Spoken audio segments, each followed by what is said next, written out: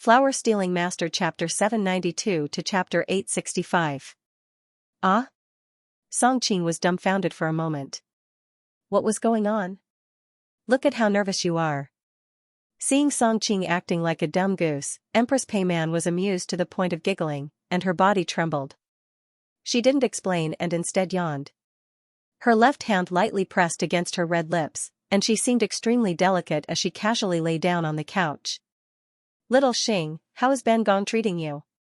This kind of question was simply a free question. Songqing didn't even think before replying. Her Majesty's great kindness to this little one, even if this little one has to climb a mountain of swords or go through a sea of fire, he still can't repay it. As soon as the words left his mouth, he secretly cursed. This empress being so good to a little eunuch, it was obvious that she had an ulterior motive. He could only blame himself for being too arrogant. Usually, he said these words too easily. This time, he just happened to bump into the muzzle of a gun. Hearing his answer, Empress Peiman was very satisfied. At least you have a conscience. Don't worry, Ben Gong doesn't need you to climb a mountain of swords or go through a sea of fire. As long as you help me do one thing, Ben Gong will be satisfied. Please tell me, Her Majesty. Songqing braced himself and said. He had already thought about it. He wasn't that stupid to really help the other do anything. However, this Empress Peiman was obviously playing with a big conspiracy. It was good to find out more information. After he found out what Empress Peiman wanted to do, it would be time to escape. Who knew that Empress Peiman didn't give him any specific instructions? Instead, she said with a smile, this matter isn't that easy to do. Ben Gong is afraid that you don't have the courage. Songqing's heart trembled. This woman was indeed scheming something big. Of course, he still maintained his loyal and devoted appearance on the surface. Even after hearing her provocation, he deliberately pretended to be despised and hurt. Little Xing, everything you have now is given by Nyang Yang. If Nyang Yang tells me to go east, I definitely won't dare to go west. Little Xing's courage was small before, but Her Majesty is my courage now. Little Xing isn't afraid of anything. What nonsense are you saying? What do you mean I'm your courage? Empress Peiman couldn't help but scold with a smile, but she wasn't really angry. In the end, whether you have the courage or not, it's useless to say it. It's better to prove it. How can I prove it? Songqing was in a bit of a dilemma. If the other party wanted him to assassinate someone, how could he fool them? Touch me. Empress Peiman's voice was filled with a bone-chilling intent. What? Songqing had always been proud of his profound cultivation, and he could even hear the sound of a mosquito within 100 feet radius. But when he heard Empress Peiman's words, his first reaction was that he must have misheard. Didn't you say that you're brave enough? That's why this consort wants you to touch my body to prove it. Empress Peiman smiled sweetly, but if one paid close attention, they would find that the depths of her watery eyes were a little too deep and calm. Of course, it wasn't that Songqing didn't dare. She just felt that it was inconceivable. She was a dignified empress.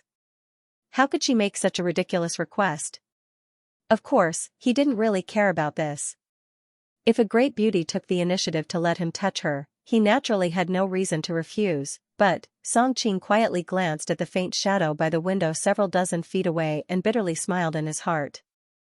This kind of thing was naturally fine if it was done in private, but it was a different matter if there were people watching. Although his image in that person's heart couldn't be any worse, if he touched a woman just because she asked him to, it would seem a bit too impatient. No matter what, he should at least first push her away before touching her. This woman is truly shameless. The yellow-robed woman who was hiding outside the window couldn't help but spit out, a blush creeping up to her ears. If she encountered such a dirty matter on a normal day, she would have long since floated away, as if staying a moment longer would taint her dough heart. But today, for some unknown reason, she hesitated and didn't leave. Instead, she continued to look inside. This lady wants to see what that bastard will do. The yellow-robed woman thought of a dignified reason to stay.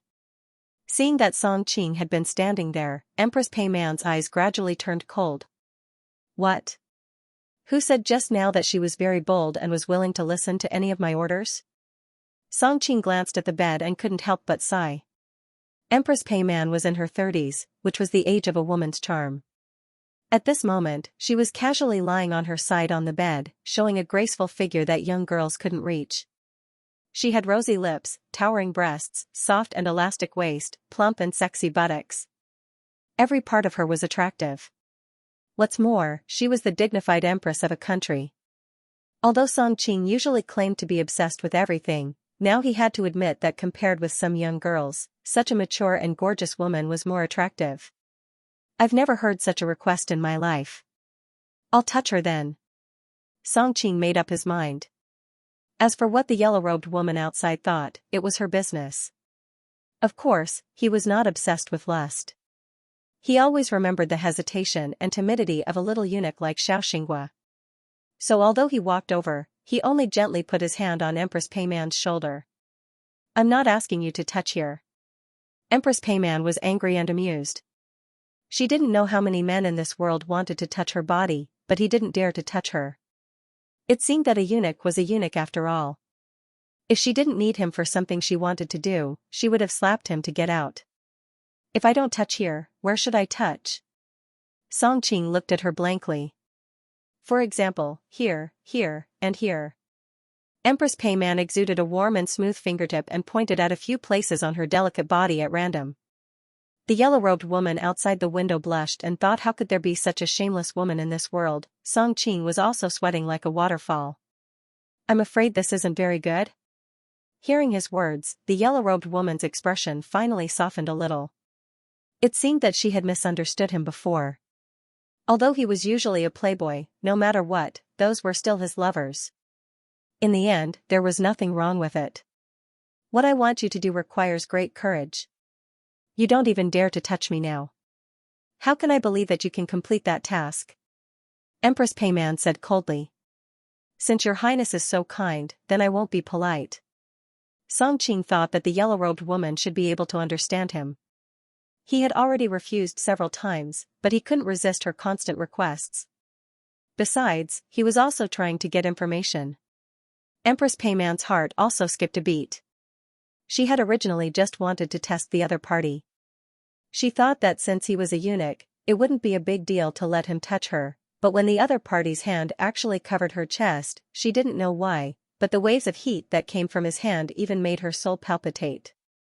In order to hide the embarrassment of being touched by a eunuch, Empress Peiman deliberately snorted coldly. Little Xing, be honest. Have you touched any palace maid like this before? Replying to your ladyship, those palace maids are His Majesty's people in name. Even if this lowly one was given 10,000 times the courage, this lowly one wouldn't have the guts to offend them. Song Qingshu hurriedly tried to clear his name, but he wasn't lying here. He had interacted with many women, but he really didn't seem to have touched a palace maid. Those lowly maids. How can they be His Majesty's people? Humph. Empress Peiman felt a wave of irritation in her heart, but she quickly calmed down and said with a charming smile, the one you're touching right now is the authentic emperor's woman. Song Qingshu laughed mischievously, isn't this what you let me touch? Although this lowly one doesn't dare to offend His Majesty, I also don't dare to disobey your Majesty's decree. Outside the window, the yellow-robed woman could not bear to watch any longer. She fiercely glared at Song Qingshu's back before turning around and leaving with a red face. At this moment, her mind was in turmoil and she was almost discovered by the imperial bodyguards. Fortunately, she had been diligently practicing the Nining manual since she was a child and her qigong had already reached the point where she could move as she pleased. Finally, she managed to escape from the Hall of Peaceful Harmony. Sensing that the yellow-robed woman had left, Song Qingshu finally let out a sigh of relief. The third wheel had finally left. Empress Peiman was currently reflecting on what Song Qingshu had just said. He doesn't dare to offend His Majesty, nor does he dare to defy my decree. Could it be that this little eunuch is hinting at something? Little Xing was usually smart and quick-witted, so he might have guessed something. Since that's the case, I'll let him know first. Little Xing, do you still remember the etiquette this empress taught you? Song Qingshu's heart skipped a beat. The real show was coming. Of course I remember. Little Xing practices in the house every day. Empress Peiman nodded with satisfaction. Then do you know what kind of etiquette that is? Of course, Song Qingshu knew what the etiquette was, but he still looked confused. What etiquette is that? That's an emperor's special etiquette. Empress Peiman wanted to see the other party's reaction with interest, but she suddenly felt a sharp pain in her chest. She couldn't help but cry out, "Aya, you're hurting me. Nyang, please forgive me, it's just that this lowly one was too shocked just now and was a bit nervous." Song Qingshu hurriedly explained, but he was laughing inside.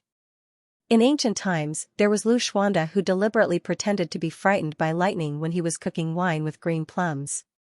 Today, there was Song Qingshu who deliberately pretended to be frightened on the phoenix couch and fiercely pinched the Empress's soft breasts.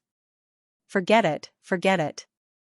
Empress Peiman was in pain, but Song Qingshu's reaction was within her expectations.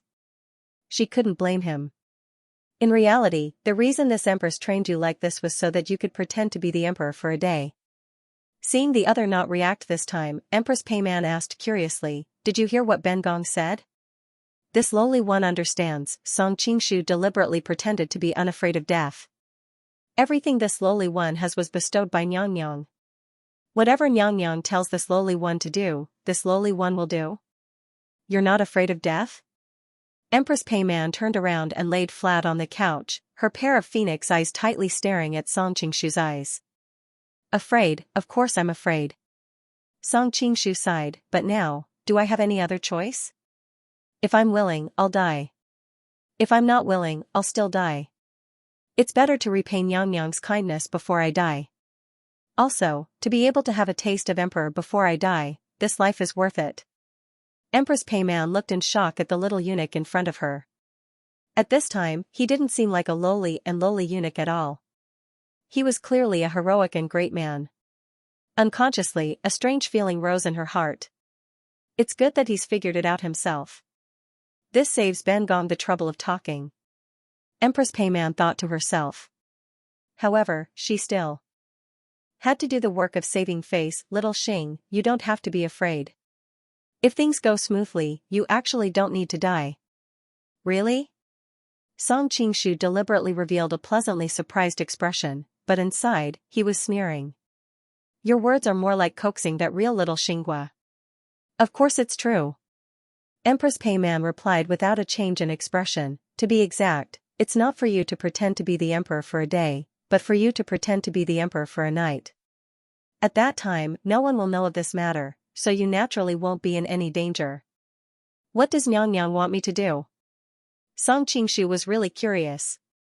What could she do for him to pretend to be the emperor for a night? "You don't need to worry about this. When the time comes, Ben Gong will naturally tell you." Empress Peiman remained tight-lipped. Song Qingshu still wanted to ask, but Empress Peiman suddenly leaned over. Her slender arm softly rested on his shoulder and wrapped around his neck. She smiled foolishly and said, "Little Xing, do you want to experience what it's like to be the emperor in advance?" For some reason, looking at this little eunuch who was willing to die for her, Empress Peiman felt a sense of guilt in her heart. In reality, for someone like her who had been in a high position for a long time, sacrificing 1 or 2 chess pieces for the sake of benefits was an extremely common thing. Normally, she wouldn't even blink. But this little eunuch gave her a different feeling. Perhaps it was his indifferent attitude toward life and death that had moved her, or perhaps it was the heroic spirit that had inexplicably emanated from his body that made it impossible for her to treat him as an ordinary chess piece. How do I experience it in advance? Song Qingshu had thought that tonight's matter had come to an end. Who knew that she would come over again? Empress Peiman pressed down on his shoulder and had him sit down on the phoenix couch. Then she lifted her skirt and jumped off the bed. Under Song Qingshu's confused gaze, she suddenly smiled at him and then knelt in front of him. "This subject's concubine, Peiman, greet your majesty. May Emperor live 10,000 years. What's going on?" Song Qingshu suddenly felt his mind go blank. Perhaps he had been pretending to be little Xinghua for too long. He unconsciously wanted to help her up. "Sit properly." Peiman's phoenix eyes suddenly became murderous. "Did you forget what Ben Gong taught you before?" Song Qingshu finally reacted. She had been practicing for so long. He, since you like to play ply, then I'll properly play with you." "Bold. You dare be rude to Zhen?" Slap yourself. Song Qingshu's suddenly dignified voice scared Pei Man. In that instant, she even thought that the one sitting in front of her was the real emperor. She couldn't help feeling overjoyed. Good, little Xianxia, you performed very well. Finishing, she prepared to stand. Song Qingshu's eyes focused. Did Jin allow you to rise? Being looked at by his eyes, Empress Pei Man didn't know why, but she felt her hands and feet go soft. She unconsciously knelt back down on the ground. This subject's concubine was confused for a moment. This subject's concubine asks for emperor's forgiveness, eh? This plot wasn't right. Empress Pei Man finally came back to her senses. He wasn't the real emperor, so why was she this afraid of a little eunuch? Just as she was about to open her mouth to end this farce, who would have thought that when she raised her head, she would see Song Qingshu staring at her. An indescribable pressure spread out, causing her to swallow the words that were about to come out of her mouth. What the hell, how can his aura be so strong? It's even more dignified than a real emperor? Empress Pei Man was secretly shocked. How could she know that the person sitting in front of her was not the little eunuch in her mind, but an emperor who had actually sat in the throne room to attend the morning court? Moreover, Song Qingshu had come out of the battlefield filled with mountains of corpses and seas of blood, so he naturally had a killing intent. It was fine if he hid it normally, but now that it was released without reservation, how could a pampered empress like Pei Man endure it? Forget it, the more he acts the better. Since it's like this, it's not a big deal to practice with him. Empress Pei Man could not understand her own reaction, so she could only subconsciously use this reason to explain her actions. This concubine has been rude, please forgive me, Emperor. Slap yourself. Song Qingshu picked up the teacup next to him as he calmly said. This servant is really going against the heavens. Empress Pei Man's first reaction was to fly into a rage, but when she met Song Qingshu's eyes, her anger immediately dissipated. At the same time, a strange feeling appeared in her heart. She had always been the high and mighty empress. Everyone treated her with respect and no one had ever dared to use this kind of commanding tone to speak to her. Even Xizong, because of his weak personality, had never dared to treat her like this. Now that she was being ordered around like a servant, she didn't know why, but there was an indescribable sense of excitement in her heart. As you wish. Empress Pei Man had not expected that she would actually agree to this absurd order. Everything is to make him act more like the emperor. While using this reason to numb herself, Pei Man raised her hand and slapped it down on her smooth face. Pa, a crisp sound rang out in the room. Too light. Song Qingshu took a sip of tea and said expressionlessly. Empress Pei Man felt like she was about to explode from anger. She didn't know why, but she unexpectedly slapped herself again. This time, the strength was much greater than the last time, and a red mark soon appeared on her white and tender face. Your Majesty, are you satisfied now? Empress Pei Man's eyes were watery as she looked at the man sitting in front of her. Song Qingshu almost spat out the tea in his mouth. The reason he had acted like this just now was to take revenge for how he had been forced to bow down to little Xianxia. He thought that for a scheming woman like Pei Man, even if she was extremely angry, she would still do as she was told. But now that he saw her eyes filled with love, no matter how slow Song Qingshu was, he realized that something was wrong. Since you're a masochist, if I don't play around with you, how can I make up for the depression I felt when I had to bow and scrape in front of you? Song Qingshu quickly came up with an idea. Your Majesty, are you satisfied now? Empress Pei Man's eyes were watery as she looked at the man sitting in front of her. Song Qingshu gave a non-committal grunt. We've been standing all day today and my legs are a bit sore now. Empress, help me massage them. Does this damn eunuch really think he's the emperor? Empress Pei Man didn't know whether to laugh or cry. However, it was rare for her to be in the mood today, so she might as well play with him and see what kind of tricks this damn eunuch could play. Yes, Empress Pei Man said in a sweet voice. Perhaps it was because of the previous lesson, but she didn't stand up this time. Instead, she kneeled on the ground and moved her knee to the side of Song Qingshu's leg. Even though it wasn't too far away, she, who had always lived like a princess, quickly felt a burning sensation on her knee. However, this slight pain didn't make her feel uncomfortable, and it almost made her moan. Fortunately, she had been educated since she was a child, so she quickly controlled this impulse. However, her face was still a bit red from holding it in. Looking down from above, Song Qingshu happened to see through her collar that a large area of her exposed smooth white skin gradually exuded a delicate red. He couldn't help but secretly click his tongue. She's moved by this? Your Majesty, is it comfortable? Empress Peiman knelt by Song Qingshu's feet and began to massage his leg. Because the large robe was a bit of a hindrance, she had rolled up her sleeves, revealing a small part of her snow-white arm. Not bad. Song Qingshu swept his eyes over her and couldn't help sighing inwardly. This woman lived like a princess in the palace every day, raising herself to be really white and tender. Peiman's skin was so delicate that many young girls couldn't compare to it. Her skin was as delicate and smooth as milk. It was as if one could feel the soul-stirring softness just by looking at it. Although Peiman could not be considered a stunning beauty, she had a rosy face, thin eyebrows, wide forehead, and white skin. She had a natural charm about her. She was definitely a man's gift.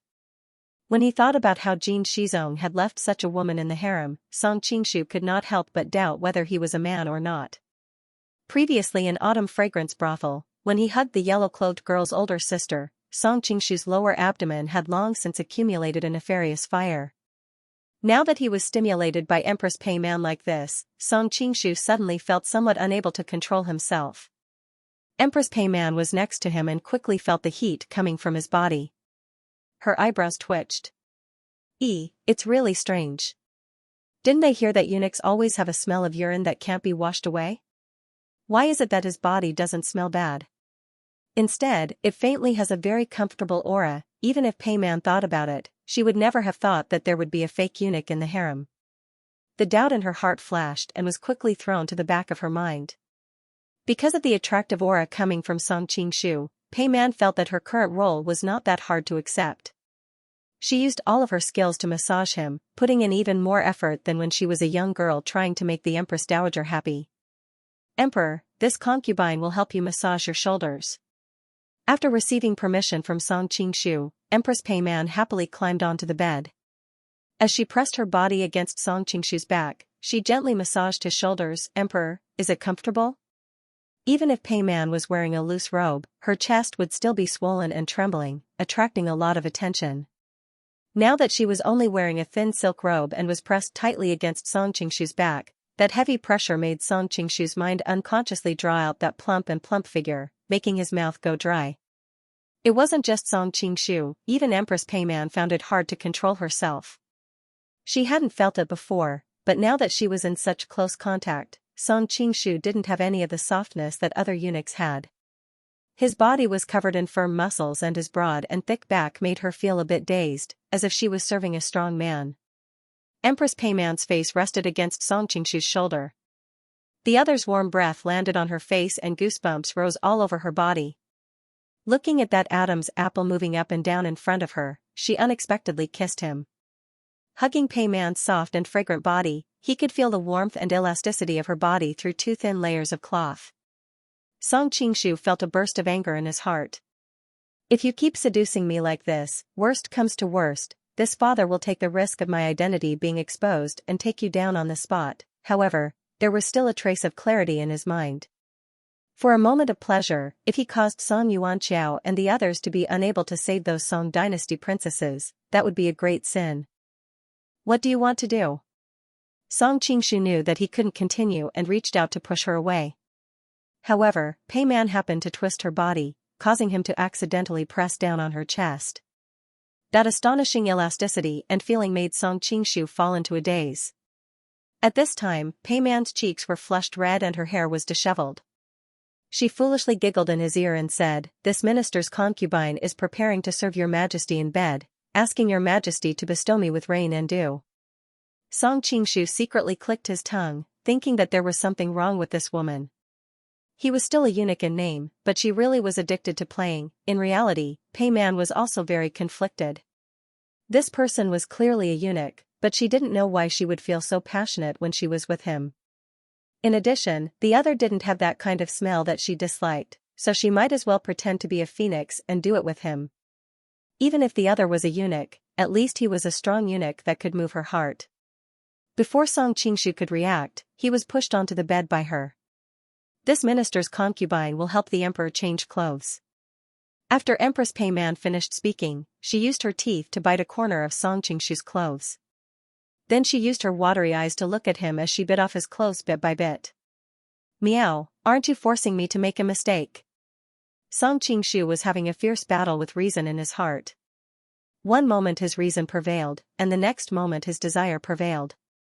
While he was absent-minded, he suddenly felt a cold sensation on his chest. His clothes had been taken off. Song Qingshu was shocked. At this moment, his entire body was as hard as iron. If Pei Man casually touched his pants, his identity would immediately be exposed.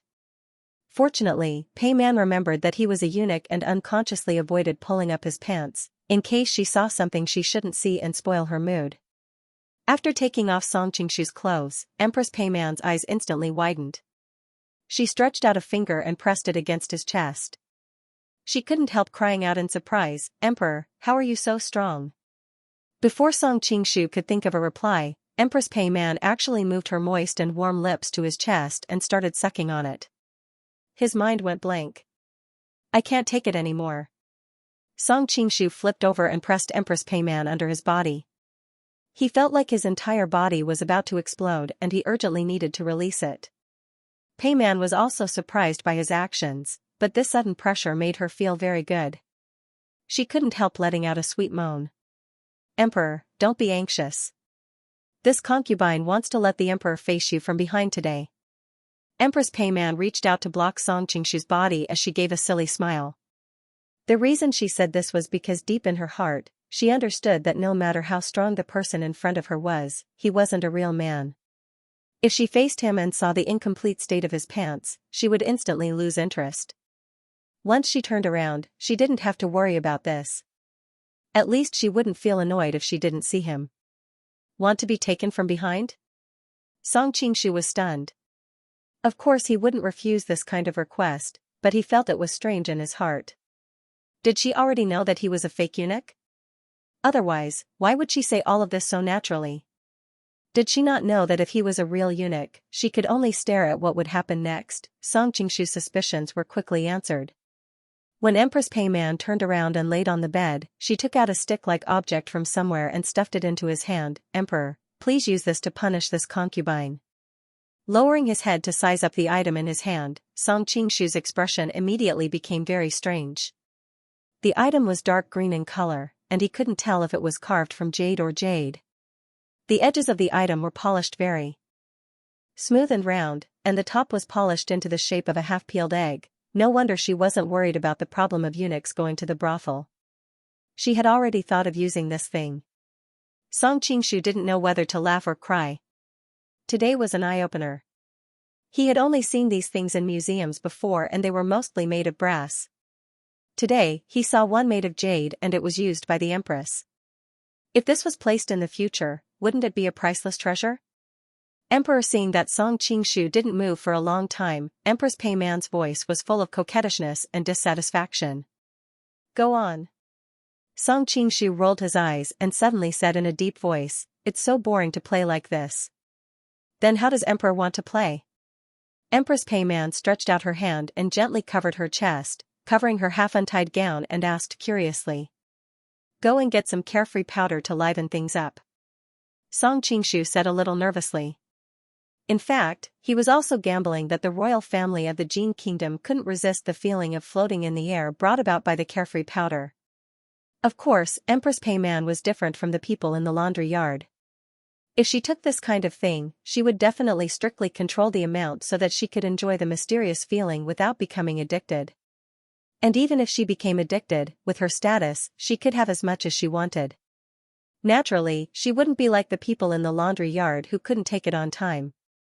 "Emperor, you're so bad." Empress Pei Man was also a little curious about how a little eunuch in the Little Xing Kingdom knew about the carefree powder. But she just thought that those talkative concubines and palace maids leaked it and didn't take it too seriously. "Your Majesty, please wait a moment." Empress Pei Man charmingly smiled. She didn't get up and moved to the side of the bed. She reached out to open a cabinet next to her and took out an exquisite porcelain bottle. "Your Majesty, please enjoy it first." Empress Pei Man held the porcelain bottle and knelt in front of Song Qingshu. Because her hands were holding the porcelain bottle, she didn't have the strength to hold on to her clothes. As a result, the silk gown slid down her shoulders. Finally, because her chest was big enough, it stopped slipping down. But this was already tempting enough. Revealing too much might not make it beautiful. On the contrary, this kind of half undone, not revealing anything was the most tempting. Song Qingshu's mouth was a bit dry, but fortunately he still remembered the important matter in his mind. He took the porcelain bottle from her hands and roughly weighed it. There was still about half a bottle left. Although this amount was more than enough for one person, it was far from enough to save the several dozen women in the laundry yard. Song Qingshu didn't have any intentions of taking this thing. Perhaps it was because of what he had seen in his previous life that he was very disgusted with this kind of medicine. However, seeing Empress Peiman looking at him with a charming expression, his heart moved. He pinched her smooth chin and poured the medicine down her throat. Too much, coo. Empress Peiman was a bit flustered and wanted to dodge, but Song Qingshu's hand was like an iron pincer and she couldn't move at all. Song Qingshu of course didn't want her to die from an overdose. When he estimated that it was enough, he let go of her. Although the amount he fed her was more than what she usually got, it wasn't too much. At most, it would make her confused and make her hallucinate. This was exactly what Song Qingshu wanted. After being teased by the yellow-clothed girl's older sister and Empress Peiman, Song Qingshu already felt like there was a volcano in his stomach that could erupt at any moment. It was a pity that he was disguised as a eunuch. If he impulsively let Empress Peiman discover his identity, it wouldn't be worth it. Of course, he could use soul transfer to change Peiman's memories, but he didn't know how long soul transfer would last. After all, the human brain was a very mysterious organ. Even with the advancement of science in his previous life, who knew when she would remember everything? Secondly, there were many people in this world that knew the Nining manual. Peiman was the empress of a country, so there might be experts around her. If someone found out that she had soul transfer, it would be troublesome. So unless it was absolutely necessary, he would not consider using soul transfer. Of course, he would not consider using soul transfer. Of his own reason, there were many people around him. He had long passed the Chuyuni period where he would do anything to obtain a woman's body. Using soul transfer to obtain a woman was too easy and was a bit too boring. Your Majesty, Empress Peiman's incomparably sweet voice caused Song Qingshu to sober up. He lowered his head and saw that her eyes were watery and her skin was incomparably red as if she was drunk. Her full chest trembled beautifully in the air because of her rapid breathing. Lie down properly. Song Qingshu saw that there was no trace of clarity in her eyes and knew that it was the effect of the unfettered powder. Right now, she had probably already forgotten who she was. Yes, Your Majesty, Empress Peiman sweetly replied and then obediently lay down. Song Qingshu took a look and his breathing became hurried. Now that things had come to this, he didn't need to worry about anything. His entire body pressed down on her.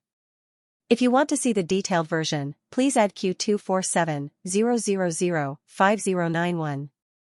You need to have horizontal fan points and above. After verification, you will be invited into the VIP group. The VIP group will not accept individual requests. When Empress Peiman woke up in the middle of the night, she couldn't help laughing at her own absurdity. She had actually played that kind of fake game with a little eunuch. What made her even more embarrassed was that in her hazy memory, she could still remember the intense pleasure that came from the depths of her soul.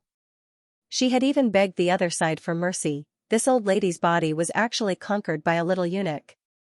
Empress Peiman's face heated up. Now that she thought about it, she really felt embarrassed. That little eunuch was so powerful that this consort couldn't bear to kill him when the time came. Empress Peiman was lazily lying on the bed when she suddenly felt thirsty and wanted to drink water. Just as she was about to call the palace maids to bring some water, she remembered that in order to keep this a secret, she had sent all the palace maids away. Empress Peiman smiled and was about to go pour some water herself, but as soon as she got up, her expression changed. She lifted her dress in disbelief and touched the thing that had slid down her thigh. That familiar slippery feeling and special smell made her feel like she had been struck by lightning and she fell to the ground. Who was it? Could it be that someone else entered the Hall of Peace after that damned eunuch of the Xiaxing kingdom left? Was it the guards of the Hall of Peace, or was it Prince Wei's subordinate? Or even Prince Wei himself? Song Qingshu didn't know that he had accidentally left something in Empress Peiman's body that made her feel like she was sitting on pins and needles. However, his luck was surprisingly good. Countless possibilities flashed through Empress Peiman's mind, but the real reason was ruled out by her first reaction. After coming out of the Hall of Peace, Song Qingshu felt refreshed. If he wasn't worried about being discovered by the patrolling guards, he even wanted to whistle to express his joy at this moment. Very quickly, he returned to the residence of the Xianxia kingdom. Originally, he thought that the yellow-robed sisters might have fallen asleep. Would he be misunderstood as having some ulterior motive if he went to look for them in the middle of the night? If he hadn't gone to Tai before the Hall of Peace, he might really have some other thoughts, but now, he just wanted to have a good sleep. Who knew that when he entered the courtyard, he would find that the room was lit? Full of doubts, he pushed open the door and entered. As expected, the yellow-robed sisters weren't asleep. One was half leaning against the headboard, and the other was sitting on a stool. They were blankly looking at the door with their hands resting on their cheeks. You weren't waiting for me, were you? Song Qingshu suddenly felt a little embarrassed. He was enjoying himself outside, but he made two beauties wait here bitterly. The yellow-robed woman suddenly jumped up from the stool and looked at him with a somewhat unfriendly tone. Why did you take so long to come back? I played a little longer in the Hall of Peace, can't I? Song Qingshu didn't understand why she suddenly lost her temper, so he replied in a bad mood. He sat down and poured himself a cup of water. After being tossed around for half the night, it was time to replenish his strength. Was the Hall of Peace fun? The yellow-robed woman stared at him with eyes as clear as autumn water. Why are you looking at me like that? Song Qingshu took a sip of tea and recalled Empress Peiman's graceful and moving body. He couldn't help but smile. It was pretty fun. I don't think it's the Hall of Peace that's fun, it's the Empress that's fun. The yellow-robed woman used her pinky finger to push the hair hanging in front of her eyes behind her ear. She bit her lip as she waited for Song Qingshu. The author's words. 1. Actually, I didn't want to make it so troublesome, but in today's environment, the standards of the website are becoming stricter and stricter. Every few days, the editor calls me to revise previous chapters. I don't want these details to cause problems for the entire book. After all, I spent a lot of effort on this book. 2. I definitely don't want to use this to force readers to join the VIP group or force pirated readers to read the original book. Because even if they don't join the group, just reading the public content will not affect the reading experience. Also, the so-called detailed content doesn't have many words, so it doesn't make a big difference. 3. Due to the difficulty of the operation, currently only vertical user fan points can be verified. Readers from other channels can come online to read the book. Of course, it doesn't matter if they don't come. Refer to the second point, just reading the public content will not affect the reading experience. 4. Application method to enter the VIP group. First, you need to have vertical user fan points and above, then add Q247005091 and submit a screenshot of your fan points. After verification, you will be invited into the VIP group. From today onwards, the VIP group will no longer accept individual applications. Finally, I hope we can understand each other. End of this chapter. I don't think it's the Hall of Peace that's fun, it's the Empress that's fun. The yellow-robed woman used her pinky to tuck her hair behind her ear. She bit her lip and glared at Song Qing. Song Qing felt awkward. He laughed awkwardly and answered, it's fun, haha. You really played with the Empress. The yellow-robed woman's face was full of shock. Halfway through her words, she realized that such indecent words were not suitable to be said. She could only look at Song Qing with a red face. The fifth princess on the bed also sat up straight. Her cherry mouth opened wide and she subconsciously covered her mouth. I don't need to tell you the specifics. We don't seem to be that familiar? Song Qing finally reacted. This woman is not my wife, nor is she my lover. Why should I feel guilty in front of her? Shameless. The yellow-robed woman angrily sat down on the stool and turned her head away. She didn't even look at him. Hey, how am I shameless? It's normal for a man and a woman to fall in love. Songqing said gloomily. What do you mean by willing? The yellow-robed woman seemed to have been poked at a sore spot and became angry. A married woman, a married man, one behind her husband, one behind her wife, do together. Isn't this shameless? Songqing suddenly realized that what she said was not without reason. Under the values of this world, this kind of behavior was indeed not very honorable. In fact, in his previous life, this kind of behavior was not honorable either.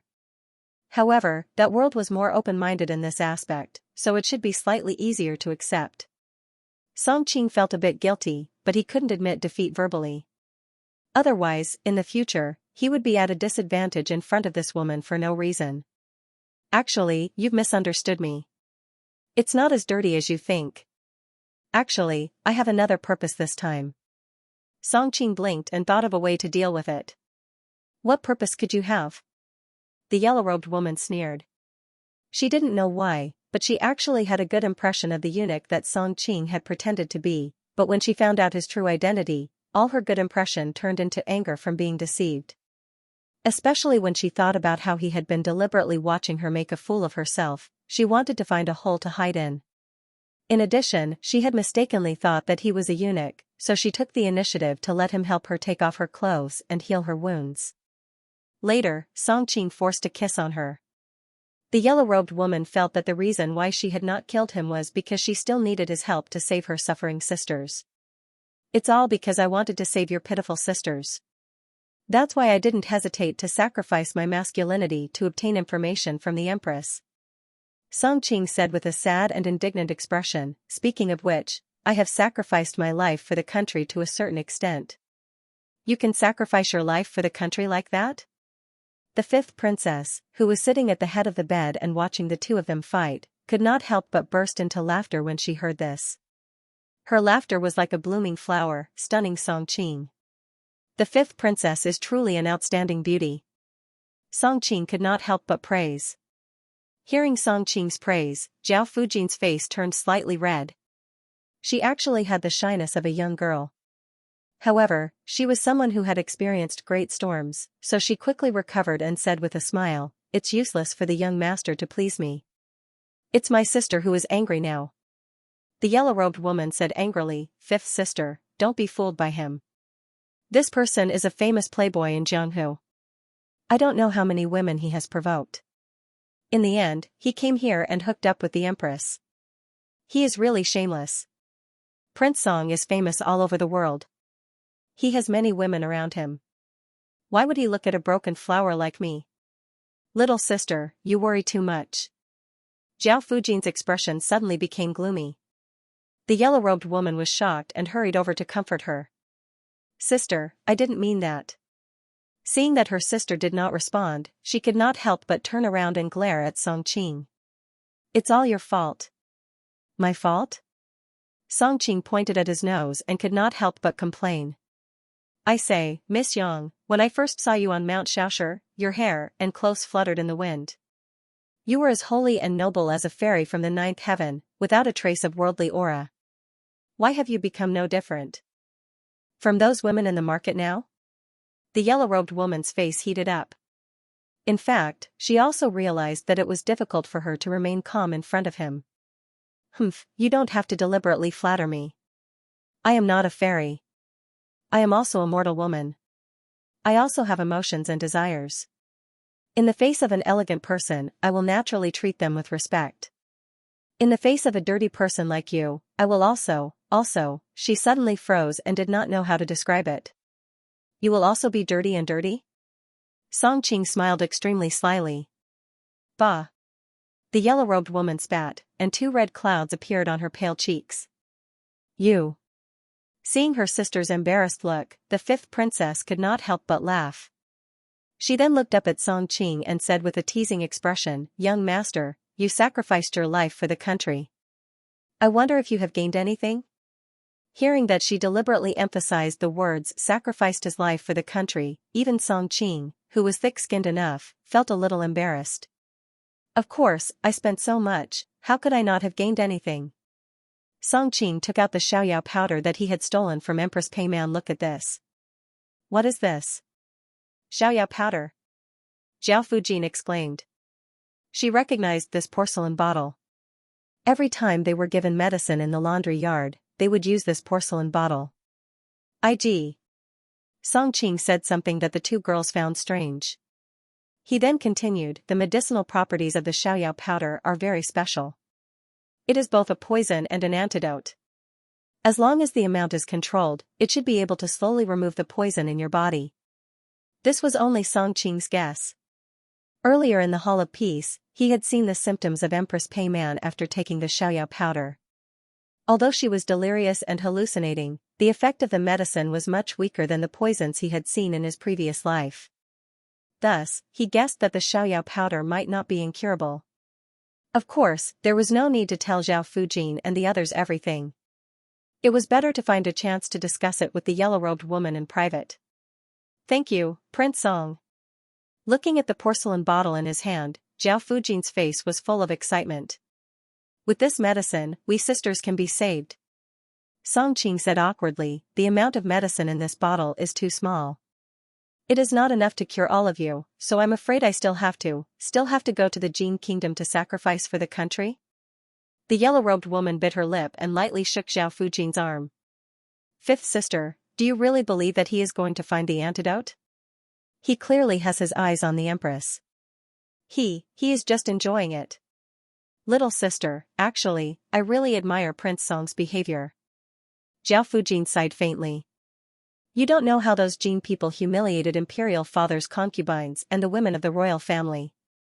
Back then, King Gai Tian of the Jin Kingdom even made Consort Wei Xian and Consort Kong serve him on the bed.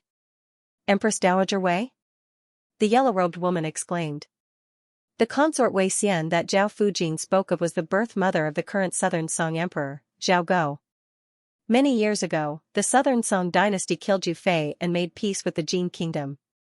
The Jin sent Consort Wei Xian back and Zhao Go made her the Empress Dowager. As for Consort Kong, she was Zhao Go's legal wife. The two women were truly mother-in-law and daughter-in-law. What a beast, what a beast. Song Qing said bitterly. Even he only dared to think about mother-in-law and daughter-in-law sleeping on the same bed. He had never thought of doing it. He did not expect that the Jin Kingdom would actually do it. As for the male protagonist of the story, King Gai Tian, Song Qing happened to know him. His name was Wanyan Zongxian. Although he was old, he could still be considered to be very powerful. Although Wanyan Liang was also very powerful, he was still far behind Wanyan Zongxian. Wanyan Zongxian was conferred the title of Grand Protector by the late emperor. Now he was not only the head of the Shan province, but also the head of the marshal's mansion.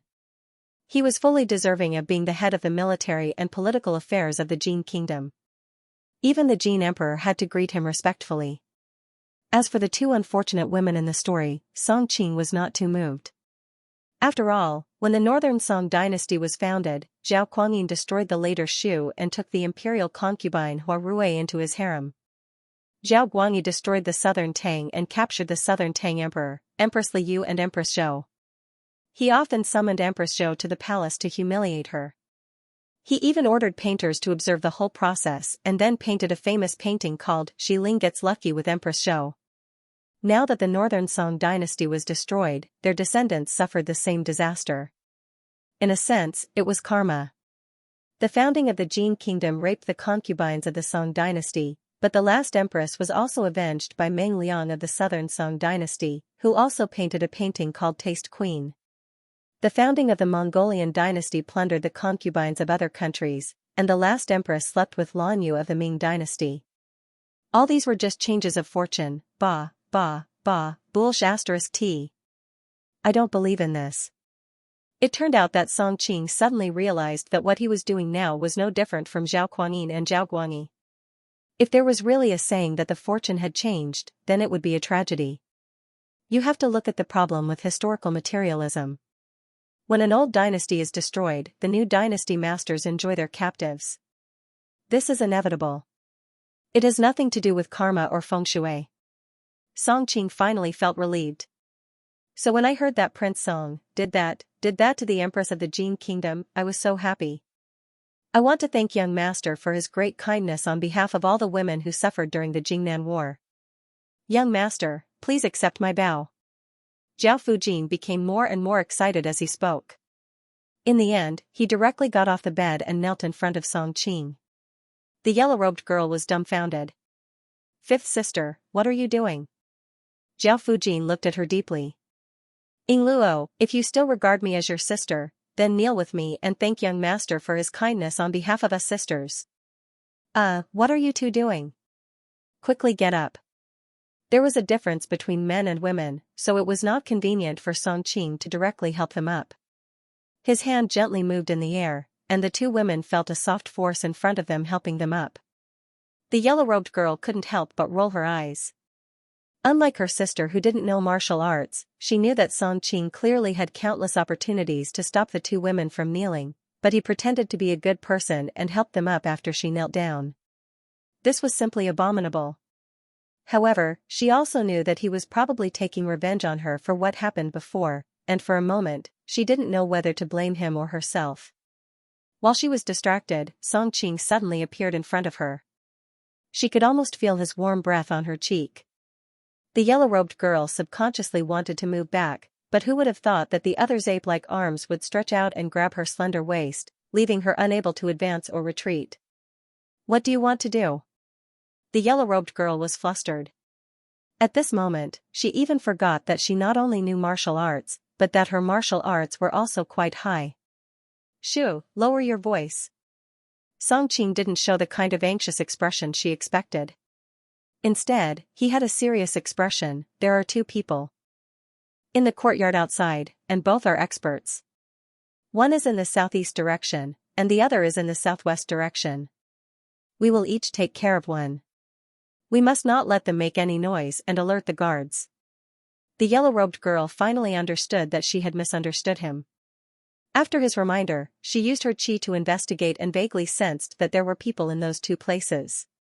She couldn't help but secretly exclaim, although this person is a bit greedy and lecherous, his martial arts are really unfathomable. But to reach this level of cultivation, can a person who is really greedy and lecherous do it? You are still distracted at this time? Song Qing was about to act when he suddenly noticed the yellow-robed girl's abnormality. He almost laughed out of anger. It's none of your business. The yellow-robed girl's face was red. She ignored him and directly rushed to the southeast corner. Song Qing saw the yellow-robed girl's graceful figure, and with a light tap of her feet, she rushed out of the window like a fairy flying in the air. He couldn't help but sigh, she is so young, but her cultivation has reached such a level. Huangshang is indeed Huangshang, Song Qing did not hesitate either. He used, leaving no trace on the sand, to its fullest, which was much better than the Qinggong in the Nining manual. Therefore, even though he used it later, he still managed to reach the courtyard before the yellow-robed girl. The two people who were hiding in the shadows of the courtyard did not expect that they would arrive in front of them in an instant. The two of them reacted quickly. Seeing that something was wrong, they immediately raised their hands and a sky full of hidden weapons shot towards Song Qing and the other person. At the same time, they did not stop and flew away. Their reactions were quick-witted enough. If an ordinary master encountered them, even if they were not injured by the hidden weapons, they would not be able to catch up to them in time. Unfortunately, they were not ordinary masters. Whether it was Song Qing or the yellow-robed woman, they could be regarded as the top group of people in the entire martial arts world. The yellow-robed woman raised her white hand, her 5 slender and delicate fingers looked as if they were carved out of white jade. In an instant, they turned into a sky full of hand shadows, catching all the hidden weapons that were shot at her. Seeing that the person was already more than 100 feet away, her elegant eyebrows wrinkled, both her hands shot out, and all the hidden weapons in her hands were shot back. She only heard a muffled groan, and her whole body fell down, twitched twice, and no longer moved. To be able to use the ghostly Nining white bone claw in such an ethereal manner, this woman does have some skill. Song Qing smiled. Facing the incoming hidden weapons, his entire body seemed to defy the laws of physics and moved 3 feet horizontally, perfectly dodging the hidden weapons. Then, with the tip of his foot, he instantly closed the distance of more than 100 feet. Under the shocked expression of the black-robed man, Song Qing grabbed his throat. Speak, who sent you? His question was mixed with the Nining manual's soul-shifting technique. The black-robed man subconsciously replied, Empress. Her Majesty the Empress sent us to monitor little Xing. We cannot let him leave his residence even half a step, Empress Peiman? Song Qing frowned and casually crushed the man's throat. In fact, he himself did not realize how much he had changed in these 2 years. When he first came to this world from a society ruled by law, he even fantasized that his hands would not be stained with blood. Unfortunately, he was not like Chu Luxiang who lived like a wild crane. Since he had begun to fight for supremacy in the world, killing or not killing was not up to him. After being tempered from the battlefield of blood and fire, the current him was much more ruthless than he had imagined. Did you get anything out of him? The yellow-robed woman lightly tapped her feet and floated to Song Qing's side. Empress Peiman sent me. She was probably worried that my escape would ruin her grand plan. Song Qing subconsciously answered. What grand plan? The yellow-robed woman asked blankly. I'm not too clear about the specifics. Song Qing did not want to explain more and deliberately changed the topic. Just now, you used the Thunderbolt flame ball technique to shoot the hidden weapons back. You used it very skillfully. The yellow-robed woman could not help but roll her eyes at him. Come on, compared to your inhuman Qinggong, my little bit of kung fu is nothing. Song Qing laughed. If you are a little bit of kung fu, you are also a beautiful little bit of kung fu.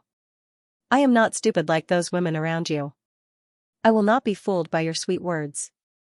The yellow-robed woman snorted and directly turned to leave. Song Qing was dumbfounded. Was this woman abandoned by me in my previous life? Why does she dislike me so much? The Empress only sent someone to monitor me. She should not find anything wrong with the person monitoring me in a short period of time. You two are safer here. After returning to the room, Song Qing said to the 2 women.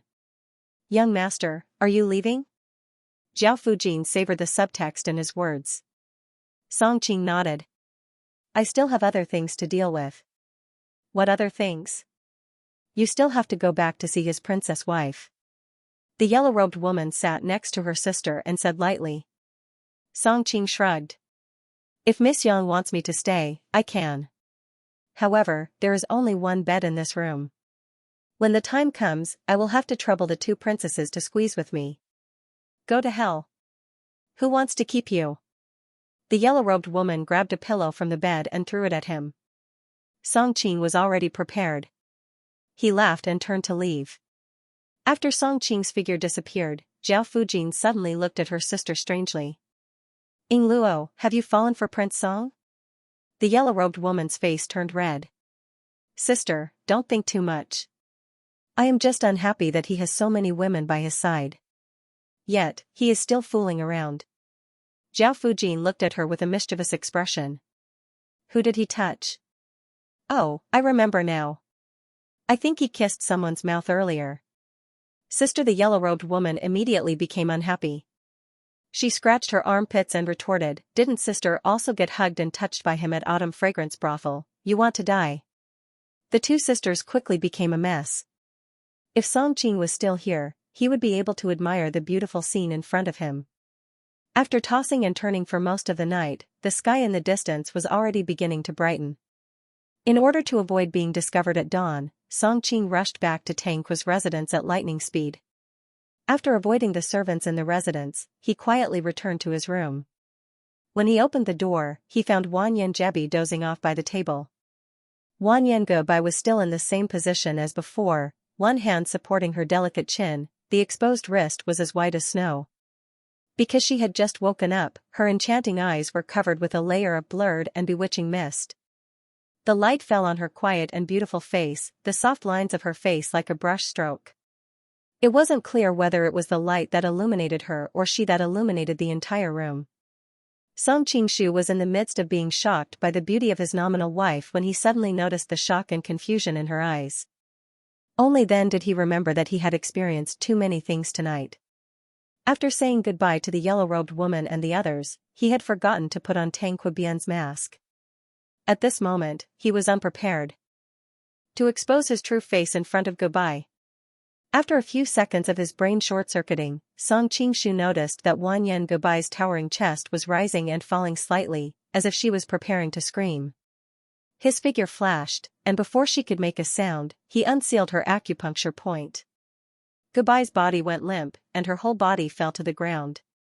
Of course, Song Qingshu didn't want her to have intimate contact with the cold hard ground. He reached out and pulled her into his arms. Goodbye's delicate body was soft and moving. Although separated by 2 layers of clothing, Song Qingshu could clearly feel the warmth and amazing elasticity of her body. Noticing that Goodbye's face was frightened, and her body seemed to be trembling slightly, Song Qingshu didn't want this gentle woman to be frightened too much. He said to her, "This beautiful madam, I will unseal your acupuncture point now, but you are not allowed to scream. Otherwise, I will take off your clothes." Goodbye's beautiful face was dyed with a layer of red. She blinked her eyes, indicating that she agreed to his conditions. After Song Qingshu unsealed her acupuncture point, Goodbye didn't scream as expected. It was as if she was worried that he would take off her clothes. She carefully lowered her voice soft and mellow. Who are you?" "Who I am is not important," Song Qingshu shook his head. "Today, I mistakenly intruded into your residence. It was really a freak accident. I hope Foreign does not blame me." Song Qingshu had always been extraordinarily handsome, and after being tempered by the winds and waves of life, he possessed a unique and enchanting temperament. Coupled with the fact that he was so kind to her, Goodbye's panicked heart finally calmed down a bit. Since it was a mistake, I naturally won't blame young master.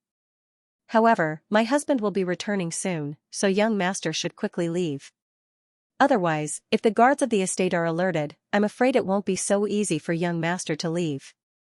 Seeing that Goodbye was clearly scared to death, but she was still able to forcefully communicate with him calmly, giving him a way out while also threatening him at the same time. If an ordinary thief saw her using both carrot and stick methods, they would probably be frightened by her. Song Qingshu couldn't help but sigh.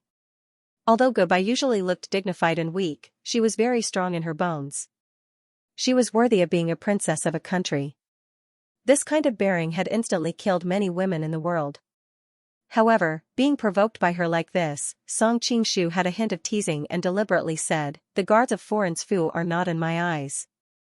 As for Foreign's husband, since he can let such a beautiful wife stay alone in an empty room, he probably won't be back so soon." As he spoke, he carried her in the direction of the bed.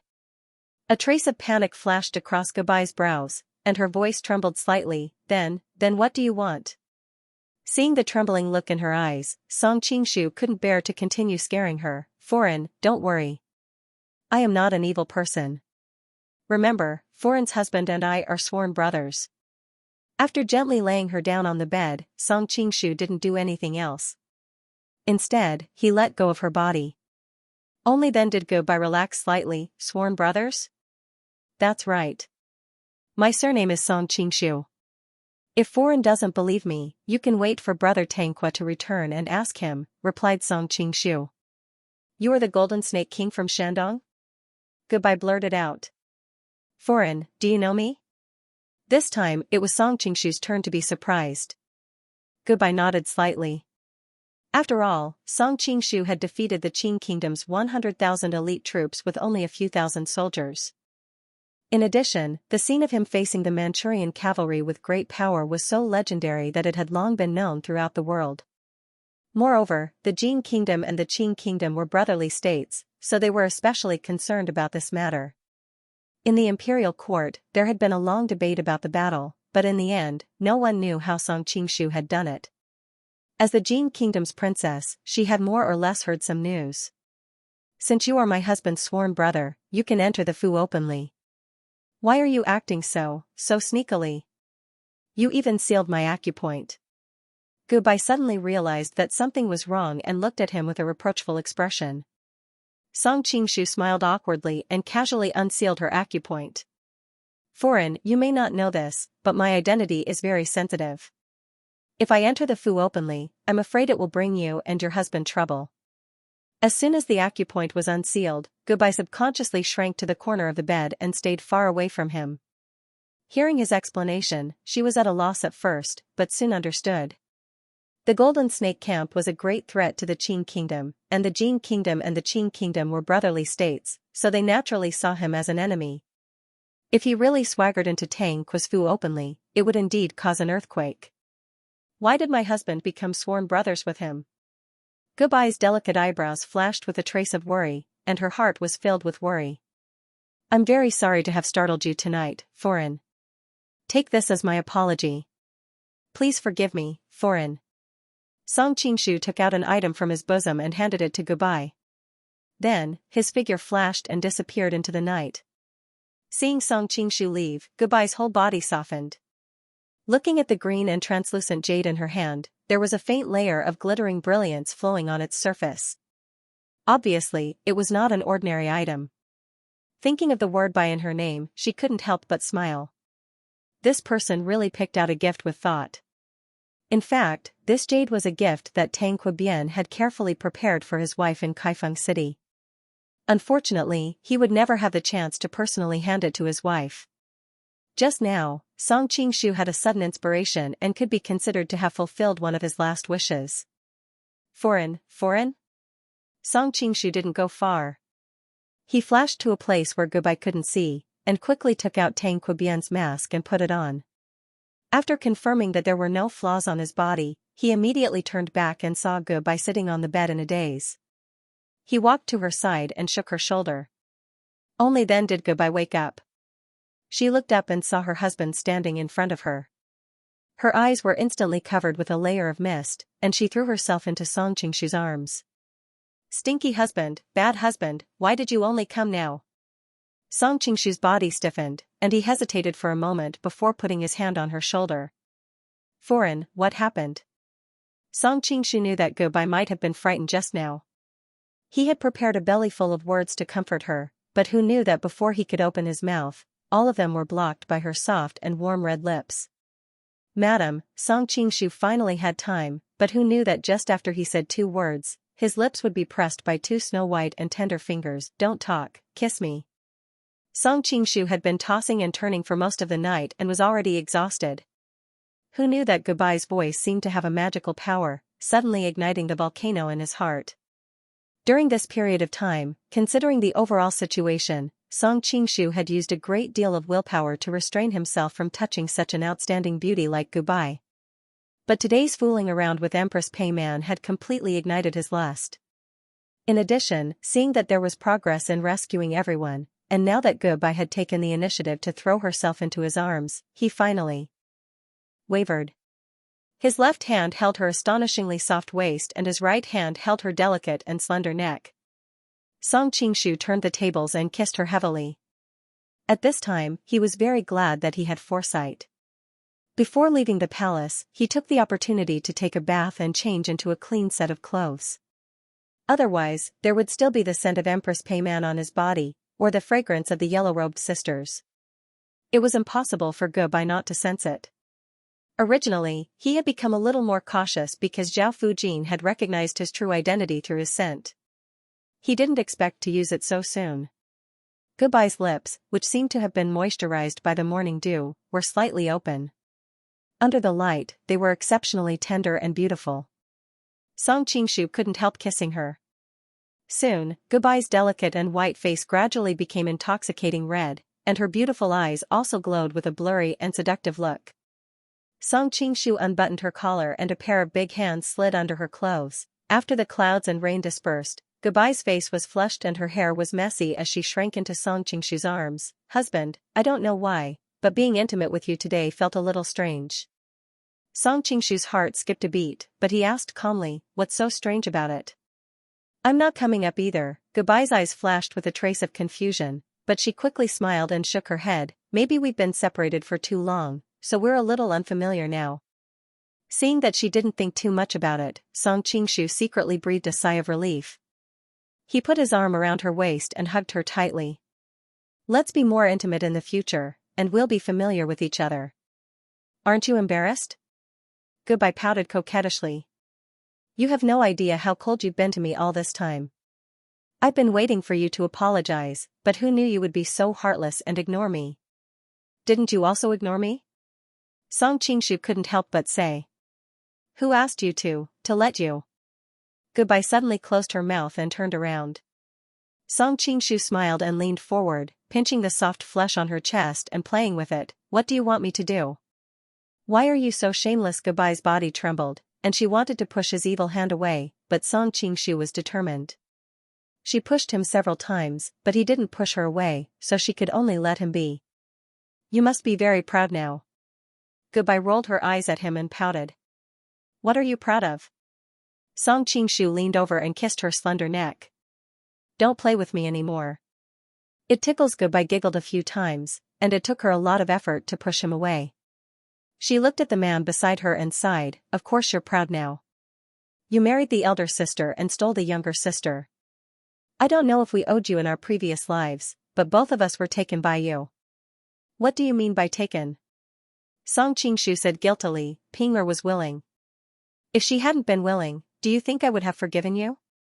Gubai couldn't help but roll her eyes at him. Actually, I also know that Ping'er has had a strange feeling for you since she was young. I originally thought that when she grew up and found her own sweetheart, this feeling would fade. Who knew? Humph, it seems that I trusted you wrongly. As long as you are firm, no matter what Ping'er thinks, nothing will happen. That time was actually a coincidence.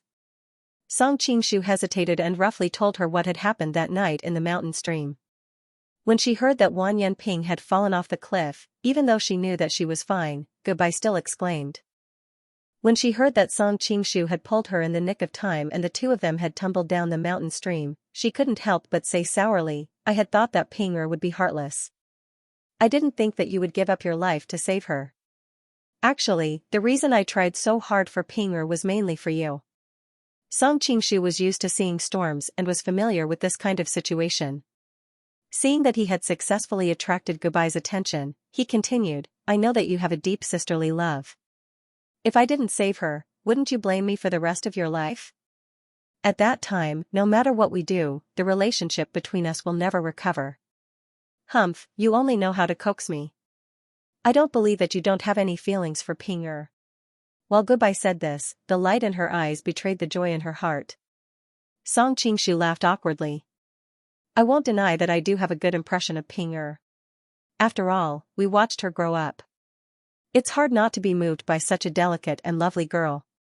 The fox's tail is showing. Gubai pinched his waist and snorted. Actually, Ping'er is only so beautiful in front of you. In front of the other nobles in Jing, she is a famous demoness. So every time I see her so gentle to you, I know that this day is unavoidable. What could Song Qingshu do now? He could only smile foolishly. Right, the conversation just now is between you and me. Don't mention in front of Ping'er that you saved her because of me. She likes you so much. If she knew the truth, she would be very hurt. Gubai suddenly raised her head and stared at him. Looking at her black hair that hung down like a waterfall, Song Qingshu once again sighed at this woman's beauty. He reached out and pulled her hair to the back of her head. He replied with a smile, Don't worry, I'm not a fool. When the time comes, I will definitely say something else in front of her. Don't blame me then. Why would I blame you? Do you think I don't know your feelings? Gubai put her face on Song Qingshu's chest and said softly. As Song Qingshu was sighing at how kind this woman was, he heard her speak again. Now, I am worried about something else. How do you plan to deal with the matter between you and Ping'er? How? Song Qingshu was dumbfounded. In truth, he was more thinking of enjoying himself. Although he would not abandon her after he had slept with her, he really did not think about how to deal with the problem of the aftermath. Ping'er and I are both princesses. Not to mention our Jin kingdom, even other kingdoms have never heard of two princesses marrying the same son-in-law. I'm afraid that my brother may not agree to your marriage. Gubai said worriedly. Song Qingshu was somewhat silent. Right now, he was thinking about how to save Song Yuanqiao and the princesses of the laundry brothel. His marriage with Wan Yanping was too far away. Seeing Song Qingshu's distressed expression, Gubai was both angry and amused. She said, So you haven't thought about this problem? Fortunately, Ping'er is still alive. Her marriage will only be brought forward in 2 years, so you have about 2 years to think of a way. In any case, I won't help you, and I can't help you either. If you want to enjoy the happiness of having 2 wives, you have to put in more effort than others. At this time, Song Qingshu had completely fallen into the role of Tang Quebian. He laughed and hugged her.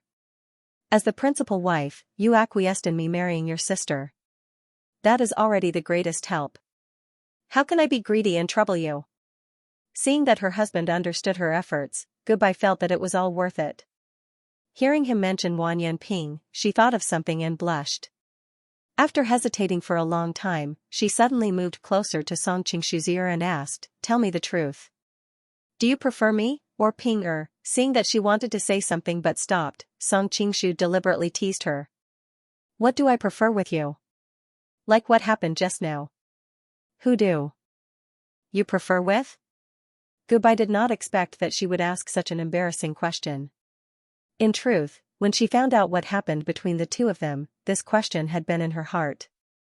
After all, it was a woman's nature to be curious. However, when the two of them had been in a cold war, she had been too embarrassed to ask.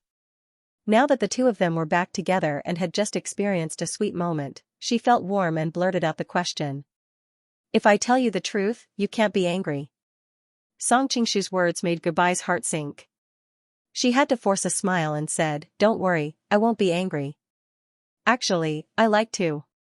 Song Qingshu deliberately paused. When she put her ear closer, he quickly said, "I like to be with you two sisters the most. You're going to die." Goodbye's face was red with shame. She waved her fists and wanted to hit Song Qingshu, but how could her fists be compared to Song Qingshu's dragon claw hand? Realizing that she would be at a disadvantage if they continued, Goodbye blushed and stopped fighting.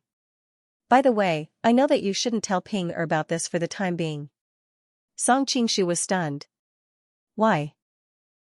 Since that day, that girl doesn't even dare to look me in the eye. I want to see how long she will hide from me." Goodbye snorted. Song Qingshu said, "Ping Er has been very guilty about this. It's not good to deliberately play tricks on her like this.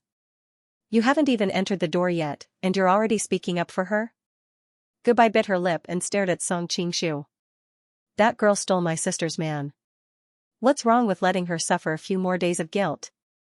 Okay, I'll listen to you." Song Qingshu secretly clicked his tongue. No matter how gentle a woman was, she could be very scary when she was evil. "You should be happy. If it weren't for what happened today, I wouldn't have let you off so easily. Here it comes." Song Qingshu's heart skipped a beat. He pretended to know nothing and asked, "What's the matter?"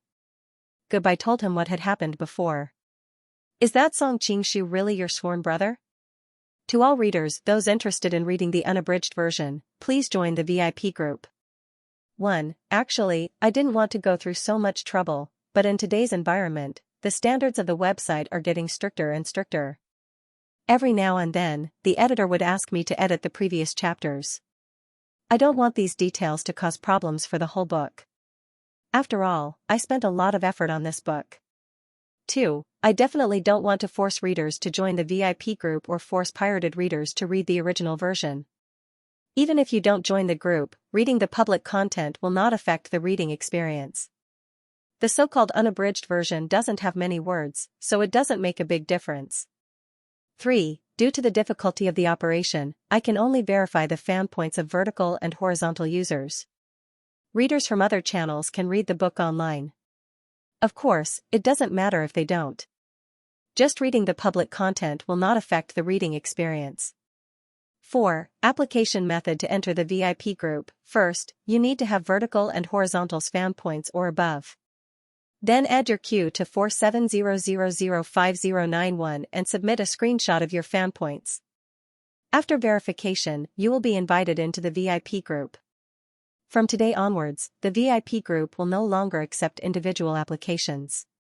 What do you think of him? Song Qingshu asked calmly.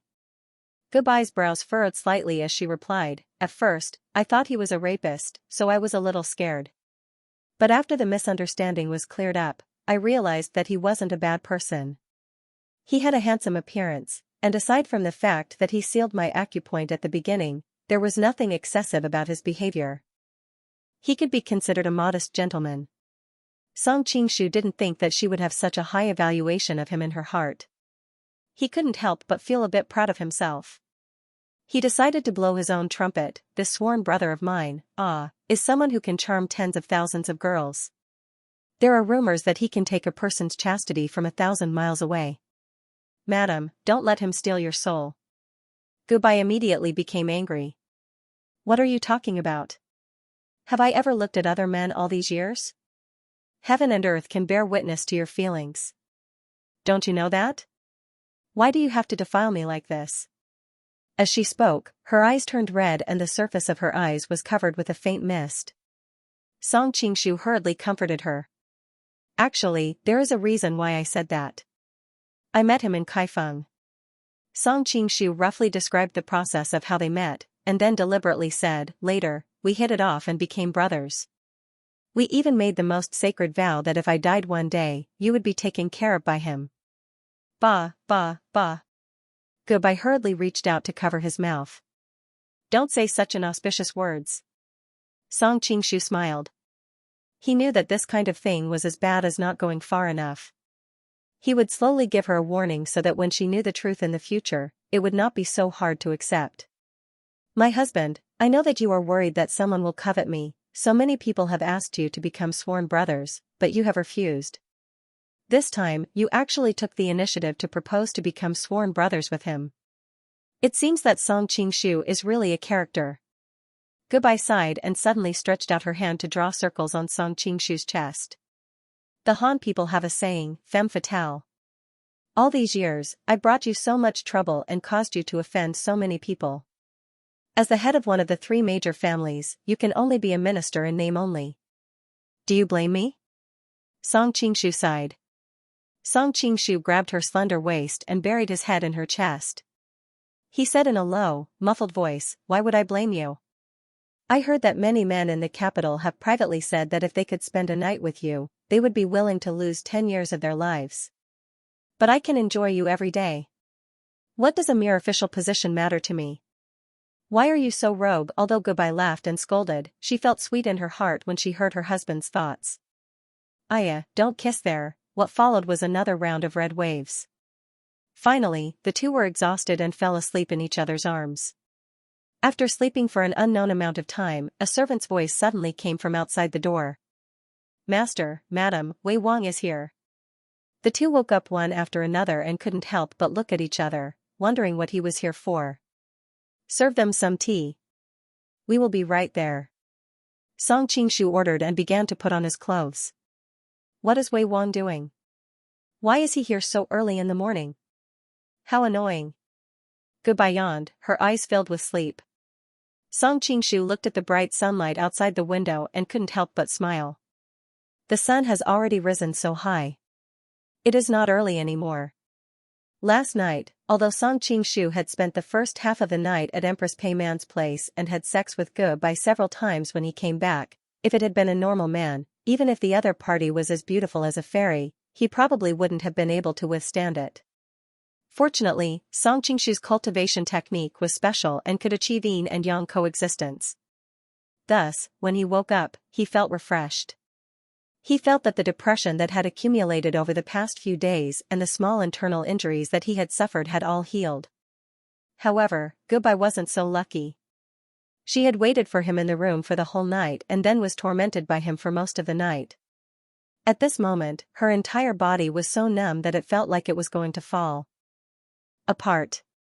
She wanted nothing more than to hug the blanket and sleep for 3 days and 3 nights. Song Qingshu was putting on his clothes when he suddenly stopped hearing Gubai's voice. He turned around and couldn't help but smile. It turned out that Gubai was sitting on the bed with her eyes half closed. Her head was nodding slowly. She didn't even notice that the blanket had slipped down to her waist, exposing her extremely alluring body to the slightly cold air. Song Qingshu's heart skipped a beat. He leaned over and kissed her chest again. Aya, with her vital area being attacked, Gubai woke up no matter how sleepy she was. She pushed Song Qingshu away and said softly, "Look at you. You left so many marks on my body last night, and now you're still bullying me." Seeing her snow-white and alluring body covered with lipstick marks and marks from their lovemaking, Song Qingshu felt very proud. He hugged her in his arms and said, "You're so beautiful." Gubai smiled sweetly and said, all right, get up quickly. I'm afraid that Wei Wang is getting impatient waiting outside." The two hurriedly put on their clothes. Because Goodbye's current lazy appearance made it inconvenient for her to receive guests, Song Qingshu went to entertain Wei Wang first. Goodbye washed up in the room before going out.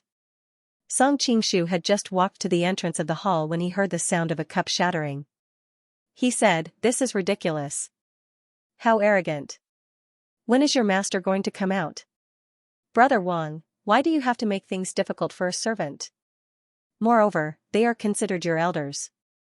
It's not a big deal to wait for them." A crisp and delicate voice sounded, as if comforting Wei Wang. Song Qingshu was stunned. Who was this girl who came with Wei Wang? Humph, what elders? When I ascend to the throne, they will all be my subjects. Wei Wang's voice was filled with indignation. Song Qingshu frowned. This Wei Wang was arrogant and offended people everywhere. It was a miracle that he could live to this age. Although he hated him, he still had to deal with him. He pretended not to hear what was said and walked straight in. I've made Wei Wang wait for a long time. Please forgive me. As Song Qingshu was speaking, he suddenly saw the young girl sitting beside Wei Wang. Her delicate and charming cheeks were as clear as jade. Below her elegant and straight-nosed bridge, her red lips were tender and moist, and they were slightly tilted mischievously. It was as if there was a faintly discernible smile on her face, giving people a good impression of her. There's actually such a beautiful girl in the Jin kingdom? Song Qingshu was slightly stunned. This girl was already so beautiful at such a young age. When she fully matured, her looks would probably not be inferior to Goodbye's. However, this was not what he was most concerned about. What he was most concerned about was the girl's lively eyes. He felt that he had seen them somewhere before. However, he could not recall where he had seen them. Uncle? Song Qingshu was stunned. How come he didn't remember Tang Quebian having a niece like this? Before he could react, King Wei laughed coldly. I say, Tang Quebian, have you never seen a woman before? Can't you take your eyes off a pretty girl? Song Qingshu was furious. Dao Yan, as a junior, what right do you have to talk to your elders like this? Did no one teach you the ways of filial piety? Goodbye was Jin Shizong's younger sister, so she was naturally King Wei's aunt. In theory, King Wei had to call him uncle. For the sake of the big picture, he didn't mind pretending to be courteous with old foxes like Wan Yanliang and Empress Pei Man. He was kind to the yellow-shirt girl. At least she was pleasing to the eye. It was fun to tease her. King Wei was just an arrogant young boy. What reason did he have to be bullied by him? He was already upset when he was woken up from his bed in the middle of his sleep. Now that he was scolded by him, even a clay figurine would get angry. Who do you think you are? You want to be my elder? King Wei suddenly stood up. You're just a man who lives off a woman. After I ascend to the throne, I will order my aunt to divorce you. Without my aunt, I want to see how you can be so arrogant. Wait until you have the ability to sit on the throne before you say that, Song Qingshu said coldly. King Wei might be arrogant, but he was very sensitive in this area. He immediately understood the meaning behind his words. Do you think that the throne doesn't belong to me? What a joke. I am my father's only son. Song Qingshu wasn't interested in listening to him blow his own trumpet. He said expressionlessly, you are so eager for the throne. Are you cursing His Majesty's early death? King Wei was speechless.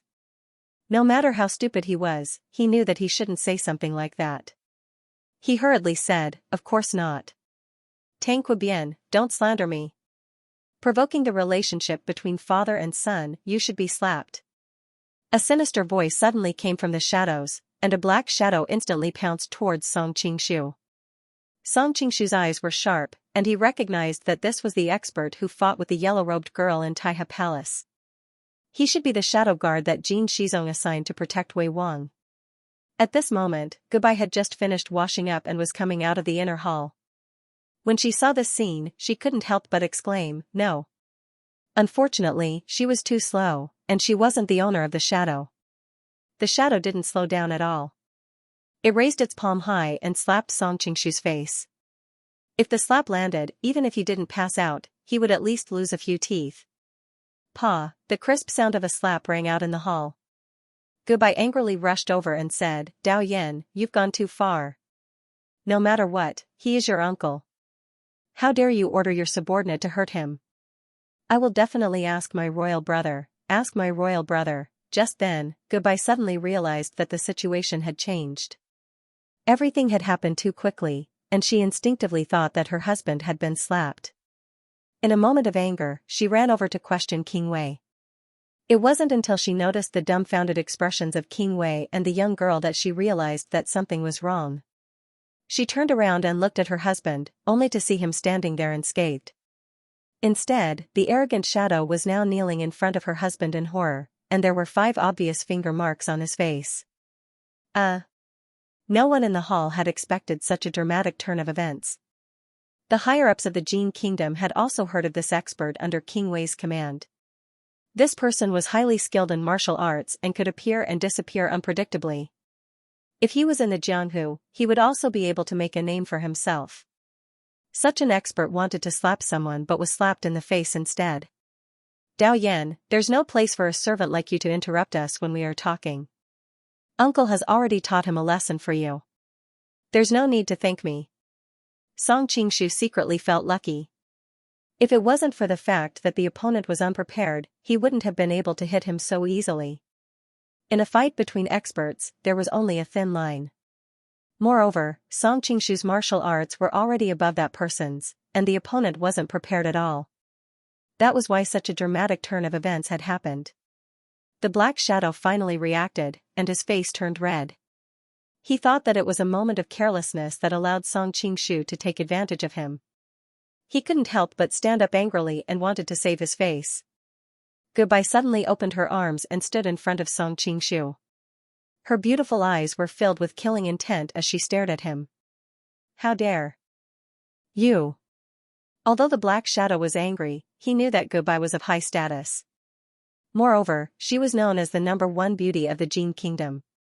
Now that she had opened her arms and her breasts, if he accidentally touched something he shouldn't touch, she would immediately accuse him of molesting a princess. Even his master wouldn't be able to save him. Therefore, he subconsciously turned around and looked at Wei Wang, asking for his opinion. Wei Wang's face turned green and white. Haven't you embarrassed yourself enough? Get back here now. A flash of anger flashed in the black shadow's eyes, but he quickly concealed it. He lowered his head and returned to Wei Wang's side. Wei Wang glared at Song Qingshu and said through gritted teeth, very good, very good. Tang Kui bien, I will remember what happened today. Let's go. After saying that, he signaled his subordinates to leave. When he passed by the young girl, she smiled and said, Brother, I still want to talk to my aunt. I won't accompany you. Wei Wang snorted. He didn't stay any longer and left with his men. Husband, we have offended him today. I'm afraid our days as husband and wife will not be easy in the future. Goodbye's beautiful face revealed a trace of worry. Aunt, don't worry. Brother Tang Kui is just saying a few words out of anger. Moreover, Uncle Tang Kui is one of the leaders of the 3 major clans. Even if Brother Tang Kui has any ideas, he has to consider the bigger picture. The young girl walked over and said in a clear and delicate voice. Song Qingshu was puzzled. This young girl called Goodbye aunt and called him uncle. Who exactly was she?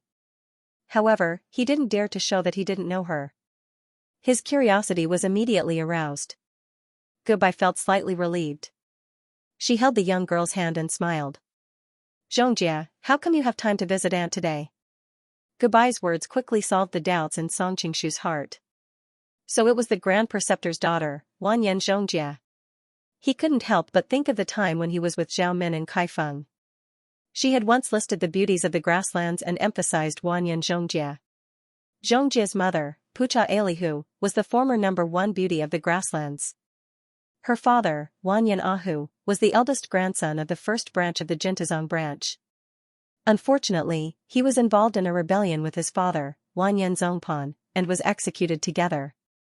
Although Wanyan Zongpan's rebellion was quelled, only the mother and daughter were left of the branch. It was inevitable that the branch would decline.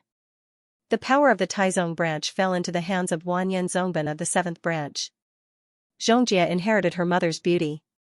At the same time, she was showing signs of surpassing her mother. In the entire Daxing prefecture, there were countless men secretly eyeing the mother and daughter. Uncle? Song Qingshu was stunned. How come he didn't remember Tang Qibian having a niece like this? Before he could react, King Wei laughed coldly. I say, Tang Qibian, have you never seen a woman before? Can't you take your eyes off a pretty girl? Song Qingshu was furious. Dao Yan, as a junior, what right do you have to talk to your elders like this? Did no one teach you the ways of filial piety? Gubai was Jin Shizong's younger sister, so she was naturally King Wei's aunt. In theory, King Wei still had to call him uncle. For the sake of the big picture, he didn't mind pretending to be courteous with old foxes like Wan Yanliang and Empress Pei Man. He was kind to the yellow-shirt girl. At least she was pleasing to the eye. It was fun to tease her. King Wei was just an arrogant young boy. What reason did he have to be bullied by him? He was already upset when he was woken up from his bed in the middle of his sleep. Now that he was scolded by him, even a clay figurine would get angry. Who do you think you are? You want to be my elder? King Wei suddenly stood up. You're just a man who lives off a woman. After I ascend to the throne, I'll order my aunt to divorce you. Without my aunt, I'd like to see how you can be so arrogant. Say that when you're capable enough to sit on the throne, Song Qingshu said coldly. King Wei was arrogant, but he was very sensitive in this area. He immediately understood what he meant. Do you think that the throne doesn't belong to me? That's ridiculous. I'm my father's only son. Song Qingshu wasn't interested in listening to him blow his own trumpet. He said expressionlessly, You're so eager for the throne. Are you cursing His Majesty's early death? King Wei was speechless. No matter how stupid he was, he knew that he shouldn't say something like that. He hurriedly said, Of course not. Tang Qibian, don't slander me. Provoking the relationship between father and son, you should be slapped. A sinister voice suddenly came from the shadows, and a black shadow instantly pounced towards Song Qingshu. Song Qingshu's eyes were sharp, and he recognized that this was the expert who fought with the yellow-robed girl in Taihe Palace. He should be the shadow guard that Jin Shizong assigned to protect Wei Wang. At this moment, Gubai had just finished washing up and was coming out of the inner hall. When she saw this scene, she couldn't help but exclaim, No. Unfortunately, she was too slow, and she was not the owner of the black shadow. The black shadow's movements did not slow down at all. He raised his palm high and slapped Song Qingshu's face. If the slap landed, even if he did not faint, he would at least lose a few teeth. Pa! The crisp sound of a slap rang out in the hall. Gubai angrily rushed over and said, Dao Yan, you've gone too far. No matter what, he is your uncle. How dare you order your subordinate to hurt him? I will definitely ask my royal brother. Just then, Gubai suddenly realized that the situation had changed. Everything had happened too quickly, and she subconsciously thought that her husband had been slapped. In a moment of anger, she ran over to question King Wei. It was not until she noticed the dumbfounded expressions of King Wei and the young girl that she realized that something was wrong. She turned around and looked at her husband, only to see him standing there unharmed. Instead, the arrogant black shadow was now kneeling in front of her husband in horror, and there were 5 obvious finger marks on his face. No one in the hall had expected such a dramatic turn of events. Even the higher-ups of the Jin Kingdom had heard of this expert under King Wei. This person was highly skilled in martial arts and could appear and disappear unpredictably. If he was in the pugilistic world, he would also be able to make a name for himself. Such an expert wanted to slap someone but was slapped in the face instead. It was really unacceptable. Dao Yan, there is no place for a servant like you to interrupt us when we are talking. Uncle has already taught him a lesson for you, there is no need to thank me. Song Qingshu secretly thought that he was lucky. If it was not for the fact that the opponent was unprepared, he would not have been able to hit him so easily. In a fight between experts, there was only a thin line. Moreover, Song Qingshu's martial arts were already above that person's, and the opponent was not prepared at all. That was why such a dramatic turn of events had happened. The black shadow finally reacted, and his face turned red. He thought that it was a moment of carelessness that allowed Song Qingshu to take advantage of him. He could not help but stand up angrily and wanted to find him to save his face.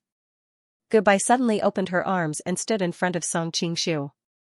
Her beautiful eyes were filled with killing intent as she stared at him. How dare you? Although the Black Shadow was angry, he knew that Goodbye was of high status. Moreover, she was known as the most beautiful woman in the Jin Kingdom. Now that she had opened her arms and her breasts, if he accidentally touched something that he should not touch, she would immediately accuse him of molesting a princess. Even his master would not be able to save him. Therefore, he subconsciously looked back at King Wei and asked for his opinion. King Wei's face turned green and white. Haven't you embarrassed yourself enough? Get back here now. A flash of anger flashed in the Black Shadow's eyes, but he quickly concealed it. He lowered his head and returned to King Wei's side. King Wei stared at Song Qingshu and said through gritted teeth, very good, very good. Tang Kui bien, I will remember what happened today. Let's go. After that, he signaled his men to leave. When he passed by the young girl, she smiled and said, Brother, I still want to talk to my aunt. I will not accompany you. King Wei snorted and did not linger. He left with his men. Husband, we have offended him today. I am afraid that our future as husband and wife will not be easy. Goodbye's beautiful face revealed a trace of worry. Aunt, don't worry. Brother Tang Kui is just saying a few words out of anger. Moreover, Uncle Tang Kui is one of the leaders of the 3 major clans. Even if Brother Tang Kui has any ideas, he has to consider the overall situation. The young girl walked over and said in a clear and delicate voice. Song Qingshu was puzzled. This young girl called Goodbye aunt and called him uncle. Who was she? However, he did not dare to show that he did not know her. His curiosity was immediately piqued. Goodbye felt a little relieved. She held the young girl's hand and smiled. Xianxia, why are you free to visit me today? Goodbye's words quickly solved the doubts in Song Qingshu's heart. So it was the Grand Preceptor's daughter, Wanyan Xianxia. He could not help but think of the time when he was with Zhao Min in Kaifeng. She had once listed the beauties of the grasslands and had mentioned Wanyan Xianxia. Xianxia's mother, Pucha Elihu, was the former #1 beauty of the grasslands. Her father, Wanyan Ahu, was the eldest grandson of the first branch of the Jintazong branch. Unfortunately, he and his father, Wanyan Zongpan, were involved in a rebellion and were executed together. Although Wanyan Zongpan's rebellion was quelled, only the mother and daughter were left of the branch. It was inevitable that the branch would decline. The power of the Taizong branch fell into the hands of Wanyan Zongban of the 7th branch. Xianxia had inherited her mother's beauty. At the same time, she was showing signs of surpassing her mother. In the entire Daxing prefecture, many men secretly had designs on this mother and daughter pair. A charming widow living alone with a ridiculously beautiful daughter. TSK, I wonder how many men would be jealous. Although Song Qingshu had never seen her mother, with Goodbye as a comparison, since she was known as the #1 beauty of the Jin Kingdom in the past, she must be a beauty that could bring disaster to the country and its people. I've actually wanted to visit Auntie for a long time, but I never had the chance. Today, I happened to run into Brother Wei Wang, so I came along. Xianxia smiled sweetly, but her eyes glanced at Song Qingshu intentionally or unintentionally. Song Qingshu couldn't help but feel strange. Why did this girl keep staring at him? When he thought of that strange feeling of déjà vu, he became even more puzzled. Goodbye pulled Xianxia to sit down. Hearing her say this, she casually asked, Xianxia, do you know why Prince of Wei is here? She couldn't help but be curious. After all, Wei Wang rarely came to her place these past few years. This time, he must have come for a reason. Xianxia, I don't dare. The girl looked at her hesitantly. Goodbye was slightly startled. We're all family, why wouldn't I dare? I'm afraid that Auntie will be unhappy if I come out. The girl's big eyes blinked, like a delicate porcelain doll sitting there. However, Song Qingshu keenly noticed a trace of slyness in the depths of her eyes. Alright, Auntie promises that she won't be unhappy. Goodbye's interest was indeed aroused. Actually, it's like this. The girl paused and looked at Song Qingshu before continuing. Brother Wei Wang can't bear to see Auntie being deceived by a bad man, so he decided to come and warn Auntie. Song Qingshu was puzzled by her gaze. Why are you looking at me? Because the bad man is Uncle Xianxia. The girl's smile was sweet and clear, but her words almost angered Song Qingshu to death. Uncle Xianxia, how did it feel to be the top courtesan of Xiaoxiang brothel yesterday? Song Qingshu's face heated up. What does a girl like you know about taste? The courtesan of Autumn Fragrance brothel? Goodbye looked at Xianxia blankly. Looks like Uncle Xianxia didn't talk to Auntie, the young girl said as if inadvertently. It's like this. She then told her about how a group of men spent a lot of money to fight for the title of courtesan belle in Autumn Fragrance brothel last night, and how Xianxia won the beauty. Song Qingshu's face was very dark. This young girl looked innocent and romantic on the surface, but she was intentionally or unintentionally sowing discord between them. Wei Wang had clearly left, but she had repeated what Wei Wang wanted to do. From his point of view, Wei Wang might have come here because of this young girl. Song Qingshu was still thinking about how to explain it to Goodbye. After all, he only came back last night when it was almost dawn. After being deliberately provoked by Xianxia, it would be strange if Goodbye wasn't angry. However, Goodbye's following reaction almost made his eyeballs pop out. Her expression was normal as she smiled faintly. It's normal for a man to go out and have fun occasionally. Wei Wang is really making a big deal out of it. Song Qingshu didn't know what to do. With a wife like this, did Xianxia save the earth in his past life? The young girl was also stunned. The scene she had imagined didn't happen. She didn't expect Goodbye to be so calm. However, she reacted quickly and immediately said, "That's right. In my opinion, Brother Wei Wang might not really have any sense of justice. I'm afraid it's more because Uncle Xianxia snatched the title of courtesan of Autumn Fragrance brothel from him last night. That's why he came here early in the morning to cause trouble." Goodbye smiled gently, revealing a row of white teeth. She didn't continue the conversation. Instead, she sighed softly. I pity that courtesan of Autumn Fragrance brothel. She used to be a high and mighty princess, but now she has become a commodity for men to pick and choose from. Sigh, Song Qingshu didn't expect Goodbye to have such a kind heart. For a moment, his heart was filled with emotions, and he didn't know what to say. The young girl, however, didn't think much of it. Those Song people are useless. What's there to be pitted about? Goodbye shook her head slightly. Otherwise, when the Song kingdom was weak and the Jin kingdom was strong, the Song kingdom's princess became a captive. If the Jin kingdom is weak in the future and the Daxing constabulary is conquered by a strong enemy, how can our fates be any better than hers? The weak are prey to the strong. That's the truth of the world. The young girl said expressionlessly. However, Goodbye's words had touched a sore spot in her heart, and she suddenly fell silent. Seeing the two women's dejected expressions, Song Qingshu laughed. Don't worry. There are still men like us to protect the country. Goodbye looked at him tenderly with a smile on her face. The young girl replied coldly, those Song women were also sold by their men. Song Qingshu choked. Why was this young girl always making things difficult for him? Had Xianxia Bian offended her in some way? The young girl also realized that she had lost her composure. Embarrassed to stay any longer, she stood up and bid farewell to the two men. Before she left, she suddenly asked, by the way, tonight is Qiao Chao's coming-of-age ceremony. Aunt Anne. Uncle Xianxia, are you going? Qiao Chao? Coming-of-age ceremony? Song Qingshu was confused. He had no idea who Qiao Chao was. Goodbye nodded and smiled. It's the coming-of-age ceremony of the eldest sister of the Pucha family. Of course, the Xianxia family will be there. After receiving confirmation from Song Qingshu, the young girl suddenly became happy and skipped away.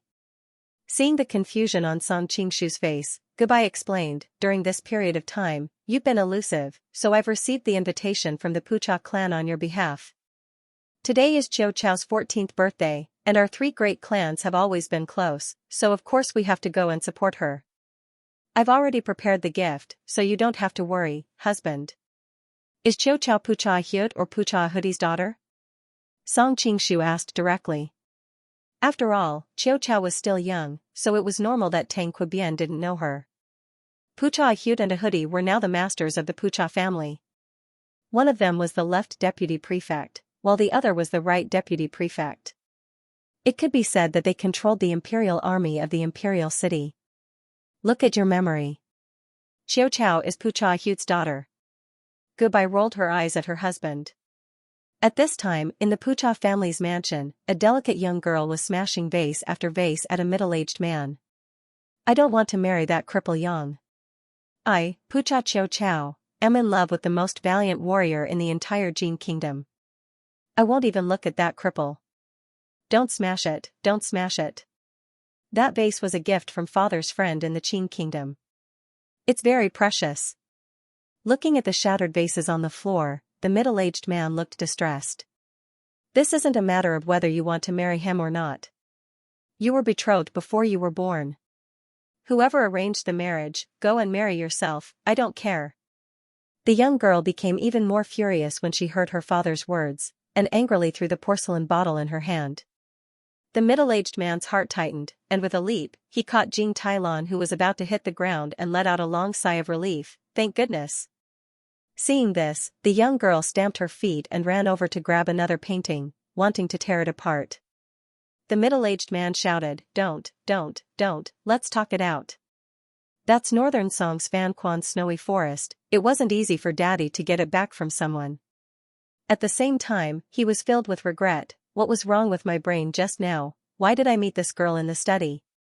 Fine, take a look first. If I'm not satisfied, I'll tear this painting right away. Do you believe me? The young girl angrily pretended to tear it apart. This pair of father and daughter were naturally Pucha At and Pucha Chotsao. Seeing his daughter's actions, Pucha At broke out in a cold sweat and hurriedly said, F***ck, you know Daddy is a man of his word. Now that the king of Zhao has passed away and Wan Yenkong has died in a foreign land, the king of Zhao's faction has declined. If I were to cancel the engagement now, what would outsiders think of us? They would think that the Pucha family are all snobs, trying to claim marriage when the king of Zhao's faction was at its peak. Now that they have declined, if we were to cancel the engagement, we would be criticized by others. Pucha Chotsao looked hesitant, but quickly raised her head and said, I don't care, this is your problem, I won't marry a cripple. Pucha At hurriedly waved his hands, F***ck, listen to me, I've seen that Yonghua before. Although he's missing an arm, he's definitely a handsome man, and his martial arts are very high. I heard that he's famous in the Central Plains. No matter how handsome he is, he's still a cripple. If his martial arts were really that high, he wouldn't have had an arm chopped off. The young girl couldn't help but snort. I heard that there's another reason why he lost an arm, but I'm not too sure about the specifics. Pucha At furrowed his brows and fell into deep thought. If you still can't find a reason to submit to me, I'm going to start tearing it. Pucha Autumn Grass picked up the scroll again and pretended to tear it apart. Wait. An idea flashed through Pucha's mind, and he hurriedly said, how about this? Today is your coming-of-age banquet, and Daddy has invited all the reputable people in the capital. Yonghua will be here tonight as well. How about this, when the time comes, you can sneak a peek at him. If you really aren't satisfied, Daddy will throw away this old face and help you break off the engagement. What do you say? That's more like it. The girl snorted and finally put down Fan Quan's famous painting in her hand. She thought to herself, when the time comes, even if the man surnamed Yang is earth-shattering handsome, my father and I will not be satisfied. I don't believe that a man with a broken arm really has the charm to make me fall in love with him at first sight. Of course, Song Qingshu did not know that a girl was raising flags for herself. At this moment, he was looking at his nominal wife with a smile on his face, causing Gubai to pout coquettishly. Why are you looking at me like that? I'm curious about what you said just now. Are you really not angry? Song Qingshu chuckled. Of course I'm angry. Gubai deliberately put on an angry look, but she quickly giggled, revealing her pearly white teeth. But even though I'm angry, I'm not stupid. That girl Xianxia clearly wants to use me as a weapon, so why would I jump into the trap she has set for me? A strange look appeared on Song Qingshu's face. I didn't expect Madam to be so intelligent. Are you beating around the bush and calling me stupid? Gubai bit her lip and glared at him fiercely. Of course not, it's a sincere compliment. Song Qingshu laughed. You pass. Gubai's eyebrows suddenly furrowed, but why does that girl Xianxia specifically target you? Did you offend her at some point? Song Qingshu looked gloomy. I was also wondering. I've never seen her before. He knew that it was bad when he blurted it out. Fortunately, Goodbye was thinking about the problem and did not hear any flaws. Did you bully her mother? Goodbye suddenly looked at Song Qingshu suspiciously. She is an orphan and a widowed mother. She has suffered a lot over the years. She heard a lot of dirty men have ideas about her mother.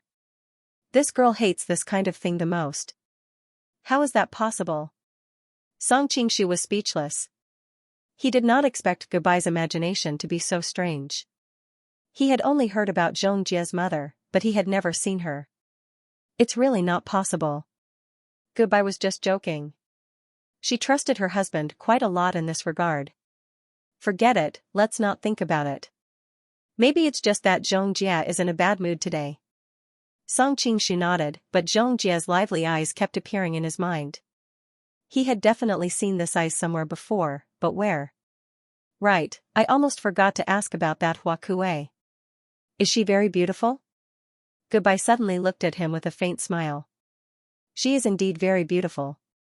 Noticing Goodbye's expression change slightly, Song Qingshu hurriedly added, but she is still far from madam. You only know how to make me happy. Goodbye knew that her husband was saying nice things, but she still could not help but be very happy. What's more, an assassin came and saved that Hua Kuei. Nothing happened between me and her. Song Qingshu secretly added in his heart. Although nothing happened between him and her, a lot of things happened with the Empress. Then are you injured? Hearing that they had met an assassin, Goodbye's expression finally changed. She hurriedly pulled him over and looked him up and down. I'm not injured. Didn't you personally experience it last night? Song Qingshu suddenly said with an ambiguous expression. Ah, Goodbye cried out in surprise. Her cheeks suddenly became as red as peach blossoms. Last night, he was as strong as a bull and tirelessly plowed the fields. He did not look injured at all. As the two of them were flirting, a servant suddenly came to report that the Prince of Hailing, Wan Yanliang's messenger, was requesting an audience. Why is he looking for you? For some reason, Goodbye subconsciously disliked Wan Yanliang. I don't know. Song Qingshu shook his head and asked the servant to let the messenger in. Only then did he know that Wan Yanliang had invited him to the Fu to talk to him because of what happened last night. Wan Yanliang can't possibly still remember the promise to let me pick any of the concubines in the Fu, right? Song Qingshu immediately had a strange expression on his face. Of course, he knew that the other person's goal was Goodbye. But right now, he was in the dark while the other person was in the light.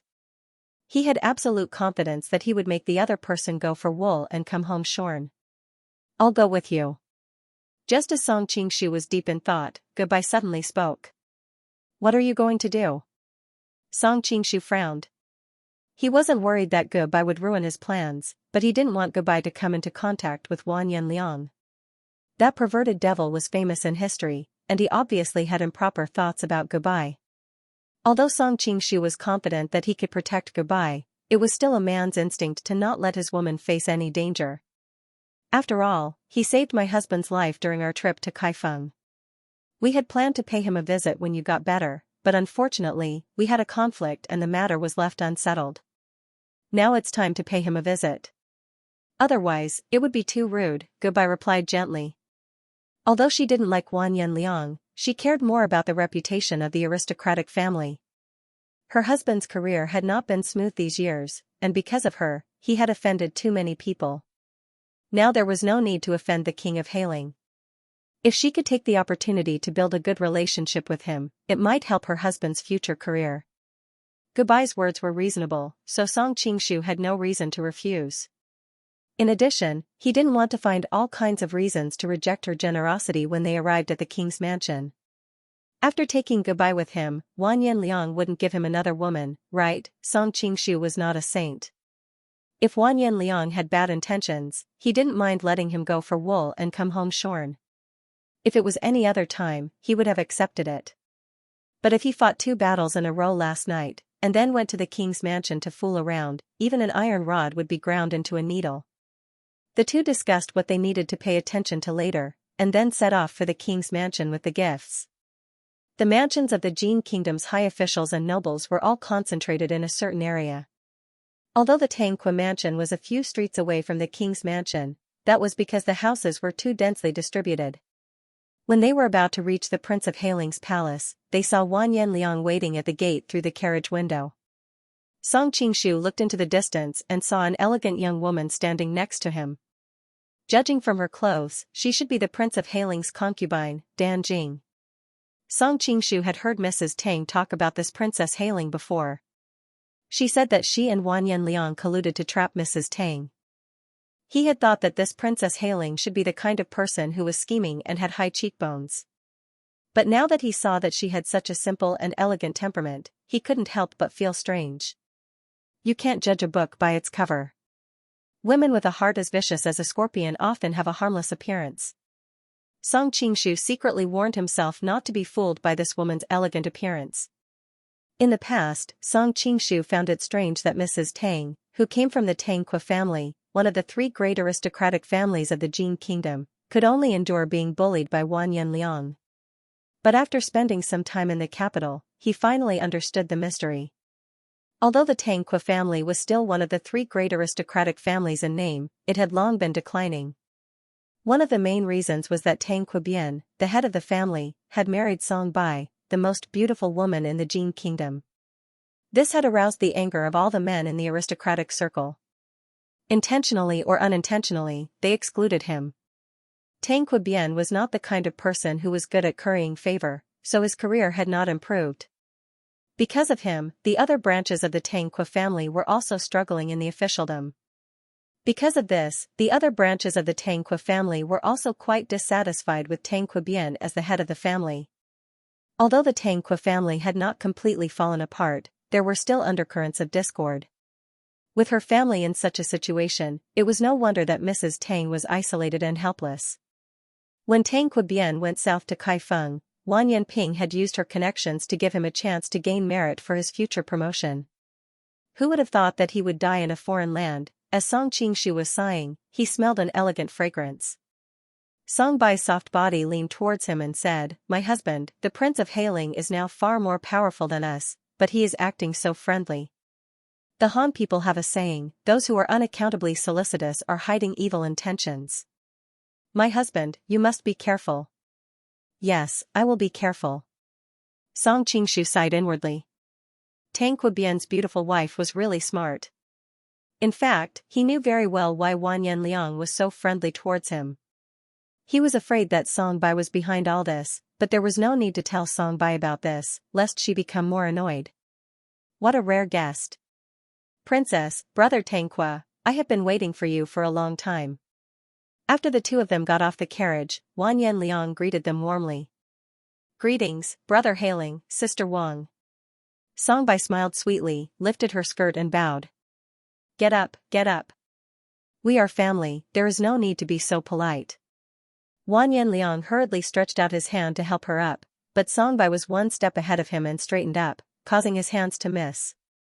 Wan Yanliang's expression didn't change, and he naturally put his hands down. There was not a trace of intention, but Song Qingshu looked on coldly and knew what he was thinking. "Brother Wang saved our family's Wogu La's life in Kaifeng City.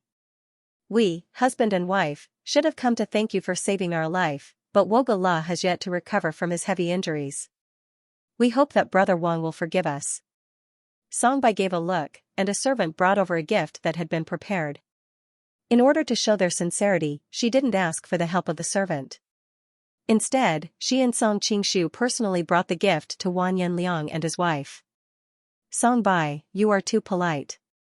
We are family, and Tangqua Bian is my brother-in-law. How can I not give him a gift?" Wan Yanliang said with a smile as he reached out to take the gift from her. Song Bai was slightly surprised. According to etiquette, Princess Hailing should be the one to take the gift from her. If he took it directly, it would be inappropriate for a man and a woman to touch each other. However, the two of them were close, so it was not wrong for him to take it. Song Qingshu frowned and was about to help Song Bai out, but he found that after Song Bai handed the gift to Wan Yanliang, she withdrew her snow-white hands skillfully. She didn't give Wan Yanliang any chance to take advantage of her. Song Qingshu quickly reacted. As the most beautiful woman in the Jin kingdom, Goodbye must have had many lascivious men around her in her early years. She was very good at dealing with these methods of taking advantage of others, which was why Wan Yanliang, who was an experienced driver, had been defeated several times. However, Goodbye was smart. She didn't get taken advantage of, but she had to get back at him. Song Qingshu had an idea and imitated her. He gave the gift in his hand to Princess Hailing and said, "This is a small token of my appreciation. I hope Princess will not refuse it." His fingers almost touched her chest. Princess Hailing subconsciously took half a step back. She looked at Song Qingshu and saw that his eyes were clear. It didn't seem like he was doing it on purpose, so she didn't take it too seriously. A faint smile flashed across her fair and beautiful face. "Husband, you are too polite." Tu Danjing did not expect that the other party would flirt with her in front of her husband. Just as she was about to reprimand him, a hot stream of air suddenly came from her fingertips. That stream of air was very strange. As soon as her fingertips felt it, it instantly disappeared into her limbs and bones. At that moment, she almost moaned in comfort. Fortunately, her good upbringing as a princess made her purse her lips in time. However, the strange feeling in her body became stronger and stronger. It was as if her whole body was soaked in hot water and there was a pair of invisible hands caressing her body. Soon, she shyly noticed that the saliva between her legs was wet and sticky. Her usually delicate face blushed as if she had applied a layer of powder. "I'm really sorry. I accidentally touched Princess." Song Qing lowered his voice and said quickly. At the same time, he calmly withdrew his hand. "No. It's okay." When Song Qing's hand left her hand, Tu Danjing even felt a faint sense of loss, but she quickly recovered and carefully looked at Song Qing's eyes. She couldn't see any awkwardness or nastiness in them at all. She couldn't help but wonder, did he really accidentally touch me? Recalling the feeling of the heavenly thunder and fire, Tu Danjing's heart palpitated. Could it be that what those people said was true? It turned out that in the circle of the noblewomen in the capital, this group of princesses often chatted in private. Occasionally, they would talk about the pleasures of the bedroom. Someone once said that if they met their destined person, as long as they touched skin to skin, every inch of the woman's skin would emit a call from the soul, longing to be in the other party's embrace. Could it be that this Tang Qibian is my destined man? Tu Danjing was in a trance. Her husband, Wan Yanliang, had never given her such a feeling. "Look at my memory. Why are you still standing at the door? Please come in. I have already prepared a banquet." Wan Yanliang's voice finally woke Tu Danjing from her trance. Tu Danjing, how can a dignified princess like you have such a ridiculous idea?" A trace of anger flashed across Tu Danjing's face. She turned and walked into the residence. In the end, she did not know whether Song Qing did it intentionally or not, but he stepped forward and blocked her path. She could not stop in time and her whole body fell into his arms. Her full breasts pressed against Song Qing's arm, outlining a very attractive curve. Song Qing discreetly took a step back and respectfully bowed. "Princess, please." Because Song Qing had deliberately used his body to block Wan Yanliang's line of sight, he didn't see what had happened. When he heard movement over here, he subconsciously turned around and asked, "Jing what happened?" Tu Danjing raised her head and stared at the man in front of her. If he said that he did not do it on purpose, even a 3-year-old child would not believe it. However, when she thought of that heart-palpitating feeling just now, she did not know why she did not tell her husband the truth. She subconsciously tucked her hair behind her ear and calmly replied, "Nothing." Then, she quickly walked to her husband's side, as if she would be in danger if she stayed any longer. Looking at Tu Danjing's somewhat flustered figure, a faint smile appeared on Song Qing's lips. When he recalled the amazing elasticity that came from his arm, he could not help but be amazed. Her body is so delicate, but her breasts are so full. This is the best. Just now, when he was giving her gifts, he touched her fingers and took the opportunity to inject the joyful true qi that he had cultivated for a long time into her body. The joyful Zen technique was a dual cultivation technique. The true qi that was cultivated naturally had a strong effect of stimulating lust. Usually, Songqing took pity on his own women and rarely used it on them. However, for Wan Yanliang's woman, he was not so polite. Just now, it was just a small test. Songqing had only used a small amount of joyful true qi. If he really had no scruples, he could have made Tu Danjing go limp on the spot. He understood that going too far was as bad as not going far enough. Thus, he only left a seed in her heart, waiting for it to sprout in the future and completely arouse the lust in her body. Because of the small incident at the gate, Tu Danjing had been distracted. Wan Yanliang could see that his wife was behaving strangely. In addition, he had something to discuss with Tang Kui in private, so they quickly ended the banquet. Then, Wan Yanliang asked his wife to take Gubai for a walk in the garden of the mansion. Songqing was originally a little worried. After all, Wan Yanliang's reputation was well known. Who knew what kind of tricks he would play? However, seeing that the garden was within sight, even if something happened, he would be able to save her in time.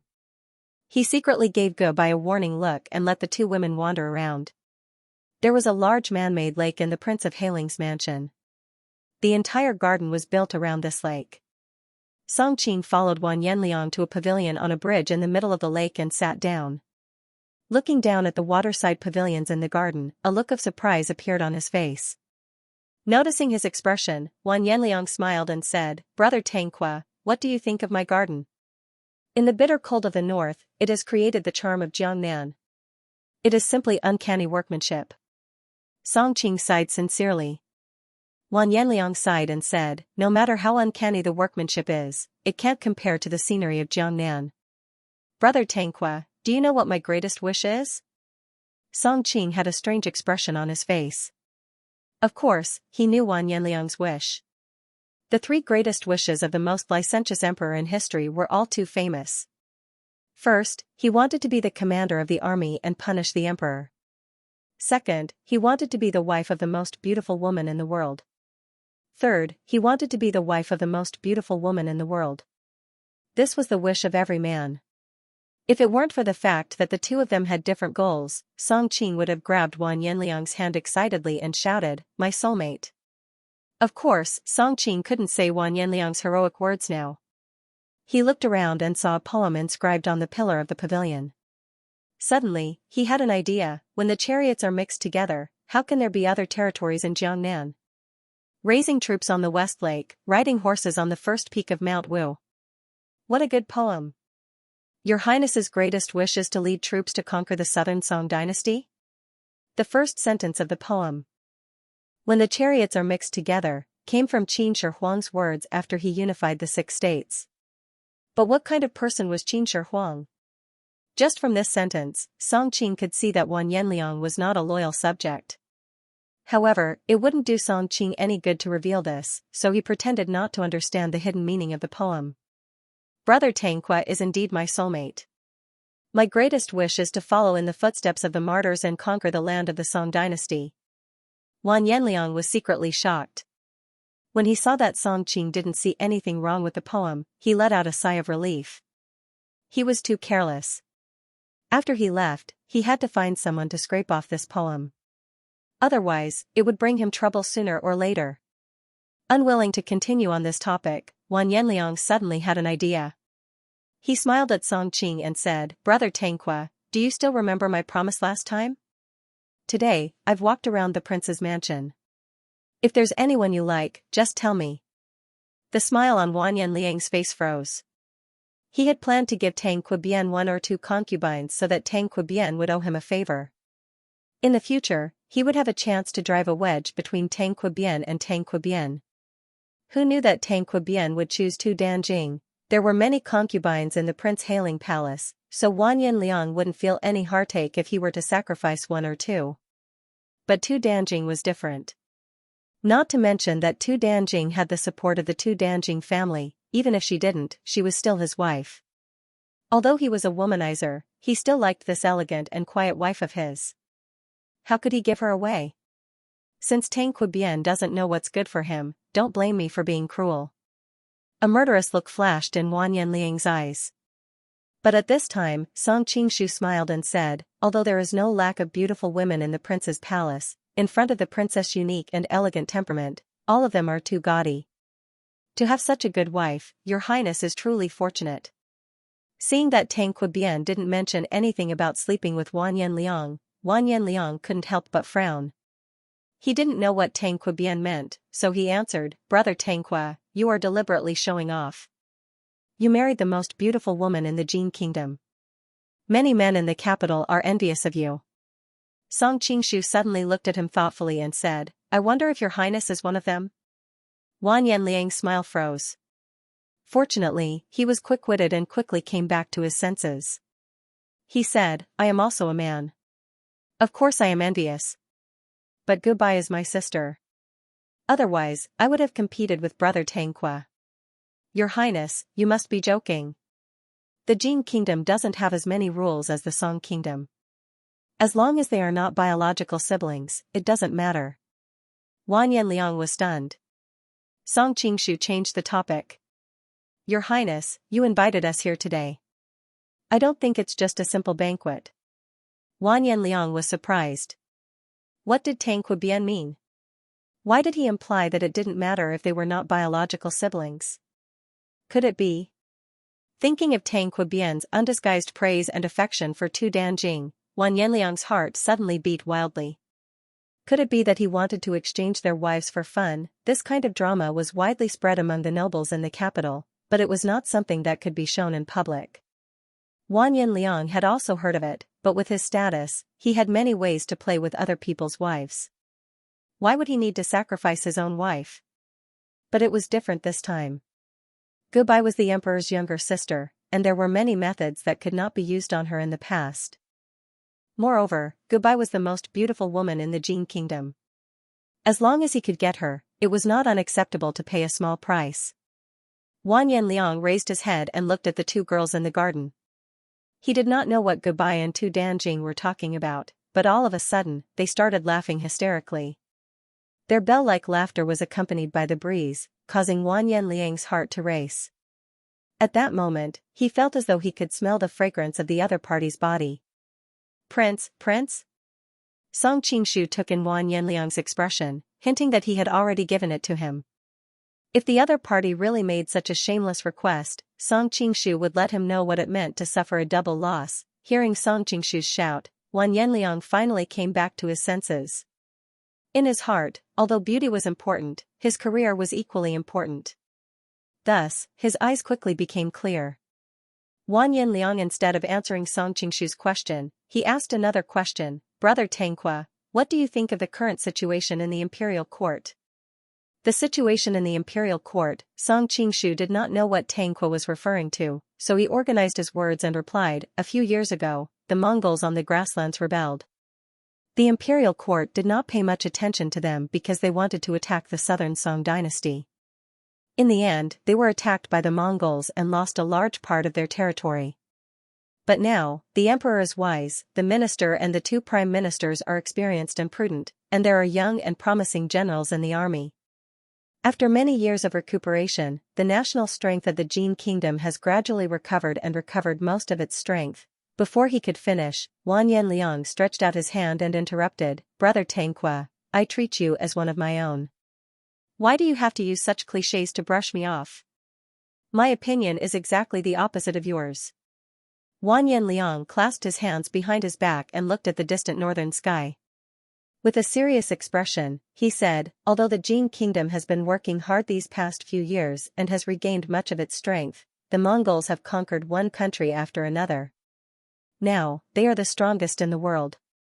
Fortunately, the Mongolians are currently focusing their attention on the west. That's why the countries in the Central Plains have the upper hand when we fight against them. But once the Mongolians finish conquering the west and move their main force to the Central Plains, that will be the start of the real disaster." Looking at Wan Yanliang's back, Song Qingshu laughed coldly in his heart. If someone who did not know the truth saw him like this, he might really think that he was a loyal and righteous man who cared about the country and its people. However, Song Qingshu quickly came to a realization.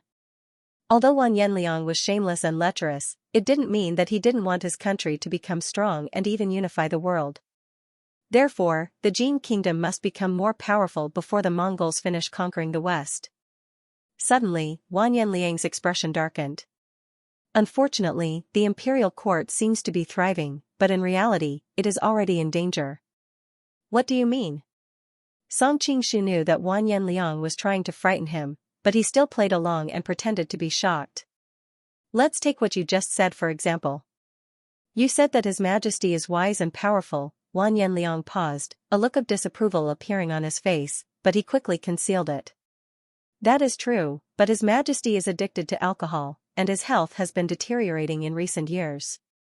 He is also easily angered, and often kills his ministers. This is not a good sign. Song Qingshu's expression changed. Your Highness, are you saying that His Majesty is on the verge of death? He was not a Jin citizen, and he came from the future, so he did not have much respect for the emperor. Wang Yan Liang was also surprised by his directness. He hesitated for a moment but did not continue the conversation. Instead, he changed the topic and said, of the three great families in the capital, the Tanqua family is the weakest. Brother Tanqua, what do you think about this? Is he going to use the carrot and stick method? Song Qingshu sneered inwardly but pretended to be distressed. It's not just the weakest. This year, many people in the family are dissatisfied with me as the family head. I don't even know how much longer I can be the family head. Wang Yanliang was overjoyed. It's good that you know, so I won't have to waste my breath. Brother Tanqua, do you have any plans for the current situation? Wang Yanliang asked casually. Song Qingshu suddenly stood up and bowed. Please enlighten me, Your Highness. Brother Tanqua, what are you doing? Wang Yanliang hurriedly helped him up, a pleased look in his eyes. You and I are sworn brothers, there is no need to be so courteous. Fine, I'll tell you something from the bottom of my heart. If I offend you in any way, I hope Brother Tanqua will forgive me. I wouldn't dare. Song Qingshu thought to himself, what is Wang Yanliang trying to do?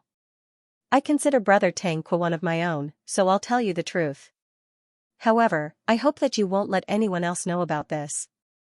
Wang Yanliang paused, then added, not even goodbye. Even the song by Can't Do It? Song Qingshu exclaimed. Wang Yanliang nodded. Brother Tanqua is a hero of the world. I'm sure you've long since realized who caused your current predicament. Looking at Song Qingshu's gloomy face, Wang Yanliang continued, there's a saying in ancient times, femme fatale. Actually, it's full of wisdom. Goodbye is the most beautiful woman in the Jin Empire. If you marry her, you'll make countless enemies. Song Qingshu opened his mouth and deliberately revealed a bitter smile. If I can win Goodbye's favor, this is nothing. I've always admired the deep love between you and your husband. Wang Yanliang changed the topic. However, Brother Tanqua, a man can't live without power for a single day. I'm sure you've experienced the hardships of life. Are you willing to spend the rest of your life hiding in a bed of roses? This? Song Qingshu hesitated. Seeing that Tanqua's expression had softened, Wang Yanliang quickly added, even if Brother Tanqua is willing to live an ordinary life, I'm afraid it's impossible for you to spend the rest of your life with Goodbye. What do you mean? Song Qingshu was also very curious about what Wang Yanliang could do. Brother Tanqua, do you still remember the courtesan of the fragrant autumn brothel? Seeing Song Qingshu nod, Wang Yanliang continued, she was also a member of the royal family and married Kai Jing's son. In terms of status and marriage, she was comparable to Goodbye. But what happened in the end? Her husband was incapable and couldn't protect his wife. He could only watch as his wife became another man's plaything. Brother Tanqua, aren't you the least bit wary? Song Qingshu sneered inwardly. You're the one who's been eyeing Goodbye the most, but you're still pretending to be a saint. Then what should I do? Song Qingshu cooperated and asked, what should I do? Let go of your love affairs and work hard to gain more power. In this world, power is the only thing you can rely on, Wang Yanliang said in a low voice. Song Qingshu hesitated, how do I gain more power? Wang Yanliang smiled but didn't answer. He picked up his teacup, leaned back in his chair, and slowly sipped his tea. Song Qingshu knew that Wang Yanliang was playing hard to get. His heart was as calm as still water, but his face was anxious. Your Highness, please teach me. Why should I teach you? Wan Yanliang said calmly. Song Qingshu knew that Wan Yanliang was doing this on purpose, so he pretended to choke. Wan Yanliang smiled and said, Brother Tangque, even though you and I call each other one of our own now, we both know that we've never been on the same side. Furthermore, there are many things that we've said that are meant to hurt one's feelings, so how could I dare to say them to you? Dare I ask, Wang Ya, how can we truly become one of our own? Song Qingshu's lips curled up, finally revealing his fox's tail. I need Brother Tangque to prove your loyalty to me, Wan Yanliang said with an indescribable tone. I wonder if your highness wants to prove his loyalty. Song Qingshu sneered inwardly. Wan Yanliang smiled and didn't answer. He stood up and looked towards the garden. Song Qingshu followed his gaze and saw Ge Bai talking to Princess Hailing with a smile. His face immediately darkened. Seeing that Tang Quobian didn't fly into a rage, Wan Yanliang was delighted.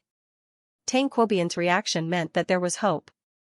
And 1xxxxxxxx greater than or equal to. Less than or equal to. $P, Brother Tangque, please don't think that I'm lusting after your beauty. It's just that Ge Bai is the younger sister of the current emperor, and the emperor can't hear what I'm saying to you. In order to ensure that the secret doesn't get leaked, I had no choice but to do this. Only by doing this can we ensure that you won't betray us, Wan Yanliang explained with a sincere expression. I'm sorry, but I don't want to board such a ship. Song Qingshu suddenly stood up and pretended to leave.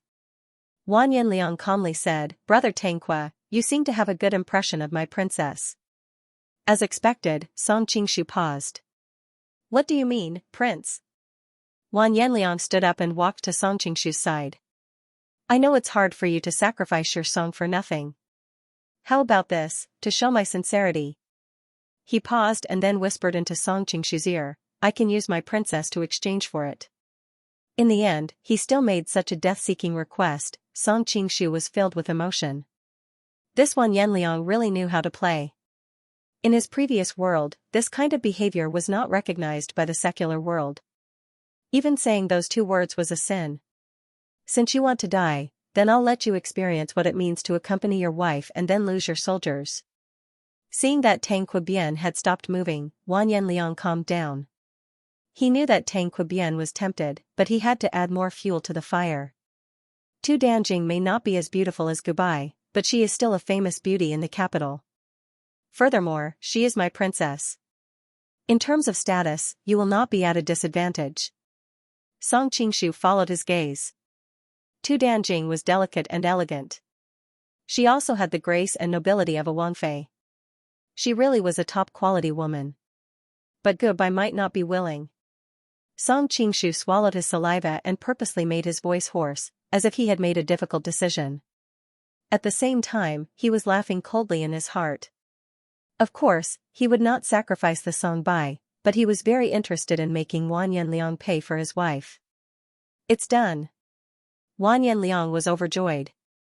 He hurriedly said, Brother Tangque, you don't know this. You could have not told her. Once it's done, only you and I will know. Isn't that better? Then, you won't have to deal with the aftermath, and you won't have to face her questions with guilt. I won't disturb you and your wife's normal life. You can continue living like before. How can this be done? Song Qingshu was surprised. He really didn't know. Wan Yanliang smiled strangely.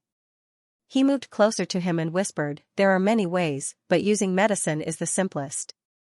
However, if you want to pursue excitement and don't want to use medicine, there are other ways. For example, let her stay in a dark room with both of us standing outside the door. Then, after you have a conversation with her, I will enter the room. She won't be able to see my face in the dark, and because she has just spoken to you, she will subconsciously think that I am you. The rest will follow naturally. Song Qingshu was speechless. If this Wan Yanliang was in his previous life, he would definitely be admired by many. Even Edison Chen and Teacher Li would probably be ranked below him. I think the latter method is more exciting. Song Qingshu smiled strangely. Since you want to play, let's play it big and make you regret it. Right, I think so too. Wan Yanliang chuckled. Suddenly, he realized that he had lost some of his dignity as a prince. He hurriedly wiped the saliva from the corner of his mouth and said seriously, "This matter is not very honorable. When the time comes, only you and I will know. If the women find out, I'm afraid it won't be easy to clean up." Of course. Song Qingshu knew that he was speaking the truth. Gubai was a princess and the younger sister of the current emperor. Tu Danjing was the precious daughter of the Tu Dan family's previous leader. She was now a noble princess. No matter which side caused trouble, it would be a very troublesome matter. Wan Yanliang came over and put his arm around his shoulder. He said affectionately, "Since we have reached an agreement, we can be considered one family from now on. Although there are many important things that I can't tell you now, I can let you know about other things." Song Qingshu had always been very curious about Wan Yanliang's plans.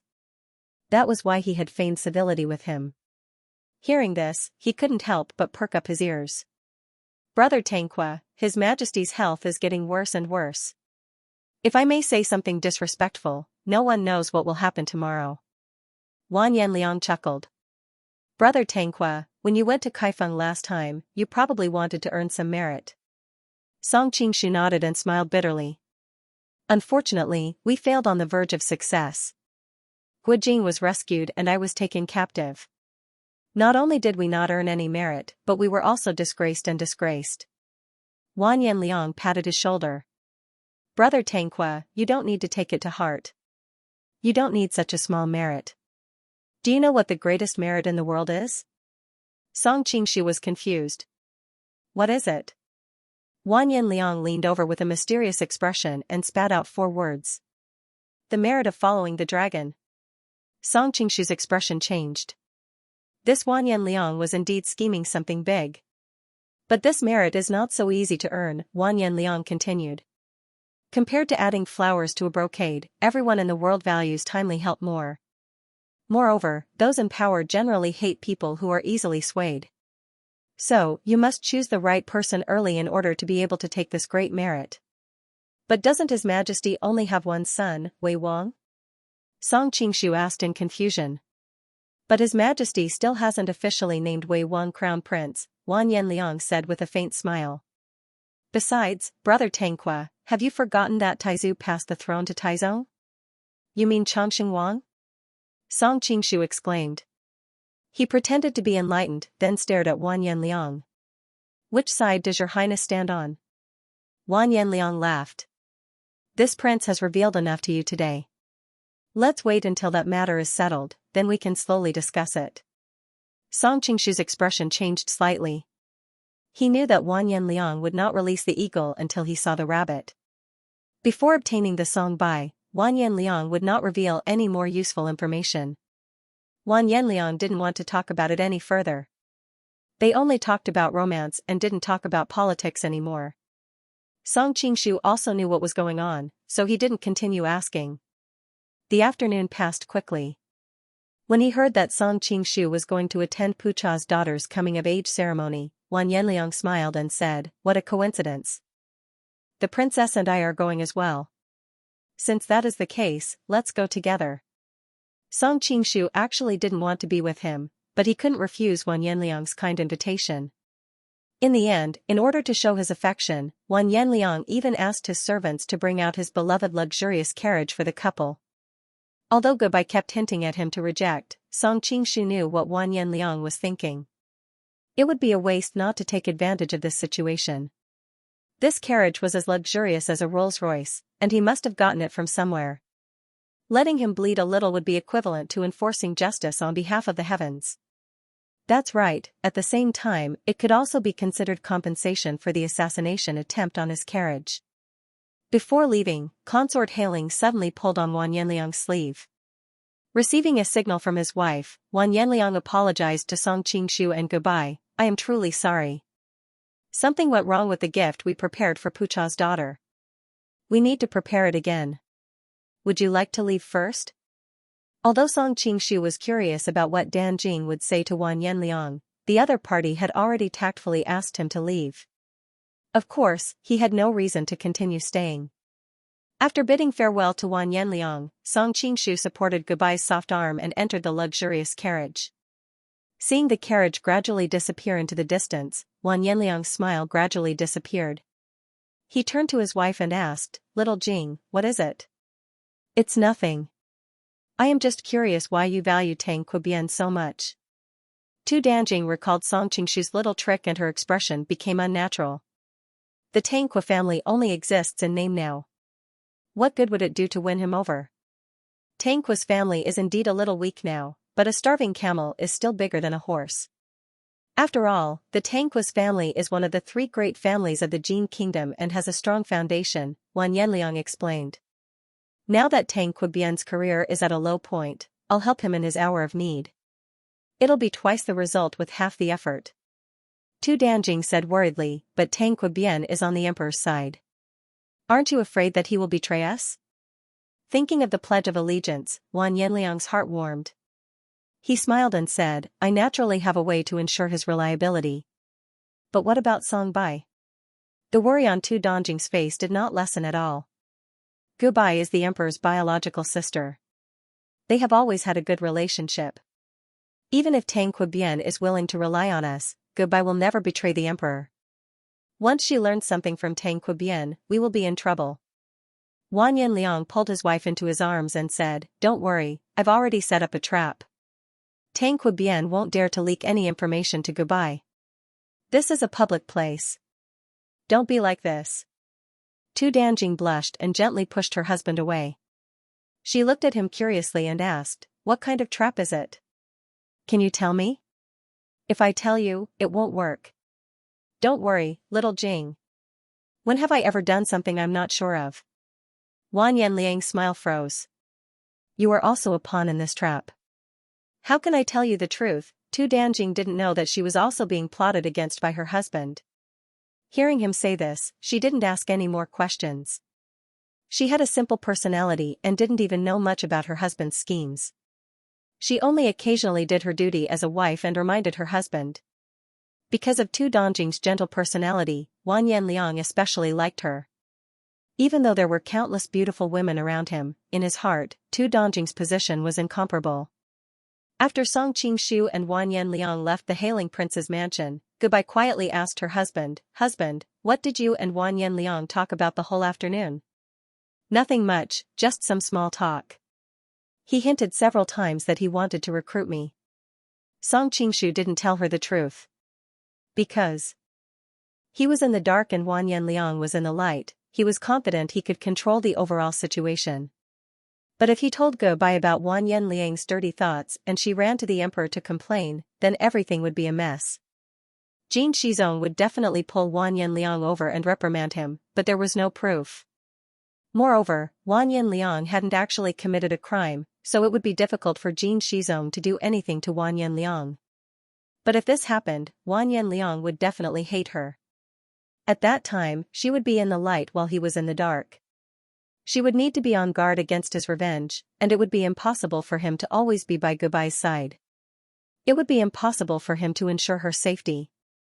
Recruit? Gu Bai frowned. Although the hailing prince seems like a modest gentleman on the surface, I always feel that there are too many things hidden in his eyes. You must be careful. I'll pay attention. Song Qingshu couldn't help but admire a woman's intuition. It had to be known that the current Wang Yanliang hadn't revealed the cruel and licentious side of him that he had shown in history.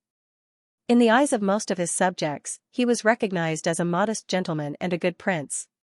Of course, Madame Tang and a few others had already experienced the other side of his mask. For Gu Bai to be able to see that Wang Yanliang wasn't a good person in this situation was truly amazing. Gu Bai nodded. Although I don't like this person, I must admit that Wang Yanliang is indeed a talented person. He has become a minister and there aren't many people in the entire court that can compare to him. If my husband can obtain his help, it will definitely be beneficial to your career. Song Qingshu also felt the same way. Although history had blackened Wang Yanliang to the point where there wasn't a single piece of skin on his body, it was just that the winner was the king and the loser was the villain. After he became emperor, it was clear that he was a very capable person. It was a pity that his character was too vile, and in the end he was deserted by all his friends and family. As he was sighing with emotion, his heart suddenly went cold. He looked up and saw that the front door of the carriage had been blown to smithereens. A cold light filled with killing intent shot towards him. Gubai was worried that her words would be heard by the guards that Wan Yanliang had sent, so she had stuck close to Song Qingshu. Now that the cold light was coming towards her, she was the first to bear the brunt of it. The cold light was extremely fast. In the blink of an eye, it had arrived in front of Gubai. Her beautiful eyes were wide open, but the murderous aura was so solid that it caused her entire body to stiffen. She couldn't even move a finger. It's a pity that I won't be able to spend the rest of my life with my husband. Gubai closed her eyes, the only thought left in her mind. However, she didn't feel the pain that she had imagined. Instead, the raging waves in the carriage suddenly became as calm as still water. That solid killing intent left as quickly as it had come, disappearing without a trace in the blink of an eye. Gubai opened her eyes in astonishment. The scene in front of her stunned her. Just now, the cold light had come too quickly for her to see what it was. But now that the cold light had stopped, she could finally see its full appearance. It was a dagger suffused with cold air, and a black-cloaked assassin was holding it in a stabbing position. The assassin's eyes were also indescribably shocked, because this dagger could no longer move forward, and all this was caused by two fingers, Song Qingshu's fingers. Song Qingshu held the dagger in his hand and carefully sized up the assassin in front of him. The assassin's black clothes covered all of his features. The only thing that could be seen was a pair of quick-witted eyes, a pair of very familiar eyes. "It's you again!" Song Qingshu and the assassin shouted at the same time. Song Qingshu's voice was filled with surprise, while the assassin's voice was filled with anger and depression. Gubai, who was at the side, was shocked. The assassin's voice was clear and delicate. It was obviously a young girl. Song Qingshu was even more speechless. What kind of luck did he have? He had helped Wan Yanliang block 2 assassination attempts. The first time was on the way to Xiaoxiang brothel, and now he was here again? It seemed like he shouldn't have been greedy and sat in Wan Yanliang's carriage. Before he could enjoy it, it was ruined by the assassin. If it wasn't for the fact that he was highly skilled in martial arts, he would have been killed by the assassin. Who would he cry to in the underworld? The young girl finally reacted and subconsciously tried to pull back her dagger. However, Song Qingshu was holding it in his hand and it wouldn't budge. She couldn't help but be angry and anxious. Let go. At this time, the imperial bodyguards outside also reacted. Song Qingshu's heart trembled. This young girl was trying to assassinate Wan Yanliang, so he didn't want to let Wan Yanliang off easily. Since he let her go once, he might as well let her go a second time. With a shake of his hand, a gentle force was transmitted to the young girl's body. The young girl originally wanted to snatch the dagger and retreat, but when the two forces overlapped, she flew back at an even faster speed.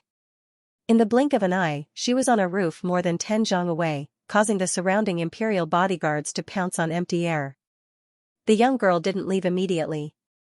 Instead, she stood on the roof and looked deeply at Song Qingshu, as if she wanted to memorize his appearance in her heart. The two of them looked at each other for 10 seconds before the young girl turned around and left, disappearing into the crowd of houses. This assassin's eyes look somewhat familiar. Song Qingshu frowned. He clearly felt that he would be able to guess who it was, but he was just a step away. Perhaps too many things have happened during this period of time. He didn't have an obsessive-compulsive personality, so when he couldn't remember, he just let nature take its course. He turned his head to look at Gubai and saw that her face was deathly pale. She was sitting there in a daze, not moving an inch. He couldn't help but feel pity for her. He reached out and hugged her. "Are you all right?" Unexpectedly, when his hand touched her shoulder, Gubai acted as if she was scalded by boiling water. She immediately sat up straight and avoided his hug. Noticing Song Qingshu's surprised expression, Gubai tucked her hair behind her ear and forced a smile. "I'm fine." Song Qingshu originally wanted to ask more questions, but the imperial bodyguards outside had all gathered around to greet him. He had no choice but to go out and make arrangements for them. In order to put an end to the assassination attempt midway, the two had spent quite some time escaping from the bailiffs and patrolling soldiers who had rushed over upon hearing the news. Finally, they arrived at the main residence of the Pucha family. Not long after they entered, Pucha Hyut received the news and came out to greet them. "Nephew, I heard that you encountered an assassin on your way here. Thank you for your concern, Uncle Pucha. We're not injured. Song Qingshu replied with a smile. He had done his homework before coming here. Pucha Hyut was of the same generation as Tang Quobian's father, who had died on the battlefield, so it was only natural for him to address him as uncle.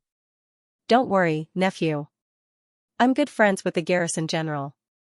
I'll ask him to send more people to investigate this matter and find the assassin. We'll give you a satisfactory explanation. Pucha Hyut patted his shoulder in consolation. And *ba, unspecified currency. Less than or equal to. *p, thank you, uncle. Song Qingshu smiled and didn't take these polite words to heart. Since the assassin dared to assassinate a dignified prince, how could he be easily found by these soldiers? Moreover, he didn't want the assassin to be caught at all. Please come in, the others are almost here. Pucha Hyut personally led the two in. Pucha Chotsao's coming-of-age ceremony had actually been completed in the ancestral hall in the morning, and the evening was more like a grand banquet. Unlike the Han style of Jiangnan, the Pucha family's banquet leaned more towards the Jurchen customs. It was held on a vast lawn, with a bonfire burning in the center. The flames greedily licked at the roasted lamb, and the air was filled with a mouth-watering fragrance of meat and all sorts of joyous singing. Song Qingshu and Tang Quobian's seats were arranged in front of them. After all, Gubai was a princess, and Tang Quobian was one of the 3 clan leaders. Even though they looked strong on the outside but were weak on the inside, there weren't many who could surpass them on the surface. Song Qingshu casually glanced at the people sitting in better seats than the two of them. He didn't recognize most of them, but judging from their positions and age, it wasn't hard to determine their identities. Aside from the members of Pucha's family, there was also an old man sitting at the head of the table. The only person who was qualified to sit in this position was the Grand Protector of the Imperial Court, the head of the 3 prefectures, the High Minister, the Commander-in-Chief, and the person in charge of the Imperial Court, Wanyan Zongxian. Song Qingshu's eyes narrowed. This Wanyan Zongxian was the great King Gaitian that Zhao Fujin had mentioned before. Thinking of how he had allowed Zhao Guo's birth mother, Empress Dowager Wei, and his wife, Empress Xianxia, to serve him in the same bed, Song Qingshu was secretly furious. Though he was not from the Song dynasty, he was a Han, and he could not help but feel the same hatred for the enemy. This old fart looks virtuous and respectable on the outside, but he's secretly a bunch of thieves and prostitutes. He's already so old, yet he's not afraid of getting a heart attack or a cerebral hemorrhage from playing around. Song Qingshu's face was filled with displeasure. He looked down and saw that the person sitting next to him was, without a doubt, the left Prime Minister, the King of Chao, and the left Deputy Commander-in-Chief, Wanyan Zongmin. He was brothers with Wanyan Zonggan, Zong Wang, and Zong Bai, who were famous figures in the northern Song dynasty. But these powerful brothers had passed away one after another, so he was the one in charge of the founding emperor's faction. Wanyan Liang was also from the founding emperor's faction, so he had to respectfully call him uncle in front of him. But what caught Song Qingshu's attention was the princess of Chao next to him. She looked to be in her early 30s, but her watery eyes darted around. One look and anyone could tell that she was not someone who would settle down. An old man with a young wife. It would be strange if there were no problems. Song Qingshu smiled and sighed with emotion. This princess of Chao was Pucha Alan, the sister of Pucha Ahu. Compared to her, who was married to the second in command of the imperial court, Tang Quobian's sister, Mrs. Tang, she could only marry an insignificant provincial governor. Although they were both from the 3 big families of the Jin kingdom, Tang Quo's family was weak. The person sitting next to Zong Min should be the right prime minister, Wanyan Zongbin. Not only was his position similar to Zong Min's, but his status in the family was also similar. Zong Min was the one in charge of the founding emperor's faction, while Zong Ben was the one in charge of the founding emperor's faction. Song Qingshu couldn't help thinking of the young girl, Wanyan Zhongjia, who was supposed to be the one in charge of the founding emperor's faction. Unfortunately, her grandfather, Zong Pan, was the one in charge of the founding emperor's faction. Unfortunately, a political struggle led to the execution of her grandfather and father, so Zong Ben became the one in charge of the founding emperor's faction. Speaking of the devil, Song Qingshu was thinking of Zhongjia when he suddenly saw a beautiful head poking out from behind Zong Pan. If it wasn't Xianxia, who could it be? Noticing Song Qingshu's gaze, the young girl fiercely glared at him, causing Song Qingshu to be puzzled. When did I offend her? Song Qingshu was too lazy to delve into the young girl's thoughts and continued to observe the people in the hall. On the other side of the hall was an acquaintance. It was Chongqing Wang, whom Song Qingshu had met in Xiaoxiang House. But when Song Qingshu glanced at him, his eyes were completely attracted to the woman next to him. Judging from her clothing, she should be Chongqing Wang's concubine, Tao Yao. Previously, people often talked about Chongqing Wang's beauty. Even the current Jin Emperor conferred her the title of Lady Peach Blossom. Before, Song Qingshu didn't understand why there was such a strange title. But now that he saw her in person, he immediately understood. Her face was like a peach blossom, her eyes were filled with affection, and the corners of her lips were slightly raised, as if there was a trace of a smile hanging on her face. Her beauty is definitely on par with Gubai's. Song Qingshu secretly exclaimed in admiration. But then he remembered that Gubai was beside him. If he kept staring at other women, wouldn't he hurt her feelings? He turned to look at Gubai, but found that she wasn't paying attention to him at all. Instead, she was staring at the bonfire in the middle of the hall in a daze. The light from the fire shone on her beautiful face, making her look even more beautiful. What's wrong with her? Song Qingshu was puzzled. Brother Tanqua, I'm really sorry. Song Qingshu looked up and saw Wan Yanliang and Dan Jing walking towards him. He couldn't help but smile bitterly and said, "It seems that Prince Tanqua's carriage is really not suitable for him." Wan Yanliang was also a little embarrassed and said, I swear that I will catch that assassin and avenge Brother Tanqua." Song Qingshu secretly sneered. Avenge yourself? After all, you won't be able to sleep well if there's an assassin with high martial arts skills watching over you at all times.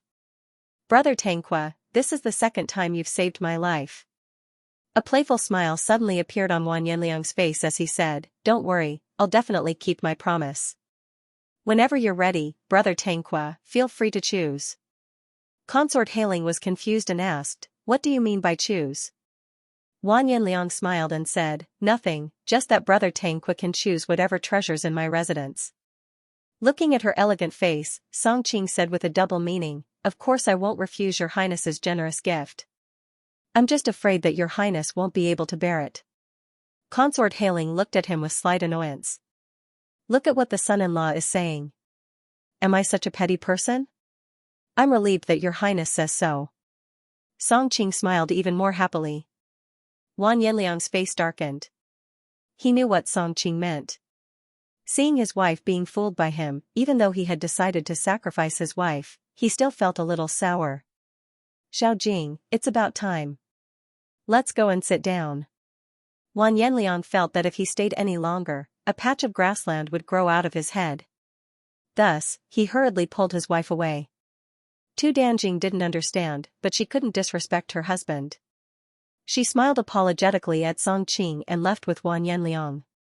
"Since you wanted to win him over, why did you leave in such a hurry?" Tu Danjing asked in confusion. "It's nothing." Wan Yanliang shook his head, but he was secretly angry. "Tanqua bien, Tanqua bien, how dare you flirt with the princess in front of me? For the sake of the Song Jade Wall, I'll bear with it for now. When I get my hands on the Song Jade Wall, I'll deal with you." Thinking of Gubai's peerless beauty, Wan Yanliang's heart subconsciously warmed up. After watching Wan Yanliang and his wife leave, Song Qing turned around and found that Gubai was still in a daze. He couldn't help but help her up with concern. "Are you feeling unwell?" Being touched by his hand, Gubai's body visibly trembled. However, she quickly concealed it and forced a smile. "Perhaps I was frightened by the assassin." "Right, husband, can you tell me more about what happened in Kaifeng City? Why do you suddenly care about this?" Song Qing asked in confusion. "No, nothing." Gubai lifted her skirt and sat down. "It's just that we had some conflicts a while ago, so I didn't ask about what happened to you in Kaifeng City." "I see. Overall, it was scary but not dangerous." Many people had asked this question before. Song Qing had already made up a perfect lie and told her the gist of it. Gubai listened attentively and did not say a single word. Her tranquil face seemed to have a soft glow, attracting countless men to peep at her. Xianxia was amused and annoyed at the same time. At the same time, a strong sense of pride rose in his heart. The woman in front of him had stunned countless men, and every inch of her body belonged to him. Xianxia's explanation was relatively brief. After Gubai heard it, she suddenly asked a question. As far as I know, your sworn brother, Xianxia, is a famous top master in Jianghu. Didn't he save you when you were in danger? Xianxia was shocked. His speech had indeed intentionally or unintentionally neglected the role of his real body. Could it be that Gubai had realized something when she suddenly asked such a question? When I got into trouble, he went somewhere else to take care of business. Later on, when he found out that I was captured by the beggar sect, he personally went to find Huang Rong. The two of them were friends for a while, so Huang Rong only let me go because of him. Otherwise, her husband would not have let me go so easily, even with Wan Yanliang's help. Xianxia's mind worked like lightning, and he quickly came up with a reasonable explanation. I see. Gubai nodded thoughtfully. But why haven't I heard you mention this before? My sworn brother is, after all, the sworn enemy of the Qin kingdom. Naturally, he is also the sworn enemy of the Jin kingdom. His identity is very sensitive. I was worried that if I told him, it would cause trouble. Xianxia said without changing his expression. Gubai gave a slight nod. It was impossible to tell from her expression whether or not she agreed with this explanation. After a pause, she asked, yesterday, that sworn brother of yours suddenly burst into the manor. Afterwards, he disappeared without a trace. Do you know where he is now? Looking at Gubai's clear and limpid eyes, Xianxia felt a little strange. He thought to himself, why did she suddenly put the blame on me? I'm not very sure. My sworn brother always comes and goes without a trace. Did he not contact you when he came to Daxing Manor? Gubai looked at him with a burning gaze. Maybe he wanted to find me last time and bumped into you, Xianxia answered instinctively. Really? Gubai's lips curled into a bitter smile. Then the next time he comes looking for you, call me along. Your sworn brother came to Daxing Manor. As his sister-in-law, I have to do my part as a host. Okay. Xianxia groaned inwardly. It was not easy to lie in this world. Often, a lie needed thousands of lies to make up for it. At the same time, Pucha Hyut was comforting his precious daughter. Little grass, Yangguo will definitely come. Just wait a little longer. Humph. The others are already here, but he's still not here at this hour. He clearly doesn't care about me. What's the point of having a fiancé like him? Pucha Qiutsao pouted her lips so high that it seemed as if an oil pot could be hung from her mouth. Hee, Pucha Hyut suddenly revealed a strange expression. Don't you not like him? Why are you still hoping for him to come? I don't like him, that's my business. But if he doesn't come, it means that he doesn't care about me. I can't take this lying down. Pucha Qiutsao stomped her feet. She seemed extremely indignant. Seeing his daughter's angry expression, Pucha Hyut smiled bitterly. He was really old and didn't understand the minds of these young people. Little sister, don't worry. There's no way he won't come with such a grand invitation. A burly young man sitting at the side comforted her. If worst comes to worst, I'll beat him up when he comes. How about that? If Xianxia was here, he would recognize this tall young man as one of the two experts who followed Wan Yanping from the laundry yard, Pucha Shiji. Pucha Shiji was born with great strength and was later taught by a famous teacher. He was already recognized as the #1 expert among the younger generation of the Jin kingdom. Even when compared to the older generation experts, he was not at a disadvantage. Other than the mysterious and unpredictable minister of the imperial palace, de Xinghua, no one had the confidence to win against him. Today, Pucha Shiji had specially asked for leave from the laundry to come back to celebrate his sister's coming-of-age ceremony. He had doted on his sister since she was young and had beaten up many young masters in the capital for her sake. When he found out that Yangguo, who was betrothed to his sister before she was born, had lost an arm, he subconsciously felt a little unhappy. He planned to teach Yangguo a lesson and make him back off. Big brother loves little grass the most. Pucha Qiucao skipped over and hugged her brother's arm, a smile blossoming on her face. You too, stop fooling around. Isn't Yonghua here? Pucha Qiu pointed at the group of people coming in from afar. When Pucha Qiucao heard this, she immediately let go of her brother's arm and ran to the window to look out. Even though she was not satisfied with this marriage and had already made up her mind to tell her father no matter what the other party looked like, he was still her fiancé in name. In addition, she had never seen him before, so it was normal for her to be curious about his appearance.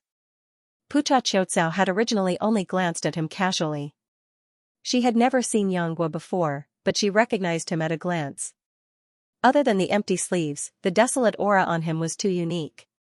It immediately attracted her attention. When she saw Yonghua's appearance clearly, she was stunned. A delicate and handsome face with sword-like eyebrows and a pair of phoenix eyes.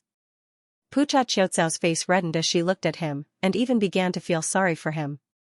This person's face was pale and haggard, and she wondered what sadness he had in his heart. Pucha Shiji also stood at the side and observed his brother-in-law in name, but he did not feel the same way as his sister. Instead, he felt that this person was unkempt, and was not worthy of his sister. Little sister, I'll help you teach him a lesson later. I'll help you vent your anger. Okay. Pucha Qiucao did not hear what her brother said at all.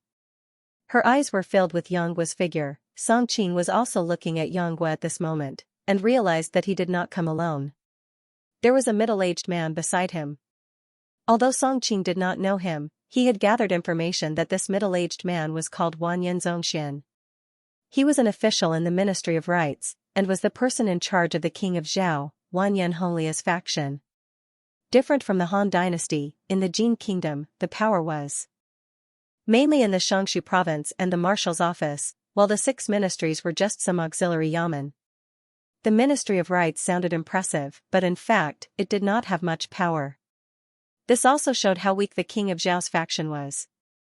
Yonghua was the eldest grandson of the king of Zhao, Wanyan Honglai, so it was only natural that he would be together with Wanyan Zongxian.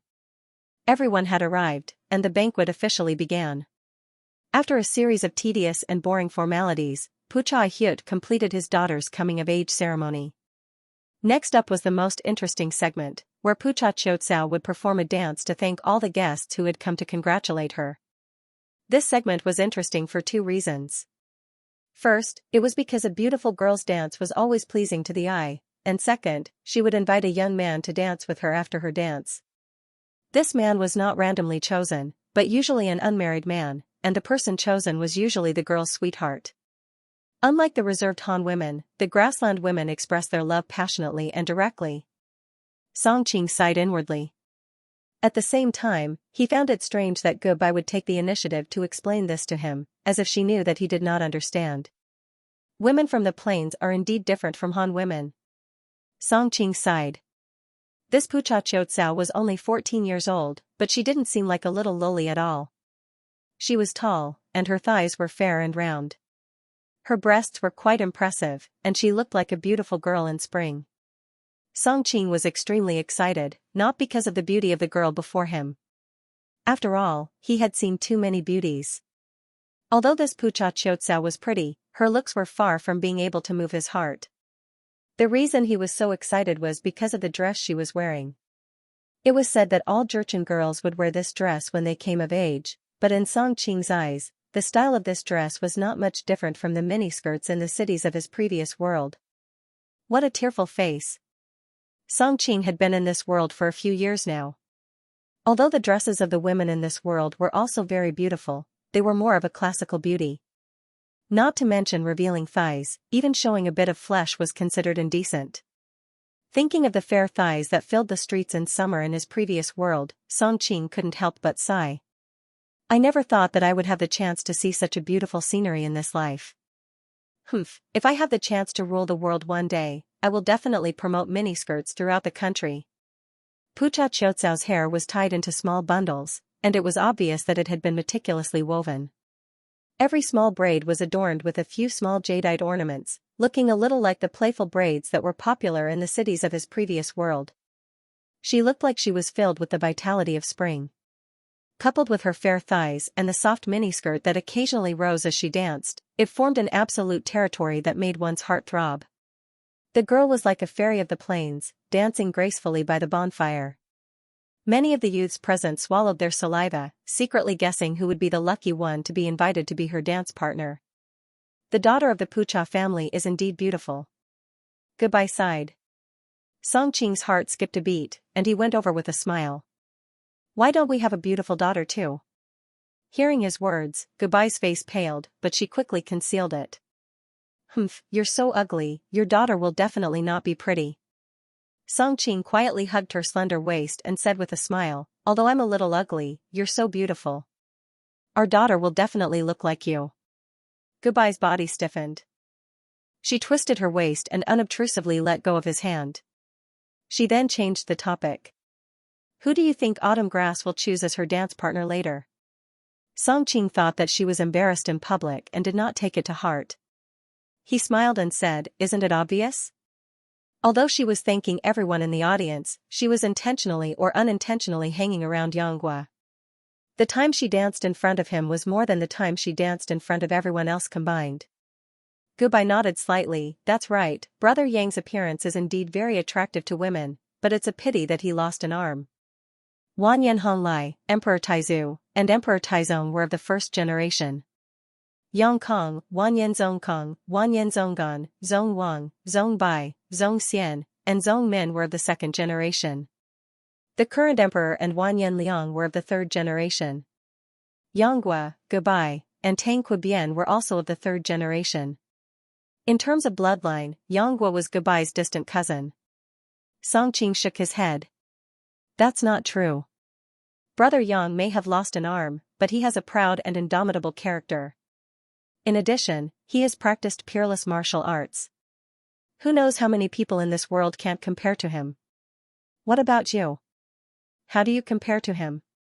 Goodbye suddenly turned around, her eyes sparkling. Me? Songqing's expression froze for a moment, then he quickly laughed.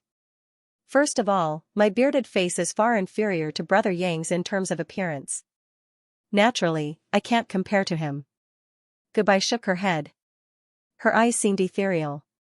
In my heart, my husband is the most handsome man in the world. Songqing thought to himself, beauty is in the eye of the beholder. No matter how you look at Tang Quebian, he can't be called handsome. I didn't expect Goodbye and Wan Yanping to be so deeply in love with him. Ha ha ha, you're making me feel embarrassed. Songqing subconsciously reached out to hug her. Goodbye's body stiffened again. Perhaps she was infected by the joyous atmosphere, but this time she didn't avoid him. Instead, she pressed her face against his shoulder. Her expression was complicated. Back then, we promised to live together until our hair turns white. Can you still keep that promise? Of course.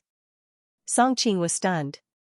He didn't know if he was imagining things, but after the assassination attempt, Goodbye seemed to have become a little strange. In the future, when we have a child, his surname must be Tangqua. You have no objections? Goodbye said quietly. If I don't believe you, what surname can Tangqua have? Songqing was secretly shocked. Why did she sound like she already knew that he wasn't her husband? But if she really did know, why was her reaction so calm? Remember what you promised me today. Goodbye's face suddenly brightened. I've even thought of a name. If it's a son, he'll be called Tang Quinyen. If it's a daughter, she'll be called Tang Quasi. Tang Quinyen? Tang Quasi? Songqing's expression changed slightly. Just as he was about to say something, the atmosphere of the banquet reached its climax. Pucha Qiucao finished the last part of the dance and stopped in front of Yanghua. Her face was slightly red as she stared at him. Pucha Ahu, who had been paying attention to his daughter, couldn't help but feel comforted. Since Xiao Chao has taken a liking to Yanghua, this is the best ending. My old face has been saved, and I won't have to break off the engagement. All the youths looked at Yanghua enviously, but the host of the banquet didn't seem to notice. He shook his head coldly. I don't know how to dance. As soon as he said this, some were happy, while others were sad. Many youths' eyes lit up again. If that was the case, would Pucha Qiucao choose him? Pucha Qiucao didn't expect this answer. After a slight pause, she pursed her lips and said, I can teach you. Unfortunately, Xianxia still shook his head. Find someone else. He then went back to drinking. In the quiet of the night, Xianxia often asked himself why. His relationship with his aunt was so bumpy. Aside from the moral shackles of the world, he believed that it was because of his frivolous words and actions in Wuji. He had unintentionally stirred up too many young girls, causing Xiao Longnu to misunderstand him multiple times, adding to the many twists and turns in their relationship. When he understood all this, he began to be strict with himself. He no longer did anything that would cause other girls to misunderstand him. Pucha Qiucao's dance partner was special, so of course he had to stay far away from her. Pucha Qiucao stood there in a daze, as if she hadn't heard Xiangxia's rejection. When she finally came back to her senses, her eyes instantly reddened. She wiped her eyes and ran away without looking back. Her sobs could still be heard faintly in the air. No one had expected such a turn of events, and they all stared at each other in dismay.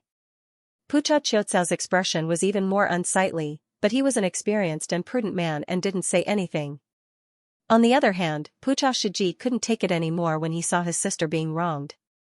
He strode over to Xianxia and said coldly, I've heard that Brother Yang is a famous expert in the Han world, but the Han have always been weak.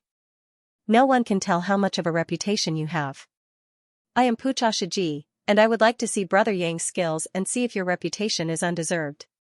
Xianxia looked at him indifferently, showing no intention of accepting the challenge. It's an undeserved reputation to begin with, so how can it be undeserved? There's no need to fight, I'm not your match. Seeing Xianxia admit defeat didn't make Pucha happy at all. From his opponent's words, he could tell that Xianxia wasn't really admitting defeat, but just didn't want to fight him. We'll only know if we fight. Pucha didn't hold back and threw a punch at Xianxia. Xiangxia's heart skipped a beat. Before Pucha Qiucao's fist even reached him, the violent wind generated from it had already forced the people around him to retreat. Many of them couldn't even open their eyes. Seeing Pucha Qiucao's bloodshot eyes, Xianxia didn't dare bet that Pucha Qiucao wouldn't take the chance to kill him if he didn't fight back. Left with no other choice, he met the attack head-on. The fist and palm collided.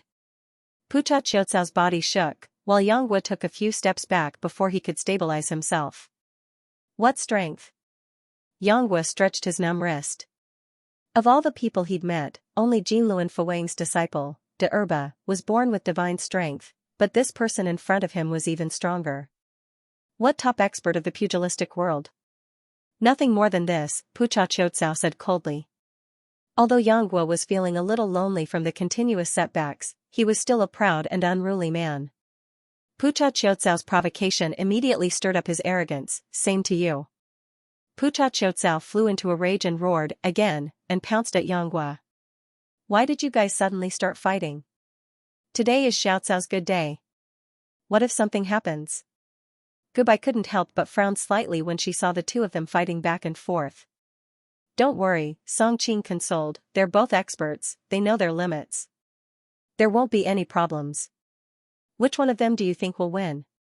Song Qing suddenly turned around and looked at Song Qing. Song Qing didn't worry and answered, Pucha Qiucao was born with divine strength, and judging from his breathing, he must have learned a very high level of internal energy. Every time he attacks, he has the strength of a dragon and an elephant.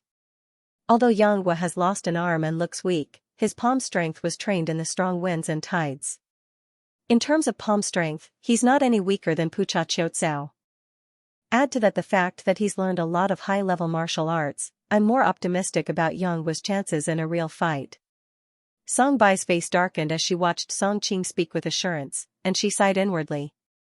But when Song Qing turned around, she put on a smile, as if nothing had happened. The situation seems to be pretty much what you predicted. Song Bai opened her mouth in surprise. The battle between the two was reaching its climax, but even someone like her, who didn't know any martial arts, could see some clues. Although Pucha Qiucao's palm strength was strong, Xiangxia's lightness kung fu was extremely profound. Out of 10 moves, Xianxia could dodge about 7 and easily neutralize the remaining 3. On the other hand, Pucha Qiucao could only take each of Xiangxia's counterattacks head-on. Even with his divine strength, Pucha Qiucao was finding it hard to endure. What kind of hero are you if you only know how to dodge? If you have the ability, fight me with a single palm. Pucha Qiucao was also feeling quite depressed from the fight. Seeing an opening, he jumped out of the ring and shouted. Yang Wu didn't chase after him. Hearing Pucha Qiucao's challenge, the young man's temperament was stimulated, and he simply replied, "All right." Pucha Shiji took a deep breath and straightened his back, the bones in his body creaking. Even before he unleashed his palm strike, his aura was already rising rapidly. The surrounding people all sucked in a breath of cold air, wondering how earth-shattering this palm strike would be. On the contrary, Yang Wu simply placed his palm in front of his eyes and closed his eyes at the same time, sinking into a state of extreme tranquility. Even the chief steward of the great Qing kingdom wouldn't dare to take little Jia's full-strength head-on. Brother Yang, you're underestimating your opponent too much. Song Bai subconsciously pinched the silk handkerchief in her hand and said with some worry. Song Qing smiled and explained, this move of Yang Wu's is called the shadowed palm. The key lies in the coordination of one's state of mind. The external performance isn't that important, but the power is incomparably great. Speaking of which, I'm more worried about Pucha Qiucao. He was also shocked. After not seeing Yang Wu for a period of time, Yang Wu's cultivation had actually improved so much. At this moment, the aura that was faintly emitted from his body was something ordinary people couldn't see, but how could Song Qing not see it? With Yang Wu's combat strength as the center, an area of 3 feet around him seemed to have fallen into a kind of absolute silence. Even the flow of air had slowed down a lot, as if he wasn't standing in the air, but in viscous water. It's likely that after learning about his origins, his state of mind is more in line with the concept of the shadowed palm. That's why there's such a huge improvement. Song Qing secretly guessed. Shadowed palm. Song Bai silently muttered these few words, her expression suddenly becoming extremely desolate. If others were to look closely, they would feel that her current expression was extremely similar to Yang Wu's. At this moment, Song Qing's attention was completely focused on the 2 people in the field. He heard Pucha Qiucao roar, and his whole body seemed to have transformed into a raging bull, charging towards Yang Wu with great momentum. Yang Wu also suddenly opened his eyes, and at that moment, the people nearby even had an illusion that Yang Wu's eyes seemed to have exploded with great vigor. The fist and palm collided, and the energy dispersed in all directions, causing the people nearby to fall one after another, and the wine glasses and fruit plates on the table next to them all cracked. Unlike the last time, it wasn't Yang Wu who retreated this time. Pucha Qiucao let out a loud cry, and his whole body involuntarily streaked across the air in a parabola, crashing into a distant tree. Pucha Qiucao, who had been watching from the side, jumped in fright, thinking that her brother had made a move for her, and if he crashed into the tree at such a fast speed, wouldn't he be seriously injured? With a thought, she rushed forward, trying to catch her brother in the air. Seeing this scene, Yang Wu's expression immediately changed. With a tap of his foot, he rushed forward and caught Pucha Qiucao in his arms before the 2 came into contact, twisting his body in midair and moving a foot horizontally, dodging the oncoming Pucha Qiucao. Being in Yang Wu's arms, surrounded by a strong masculine aura, Pucha Qiucao raised her head to look at the handsome face right in front of her, and her face immediately turned bright red. "What are you doing? Let me go, I want to save my brother." As if she could feel the strange gazes of the people around her, Pucha Qiucao felt very embarrassed, and her whole body struggled, at the same time raising a fist to punch Yang Wu's chest. "Your brother is fine," Yang Wu said lightly. "Ah?" Pucha Qiucao did not understand, and followed his gaze, only to see her brother getting up from the ground as if nothing had happened. "Little sister, don't worry, I don't have a single injury on my body. This young guy's palm strength is only SOSO. Pucha Qiucao was the #1 expert of the younger generation of the Jin kingdom, and he boasted of his innate divine strength. Now that he was sent flying by Yang Wu's palm in a head-on collision, he could not help but feel a little embarrassed. When he heard his sister shouting that she would come to save him, his face turned even redder, and he subconsciously responded. Who knew that as soon as he finished speaking, he heard a cracking sound behind him. Pucha Qiucao turned his head in shock, and found that the tree he had crashed into had snapped in the middle, and was now slowly falling to the ground. Even people who didn't know martial arts could see that Yang Wu was being lenient. He used the hitting the bull through the mountain method to move his palm towards the tree. Otherwise, if the palm had landed, even the tree, which would require several people to wrap their arms around it, would have snapped in half. How could a human's body of flesh and blood withstand it? Pucha Qiucao also understood that it was actually very dangerous for her to hastily rush to fetch her brother. If Xianxia had not flown over to save her, she might have died on the spot. So I was wrong about him. Pucha Qiucao secretly glanced at Xianxia, her heart beating faster than before. Unfortunately, he had already let go of her and silently walked back. Thinking of the warm embrace just now, Pucha Qiucao could not help but feel a sense of loss. If I had known, I wouldn't have struggled just now. Ha ha ha, both of you are highly skilled in martial arts. This competition was truly marvelous, especially when nephew Yang saved the damsel in distress at the end. It is truly a beautiful story. Wanyan Zongxian, who was sitting at the head of the table, stood up and applauded, trying to smooth over the awkwardness between the two sides. As soon as Wanyan Zongxian opened his mouth, the rest of the people also followed suit, quickly diluting the awkward atmosphere caused by Yanggua's rejection of Pucha Qiucao. Pucha Hyud also took the opportunity to speak, not mentioning the previous incident. Just like that, the storm was reduced from a big one to a small one, and many of the people present secretly let out a sigh of relief. Everyone tacitly agreed that tonight's main character, Pucha Qiucao, had already danced. Next, it was time for the rest of the people to dance. When he found out that the rest of the people still wanted to dance, Songqing could not help but feel his scalp go numb. Unlike the Han people, the people of the prairie, regardless of gender, were all skilled in singing and dancing. But how could he know the dance of the maiden tribe? Not to mention now, even in his previous life, he did not know how to dance. Qianbei, don't come find me for a dance. Songqing glanced at Gubai, secretly praying. Song Qingshu smiled bitterly to himself, but he soon realized that something was wrong. Uncle Tangqua? He raised his head in surprise and saw a pretty girl standing in front of him, smiling at him.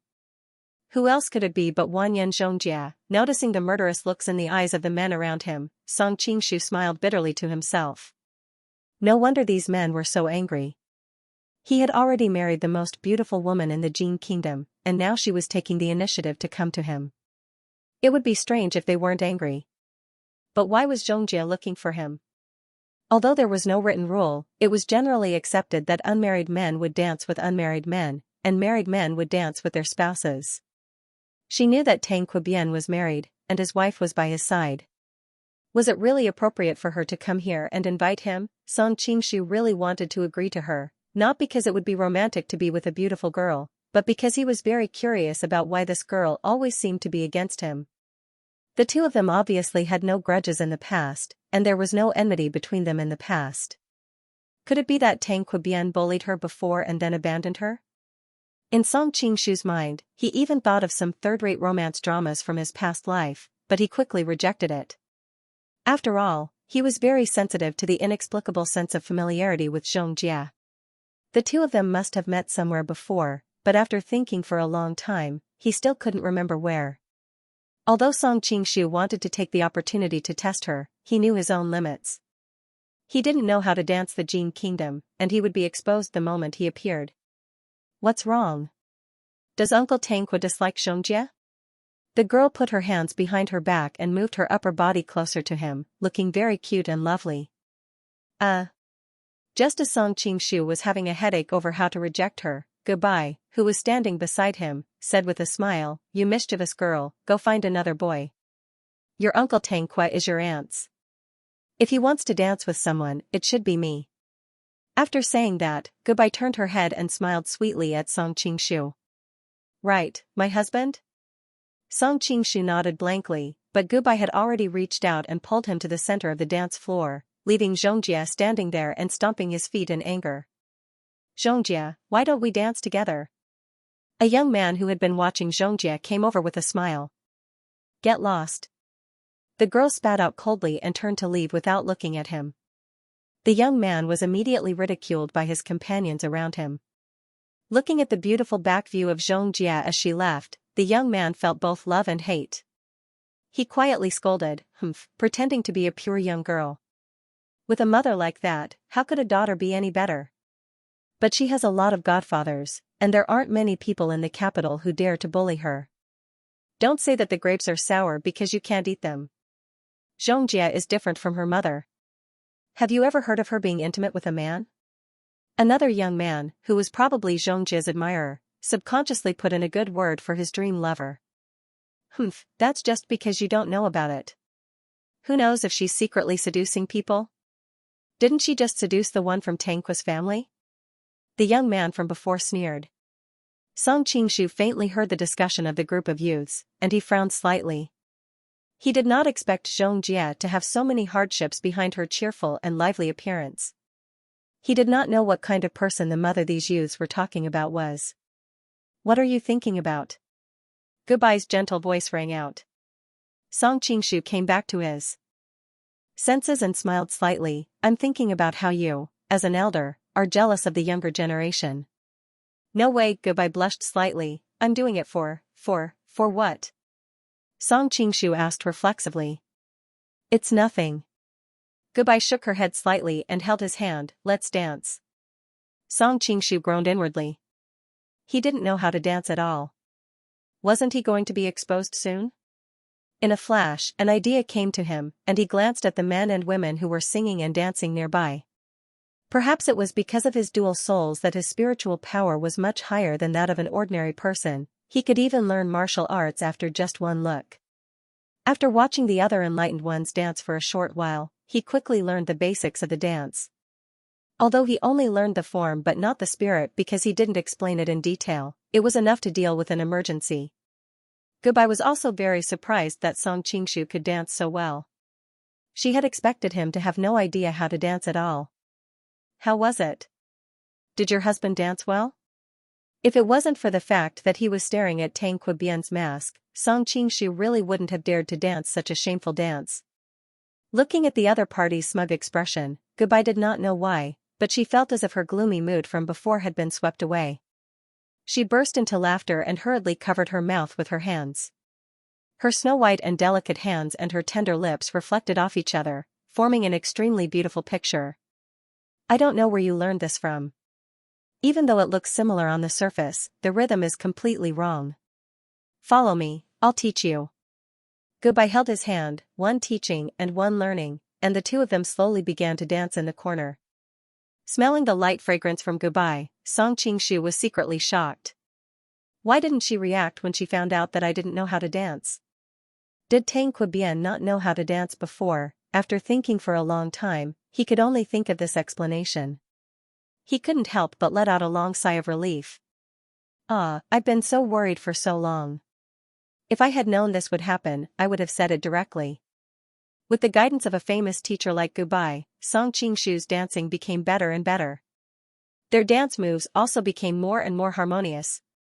After an unknown amount of time, a round of applause rang out from the side. What a loving couple. Goodbye seemed to suddenly wake up and pushed Song Qingshu away. She returned to her seat and drank a cup of wine. Her face was slightly red, but it wasn't clear whether it was because of the wine or embarrassment. Song Qingshu turned his head and saw Wan Yanliang standing there. He couldn't help but smile. Your Highness is too kind. Wan Yanliang's mind was still thinking about Goodbye's slender, snow-white neck when she was drinking. He even suspected that if there was no one else present, he wouldn't be able to control himself and run up to her to hug and kiss her. Moreover, when Goodbye pushed her husband away, she revealed her bashfulness. It was like a cat was scratching his heart. Song Qingshu's voice woke him up. He took the opportunity to pull Song Qingshu aside and whispered, about the matter we discussed earlier, why don't we do it tonight? Wan Yanliang frowned. He thought for a moment and sighed, you're right. Tonight was a bit too rushed. Although he was lustful, that didn't mean he was a fool. Whether it was Goodbye or Tu Danjing, they weren't easy to trick. If he didn't plan carefully and acted hastily, it would be easy for the two women to find out. The two women had special identities. No matter who found out the truth, the consequences would be unbearable. In the end, Wan Yanliang restrained himself and whispered, then let's find another time to make a good plan. We must ensure that nothing goes wrong. Let's forget about it today. That's what I was thinking. Song Qingshu nodded, but he sneered inwardly. This Wan Yanliang really was a pervert. In order to obtain someone else's wife, he was willing to sacrifice his own wife. Who knew what he was thinking? Now that the banquet was coming to an end, Wang Yanliang casually chatted with him for a bit before taking his leave. Goodbye took this opportunity to walk over and said with a puzzled expression, "It feels like the king of Hailing values you a lot these days, but you didn't know each other before." "It's probably because we went through so much together during the trip to Kaifeng." Song Qingshu smiled bitterly. "This Wang Yanliang doesn't value me, he clearly values you." "Perhaps." Goodbye nodded. "Tonight's banquet is almost over. I've already spoken to Pucha's family. How about we leave now?" "That's fine. There were too many people here." Song Qingshu was worried that he might run into an old friend of Tang Kua's. It would be troublesome if he didn't recognize them. Moreover, he had another reason. Last night, he and Goodbye had been intimate. That wonderful feeling left him reminiscing. He couldn't wait to go home and enjoy the pleasures of the bedroom with her. When they left Pucha's house, Tang Kua's carriage was already waiting at the door. After experiencing 2 assassination attempts, Song Qingshu didn't dare to sit in Wang Yanliang's carriage again. Even if it was as luxurious as a Rolls-Royce, he wouldn't sit in it. In order to make Goodbye feel at ease, he had doubled the number of guards from his home. After the two of them got on the carriage, Goodbye casually sat on the side of the carriage and lifted the curtains to look at the scenery outside. Seeing that she was sitting so far away from him, Song Qingshu didn't mind. He leaned against the wall on the other side of the car and carefully admired Goodbye's beautiful side profile. It was so soft that it looked like it had been drawn by a single stroke. The two of them remained in a stalemate for a while. Although Goodbye did not look at Song Qingshu, she could still feel his gaze. His gaze was almost tangible, and wherever it landed on her, that part of her body would heat up. Goodbye's ears gradually turned red. She couldn't hold it in any longer. She turned around and glanced at Song Qingshu. "Why are you staring at me like that? You're so beautiful." Song Qingshu praised sincerely. "It's been so many years." Goodbye suddenly paused and then sighed. "It's been so many years. Haven't you seen enough? You're so beautiful, it's not enough even if I look at you for a lifetime," Song Qingshu blurted out. "For a lifetime?" Goodbye muttered to herself. In the end, she still shook her head. "When I become an old and ugly grandmother in the future, I don't believe that you'll still like me like this." Song Qingshu shook his head. "Even if you become an old woman, you'll still be the most beautiful old woman in the world." Goodbye rolled her eyes at him. "Since when does an old woman have to distinguish whether I'm beautiful or not? Of course others don't, but you're an exception." Song Qingshu looked at her with a smile. Goodbye couldn't take it anymore. All right. In the past, Wagula didn't have so many sweet nothings like you." Unfortunately, Song Qingshu's attention was completely focused on her outstanding beauty. For a moment, he didn't understand the meaning of her words. Just like that, the two of them returned to the Tang Kua mansion. Holding Goodbye's hand, he helped her out of the carriage. Song Qingshu deliberately didn't let go. Goodbye subconsciously wanted to shrink back, but Song Qingshu didn't seem to want to let go. After a few times, Goodbye was worried that her movements would attract the attention of the servants, so she blushed and let him do as he pleased. When she was led all the way back to the bedroom, she finally lost her composure. Her beautiful face turned pale. What are you doing?" Song Qingshu moved closer to her ear and chuckled. "Sleeping?" "Of course." Goodbye's expression changed. She subconsciously wanted to push him away. "But now, it's still so early. It's already dark." "How is it early?" Song Qingshu grabbed her waist and pulled her into his arms. "We were woken up so early in the morning. Now, we should catch up on some sleep." Before Goodbye could react, she felt the world spinning. The next moment, she was already in his arms. She finally panicked and struggled. "Don't put me down." Song Qingshu only thought that it was because she was shy, so he didn't mind and directly kissed her cherry lips. About 10 minutes later, Goodbye struggled to push him away. Her hair was messy, and her breathing was rapid. "No, not today." "Why not?" Song Qingshu was stunned. "Anyway, no means no." Goodbye suddenly raised her voice and shouted. Seeing the surprised look in his eyes, she came to her senses. I'm not feeling well today. You're not feeling well? I'll find a doctor to check on you right away. Song Qingshu hurriedly stood up. No need. Noticing that his eyes were full of concern, Goodbye was slightly dazed. I'm on my period. Song Qingshu was stunned at first, and then came to his senses. He couldn't be so unlucky. It just happened to be her period. Wasn't she fine last night? However, there was nothing he could do about it. He wouldn't have any beastly thoughts in such a situation. I'm not feeling well. I'll go back and rest first. Goodbye left these words. Without waiting for him to agree, she hurriedly got up and left, leaving only a faint fragrance in the air. Song Qingshu stretched out his hand. In the end, he didn't force her to stay. He could only lie on the bed alone and stare blankly. When Goodbye returned to her room, she could no longer hold back her tears. Wagu La, how could you be so cruel? We once promised to spend the rest of our lives together. During the assassination attempt in the afternoon, when Song Qingshu had casually blocked the assassin's earth-shattering sword strike with his finger, Goodbye's heart had not been happy at all. She knew her husband too well, and her husband definitely did not have such a high level of martial arts. Previously, when her husband came home, she didn't think too much about his strange behavior because the two of them were in a cold war. Now that she started to suspect something, all sorts of clues appeared clearly in her mind. Coupled with the strange feeling she felt when she was intimate with him last night, she finally realized that he wasn't her husband.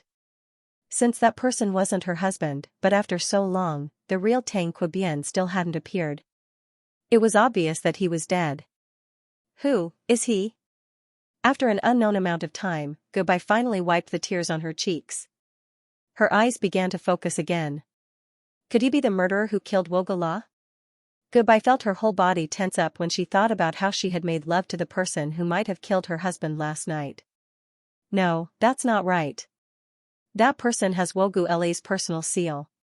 Unless Wogala comes out himself, no one else would know of its existence. Goodbye was confused again.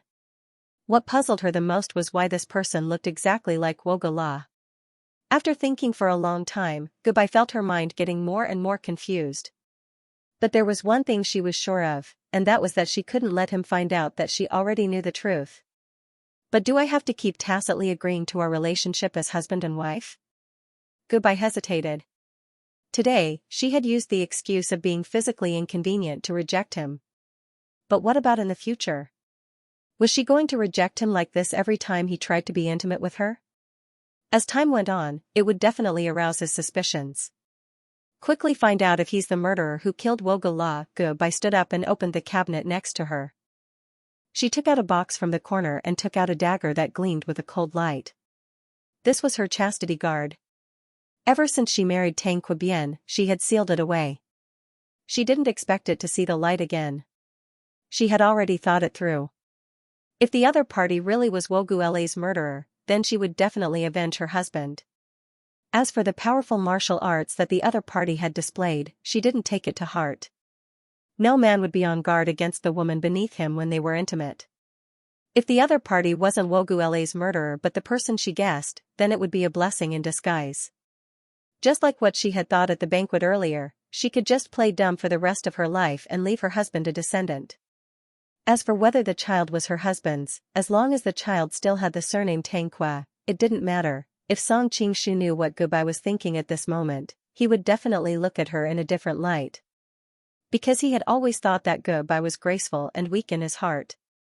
He didn't expect that in the face of such a shocking change, she could weigh the pros and cons in such a short time. At this time, Song Qingshu was no longer in the room. It turned out that he had wanted to come back and have a good time with Goodbye, but she had tactfully rejected him, which made him feel as if there was a fire burning in his heart. He tossed and turned on the bed but couldn't fall asleep, so he simply sat up. Looking at the night sky outside the window, he could vaguely see the lights in the imperial palace. He couldn't help but have an idea. Today, Songbai couldn't win, but Empress Peiman was still there. When the idea arose in his mind, he couldn't hold it back anymore. He changed into the clothes of Xing state and used his lightness skill to rush toward the imperial palace in the dark. Songqing recognized the little eunuch. He was one of the 2 little eunuchs that Empress Pei Man often sent to summon him. After seeing his appearance, Songqing couldn't help but laugh. He was just thinking about Pei Man, but she had the same idea as him. However, this could only be treated as a joke. Songqing was very clear in his heart that a woman like Empress Pei Man pursued the beauty of power. She would never indulge in the love of a man and a woman. Since she sent someone to find him, it was estimated that her plan was about to start. At this moment, Songqing was hiding in a big tree nearby. From his point of view, the little eunuch was knocking on the door outside, and the yellow-robed woman was hiding behind the door. She raised and lowered the sword in her hand. Obviously, she wanted to kill him. Noticing that the yellow-robed woman's eyes suddenly revealed a trace of killing intent, Songqing was startled. He hurriedly leaped to her side and pressed down on her hand. What kind of joke was this? It was easy to kill a little eunuch, but after killing him, it would attract more trouble. The yellow-robed woman was startled by this sudden turn of events.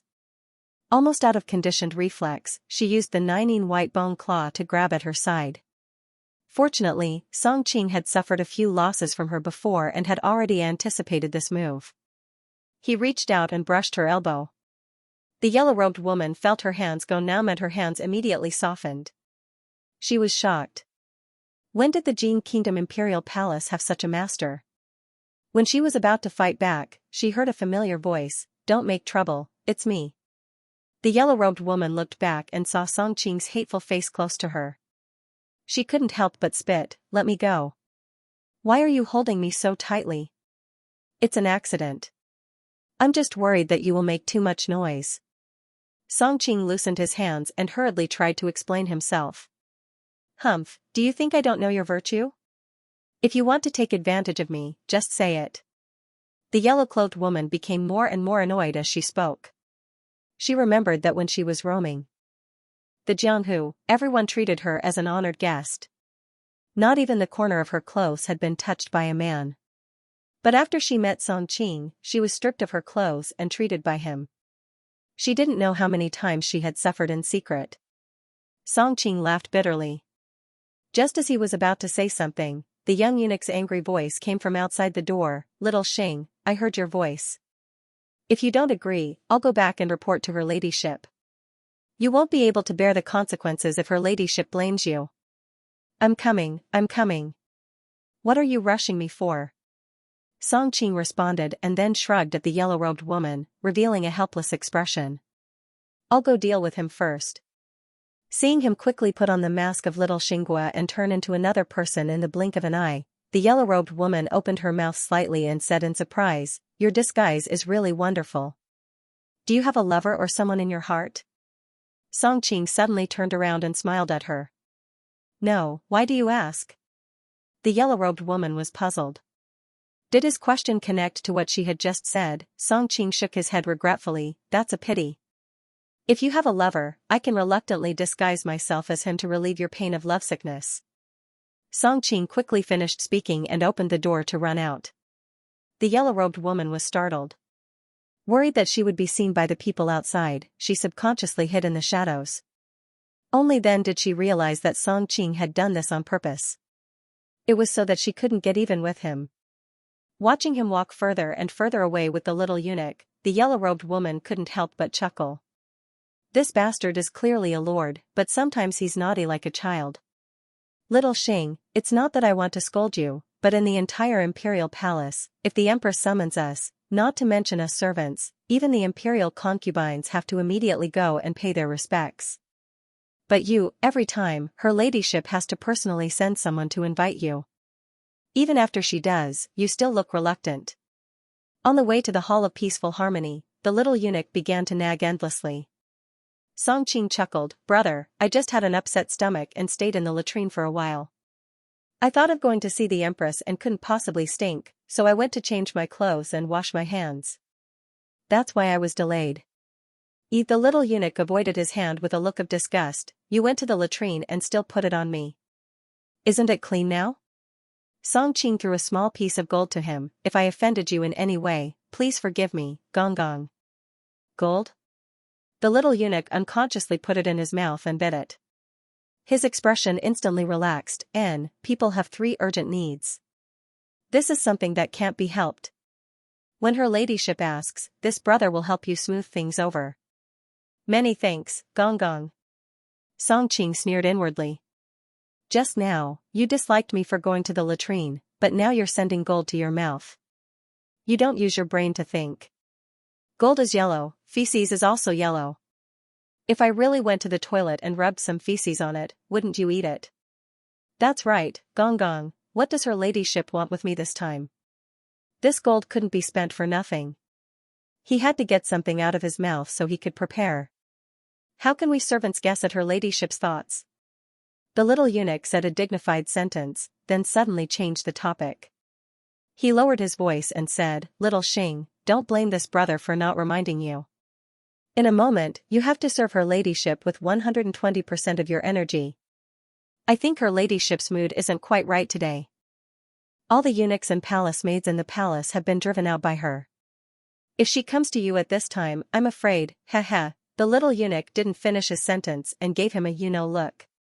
Song Qing secretly felt nauseated as he thought, this little eunuch's vision is too low. He only thinks that Empress Peiman is in a bad mood, but from what he said, Peiman has already begun to clear the place. Does she simply want to continue her former fate with me, or is her unknown plan about to be activated? When he thought of the passion of that night, Song Qing couldn't help but feel his mouth go dry. Old rules, go and buy yourself. The little eunuch led him to the entrance of Taihe Palace Hall and then turned to leave. With his previous experience, Song Qing walked in openly under the watchful eyes of the imperial bodyguards. As expected, the imperial bodyguards acted as if they were all blind, not even sparing him a glance. You've finally come. Empress Peiman's voice carried a trace of anger, but she quickly concealed it. It's good that you've come. Quickly come and see the new clothes this consort has prepared for you. See if they fit. Song Qing had a strange expression on his face. Although he had always been very confident in his skills, a woman like Empress Peiman couldn't wash away all her glory and make clothes for her man like a little married woman just because of a friendship. But when he saw what clothes the other had prepared for him, he immediately understood. My dog eyes must have been blind. These are the new clothes that Nyang has prepared? Song Qingshu grimaced. At the same time, he had to feign the fear and trepidation that a little eunuch should have.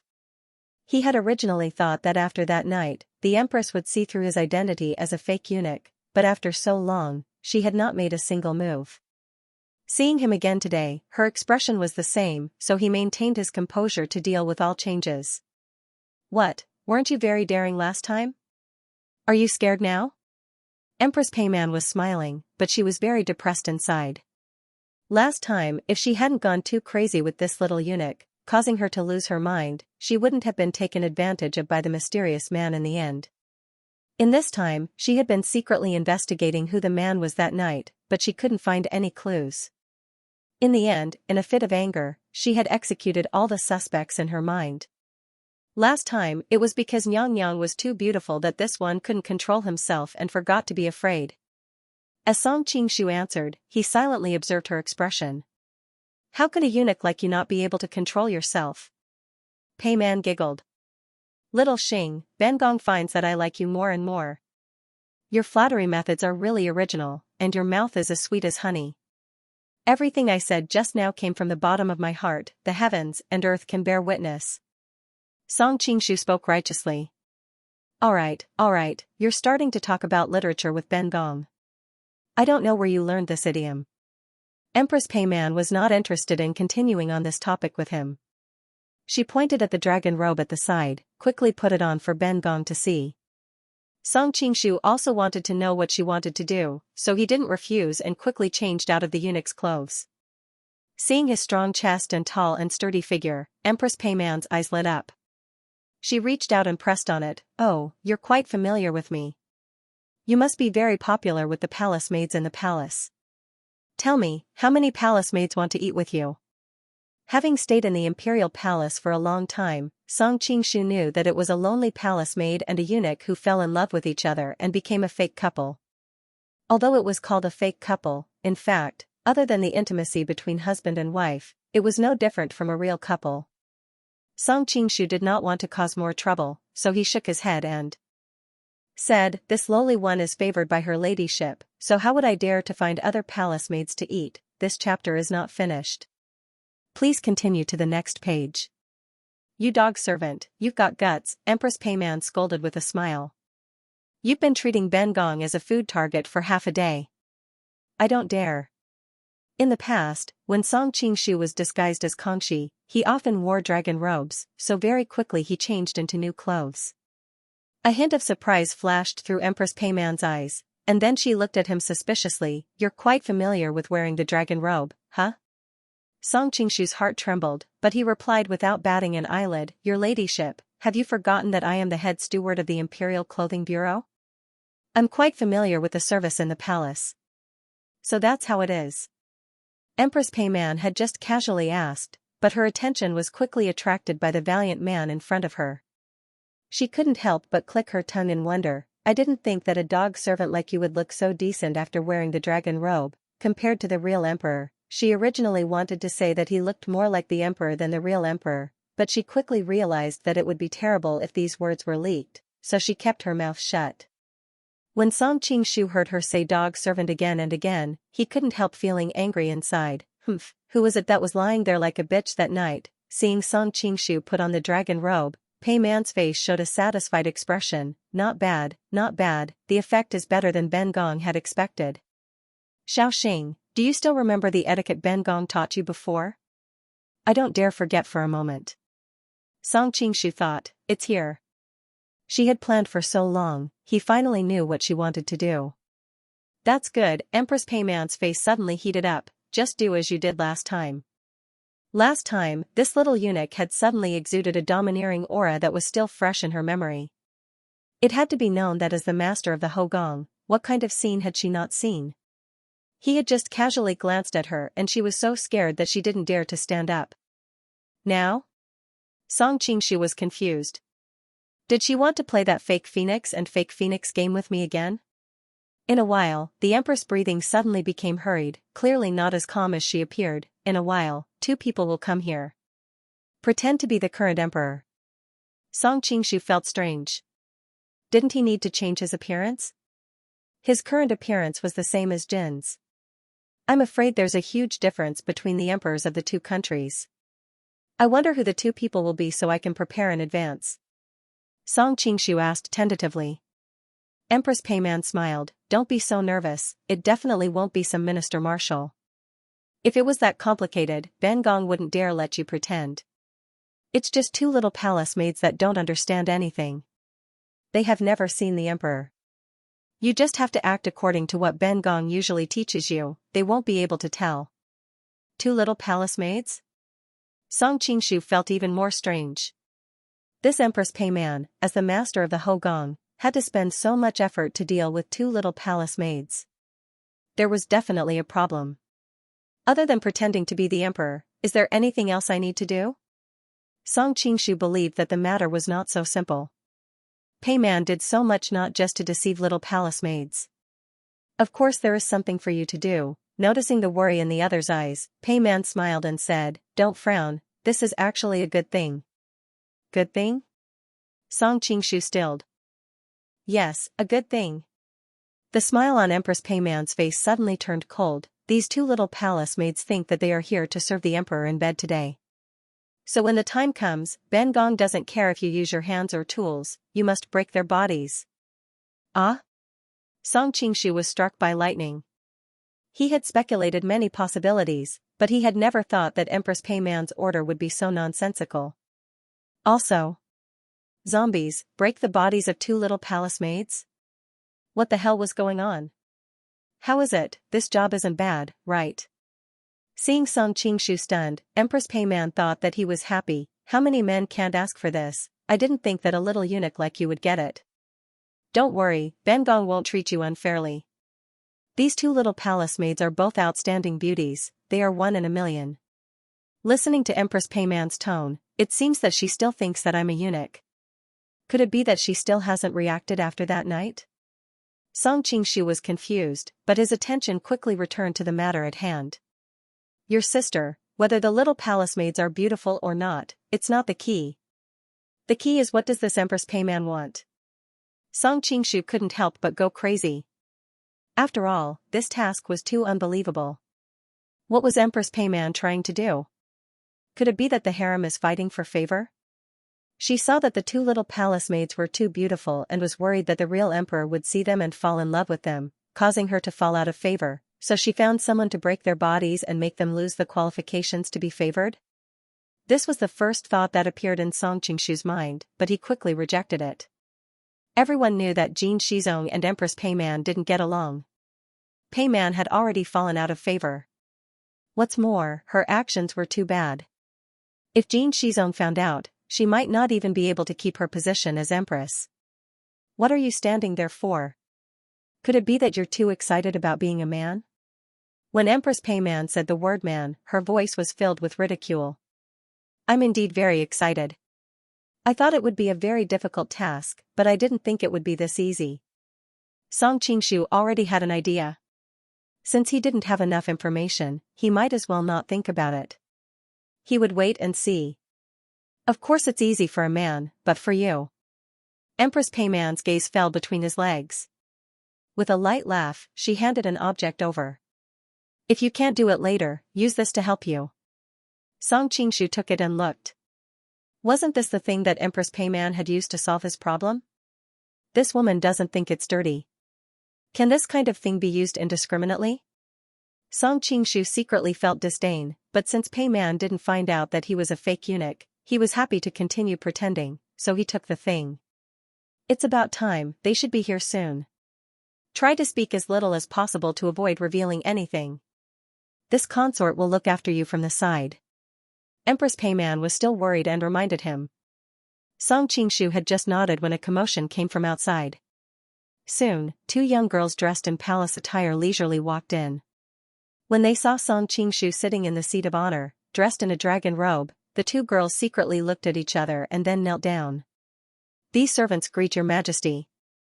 Long live your majesty. Greetings to the empress. Long live the empress. Raise your head and let us see. Song Qingshu was indeed very curious. Just who were these two little palace maids that Empress Payman would go to such lengths to deal with them? Empress Payman, who was sitting below, glanced at him in surprise. It wasn't that Song Qingshu had revealed any flaws.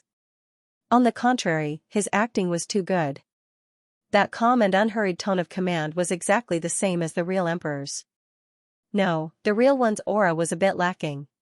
Empress Payman was somewhat glad that she had chosen this little eunuch to carry out the plan, but at the same time, she was secretly vigilant.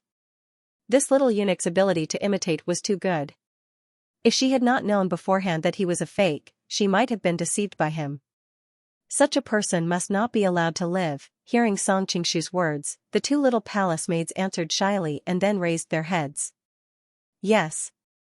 When Song Qingshu heard their delicate and tender voices, his first impression of them was greatly enhanced. When the two women raised their heads, he also clearly saw their appearance. Two snow-white faces. It wasn't known if it was because of fear or shyness, but there was a faint blush on their cheeks.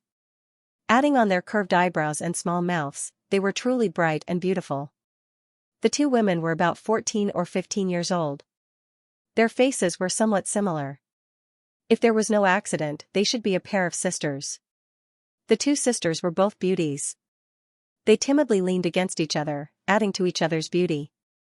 The more one looked at them, the more beautiful they became. However, what surprised Song Qingshu even more was that he had seen these two young girls before. They had been taken to Jiaotai Hall by the yellow-cloaked woman. The two of them had hidden on the beam and seen the two beautiful little palace maids beside Empress Payman. Later on, the Prince of Wei had even coveted them. Aren't they people from Payman's palace? Song Qingshu's heart trembled. Could it be that Payman had deliberately sent them to test me to see if I had the ability to carry out her final plan? Song Qingshu suddenly understood. After all this time, today was only a preliminary competition. Only by passing would one be qualified to accept the real task. What are your names? Song Qingshu thought that since this was the case, then this great master would accompany them in putting on a good show. This servant is Zhao Hu, this servant is Zhao Yuan, which Yuan? Song Qingshu thought in his heart. In ancient times, there was Jin Yuan Yuan, and in later generations, there was Gao Yuan Yuan. By chance, he had seen both of them. They were all peerless beauties. This little girl was called Yuan Yuan. Just from the name alone, she had a few more colors. Replying to your majesty, this servant's name is taken from songs of Chu. My heart is filled with sorrow, and I don't know what it is. The little palace maid replied.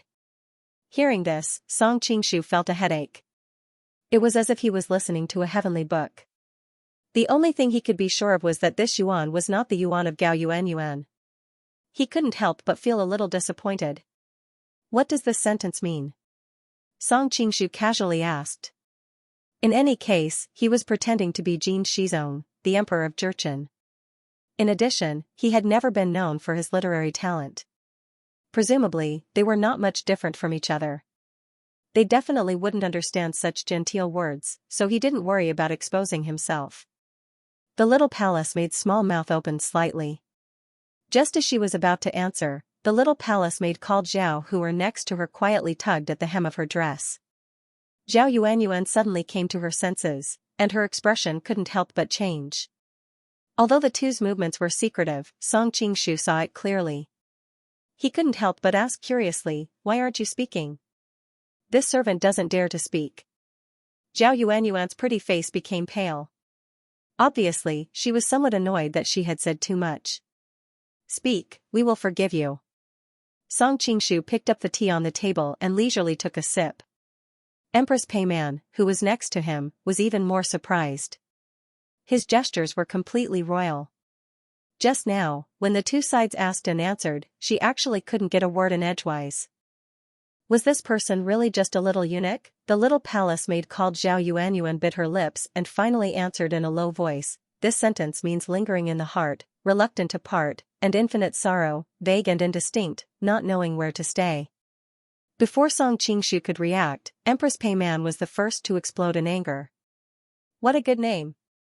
What a good name! What a good name for not knowing where to go! Your mother gave you this name because she missed her homeland and was disrespectful to our great Jin. Humph, could it be that you've forgotten the lesson of that empressly? Please forgive us, your highness, please forgive us. The two little palace maids' beautiful faces turned pale. They hurriedly kowed out and begged for forgiveness. Hearing this, Song Qingshu was speechless.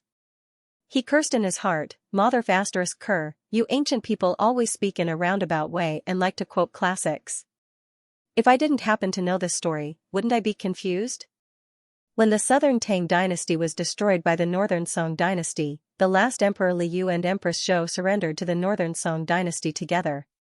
Because Zhao Guangyi, the lecher, had summoned Empress Zhou to the palace to have fun, Liu had no choice but to be cuckolded. His depression could not be vented, so he finally wrote the peerless famous poem, Ask the Emperor how much worry can he have, just like a river flowing eastward in spring. But because of this poem, Zhao Guangyi thought that he missed his homeland and was restless, so he immediately gave him the traction poison. And the names of the two little girls in front of him clearly revealed their longing for their homeland and their fear of the current situation. It was very similar to Empress Li in the past. Zhao Huaner, Zhao Yuanyuan, both of them have the surname Zhao. Song Qingshu's expression changed. He had thought it was a little strange before.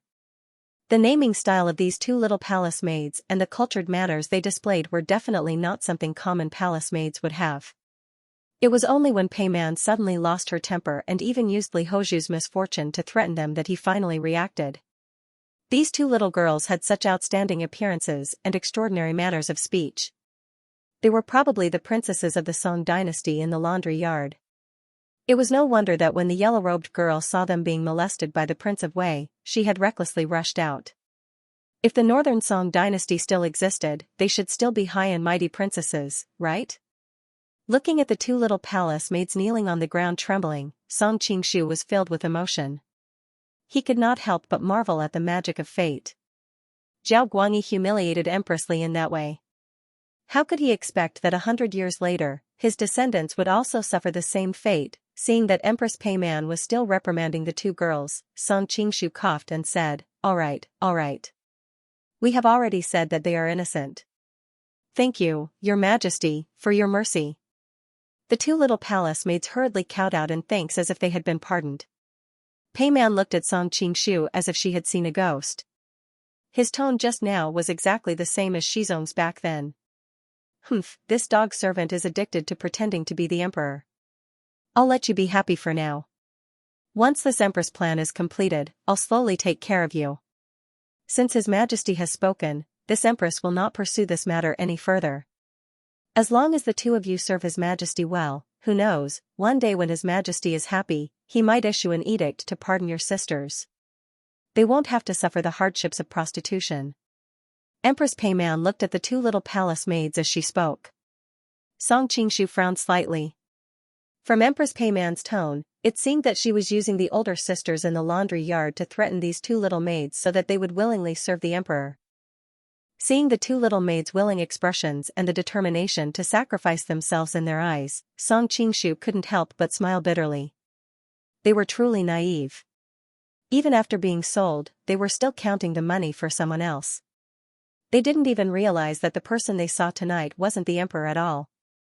Empress Pei Man was also very satisfied with the two girls' reactions.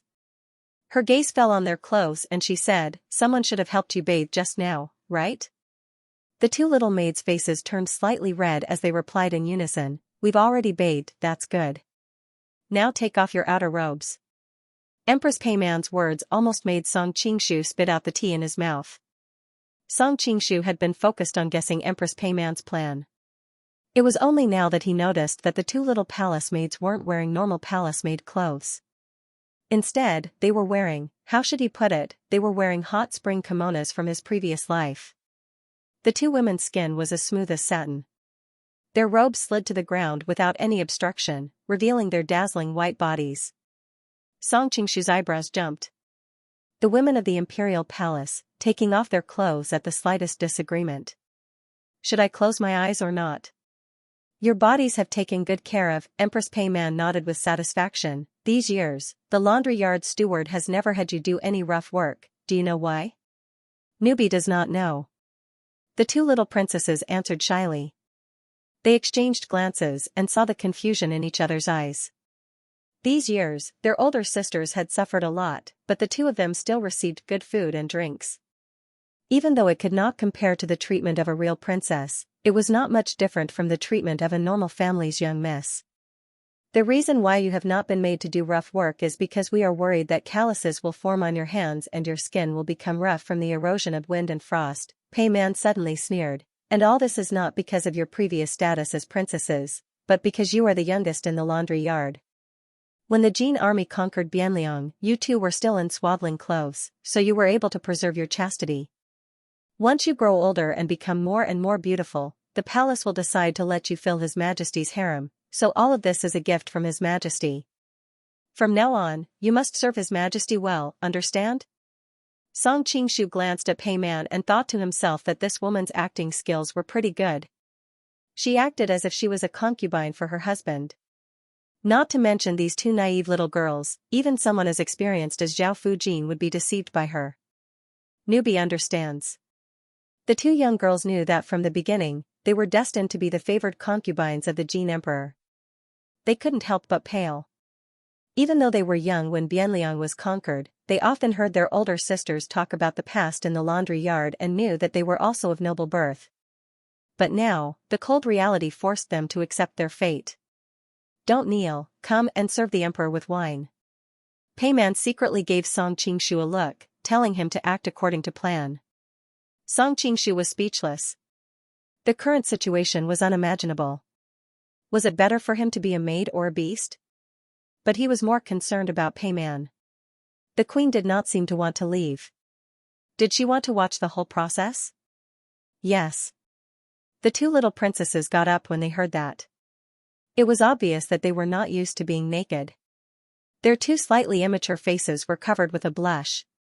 They shyly came to Song Qingshu and knelt down next to him. One of them poured wine, and the other raised the wine glass to Song Qingshu. Your Majesty, please drink. The young girl's voice was soft and gentle, making Song Qingshu's heart go numb. He thought that if the yellow-robed woman saw the current situation, she would probably take a sword and chop him to death. But this time I'm really wronged. I didn't want this to happen. Song Qingshu took the wine glass. It was as if he could smell the faint fragrance of virgins coming from beside him. His heart couldn't help but sway, but he was not a rookie. He quickly gathered his thoughts. Although this lord is greedy and lustful, I also cherish and love flowers. I didn't know these two girls before. If I pushed the boat with the current like this, what difference is there between me and a beast? What's more, they are the yellow-robed woman's younger sisters. Although I don't get along with that woman, but, Song Qingshu secretly despised himself. He was clearly not willing to only obtain the other's body. He wanted to obtain both body and mind, so he decided to cast a long line to catch a big fish. Why did he have to say it in such a dignified manner? Cough, cough. Song Qingshu pretended to cough twice and then waved his hand at Empress Peiman. Empress, you can withdraw first. It's enough for the two of them to serve here. Empress Peiman was so angry that smoke almost came out of her 7 orifices. Did this dog servant really think this was his home? He didn't even look at where this was. This was her own sleeping palace, Taiha Palace. Where could she withdraw to? But anger was anger. When she thought of her own plan, she could only suppress her anger. Then this concubine will not disturb your majesty. This concubine will wait in the side hall. If your majesty needs anything, please summon this concubine at any time. I know, I know. Song Qingshu impatiently waved his hand. Seeing this, Empress Peiman cursed in her heart. This dog servant, after tonight, this concubine will let you know what it means to be unable to live and unable to die. Seeing the unwillingness in Empress Peiman's eyes as she left, Song Qingshu chuckled. In fact, there was no need to be polite to her now. As long as he knew her final plan, it would be time for both sides to lay their cards on the table. Sensing Empress Peiman's aura, Song Qingshu could not help but frown when he sensed that Empress Peiman had not gone far, but was hiding outside the wall and eavesdropping. He was about to order her to leave, but he immediately realized that this matter was of great importance to Peiman. She would definitely be paying attention to the development of the matter at all times. If he forced her to leave, it would be counterproductive. The key point was that he didn't know what Peiman's goal was.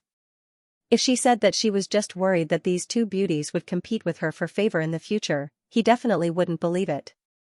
But if it wasn't for the sake of competing for favor, then why did she want to ruin the bodies of these two girls? He didn't know Peiman's final plan, so he didn't want to force the other side to turn hostile so quickly. He pretended not to know that she was outside the wall and casually lifted the chin of one of the maids. With a faint smile, he asked, "Are you Hu or Yuan Yuan?" The young girl's heart jumped when she saw the look in his eyes. She quickly replied, "I am Yuan Yuan." "That's a good name. Let's drink."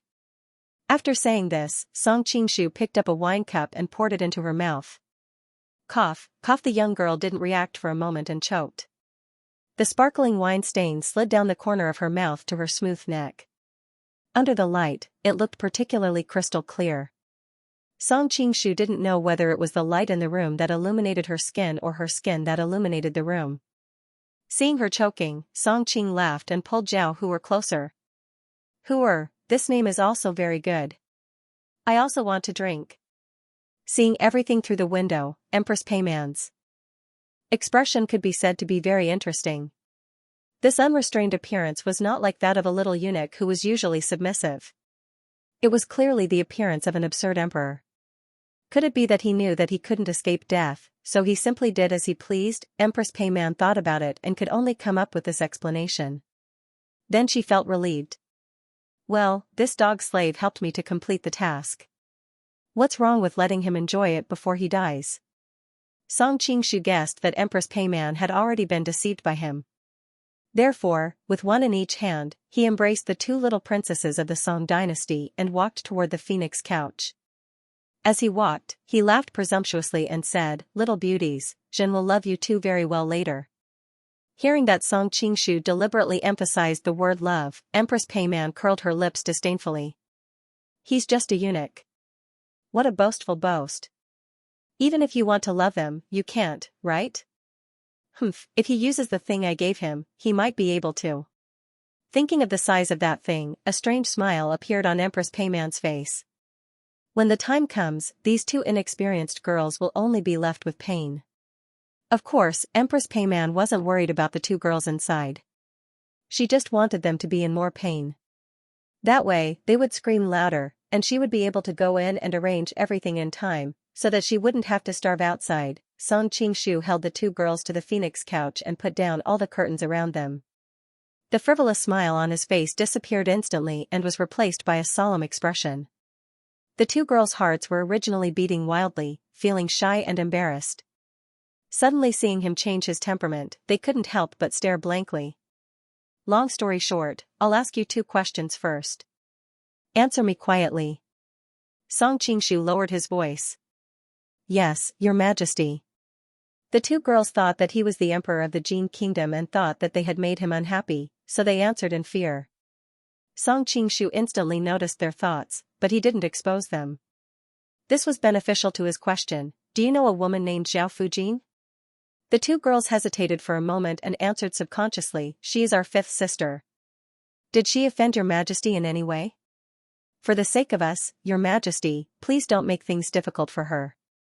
Seeing their nervous faces, Song Qingshu couldn't help laughing. He didn't explain and continued to ask, what's the name of your 19th sister? 19th sister?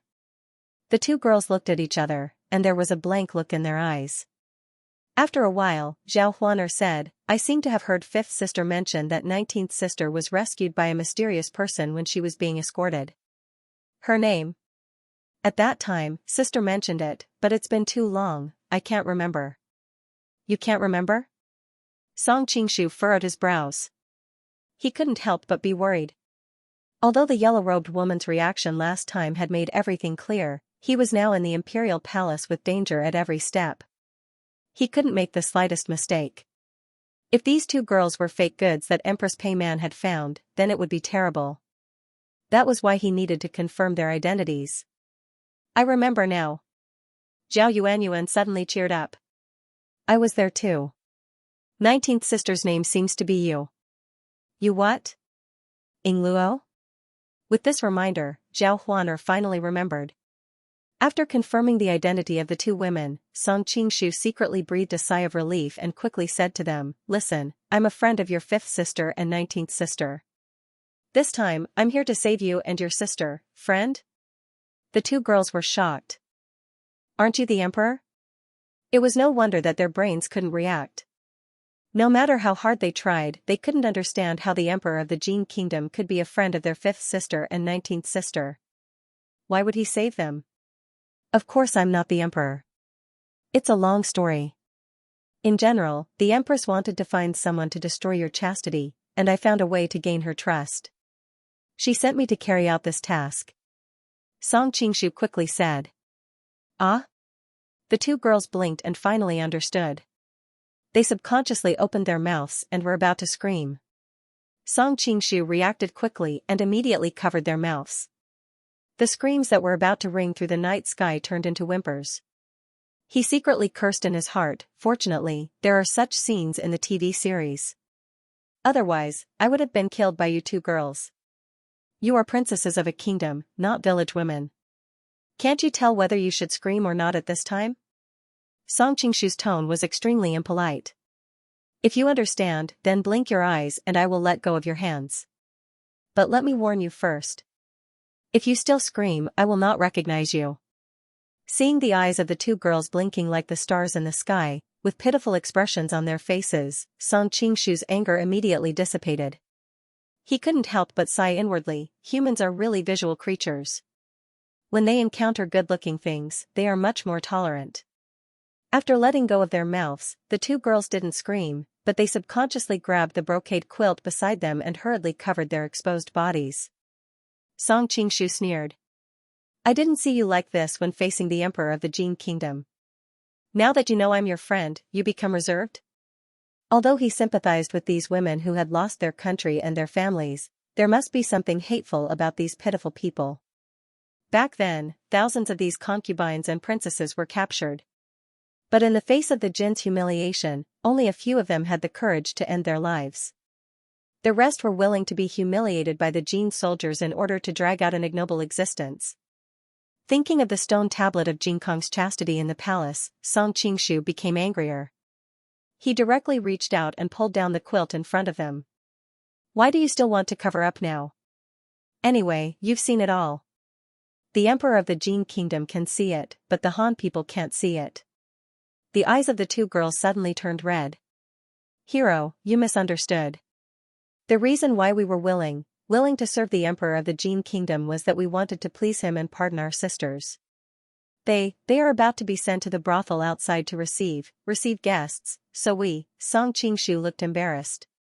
He also knew that the princess of the Song dynasty was sent to the brothel. That was how Zhao Fujin was sent before. Forget it. If you want to cover up, just cover up.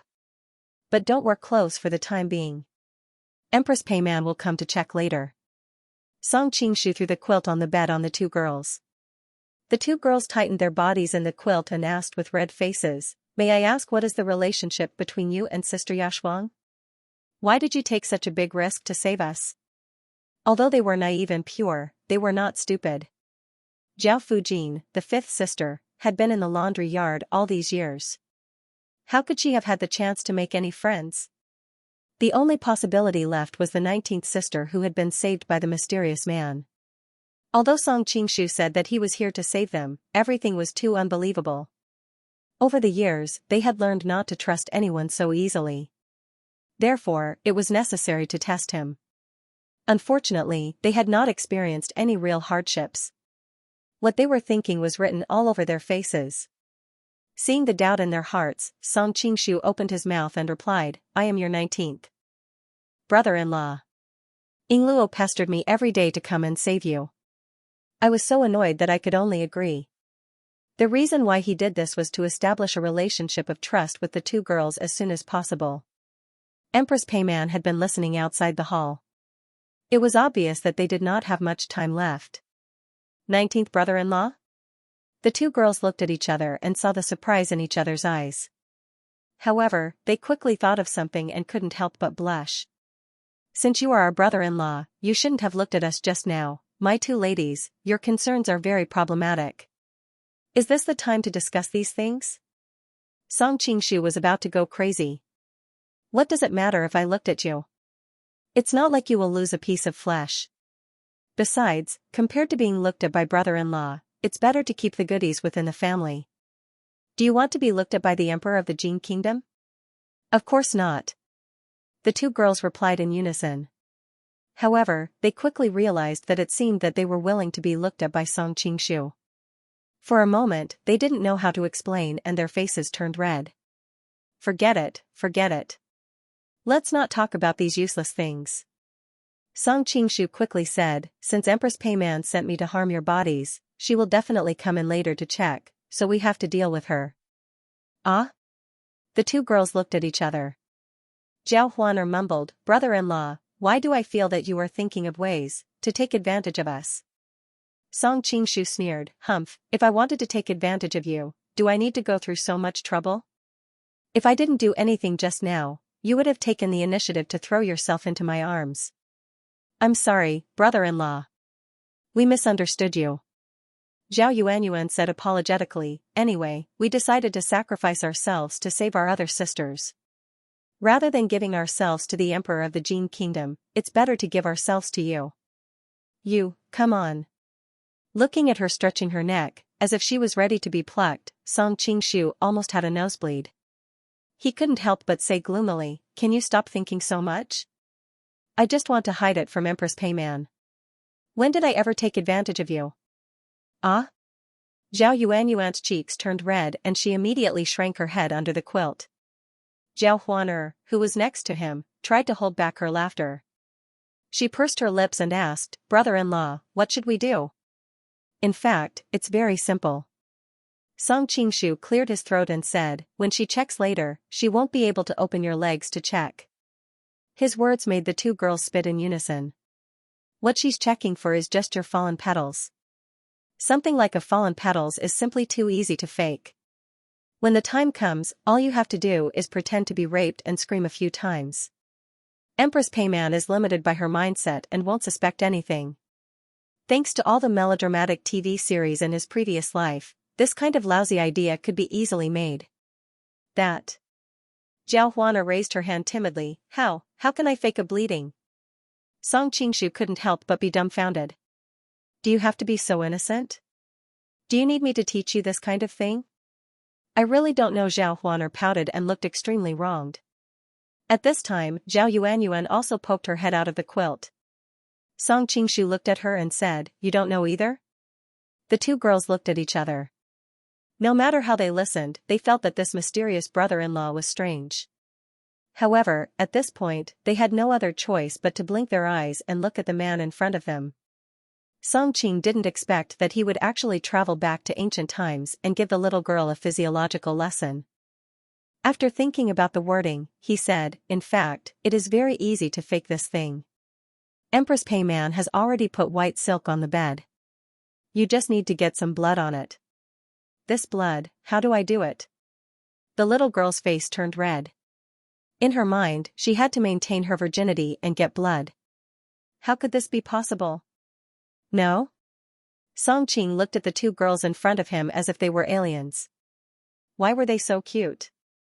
Seeing that the two girls were really at a loss, he had to say gloomily, Give me your hand.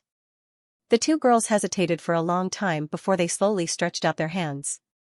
Song Qing was too lazy to talk nonsense with them. He grabbed the two girls' hands and instantly pierced their fingers with invisible sword energy. All the tingling pain on their fingertips made the two girls exclaim at the same time. The two girls subconsciously wanted to take their hands back, but Song Qing didn't have the slightest intention of showing mercy. He grabbed the two girls' hands and didn't let go. The blood oozing from his fingers dripped on the white silk until two red flowers appeared on it. Only then did he nod with satisfaction. At this time, the two girls were already in tears from the pain. Song Qing secretly sighed. A loli is good, but isn't she a little too delicate? Because the three deliberately lowered their voices, Empress Payman outside the door couldn't hear the sound in the room for a long time. She was a little impatient when she suddenly heard the two girls' screams. She couldn't help but be overjoyed. It's done. But what made her a little puzzled was why the two of them made their voices at the same time. This thought flashed in Empress Payman's mind, and she didn't pay too much attention to it. Being in the top position for a long time made her develop a habit. She only needed to pay attention to the results, and the process would naturally be completed by the people below her. Maybe that dog slave Xianxia Xingguo was smart enough, or maybe he used both hands, but who would care about these details? Song Qing was about to call Empress Payman into check, but when he saw the two girls' smooth jade-like skin, he couldn't help but frown. This is still not enough, your bodies are too clean. Clean, isn't it good? Jiao Huaner asked blankly. Please, first miss, please use your brains and think about it. You are pretending that you have just been pampered by the Jin Kingdom's emperor. How can there be no traces of disheveled clothes on your body? Song Qing hesitated for a moment before continuing, How about this? You guys pinch each other's bodies. The more red marks and bruises you make, the better. After listening to his explanation, the two girls roughly understood and began to pinch each other's exposed skin according to his instructions. Song Qing took a few glances and shook his head. It's too light. You won't be able to leave a mark like this. Excuse me. After that, without waiting for them to react, his hands flew up and down, quickly pressing on their bodies. The two women cried out in alarm, but the effect was immediate. All kinds of signs of abuse gradually appeared on their bodies. Brother-in-law, it hurts, the two girls cried pitifully with tears in their eyes. Song Qing was speechless. Don't use such misleading words, okay? If it doesn't hurt, you can't hide it. As soon as he finished speaking, Empress Payman's voice came from the door. Your Majesty, it's getting late. You still have to go back to read the memorials. Song Qing knew that she was urging him in a disguised way, so he pretended to be impatient and said, I know what I'm doing. Then he lowered his voice and quickly told the two girls some things to pay attention to. Your Majesty, you have the body of the Jin Kingdom and are related to thousands of people. You must not indulge in wine and women. Empress Payman's voice gradually became stern. Song Qing knew that she was already impatient. Anyway, he had already told her what needed to be said, so he replied, okay, I'll be right out. He turned back to the two girls and said, I'll leave first. Take care. Brother-in-law, take care too. The eyes of the two girls were filled with reluctance. Although they had always felt that he had other intentions, compared to the fiendish demons of the Jin kingdom, this mysterious brother-in-law made them feel much more at ease. Seeing Songqing slowly come out, Empress Peiman glared at him fiercely and then quickly rushed into the curtain. Suddenly, the cries of the girls came from inside. After a while, Empress Peiman came out with a satisfied expression and quietly said, Little Xing, you did well. Thank you for your praise, Your Highness.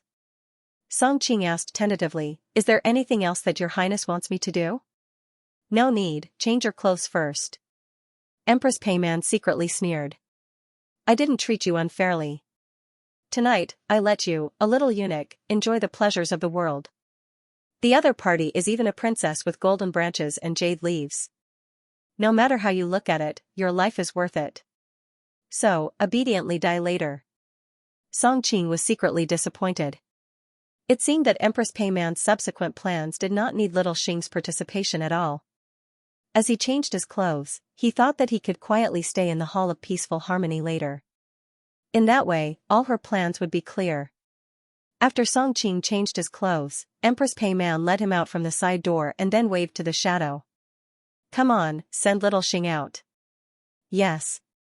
A man dressed as a guard flashed out with a lantern and said to Songqing expressionlessly, Eunuch Xing, this way please. Songqing's pupils shrank slightly. Although this man was not handsome, his steps were light and his breathing was even. Obviously, he was a master. He couldn't help but secretly sigh. No wonder so many people yearned for power. With power, there would be money and beauties. Even such a master could be ordered at will. Songqing had been silently following the man. Noticing that they were going more and more remote, he understood and deliberately said, Brother guard, have we gone the wrong way? No, this road is shorter. The guard replied coldly without turning his head. Closer to the road to the underworld? Songqing secretly sneered. Empress Peiman asked him to pretend to be the emperor. How could she tolerate him living in this world? All this was within his expectation, but he didn't expect that Empress Peiman would act so quickly. A day as husband and wife means endless love. This woman is really amazing when she is ruthless. Songqing secretly smiled bitterly. However, he didn't know that in Empress Peiman's heart, he had always been a little eunuch. He thought that it was someone else that night. The guard walking in front suddenly stopped. Songqing pretended not to know and asked, Why don't you go? Because we have arrived. The guard said coldly. Brother guard, you must be joking. There is still a distance from my residence. Songqing looked frightened, but he was secretly alert. Even though he was already prepared, Songqing Shu was still shocked by this ruthless blade. He could keenly feel that this blade carried an incomparably mournful and dense killing intent. It was unknown how many people had been killed to develop this kind of aura. If he was attacked by this strike without any preparation, he was not sure if he could dodge it. With a tap of his toes, he retreated several feet. Looking at the gash on his chest caused by the saber chi, Songqing Shu sighed with emotion. There are really hidden dragons and crouching tigers in this world. I didn't expect a nameless guard in the palace of the Jin kingdom to have such skills. If your excellency were to make a living in Jianghu, you would definitely become famous. Isn't that better than being a servant in the palace? Compared to Songqing Shu, the guard was obviously more surprised. He did not expect that his successful strike could be dodged by this little eunuch. He reacted quickly and said in a deep voice, You are not little Xing. Who are you? Just like you, nameless. In his previous life, Songqing Shu had seen all kinds of villains die because they talked too much. Although he did not consider himself a villain, he still agreed with the principle of not getting carried away. No matter who you are, you will die tonight. The guard did not talk nonsense. He waved his saber and slashed at Songqing Shu. Feeling that the death chi on this person's saber was too strong, Songqing Shu did not dare to be careless. He used his fingers to catch it. His whole body became blurred. The guard slashed 13 times in a row, but his clothes were not even touched. The guard was secretly surprised. It should be known that his saber technique was very strange. Each of the 13 strikes was stronger than the previous one. Every time he waved his saber, the momentum would increase. When the 13th strike came, it could be said to be invincible. Over the past few decades, he had relied on this set of saber techniques to kill countless people. There had been many experts whose martial arts were above his. In his opinion, those experts in Jianghu had a problem, and that was that they cared too much about their reputation and face. Because of their conceit, those experts insisted on taking his saber technique head-on, and in the end, they were defeated and killed. But this little eunuch in front of him seemed to be able to predict the future and did not take his saber technique at all. The 13 strikes in a row all hit nothing but air. Instead, the guard was hurt by the saber chi and suffered internal injuries. Knowing that he could not kill this mysterious eunuch, the guard was very decisive. He jumped and ran into the darkness. Song Qingshu was stunned. A moment ago, this person was obviously going to kill the heavens, but the next moment, he turned around and ran away. The change was too fast. Just as he was about to chase after him, he suddenly realized something. He retracted his foot and quietly watched the man's back as he escaped. The imperial bodyguard was originally afraid of his qinggong, but seeing that he did not pursue, he could not help but be overjoyed. But at this moment, an extremely cold and gloomy wind suddenly came from the side. The wind was so fast that he could not avoid it. Worried that he would be entangled by this person and cause Song Qingshu to catch up, he did not want to stay. In a hurry, he waved his saber, intending to use the impact of the collision with the other's weapon to escape. But the expected impact did not come. Instead, he felt a sharp pain in his wrist. He looked back in horror and found that there were 5 bloody holes on his wrist. His gaze quickly moved upwards, only to see a beautiful woman with a face so pale that it was devoid of blood. Is she a ghost or an immortal?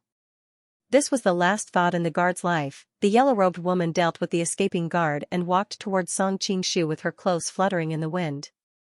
She had a faint smile on her face. It is rumored that the Golden Snake King's martial arts are matchless. But seeing you today, it seems that you do not live up to your reputation. Song Qingshu did not take it seriously and smiled. Compared to dying in the hands of a stinky man like me, I believe this person would rather die under the slender hands of a fairy. I am a kind-hearted person, so how can I let him die with hatred? You don't have to find a way to flatter me. Where are your eyes looking at? The yellow-robed woman originally had a calm appearance, but she soon found that Song Qingshu's eyes kept looking at her buttocks. Her whole body suddenly exploded. I want to see what a fairy's flattery looks like. It is really different from ordinary flattery. Song Qingshu laughed. The yellow-robed woman's chest violently rose up and down. She did not know why she could not maintain her usual indifferent temperament in front of this man. Every time, she would be half dead because of him. Since someone wants to kill you, it seems that you gained something from going to the Empress? The previous lesson was still fresh in her mind. The yellow-robed woman had also learned to be smart. She simply did not bicker with him and directly changed the topic. Seeing that she did not respond, Song Qingshu could not help but feel a little bored. But when it came to business, his expression also became serious. It is still too early to say whether I gained anything or not. I still need to return to the Hall of Peaceful Harmony to confirm it. The yellow-robed woman revealed a look of disbelief. You are still thinking about that kind of thing at this time? Song Qingshu was stunned at first, but then he realized that the other party thought that he wanted to find Empress Pei Man to have a deep exchange of the body. He could not help but feel depressed. This woman clearly looked otherworldly, so why was her thought so dirty? Do I look like such a pervert? He was too lazy to explain and simply followed along with her words and said with a smile, it is normal for a man to think about that kind of thing. It would be a problem if he did not think about it. Who told you not to do that kind of thing with me? If you were willing to sacrifice yourself, why would I care about that empress? Shameless, vulgar. The yellow-robed woman's pale face became a little more beautiful, but she was not truly angry. After interacting with Song Qingshu for this period of time, she had more or less grasped his temper. The more he spoke like this, the more it was clear that she had misunderstood. Are you interested in accompanying me to the Hall of Peaceful Harmony? Song Qingshu thought about how the yellow-robed woman had been trying to save her sisters these past few years, so it would be good for her to meet Zhao Huan and Zhao Yuanyuan. Are you not afraid that I will disturb you and the Empress? The yellow-robed woman's lips curved into a faint smile. It's fine. I am a person with a rather special hobby. If a woman is watching from the side, it will actually make me more excited, Song Qingshu replied without changing his expression. Bah. The yellow-robed woman secretly regretted talking to him about this kind of topic. She made up her mind that if it was not necessary, she would not say another word to this scoundrel. Seeing the yellow-robed woman fly in the direction of the Hall of Peaceful Harmony without saying a word, Song Qingshu was also worried that something might happen to the two girls who were left behind. Without wasting any more time, he used his qinggong and chased after her. Inside the Hall of Peaceful Harmony, Empress Pei Man covered her nose with a handkerchief and extinguished the sleeping incense by the bedside. Looking at the two unconscious girls on the bed, her mouth curved into a cold smile. What a pity, these two beauties. She stretched out her hands to grab the two girls' necks and gradually exerted more strength. Although the two girls were unconscious, their faces still showed signs of pain. Just as Empress Pei Man was about to exert more strength, she suddenly felt her wrists go numb and her hands immediately softened. Who is it? Empress Pei Man looked back in shock. Your Highness has forgotten me so quickly? Song Qingshu walked in with a smile on his face. Why is it you? Empress Pei Man subconsciously looked behind him. Where is Lu Li? So that person is called Lu Li. Unfortunately, he was caught to death by this fairy. Song Qingshu revealed the figure of the yellow-robed woman behind him. When the yellow-robed woman heard this, she almost couldn't help but slap him. What did he mean by caught to death? That person clearly died under her 9 white bone divine claw. Empress Pei Man's expression finally changed. Looking at the figure of the yellow-robed woman, she suddenly exclaimed, You are the assassin that day. Humph, the yellow-robed woman expressed her tacit agreement. Then who are you? Empress Pei Man didn't shout or anything. After all, she was a person who had seen the world. She knew that for them to appear here silently, they were definitely experts among experts. Facing such experts, as long as she showed any signs of opening her mouth, the other party would be able to instantly suppress her. There was no need to humiliate herself. Song Qingshu took off the mask of little Xinghua. Finally, I don't have to pretend to be a eunuch. To be honest, this thing isn't that comfortable to wear. Alright, we can get to know each other again. This one's surname is Song Qingshu. Greetings, Your Highness. You are that golden snake trader? Empress Pei Man opened her mouth in surprise. As soon as the words left her mouth, she immediately realized that it was inappropriate. After all, she was currently under the control of the other party. If she angered the other party, it would be troublesome. That's me. Song Qingshu didn't seem to be angry at all. Empress Pei Man finally had a chance to carefully look at the other party. With sword-like eyebrows and starry eyes, he was full of heroic spirit. He didn't look like one of those fierce-looking traders. He looked more like an elegant young master. Suddenly remembering something, Empress Pei Man's heart jumped. That night was you? Song Qingshu secretly glanced at the yellow-robed woman and nodded awkwardly. That night, Your Highness kindly invited me, so this one had no choice but to accept. The yellow-robed woman secretly spat. Adulterous couple. Empress Pei Man suddenly giggled. If I knew it was you, I wouldn't have had to be so worried these days. Your Highness, your current mood doesn't seem right. Shouldn't you show more fear? Song Qingshu calmly looked into her eyes. If I fell into the hands of someone else, I might really be afraid. But falling into the hands of my lover, why should I be afraid? Empress Pei Man's voice was filled with a different meaning. Song Qingshu was speechless for a moment. The yellow-robed woman next to him didn't want to listen to the two of them flirting. She directly walked to the bedside. When she saw the appearance of the two young girls, she couldn't help but exclaim, Who are Yuan Yuan? When she was rescued, these two younger sisters were still in their infancy. However, after entering the Jin Kingdom's palace, she had already visited the laundry yard countless times. Naturally, she recognized the two sisters. That was why when she saw the Prince of Wei's disrespect to them, she attacked him out of anger. The yellow-robed woman checked the pulse of the two and knew that they had only fainted after being drugged. She had just breathed a sigh of relief when she immediately saw the messy marks on their bodies and the two dazzling red flowers on the bedsheet. Her eyes suddenly became cold. She turned her head to stare at Empress Peiman and asked in a deep voice, "Who did this?" Song Qingshu secretly cursed.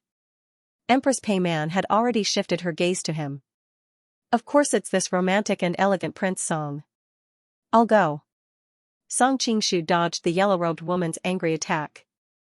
The marble floor where he had been standing was shattered by the finger qi, causing him to be speechless. Seeing that the yellow-robed woman continued to chase him, Song Qingshu hurriedly said, "This is a misunderstanding." "What misunderstanding?" "You just walked out of this hall. If it wasn't you, then who else could it be?" The yellow-robed woman's face was frosty, and her moves became more and more ruthless. "You are a greedy, lecherous, and dissolute person. I didn't expect that you wouldn't even let such a young girl go." Song Qingshu couldn't help but reply, "Hey, hey, hey. Don't say that I'm evil. These two girls are indeed a bit lowly, but strictly speaking, they are at the legal age of marriage in this world. You're still talking." When the woman in yellow heard this, she was even angrier. The nining white bone claw was originally sinister and treacherous, but when she used it, it was overflowing with celestial aura. Even if each move was fatal, it was still extremely pleasing to the eye and the mind. From the corner of his eyes, Song Qingshu noticed that Empress Peiman was quietly retreating towards the hall. While dodging the yellow-robed woman's attacks, he shot out a wisp of wind from his finger to knock her down. Seizing the opportunity, he said, "Stop fighting, you've really misunderstood." "Misunderstood? Don't tell me that you didn't do this to them." The yellow-robed woman displayed the martial arts of the Nining manual to the extreme, alternating the Nining white bone claw, heart-destroying palm, and great demon-subduing fist. Combined with the qinggong of the manual, the timing of each move was so exquisite that Song Qingshu sighed at his own inferiority. The Nining manual could actually be used like this. If he wasn't familiar with the Nining manual, under this round of attacks like a storm, he would probably have been battered and exhausted. "I did indeed do this to them, but..." Song Qingshu couldn't help but laugh bitterly. "It's good that you admit it." The yellow-clothed woman's sleeve shook, and a flexible ribbon appeared out of nowhere and attacked Song Qingshu from a crafty angle. Song Qingshu's waist was wrapped by the ribbon, but he didn't resist and allowed the other party to pull him over. However, the yellow-robed woman was also very cautious. As he was being pulled over, she flicked her wrist and the ribbon was like an immortal binding rope that wrapped around Song Qingshu tightly. "Why don't you resist?" The yellow-robed woman didn't expect that she would be able to restrain him so easily, so she asked subconsciously. "You're so angry. If I don't let you vent your anger, how can you calm down?" Song Qingshu smiled. The yellow-robed woman held her breath and couldn't help but snort. "I said I'm going to kill you. I'm right here. You can kill me if you want." Song Qingshu straightened his neck and a playful smile hung on his face. "But I don't believe you're really willing to kill me. Don't overestimate yourself." The yellow-robed woman's face was expressionless. Under the strength of her 5 fingers, her originally white and translucent fingers seemed to have a layer of sparkling jade-like light. She pressed down on the top of Song Qingshu's head. Even when her fingertips touched Song Qingshu's scalp, he didn't have the slightest intention of resisting. The yellow-robed woman's face was gloomy. She coldly snorted and withdrew her hand. "Don't misunderstand. The reason why I'm not killing you is not because I'm unwilling to kill you. It's because I still need you to help me save people. After my pitiful sisters are rescued, I'll slowly settle today's debt with you." I know. Can you put away your rope now?" Song Qingshu replied with a grin. "Humph." The yellow-robed woman looked away guiltily. She flicked her wrist and the ribbon that was wrapped around Song Qingshu instantly retracted into her sleeve. "Hey, how did you hide this thing?" As soon as Song Qingshu was free, he grabbed her hand and looked inside her sleeve. "What are you doing?" The yellow-robed woman hurriedly shook him off. Her expression was both embarrassed and angry. "I'm just curious how you hid such a long ribbon on your body." The scene of Xiaolong Nu's ribbon fluttering in the wind appeared in Song Qingshu's mind again. These days, if one didn't know how to do this kind of thing, it wouldn't be good to call herself a fairy. It's none of your business. The yellow-robed woman's face reddened. She knew that he was being shameless. She ignored him and walked straight to the two girls. Looking at their messy clothes, she couldn't help but turn around and glare at Song Qingshu. Only then did she take out a porcelain bottle from her bosom and place it under the two girls' noses. In Jianghu, there were all kinds of strange things like knockout drugs and sleeping fumes. Therefore, those who had the means to do so would prepare a bottle of antidote in advance in case of emergency. The antidote was carefully concocted and often carried a pungent smell. Cough being smelled by the antidote, the two girls choked and coughed. Only then did they slowly wake up.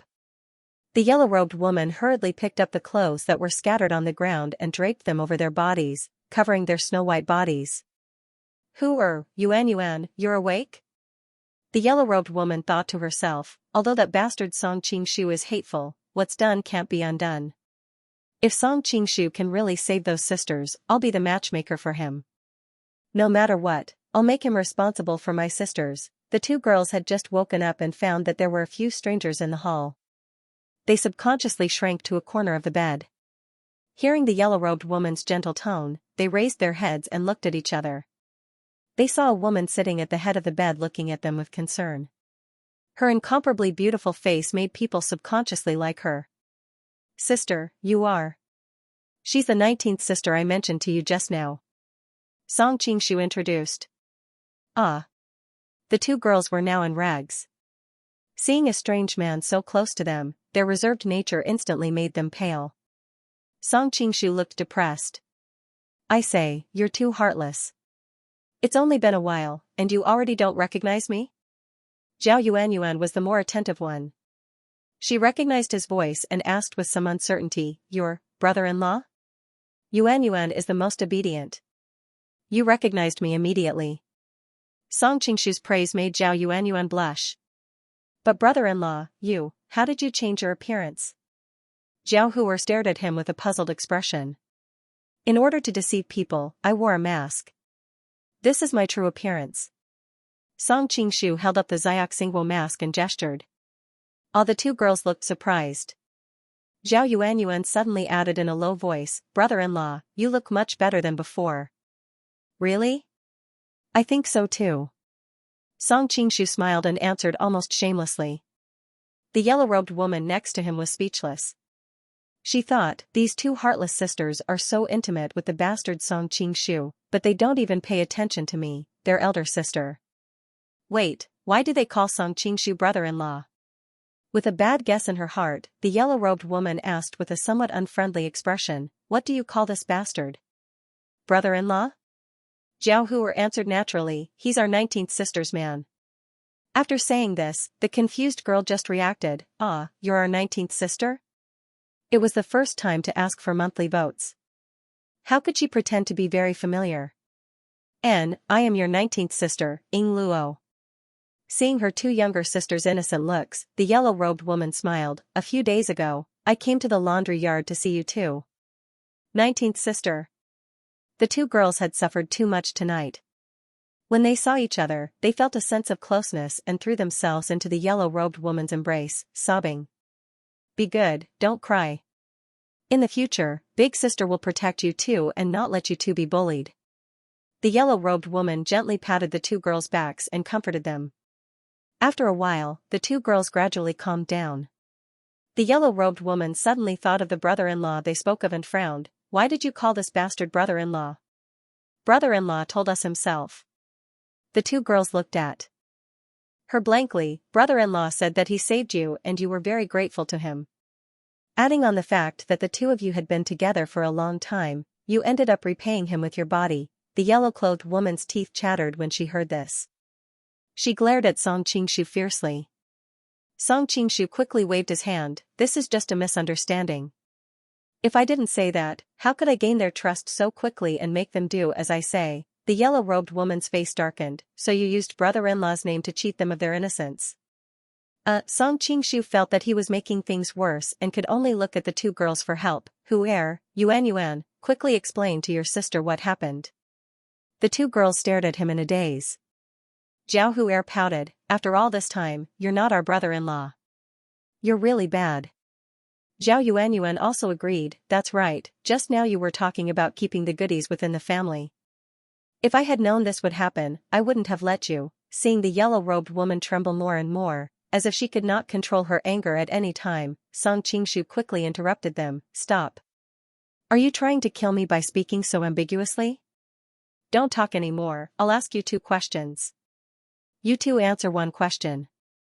After that, he didn't wait for the 2 women's reaction and quickly asked the first question, are you still virgins? Yes, but you. Zhao Yuanyuan blushed and was about to say something when Song Qingshu interrupted her in a hurry, since that's the case, let's move on.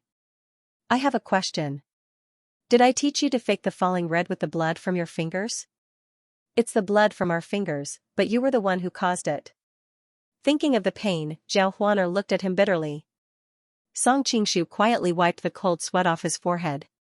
Fortunately, he didn't let the 2 girls explain themselves. If they kept saying things that could easily cause misunderstandings, he wouldn't be able to clear his name even if he jumped into the Yellow River. One last question. Did we purposely leave these marks on you to deceive the Empress? The 2 girls nodded in unison, but they both blushed as they looked at him. In a small voice, they added, it was also because of you, who told you to be too weak to leave marks. At the time, the situation was urgent, so I had to do it for you.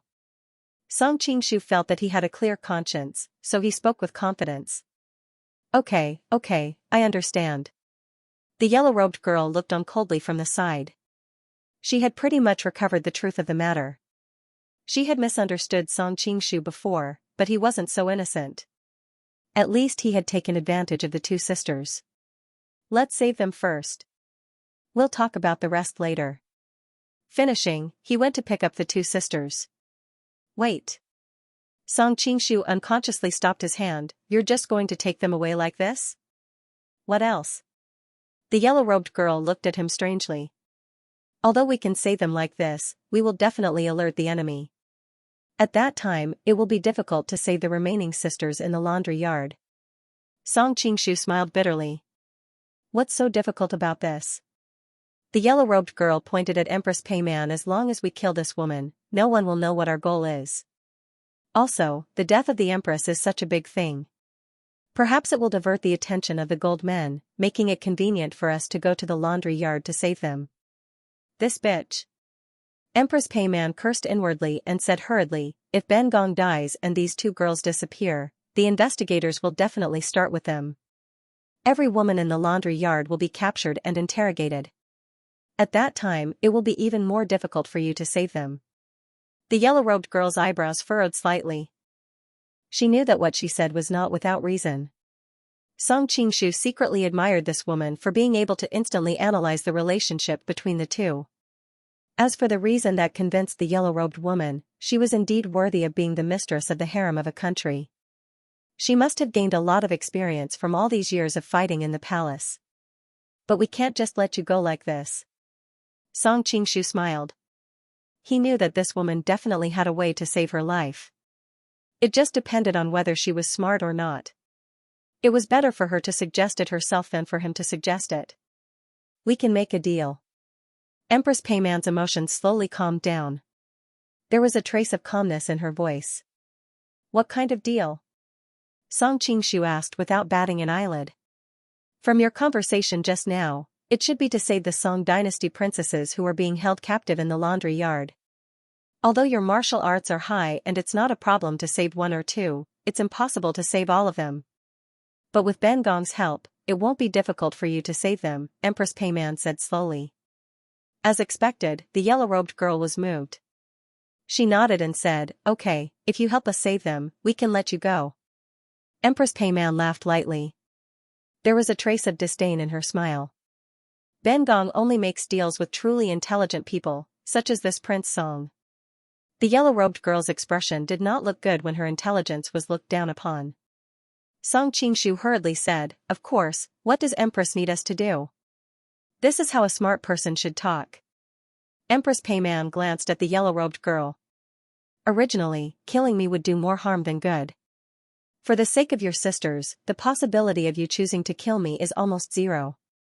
In the end, I help you save people, but I don't get anything in return. This isn't a good deal. Then what do you want?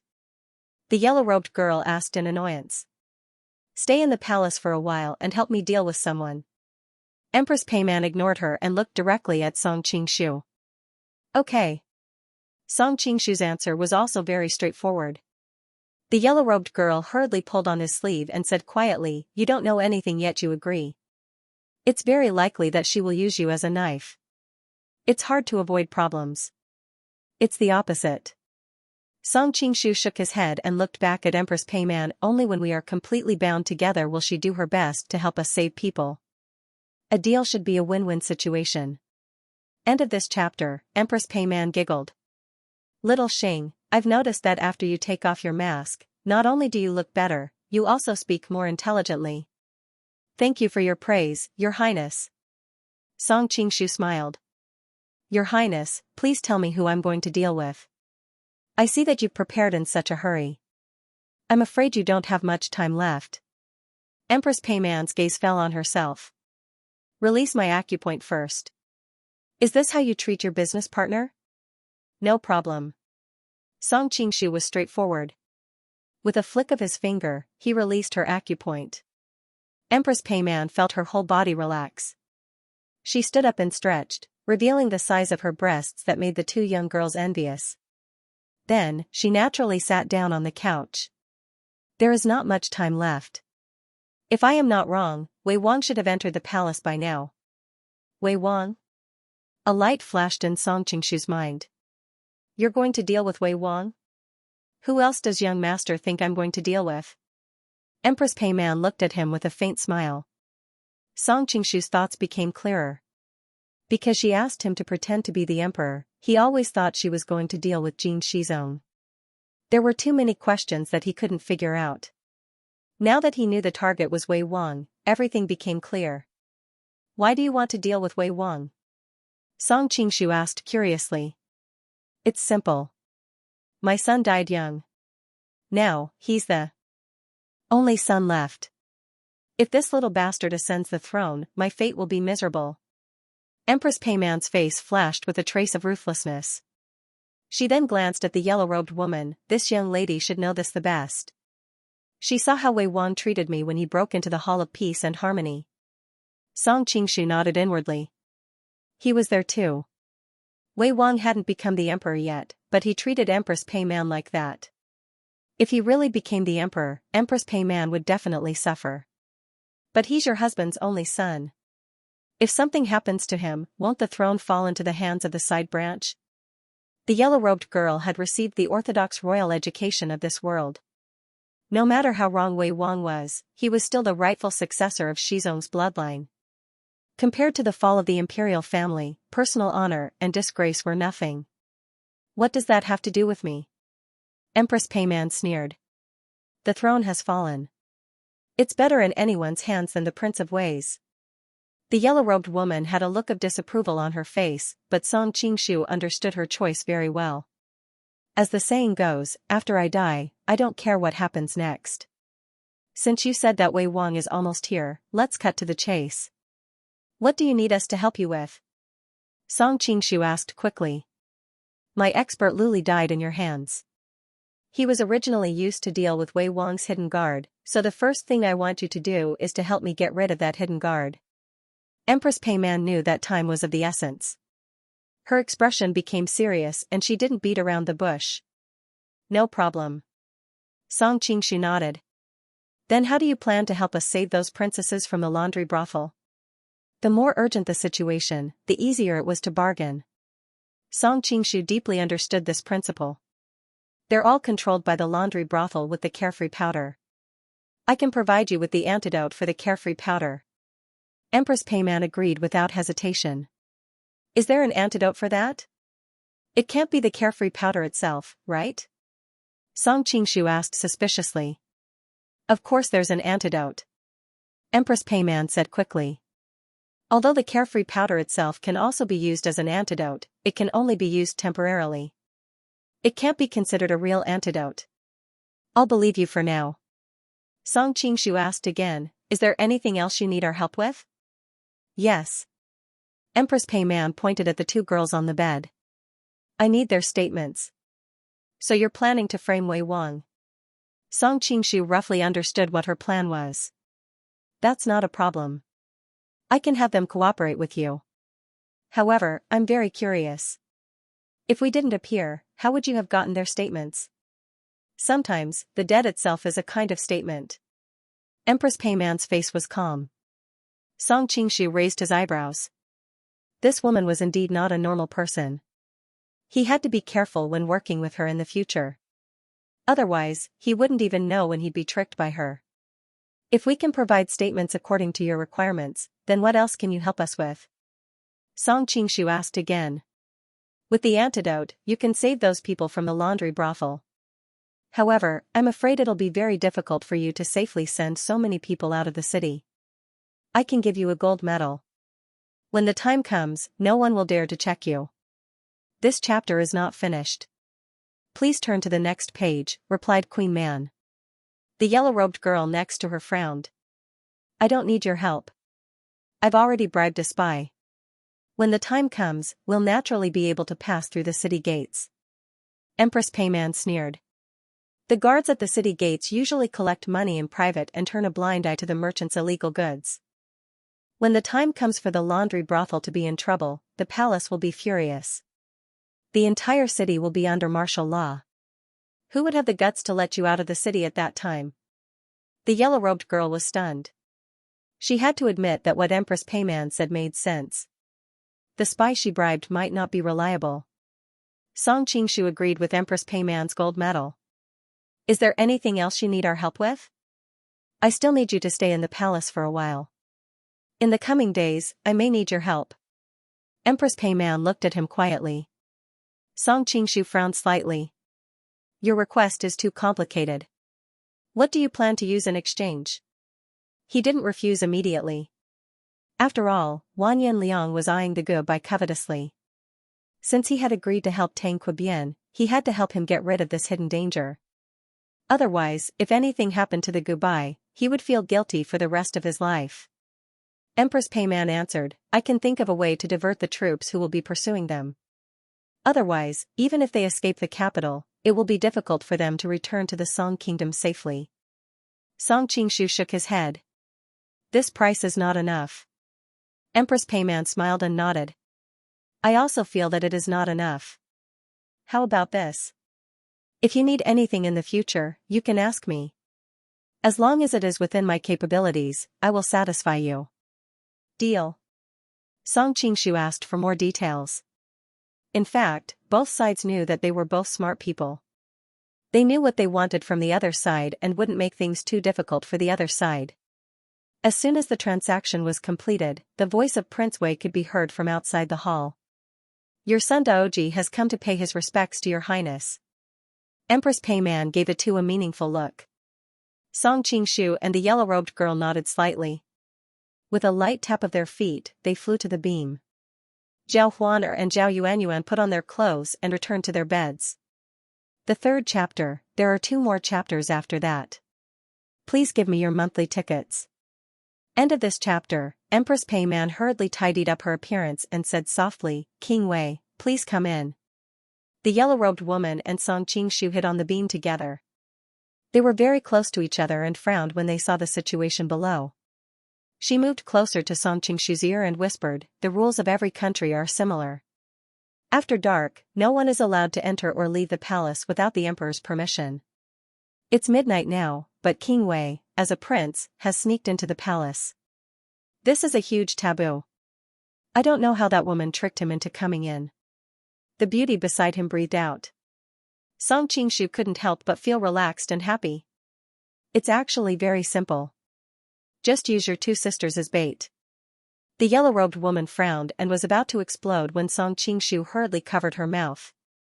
Don't be agitated. Since we're here, of course we won't let your sisters suffer. The yellow-robed woman blushed and slapped his hand away. She whispered, am I such a reckless woman in your heart? Song Qingshu chuckled. Of course not. You're a fairy. Stop talking. Look at the situation below. The yellow-robed woman turned her head and added in a small voice, also, don't get touchy in the future. I'm not as easily bullied as Huer and Yuan. Song Qingshu couldn't help but laugh. He shrugged his shoulders and began to look at the situation below. After King Wei came in, he looked around and saw that only Empress Pei Man was in the hall. His heart skipped a beat. He turned around and said to the heir behind him, "You can leave too. Your subordinate's duty is to protect your highness. I must stay by your side." An extremely cold voice came from the shadows in the hall. On the beam, Song Qingshu and the yellow-robed woman looked at each other. Although they had seen King Wei's secret guard in action last time, they still felt that he was mysterious and unpredictable. Especially his ability to hide his presence was too heaven-defying. When King Wei came in, he took the opportunity to hide himself. If they hadn't been prepared, it would have been very difficult to find him. The two of them didn't dare to speak anymore as they were worried that the person would discover them. Wei Wang did not mind being rejected by his subordinate. He turned around and smiled at Empress Pei Man. "This servant of mine is so stubborn. Your Highness, you won't mind, right? This person is loyal to his master, so of course I don't mind." Empress Pei Man's voice was gentle, but she was sneering in her heart. Wei Wang knew that she would not leave, but he still said that to warn her not to play any tricks. "Your ladyship has invited me so late at night. I wonder what is the matter." Prince Wei found a chair and sat down with a playful look on his face. When the princes came of age, they had to leave the palace to live. Without the emperor's summons, they were not allowed to enter the palace without permission. This was an iron law. However, he was Jin Shizong's only son. Wei Wang believed that if the empress wanted to punish him with this crime, he would only be asking for humiliation. So he knew that the empress might not have good intentions, but he still came. Empress Pei Man leisurely walked in front of Wei Wang and looked at him deeply. Just as Wei Wang was secretly on guard, Empress Pei Man knelt down beside his feet. "What are you doing?" Wei Wang was shocked. Even though he did not think much of Pei Man, she was still the empress of a country and his elder. It was still very shocking for her to kneel in front of him like this. Not to mention Prince Wei, even Song Qingshu and the yellow-robed girl on the beam were shocked. They knew that Pei Man was clearly plotting against Prince Wei, but she knelt down so readily. They could not help but feel a sense of absurdity and shudder.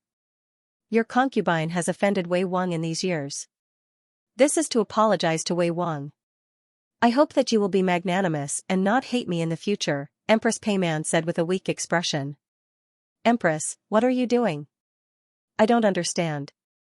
Even though Wei Wang looked terrified on the surface, in reality, seeing his sworn enemy kneeling in front of him gave him an unimaginable thrill. However, he was still able to maintain a trace of clarity. He knew that there must be something wrong with this abnormal situation, so he didn't dare to reply rashly. Empress Pei Man sighed faintly. "Since it's like this, your concubine will say it directly. I hope your highness doesn't mind. All these years, the emperor's health has been deteriorating day by day. I don't know when, he will not be able to hold on. Your highness is the only son of the emperor and is destined to become the emperor in the future. In the past few years, your concubine was ignorant and offended your highness. Now, I have completely thought it through. I know that your highness will be my only support in the future, so I plan to resolve the misunderstanding between us as soon as possible. If your highness ascends to the throne in the future, your concubine will not dare to fight with Sister Yuan Fei for the position of Empress Dowager. I only ask that your highness make your concubine an old concubine and bestow 2 eunuchs and palace maids to serve your concubine for the rest of my life." Listening to Pei Man speak slowly, the smile on Wei Wang's face grew wider and wider. Almost every word of the other party struck a chord in his heart.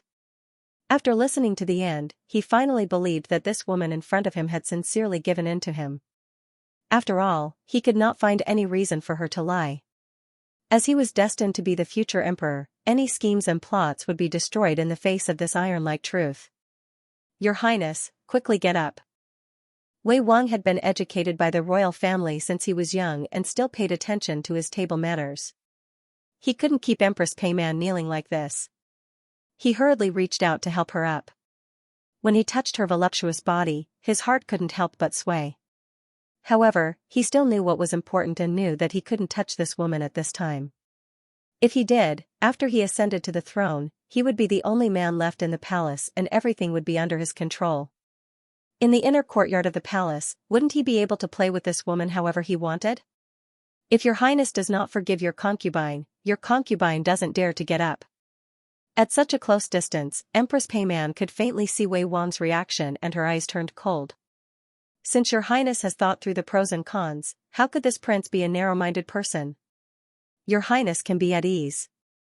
After this prince ascends to the throne, your highness will definitely be the Empress Dowager. However, your highness will have to be wrong to be the Empress Dowager of the East and West palaces together with this prince's mother. Wei Wang also knew that fighting with Empress Peiman wouldn't have any good results. If he could obtain her support, everything would become smoother. To be able to stand side by side with little sister Yuan is this concubine's pleasant surprise. How can I feel wronged? Empress Peiman suddenly revealed a fawning smile. Your concubine knows that your highness took a fancy to the two little palace maids by my side last time, so I specially prepared a gift for you tonight. I hope your highness will kindly accept it. Wei Wang followed her gaze and noticed the two hazy figures on the phoenix couch. In his mind, he thought of the two beautiful palace maids' delicate faces last time and his heart swayed. Since it's a gift from your highness, this prince won't stand on ceremony. Chapter 4, End of this chapter. Wei Wang was not worried that there would be any problems. After the assassination incident, he took the opportunity to change all the guards in the Hall of Peace with his own people. There were also secret guards protecting him in the room. It could be said that the entire Hall of Peace was under his control. He even had a kind of confidence that even if he pressed down and humiliated Empress Peiman at this time, no one in the palace would know what happened. Although he was lecherous, he had not lost his mind. He knew that Peiman's identity was special and he could not touch her for the time being. However, he did not have to worry so much about the little palace maids beside her. If your highness does not mind, you can let them serve you here. Empress Peiman stood at the side obediently, but she sneered in her heart. King Wei hesitated for a moment. Even though his rationality told him that bringing these two little palace maids back to the palace was the wisest choice, but when he saw the phoenix bed not far away, a nefarious fire rose in his heart. This was because this bed was too special. In the entire Jin kingdom, there was only one man who could climb onto this bed, and that was the emperor. Now that he had the opportunity to enjoy it on this bed in advance, the temptation was too great. How can I do that? Even though Wei Wang said that, he still walked towards the phoenix couch without hesitation. Lifting the curtain around the phoenix bed, Wei Wang saw Zhao Yuan and Zhao who were curled up in the quilt and looked at him timidly. He could not help but swallow his saliva and looked back at Empress Peiman with a smile that was not a smile. Your Highness, are you planning to watch from the side? Empress Peiman's face was glowing and she revealed a charming smile. Your Highness, do you want me to see? Wei Wang's heart skipped a beat when he saw her charming smile. He thought that she had only seen the weak and sickly father. If she saw this prince's heroic appearance, her heart might be moved and she would take the initiative to throw herself into his arms. If your highness wants to see, then look. This prince does not mind. Wei Wang looked back at the two girls in the quilt, rubbed his hands and rushed in. Little beauties, this prince is coming. At this time, the yellow-robed girl could not bear it anymore. She stretched out her 9 white bone claws and flew behind Wei Wang. Your Highness, be careful. The hidden guard hiding in the shadows felt that tonight was a bit strange, so he had been on full alert. When he saw the yellow-robed woman come out, he quickly pulled out his thin sword and attacked the yellow-robed woman. Because the yellow-robed woman's speed was too fast, in order to save Wei Wang, he could only push all the power in his body to the limit. His entire body shot towards the phoenix couch like a shooting star. He had absolute confidence that he would definitely be able to stab the yellow-robed woman before she attacked Wei Wang. Suddenly, his whole body shook. It was as if he had been hit by a heavy hammer. On the wall beside him, a look of disbelief appeared on his face. He struggled to raise his head and look to the side. He saw a handsome young man standing not far away with an indifferent expression. How could there be someone else in this house?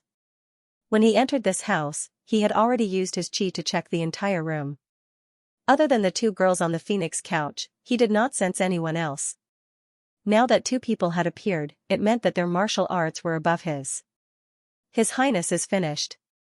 This was the last thought in his mind before he breathed his last. The only reason he did not die immediately after being struck by Song Qingshu's full-force attack was because he wanted to see who the attacker was. Now that his wish had been fulfilled, he could no longer hold on. At this time, the yellow-robed girl had also restrained Wei Wang. She turned around and saw the scene of Song Qingshu killing the hidden guard. The hidden guard's speed was already fast enough, but Song Qingshu was like an invisible ray of light. In an instant, he appeared beside the hidden guard. A light palm strike was silent, but it instantly broke the opponent's heart meridian. The yellow-robed girl was shocked. She knew that Song Qingshu's martial arts were very high, but she did not expect it to be this high. She had previously fought with this hidden guard in Taihe Palace Hall and knew that his martial arts were not below hers. But now, he was actually killed by Song Qingshu in one move, even though Song Qingshu had the advantage of a sneak attack. To make an expert at this level unable to fight back and be killed in an instant, there were probably not many people in the entire Jianghu that could do this.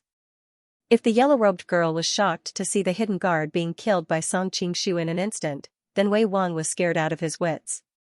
These past few years, the hidden guard had helped him through countless dangers. In his heart, this hidden guard was the person with the highest martial arts in the world. Who would have thought that he could not even withstand one move from this man? You! What are you doing? Wei Wang was about to shout for the guards to come in, but the yellow-robed girl was already prepared and instantly sealed his mute acupuncture point. Helpless, he could only place his only hope on Empress Peiman. But when he saw Empress Peiman standing beside the two mysterious experts with a cold smile on her face, his heart finally fell into despair. I am the Emperor's only son. Could it be that a slut like you would dare to kill me? Unfortunately, his acupuncture point had been sealed, so his words all turned into meaningless whimpers. This Empress knows what you are thinking at this time, but unfortunately, this Empress has no interest in talking nonsense with you. Empress Peiman looked at him calmly, then said to Song Qingshu, I will have to trouble young master to knock him out. Song Qingshu was very satisfied with her tone. With a tap of his finger, Wei Wang's eyes rolled back and he fainted. What are you going to do next? Song Qingshu asked curiously. I will go find the emperor in a moment, but before that, I need to have a good talk with these two young ladies. When the time comes, when His Majesty asks, you have to answer like this. Empress Peiman carefully instructed Zhao Yuanyuan and Zhao Huer. Song Qingshu and the yellow-robed girl were shocked as they listened. This woman was really too ruthless. After instructing the two young ladies, Empress Peiman suddenly said, No, there is still a flaw. What flaw? Song Qingshu asked curiously. This is all thanks to your previous reminder. Empress Peiman looked at the two young ladies. The marks on their bodies do indeed look like they have just been ravaged, but they are missing the most important thing. What is it? Since it concerned her younger sister, the yellow-robed girl had to be cautious. Wei Wang's. Empress Peiman lowered her voice and said a word. Hearing this, the other three women were secretly shocked. Even Song Qingshu rolled his eyes. If you want to do it yourself. They won't help you with this. Song Qingshu said gloomily. Empress Peiman said sourly, Of course I'll do it. Are you going to let your inexperienced little lovers touch Wei Wang? Song Qingshu frowned slightly. Forget it, I'll help you. You? Not to mention Empress Peiman, even the yellow-robed girl and the two young ladies stared at him in shock. You are women, can your thoughts not be so dirty? Song Qingshu looked at their expressions and knew that they had misunderstood. He couldn't help feeling depressed. I just have a trick. Saying this, he pointed at Wei Wang's waist. The unconscious Wei Wang suddenly trembled, and a large patch of his pants quickly became wet. Do the rest yourself, I don't want to touch other men's things. Song Qingshu felt a chill and said to Empress Peiman before leaving. That. Zhao Huer suddenly said timidly, Huer doesn't want to be stuck with this man's disgusting things. Zhao Yuanyuan nodded in agreement. Yuanyuan also doesn't want to. This time it was Empress Peiman's turn to be dumbfounded. How can I not be sticky? At that time the emperor will definitely send someone to check your body. If there is a flaw, not only will I be finished, you will also die. Those sisters in the laundry yard will not be able to be saved. But I really don't want to touch this man's things. Zhao Huer blushed slightly, suddenly glanced at Song Qingshu and muttered in a low voice. If it was brother-in-laws then it would be better. Zhao Yuanyuan next to her also made an imperceptible sound of agreement. Today I received a lot of monthly votes, thank you brothers and sisters for your support. End of this chapter. Empress Peiman turned around and looked at Song Qingshu with a faint smile.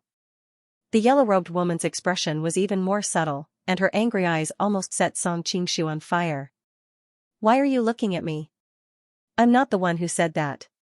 Song Qingshu was also depressed. I'm obviously being teased by these two girls, and I'm the victim, okay? What nonsense are you two girls talking about? Is this something I can help with? Song Qingshu ruffled Zhao Huan and Zhao Yuanyuan's hair. It felt good, and he finally got to try the Japanese way of touching their heads.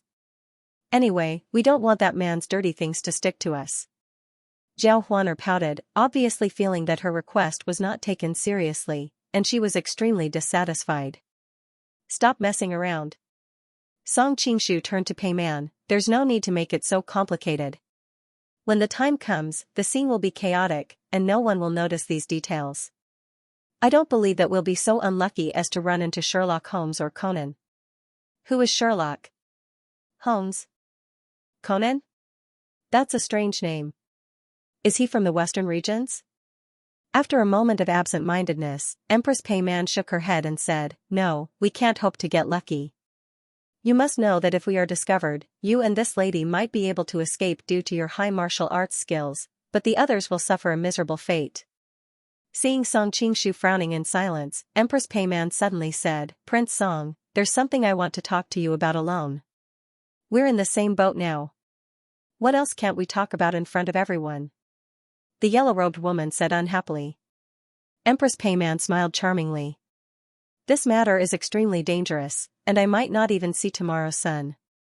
Do you want to hear my intimate words with my lover before I die? Adulterous couple. The yellow-robed woman spat, then turned around and walked to the bed to talk to her two younger sisters. At the same time, she also signaled them to go away. Empress, what do you want? Is it okay now? Song Qingshu let Empress Peiman pull him to the corner. He didn't believe Peiman's nonsense about revealing her true feelings.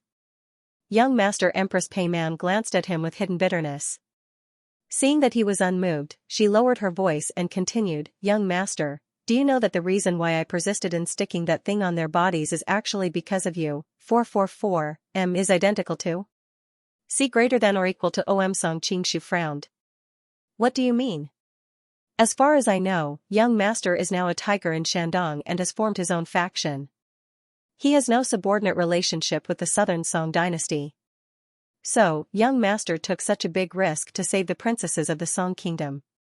Is it not worth it? Empress Peiman continued to lower her voice. This is my own business. I don't dare to trouble Empress. Song Qingshu said lightly. Empress Peiman sighed faintly. Young Master still doesn't trust me. Although Young Master doesn't know, I can roughly guess. With Young Master's current status, you definitely won't abandon the waiting Golden Snake Battalion and come all the way to the Jin Kingdom to take such a big risk just because of that girl's beauty. Young Master must be thinking of building a relationship with the Southern Song dynasty by rescuing these princesses. Song Qingshu's expression changed. This time, the rescue of the Song Kingdom princesses who were trapped in the laundry yard was facilitated by various factors and coincidences. But he was not a fool. If there were no benefits, he would not take such a big risk. Empress Peiman was indeed one of the reasons he valued. Noticing the change in Song Qingshu's expression, Empress Peiman immediately knew that she had guessed correctly. A trace of a smile appeared on her face, even a wise man can make mistakes. Young Master, have you realized that you are taking things for granted? What do you mean? Song Qingshu asked in a low voice.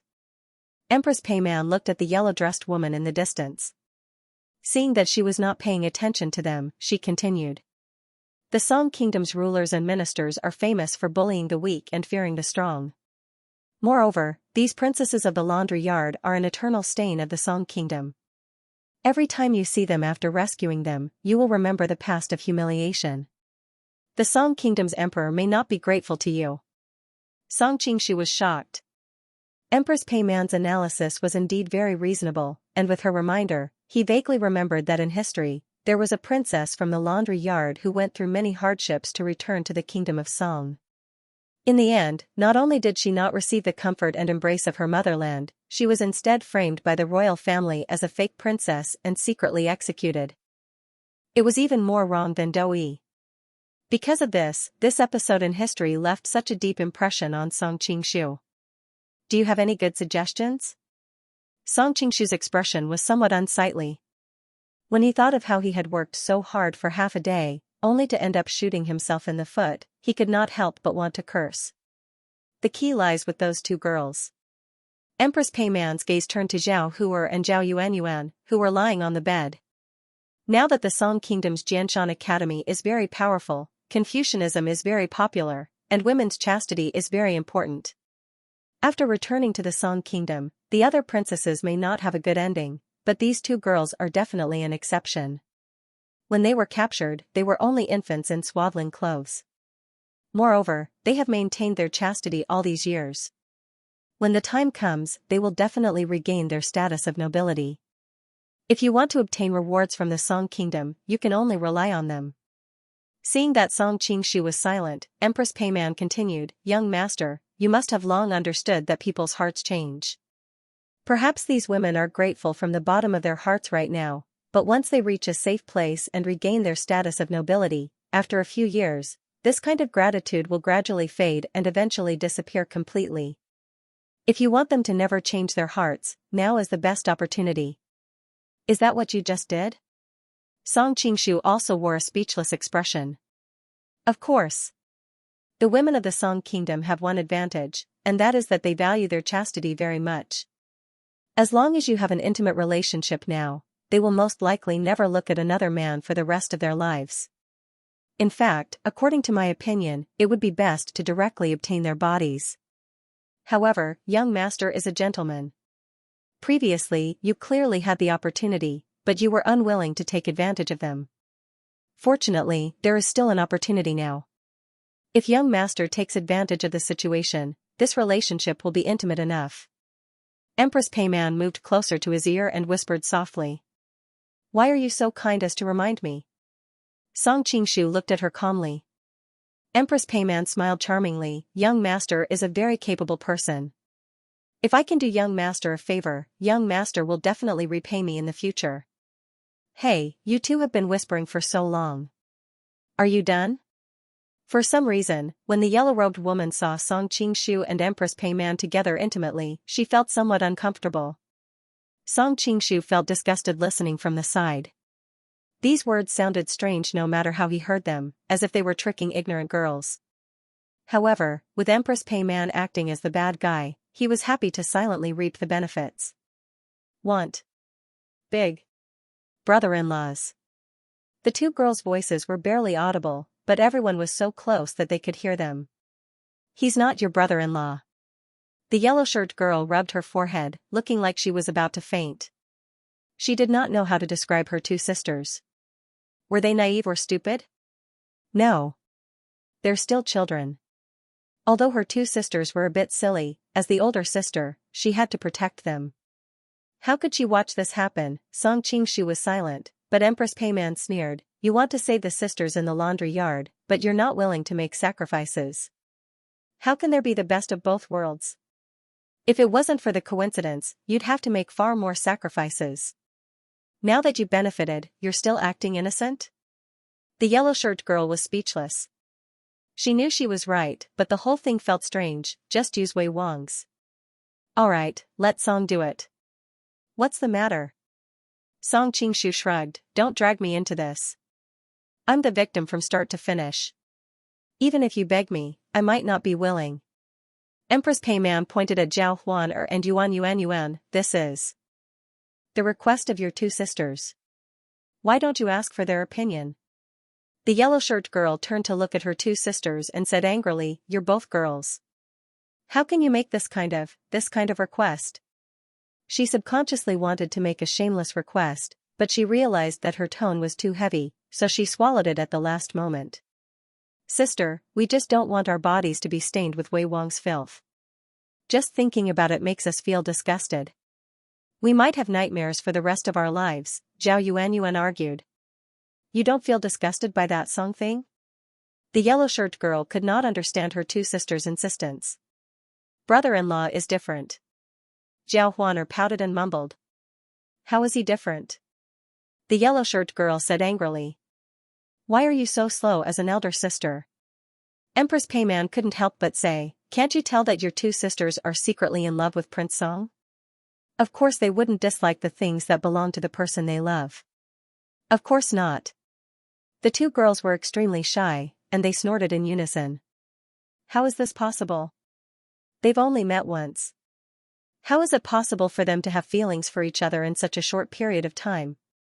The yellow-robed woman stared blankly and said subconsciously. Love is something that comes suddenly like this, not to mention. Empress Peiman deliberately looked at Song Qingshu and said with a charming smile, young Master Song is handsome, confident, and powerful. He is also a famous hero in the world. Not to mention your two inexperienced sisters, even I like him very much. Shameless, shameless. The yellow-clothed woman couldn't help but spit. This is the difference between us grassland women and Yuhan women. For us, if we like him, we like him. If we don't like him, we don't like him. How can there be so many twists and turns?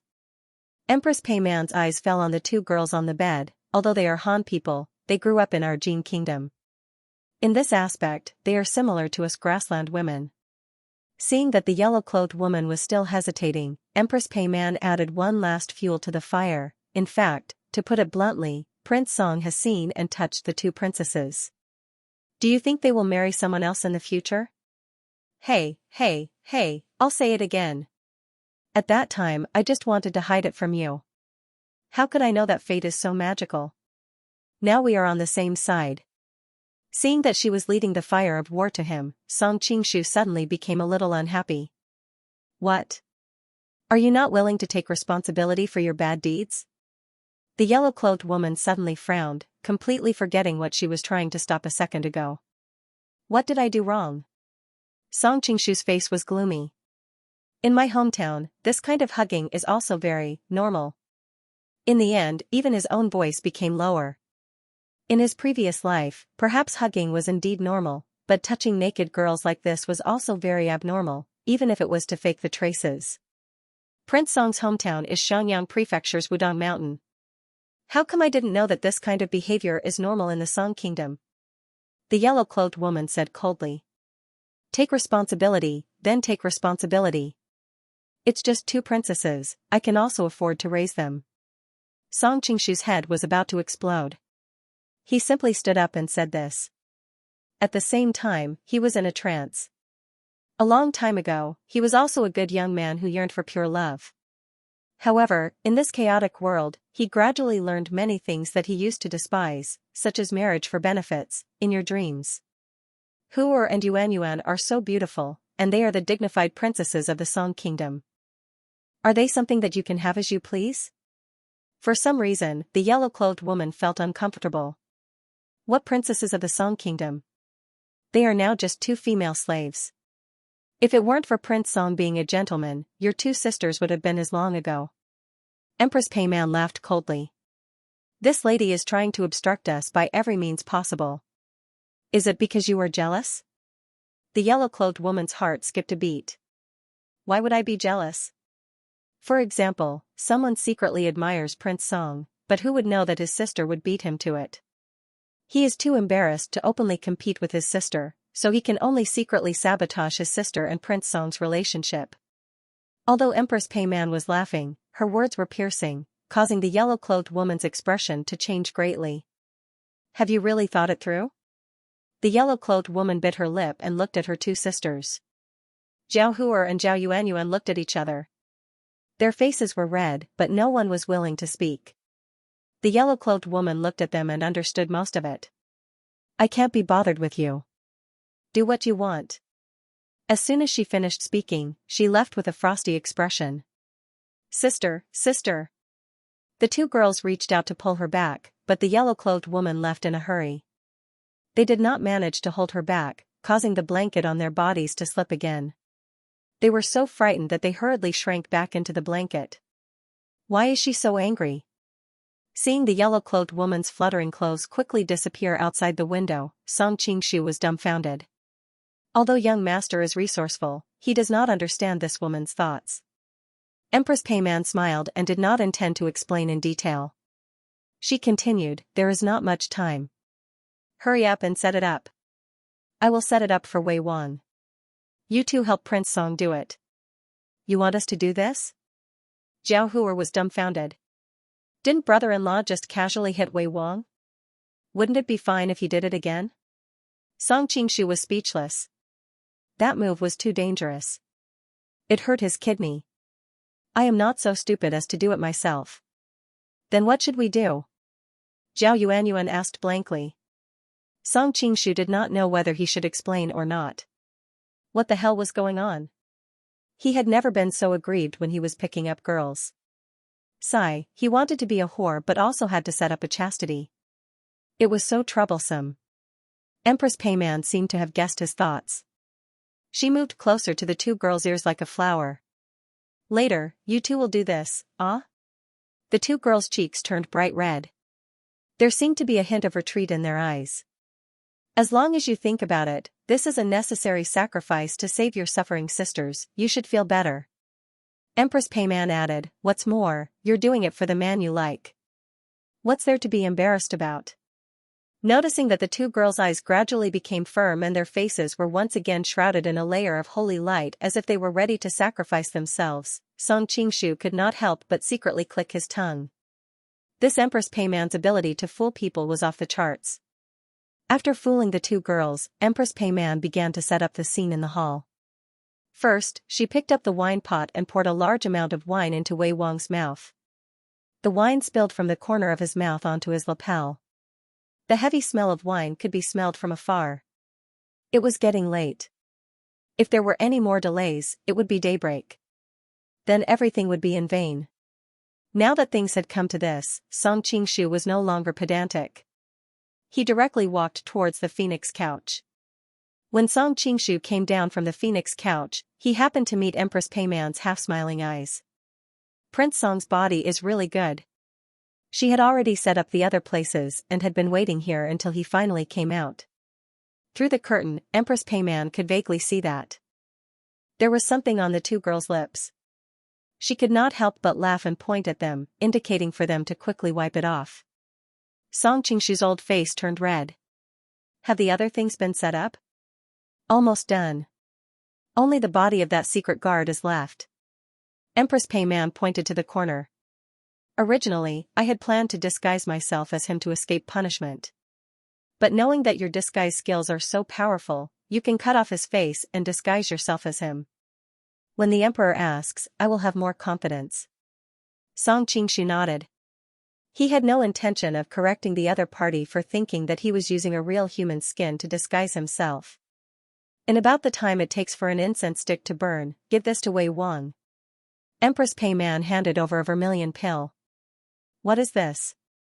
Smelling the medicinal fragrance, Song Qingshu faintly felt dazed and couldn't help but be shocked. This pill is called unrestrained restraint. This pill is called unrestrained emotions, and it wasn't easy for me to get my hands on it. It's made from dozens of rare herbs in the western region, and it will make people lose their minds. At the same time, it will completely release the words that they normally bury in their hearts, making it seem like they're drunk to outsiders. So, whether or not things will develop as expected will depend on this pill. Empress Peiman looked at the red pill, and her eyes revealed a trace of fanatical gambling. So powerful? Song Qingshu secretly clicked his tongue. He thought that he was in too much of a hurry today. In the future, when he had the chance, he would figure out the formula of this pill. It really was a necessary medicine for framing others. Your Majesty, the tranquil night was broken by Empress Peiman's anxious voice. Your Highness, what happened? Outside the Hall of Benevolence, a eunuch with a sinister appearance suddenly appeared in front of Empress Peiman so its chief steward. I have an urgent matter to discuss with His Majesty. Empress Peiman was also somewhat fearful of this eunuch because he was the #1 expert under the emperor. Daxingguo Song Qingshu had previously disguised himself as Xianxia and had nothing to do with him. It was just that because Daxingguo served the emperor, the eunuch serving the empress was casually given the name Xianxia by her. His Majesty has just finished drinking and has just fallen asleep. Can't we talk about it tomorrow? Daxing Kingdom had no intention of letting them go. Empress Peiman rejoiced in her heart. Xizong was famous for his love of wine. Every time, he would definitely drink until he was dead drunk. Tonight, she had specially chosen a day when Xizong was drinking. This was because a person's judgment would not be as clear when they were drunk, and it was very easy for their emotions to be impulsive. This matter is related to King Wei. King Wei suddenly barged into my bedroom in the middle of the night with the intention of plotting against me. Empress Peiman had been planning this for a long time. At this time, she pretended to be afraid and did not reveal the slightest flaw. Dexinggua's expression froze. This matter involved a lot of things, so he didn't dare to make a decision. Your Highness, please follow me. He hurriedly brought her into the Hall of Benevolence. What? That unfilial son. Jin Xizong smashed the cup of soup onto the ground. A person who was woken up from a deep sleep would definitely not be in a good mood. Moreover, he was woken up from his drunken stupor. His head was groggy, and a wave of nefarious fire burned within him. This concubine had already gone to bed. In the middle of the night, Prince Wei suddenly barged in, reeking of alcohol, intending to. Empress Peiman lowered her head and sobbed. If Song Qingshu was here, he would definitely give her a thumbs up and praise her for her superb acting. Your Majesty, I'm afraid we'll have to make a trip to the Hall of Tranquility to find out what exactly happened. Daxing Kingdom was loyal to the Emperor. He knew that Jin Xizong was not in his right mind, so he hurriedly reminded him. Summon the Hall of Peace. Although Jin Xizong's health was not good, his temper had always been very bad. He would often beat officials to death. At this moment, seeing the murderous intent in his eyes, Dexingua, who was at the side, was shocked. This chapter is not finished. Please turn the page. The group hurriedly arrived at the Hall of Peaceful Harmony, but they were suddenly stopped by a guard outside the hall. Who are you? This is the Empress' bedroom. No one is allowed to enter. Jin Xizong came in a hurry and did not put on the Emperor's guard of honor. Moreover, it was dark, so the guards did not recognize him. Are you blind? Can't you see who this is? Dexingua was furious. He went up and slapped the guard, making him dizzy. At this time, the surrounding guards finally saw Jin Xizong and his entourage clearly. They couldn't help but turn pale with fright. They all knelt on the ground and exclaimed, "Long live our Emperor!" Jin Xizong glanced at the guard and the coldness in his eyes intensified. If I remember correctly, you are King Wei's subordinate. Yes. Yes. The guard's voice trembled uncontrollably. Humph. Jin Xizong snorted and walked into the hall. Your Majesty, you can't enter. The guard braced himself and stopped in front of Jin Xizong. He was King Wei's trusted aide and knew that King Wei had entered the Hall of Peaceful Harmony not long ago. From time to time, there would be some unbearable sounds coming from inside. He immediately knew that King Wei had gotten into big trouble. However, he couldn't do anything about it. He could only strengthen the guards and seal off all news from inside and outside the hall. It was a pity that he didn't know that Empress Peiman had already bribed some of his subordinates. Now that he saw Jin Xizong's sudden visit, the guard's mind exploded. He could no longer think normally. His subconscious reaction was to repay King Wei's kindness. There was only one thought left in his mind. At this time, he must not let the Emperor see what was happening inside. How dare you? Dexingua suddenly appeared and struck his chest with his palm.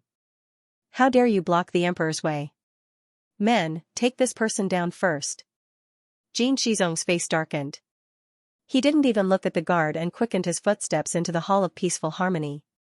Before he reached the door, he could faintly hear King Wei's impudent voice. Little beauty, come and give this prince a smile.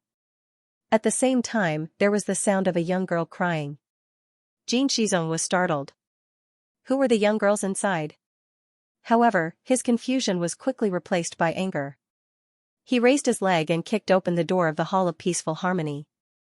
Dexingua, who had never left Jin Xizong's side, swept a glance into the hall. He sighed to himself, I'm afraid Prince Wei is in deep trouble this time. On the Empress's phoenix couch, there were two young girls with messy hair and disheveled clothes. They were crying as they avoided King Wei's demonic claws. Jin Shizong took a deep breath and stood at the door without entering. He turned to the Empress and asked with a gloomy face, "Who are these two women?"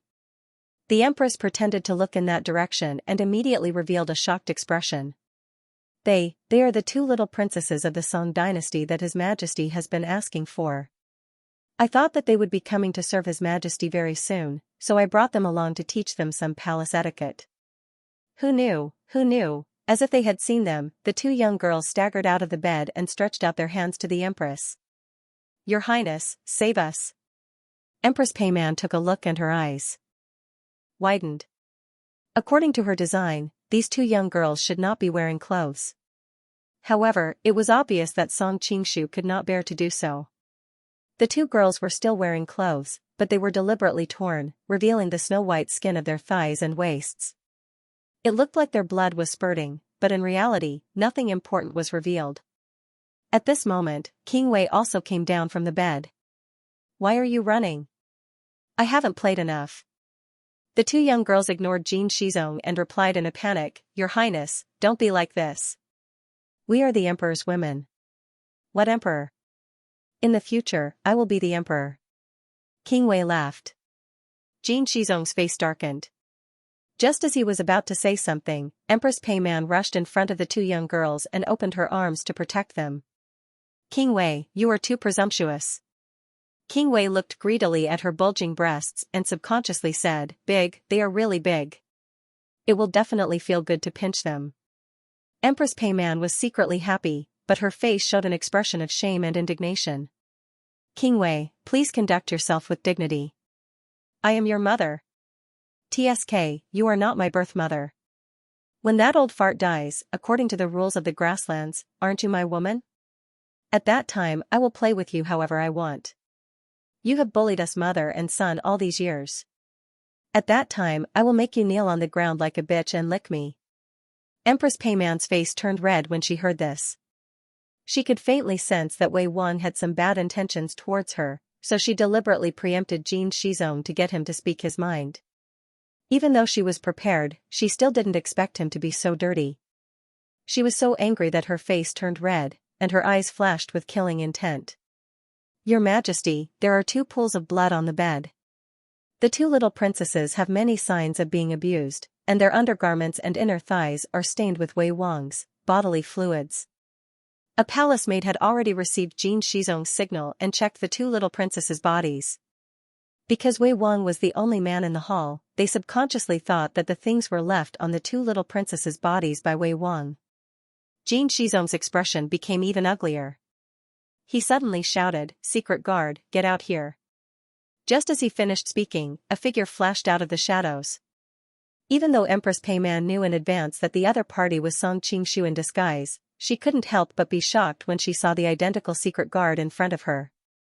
No wonder he was able to fool me when he pretended to be Xianxia. Speak, why did Wei Wang become like this? Even though Jin Shizong was angry, he wasn't completely muddle-headed. He knew that he couldn't completely believe the Empress side of the story, so he called out the secret guard he had arranged by Wei Wang's side to question him. Wei Wang drank some wine today and suddenly became interested. He said that he wanted to visit Her Majesty. In the end, after he came, I don't know if it was because of the alcohol, Wei Wang. Wei Wang. Song Qingshu suddenly stuttered. Continue. Jin Shizong's breathing became rapid. This subordinate doesn't dare to say. In order to act more realistic, Song Qingshu deliberately circulated his true qi and pretended to be trembling all over. Seeing this, Empress Peiman was stunned. She thought that her acting skills were good enough, but compared to this man, it was really nothing. I told you to speak. Jin Shizong's voice became even colder. Song Qingshu took the opportunity to add, Wei Wang was tipsy and was a bit touchy towards Empress. The two little palace maids serving Empress stopped Wei Wang and Empress took the chance to run out. Wei Wang saw that these two young girls were beautiful and didn't have the mood to chase after Empress. He pulled the two of them onto the bed. Then why didn't you stop King Wei? Jin Shizong shouted. This subordinate tried to persuade Wei Wang, but Wei Wang did not listen to me and even scolded me. This subordinate is only a servant, and Wei Wang is the master. Whatever the master wants to do, it is not appropriate for us to interfere. This subordinate could only protect Nyang and prevent Wei Wang from making a grave mistake. As for the two palace maids, this subordinate originally thought that it wasn't a big deal. Song Qingshu hurriedly apologized. Before this, I really didn't know the identity of these two little palace maids. Emperor, please investigate. Zhen kept you by Wei Wang's side, other than to protect him, to supervise him. But you neglected your duties. What is the use of Zhen keeping you? Kill yourself. Jin Shizong pulled out a knife from the guard beside him and threw it in front of Song Qingshu. This time, it was Song Qingshu's turn to be dumbfounded. He couldn't really take the knife to his neck. His mind spun and he quickly had an idea. Originally, he had been worried that Jin Shizong would put him in prison and interrogate him. Since that was the case, he would take the opportunity to escape. Song Qingshu slowly picked up the knife, but he did not slash it across his neck. Instead, he abruptly shot it toward Jin Shizong. While the imperial bodyguards were busy protecting the emperor, he took advantage of the chaos to fly out of the hall. De Xinghua, who was constantly on guard beside Jin Shizong, used his sleeve to block the knife. With a flick of his sleeve, the knife shot towards Song Qingshu's back at an even faster speed.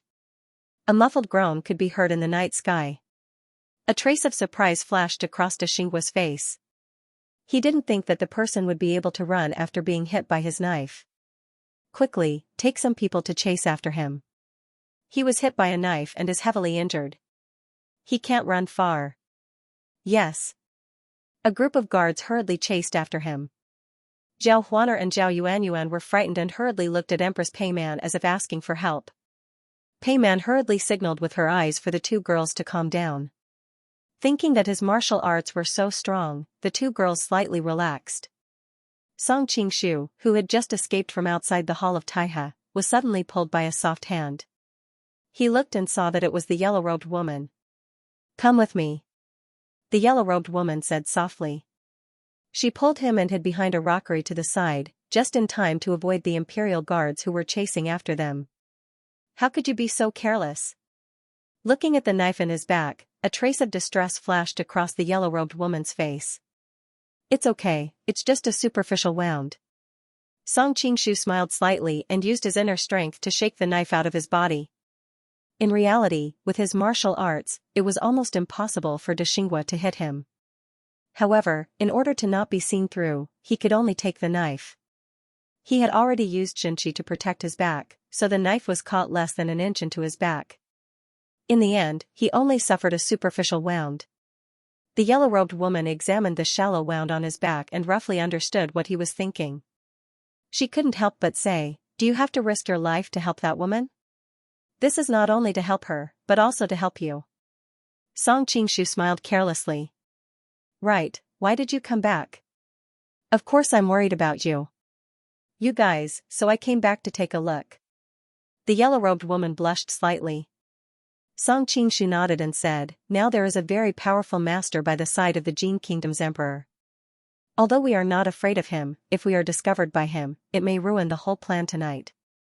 So, let's not go in now. Let's just wait and see. The yellow-robed woman looked around. The two of them were in a narrow cave in the rockery. If they moved a little too much, they would touch each other's bodies. After hesitating for a moment, the yellow-robed woman finally nodded with a red face. Okay. At this time, Jin Shizong, who was in the Hall of Peace and Harmony, did not pay attention to the escaped secret guard. Instead, he looked at Wei Wang with fire in his eyes. He had long taken a fancy to the two little princesses of the Song dynasty. He had been waiting for them to grow up.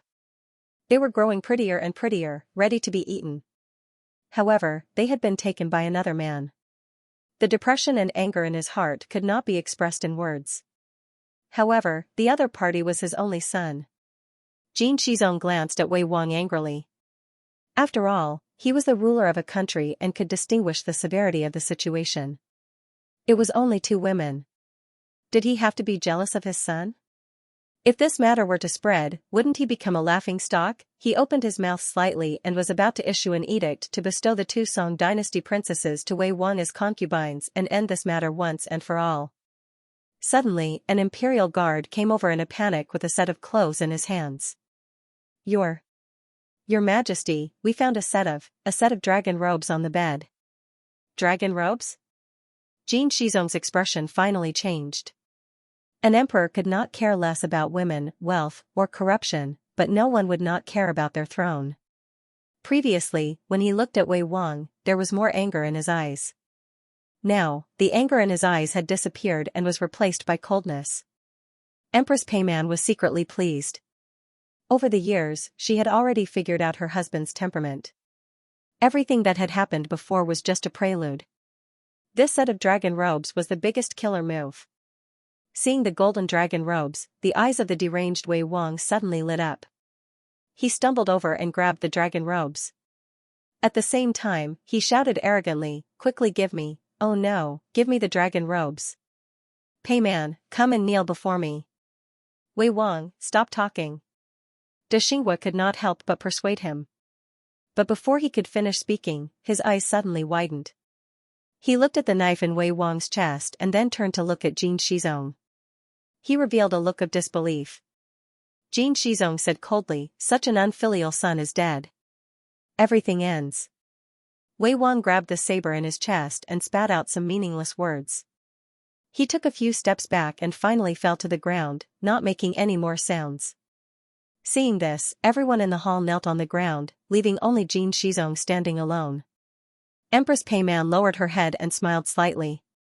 This result was much better than expected. Speaking of which, it was all thanks to Song Qingshu's cooperation. If I hear even the slightest rumor about what happened here tonight, I won't bother to find out who said it. Everyone here will be executed immediately. Jin Shizong said coldly and turned to leave. He did not even look at Wei Wang's body on the ground. After the emperor left, Empress Peiman stood up and ordered the palace maids and eunuchs to clean up Wei Wang's body. Everything was done according to the etiquette of a prince. Although she hated Wei Wang to the core, she still had to put up a front. When everything was settled, Empress Peiman drove all the palace maids and eunuchs out, leaving only Zhao Huaner and Zhao Yuanyuan. Song Qingshu and the yellow-robed woman took the opportunity to sneak in. Now that your wish has been fulfilled, it's time to talk about how to help us save people. She had been hiding with Song Qingshu in the cave for a long time. The two of them were so close that the yellow-robed woman's heart was still beating faster. She could only speak quickly to cover up her abnormality. "Huaner, Yuanyuan, come to big sister." The two girls looked at Song Qingshu with red faces. Just as they were about to go over, Empress Peiman pulled them back. "They can't go with you now. You want to go back on your word?" The yellow-robed woman's phoenix eyes turned cold. Empress Peiman smiled and said, "Miss, don't be so overreacting. Think about it, such a big thing happened tonight, and the two of them disappeared in one night. Anyone would be suspicious, and it wouldn't be good for you to save the others." "Then, all right." The yellow-robed woman agreed. "Then let's talk about how to save people." Empress Peiman was in a very good mood after getting rid of a big threat tonight. She did not mind the politeness in the other girl's words. She smiled and replied, "Like I said before, I can provide you with the antidote for the wandering powder and a token to leave the city. However, you will have to think of a way to save people. My identity is too sensitive and I cannot personally participate in this matter." Xinxia's hands were hidden in his sleeves. He lowered his head and asked, "What is your Majesty asking?" "It is." Jin Shizong hesitated. "It is that Wei Wang's behavior tonight was so absurd. Could someone be behind this?" According to the current intelligence, King Wei did not show any signs of being coerced by others. The guards at the outer perimeter of the Hall of Peaceful Harmony were also his trusted subordinates. He only has himself to blame for what happened to him. Xinxia suddenly changed the topic. "However, but what?" Jin Shizong asked hurriedly. "First, no matter how absurd Wei Wang usually is, it is too unreasonable for him to break into the Empress Palace in the middle of the night. There must be someone behind this. Second, there are too many coincidences." Xinxia did not finish his sentence. If Wei Wang was not dead, he could ask him and the truth would be revealed. However, he knew his master's temperament. Wei Wang was weak but also hot-tempered. He was headstrong and could not be questioned. There was no need for him to get into trouble for a dead prince. Jin Shizong nodded. Good. This matter will be investigated by your washing clothes yard. You must find out if there is someone behind this. Understood. At this time, the people in the Hall of Taihead discussed the rescue plan. However, they were all rejected for various reasons. In the end, they did not come up with a perfect plan. We can't rush this matter. After what happened tonight, the security in the Imperial Palace will definitely be at its highest. There's no need for us to make a move now, Song Qingshu said. The yellow-robed woman nodded. It is good to lie low for a few days. During this time, we can discuss in detail. We must come up with a flawless plan. Miss Yang. Empress Peiman already knew that the yellow-robed woman's surname was Yang. I have something to say in advance. What? The yellow-robed woman did not have a good impression of this flirtatious empress. Her tone was cold. The Jin and Song kingdoms are currently at war with each other. If Miss returns and uses what happened tonight to create chaos in our Jin kingdom, then I will not be polite. Although Empress Peiman was smiling, her tone was full of threat. Oh? Then I'd like to hear how impolite you are. The yellow-robed woman sneered. She had indeed thought about this. After all, she was not as naive as her two younger sisters. For the sake of the country's interests, what was there to maintain this temporary alliance? I don't need you to know what happened to your sisters in the Jin kingdom over the years. I'm sure the people in the southern Song dynasty will also speculate about it. However, there is no evidence. No matter how much your people suspect them, it's just a suspicion. But if you want to deal with me, I don't mind printing the details of the men they served over the years, and even the evaluation of the industry into a book and distributing it to the border between the Song and the Jin kingdom. At that time, although the Song kingdom is big, there will be no place for your sisters. Empress Peiman's smile was full of slyness, like a fox. You. The yellow-robed woman's apricot eyes widened as she subconsciously took a step forward. Empress Peiman didn't care and calmly said, as long as you keep your mouth shut about what happened tonight, this empress will naturally keep my mouth shut about what happened to the princesses. The yellow-robed woman's expression changed. In the end, she sighed and said, fine, you win. She had no choice but to agree. Nowadays, with the rise of Neo-Confucianism in the southern Song dynasty, the issue of women's chastity was almost abnormal. Once the rumor spread, what would her sisters do? After they reached an agreement, they went their separate ways. The yellow-robed woman was worried about her two younger sisters and decided to continue to stay in the residence of the Qing kingdom in the palace so that she could take care of her sisters and the people in the laundry yard. Song Qingshu slipped out of the palace that night and continued to be Tang Qubian. Now that the rescue of the laundry yard is beginning to take shape, I don't know how much longer Tang Qubian will keep goodbye in the dark. Song Qingshu was also very conflicted. He felt that it was immoral to deliberately hide it from her, but he also had his own selfish reasons. Goodbye was a beautiful and gentle wife. No man could refuse her, and he was no exception. Once he revealed his cards, he was afraid that he would lose her forever. Song Qingshu struggled with this problem on the way back. He couldn't make a decision even when he returned to Tang Qua's residence. Forget it, let nature take its course. Song Qingshu sighed and took off his shirt. Although the knife wound on his back was not a problem, he still had to take care of it. Who is it? Song Qingshu suddenly sensed something and stared at the door. It's me. The door opened with a creak, and a beautiful figure slowly walked in. It was Goodbye. You're still up so late? Song Qingshu was a little surprised. This was the time when people were deep asleep. I have a lot of thoughts on my mind. I can't sleep, so I've been waiting next door for you to come back. Goodbye's words made Song Qingshu feel a little awkward. After all, as a husband in name, he appeared and disappeared day and night. Even his wife couldn't find him. It was quite a failure. Seeing Song Qingshu put on his clothes again, Goodbye glanced at him and suddenly exclaimed, "You're injured?" "It's just a superficial wound. It's nothing serious." Song Qingshu answered unnaturally. Let me take a look. Song Qingshu couldn't refuse Gubai's words. After all, they were husband and wife in name. It was normal for a wife to care for her husband. Gubai took off his coat again and looked at the blood stain on his back. She pursed her lips and said, "Why are you so careless?" While complaining, she took out a handkerchief and wiped it for him. Song Qingshu's heart warmed.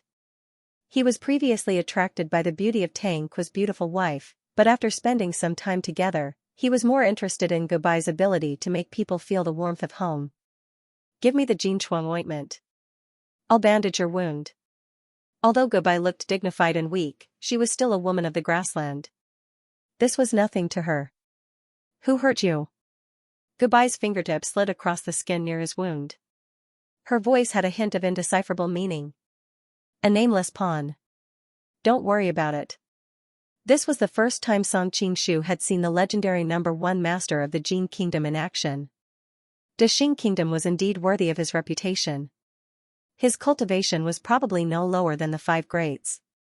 The top masters in this world are really not worth much. Song Qingshu was very depressed.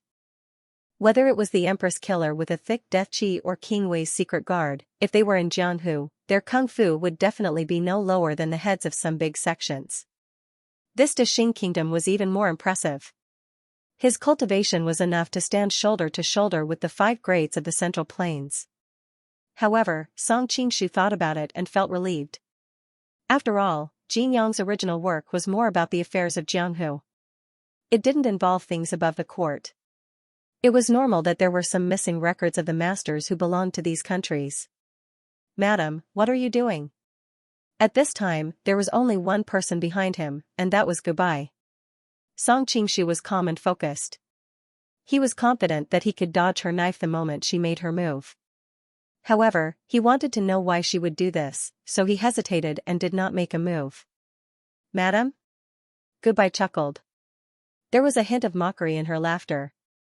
After acting for so long, do you really think of yourself as my husband? Song Qingshu's heart sank.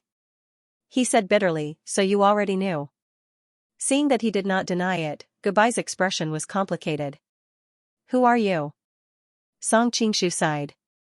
Now that things had come to this, there was no need to hide it anymore.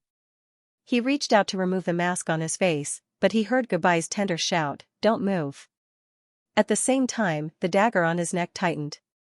Didn't you ask me who I am? I just want to take off my mask. Song Qingshu laughed bitterly. Don't move. I'll take it off. Gubai had seen his moves and knew that he was skilled in martial arts. She did not dare to be careless. Song Qingshu shrugged his shoulders. By the way, how did you see the flaw? Previously in the carriage, you caught the assassin's dagger between your fingers. My husband does not have such good martial arts. Gubai searched for the place where his mask was. So that's how it is. No wonder you became so strange after that.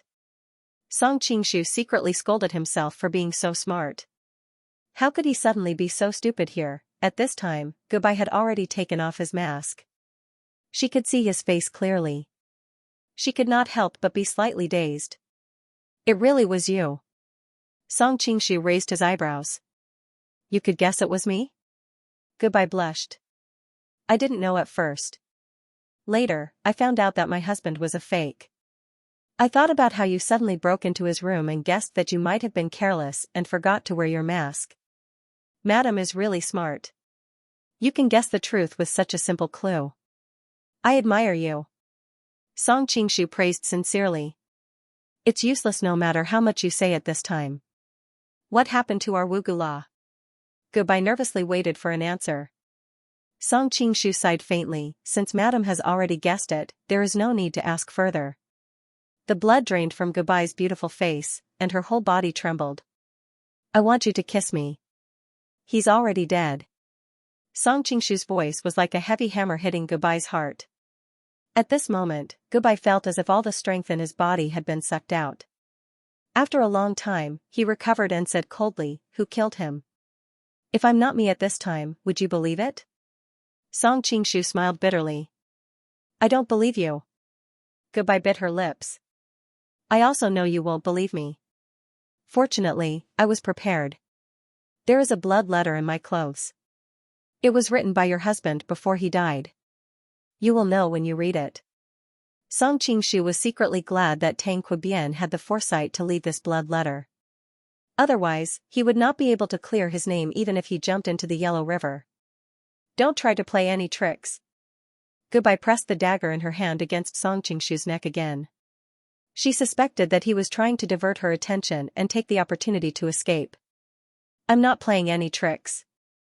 You will know when you read it. Song Qingshu raised his hands, indicating that he had no other intentions.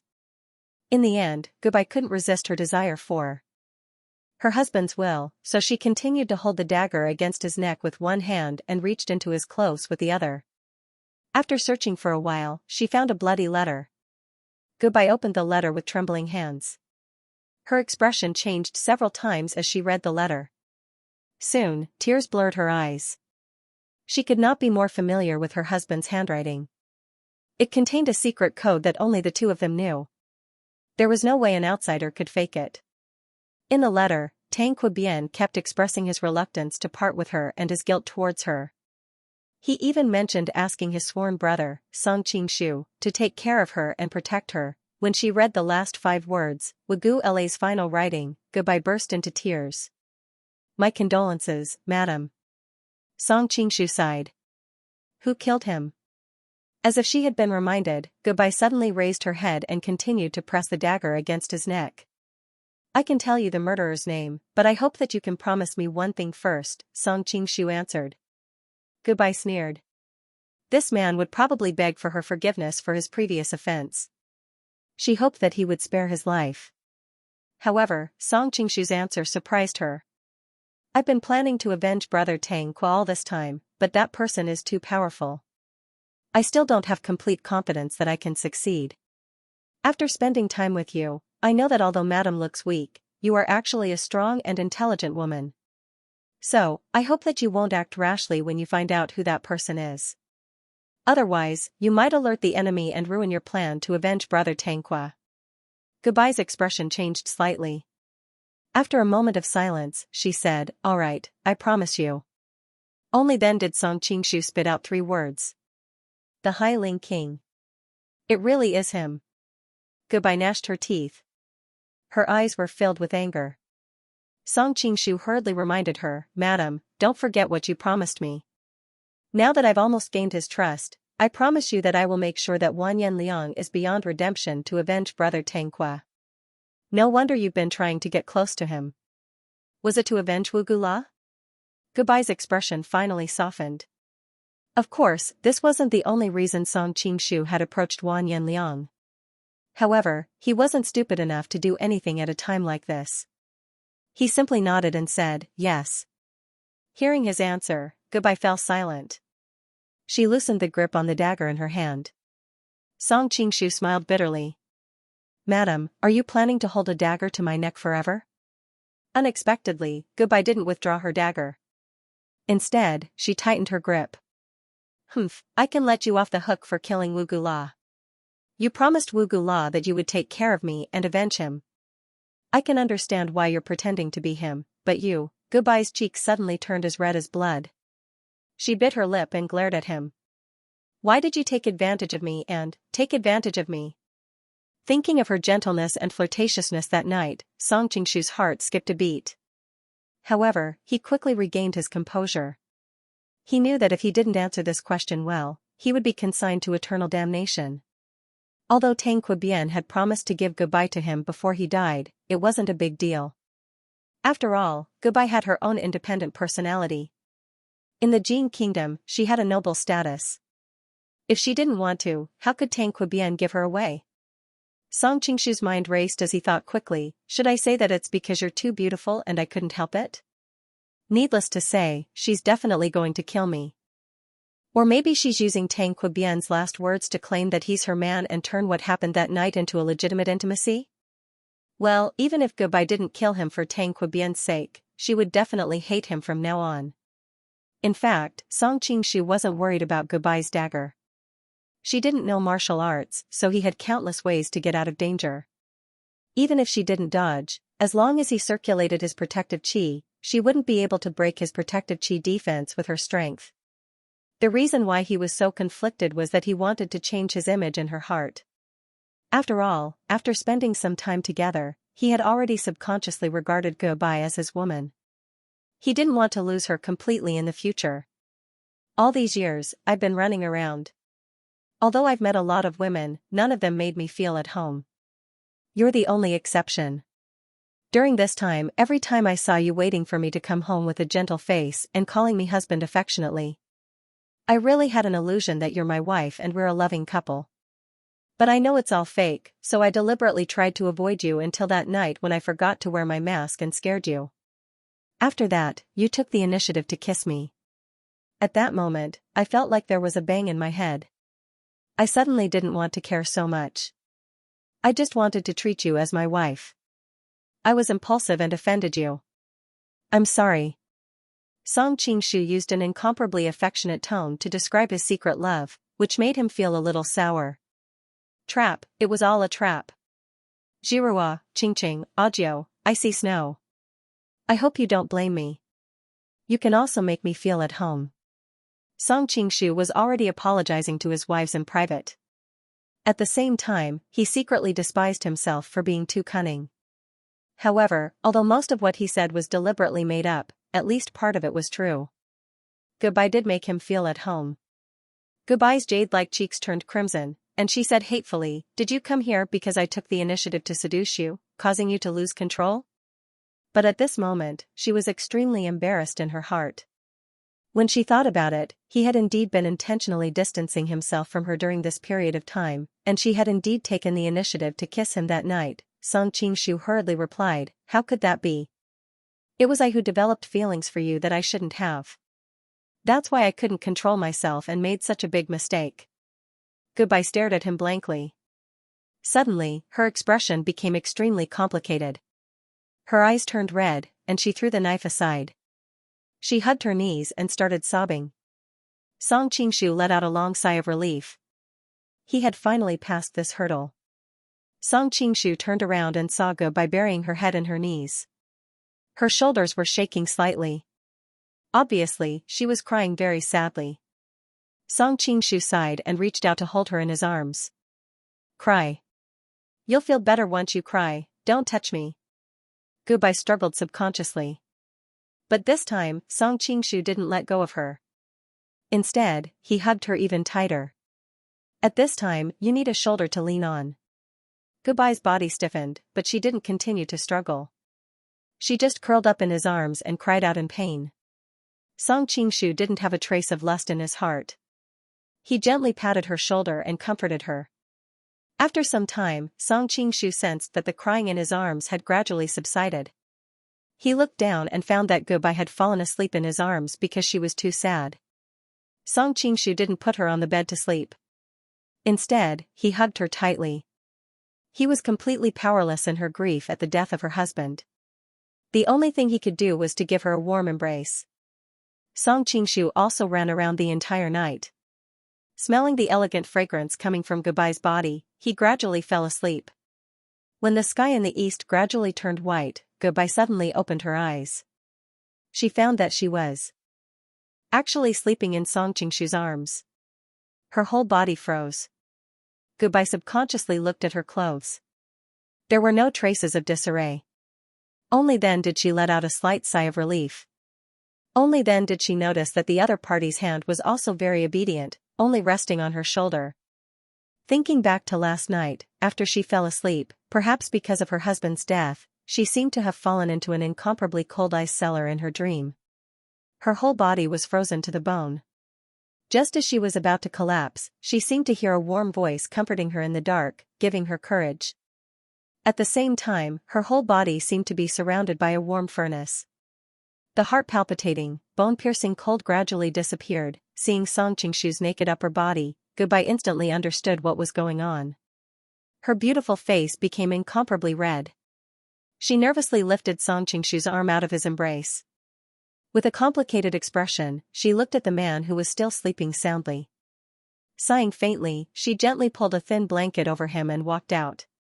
Last night, Song Qingshu had been comforting Ge Bai the entire time. He only fell asleep when it was almost dawn. At this time, Ge Bai had left. In a daze, he was aware that she had left, but he was too sleepy and did not want to open his eyes. After a long period of time, Song Qingshu seemed to sense something and suddenly opened his eyes. He saw Ge Bai, dressed in morning clothes, sitting on the side of the bed in a daze. "Madam, what are you doing?" Song Qingshu asked hesitantly. Ge Bai smiled bitterly and said, "Although I really want to perform a religious ceremony for Wugu La, I also know that before I take my revenge, I cannot let Wan Yanliang know. The only thing I can do now is observe mourning for him, but I can't let the servants know. I have no choice but to come to your room. I hope you don't think it's bad luck. Madam's love for Brother Tang Kwa is very deep, and I can't help but admire him. How could I think it's bad luck?" Only now did Song Qingshu have the time to carefully look at her. He saw that she was dressed in snow-white morning clothes, and there was a faint look of sorrow on her face. She looked exceptionally lovely. As the saying goes, a woman must be beautiful in mourning. Indeed, it was true. Song Qingshu couldn't help but think of the time when they were in the Viscount's mansion. Shuang'er was also dressed in mourning clothes like this, and she was also exceptionally beautiful. After that, the two of them, Song Qingshu's heart skipped a beat, and then he secretly despised himself. She had just lost her husband and was a pitiful widow. How could he think of such messy things? Just as his mind was wandering, Ge Bai suddenly knelt in front of him and said, "That bastard Wan Yanliang has been extremely trusted by my imperial brother all these years. He has countless experts under his command. I am just a woman, and even if I want to avenge Wugu La, I am powerless. Uncle is a famous hero in the world, and also Wugu Li's sworn brother. I hope that uncle can avenge him." Song Qingshu's body softened when he heard Ge Bai call him a pitiful uncle. He hurriedly helped her up and said, "Don't worry, madam. I promised Brother Tang Kwa that I would avenge him. Even if madam didn't ask, I would still do it." He didn't think too much about it and held Ge Bai's arm with both hands. Ge Bai felt the warmth of his palms and blushed imperceptibly. She instinctively pulled her hand back. Song Qingshu was surprised at first, then smiled bitterly. The two of them had clearly shared a very intimate relationship. But now, just a touch of his arm made her so uncomfortable. It seemed that she hated him very much. "I don't know if uncle can give Ge Bai a definite deadline." Seeing Song Qingshu's stunned expression, Ge Bai looked sad. "I know who my enemy is, but I can't show it. I don't know how long I can endure it. If uncle can give me a definite deadline, I will have something to look forward to. Only then will I not be driven mad by the thought of revenge." Song Qingshu hesitated for a while and finally shook his head. "If I give you a deadline now, it would be irresponsible of me. Although Wan Yanliang doesn't seem to be the most powerful person on the surface, from the time I've spent with him, I've discovered that he's hiding a frightening amount of power. Without absolute certainty, everything I say is just empty words." Ge Bai sighed. "Wan Yanliang is very powerful. It's my fault for making you take such a big risk. Have a good rest, young master. I'll take my leave." She then turned and walked out with a blank expression. Song Qingshu hurriedly stepped forward and grabbed her wrist. "Madam, you misunderstand. I wasn't trying to shirk my responsibility. I really wanted to help you." Ge Bai's gaze fell on her wrist. "Men and women shouldn't touch each other. Young master, please behave yourself." "What nonsense. We've already rolled on the bed a few times. How can we not touch each other?"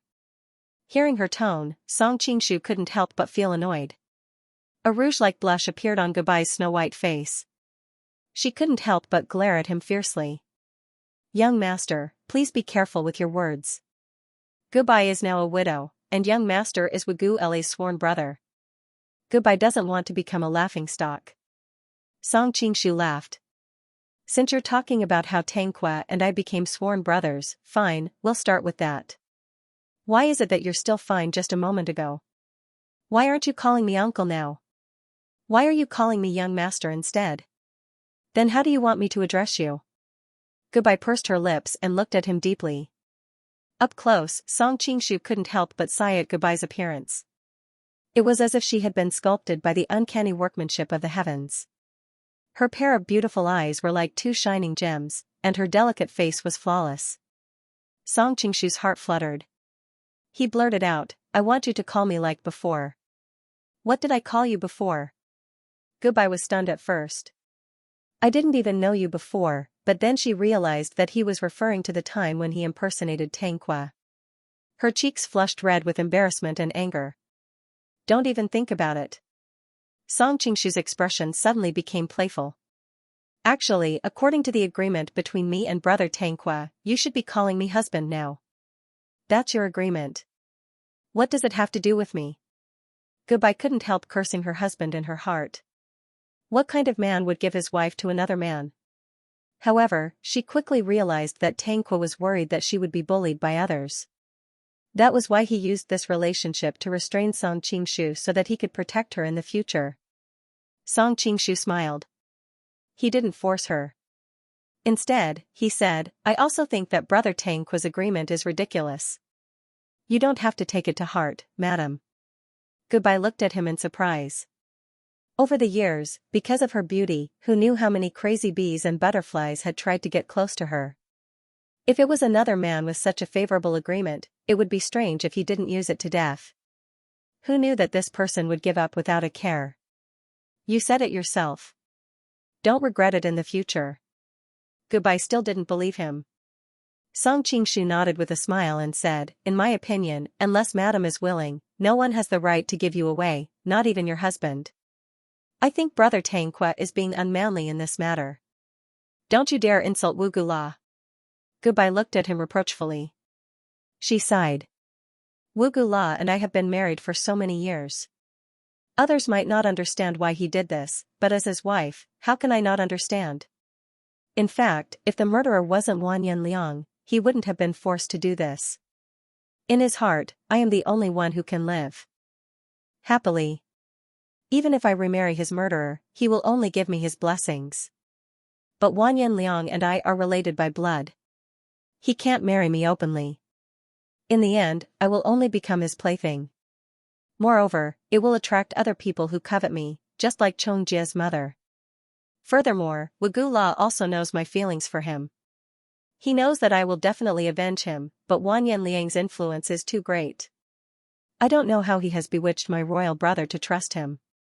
My greatest support is gone. Seeking revenge on him is like throwing an egg against a rock. But even if I don't find Wanyan Liang will come looking for me. Tanqua's family isn't powerful enough to protect me, and my brother is unreliable. It will be difficult for me to resist him. If that happens, the rest of my life is destined to be miserable. That's why Wu Gula used such a strange method. Avenging him is secondary. The main reason is that he wants you to protect me." As Goodbye spoke, tears flowed down her face again. "But Wu Gula treats me with such deep affection. How can I not avenge him?" Song Qingshu reached out to wipe away the tears on her cheeks. "You and your wife love each other to such an extent. There are few couples in this world who can compare to you." Sensing Song Qingshu's movement, Goodbye's body trembled. But this time, she did not dodge. After a long silence, she suddenly raised her head. "If you can help me get revenge as soon as possible, I can pay you the appropriate amount." Song Qingshu laughed involuntarily. "It's very expensive to ask me to do something. Then how much do you think I'm worth?" Goodbye raised her head to look at him. Her eyes were watery and emitted a strange luster. Song Qingshu's Adam's apple bobbed. He involuntarily gulped. "You must be joking." "I'm not joking." At first, she was a little hesitant. But as she spoke, there was only determination left in Goodbye's eyes. "In your heart, how much am I worth?" "Devastatingly beautiful." Song Qingshu typed dryly. Song Qingshu's eyes widened. Even though he enjoyed Goodbye's soft and fragrant lips, he still pushed her away and looked down at her. "What are you doing?" Goodbye smiled. "I'm asking you to avenge him." Song Qingshu's face darkened. "Brother Tanqua and I are sworn brothers.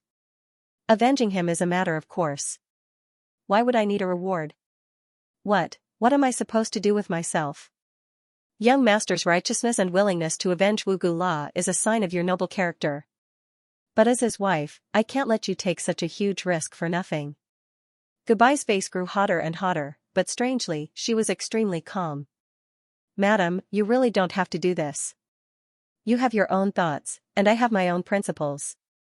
If I really wanted to take advantage of you, I would have used this matter to threaten you long ago. Trust me, it's not like I've never done something like this before. Song Qingshu couldn't help but recall the resentful gazes of Nan Lan, Luo Bing, and the others. That's why I really want to help you. Song Qingshu's expression was imposing and upright, as if he could feel the faint glow of justice radiating from his body. Who knew that he would be defeated by Gubai's one sentence? That night, didn't you take advantage of me? Gubai's face was burning as well. Young master, you don't have to reject me so quickly. Actually, other than avenging my husband, I have other considerations. What considerations? Song Qingshu looked awkward. Gubai's red lips parted slightly. After a moment's hesitation, she said softly, I still want to preserve Wugu Le's bloodline. Song Qingshu was stunned. Hasn't Brother Tangqua already? That's why I'm looking for you, young master. Gubai was both embarrassed and anxious. This man is usually quick-witted, but why is he so slow on the uptake now? But even if Madame is pregnant, what does that have to do with Brother Tangqua? Song Qingshu felt that his brain was not enough to process everything. Gubai raised her head and looked at him. Does young master still remember what you promised me on the way to Pucha's house? Song Qingshu tried to recall, and his expression suddenly changed. He remembered that she had once suggested that their child must be surnamed Tangqua. At the time, he thought that his identity had not been exposed, so he agreed without much thought. As long as the child is born with the surname Tangqua, and we don't go out, everyone will think that they are Wugu Le's descendants, Gubai continued. Song Qingshu looked gloomy. You want my son to follow someone else's surname? Over the years, although he had sex with many women, he was a transmigrator. In addition, he had to run around in this chaotic world. Subconsciously, he did not want to have children. Therefore, every time he was intimate with a woman, he would refine his essence into qi. Most of the time, what he shot out was just some blanks. Of course, standing by the river, one's shoes would get wet. It was possible to forget once or twice, such as when he was with Huang Rong. Under such circumstances, how could he have the mood to refine his essence into qi? If he allowed Gubai to become pregnant, it would most likely be his first child. Of course, he was reluctant. Gubai could not help but roll her eyes at him. She blushed and said, I have to remind you, young master, that I am someone else's wife. Young master, you can enjoy endless happiness with women without having to bear any responsibility. Where else can you find such a good thing? Are you not going to agree to such a simple request? Hearing her words, Song Qingshu suddenly felt that he had indeed gone a little too far. He was a classic case of taking advantage of others, but he still wanted to take advantage of her. Fine, but you must promise me one thing. If the children want to return to the family when they grow up, you can't refuse them. Gubai hesitated for a moment. It would take at least 10 to 20 years for the children to grow up. This was enough time to deal with the people around them. Moreover, when the children grew up, they could have grandchildren. There was always a way to pass on the Tangqua family's bloodline. Fine. Song Qingshu finally realized that something was wrong. Why are we talking about children? I clearly didn't want to take advantage of you. Gubai looked at him bitterly. Young master, I have already offered myself to you to sleep with you. Why are you still acting like this? Are you trying to embarrass me? Song Qingshu looked at her carefully. Gubai was already beautiful. Now, her snow-white morning clothes complemented her skin. It was hard to tell whether her clothes were whiter or her skin was whiter. Coupled with the tear stains on her cheeks, she was simply a great beauty. Song Qingshu's heart softened.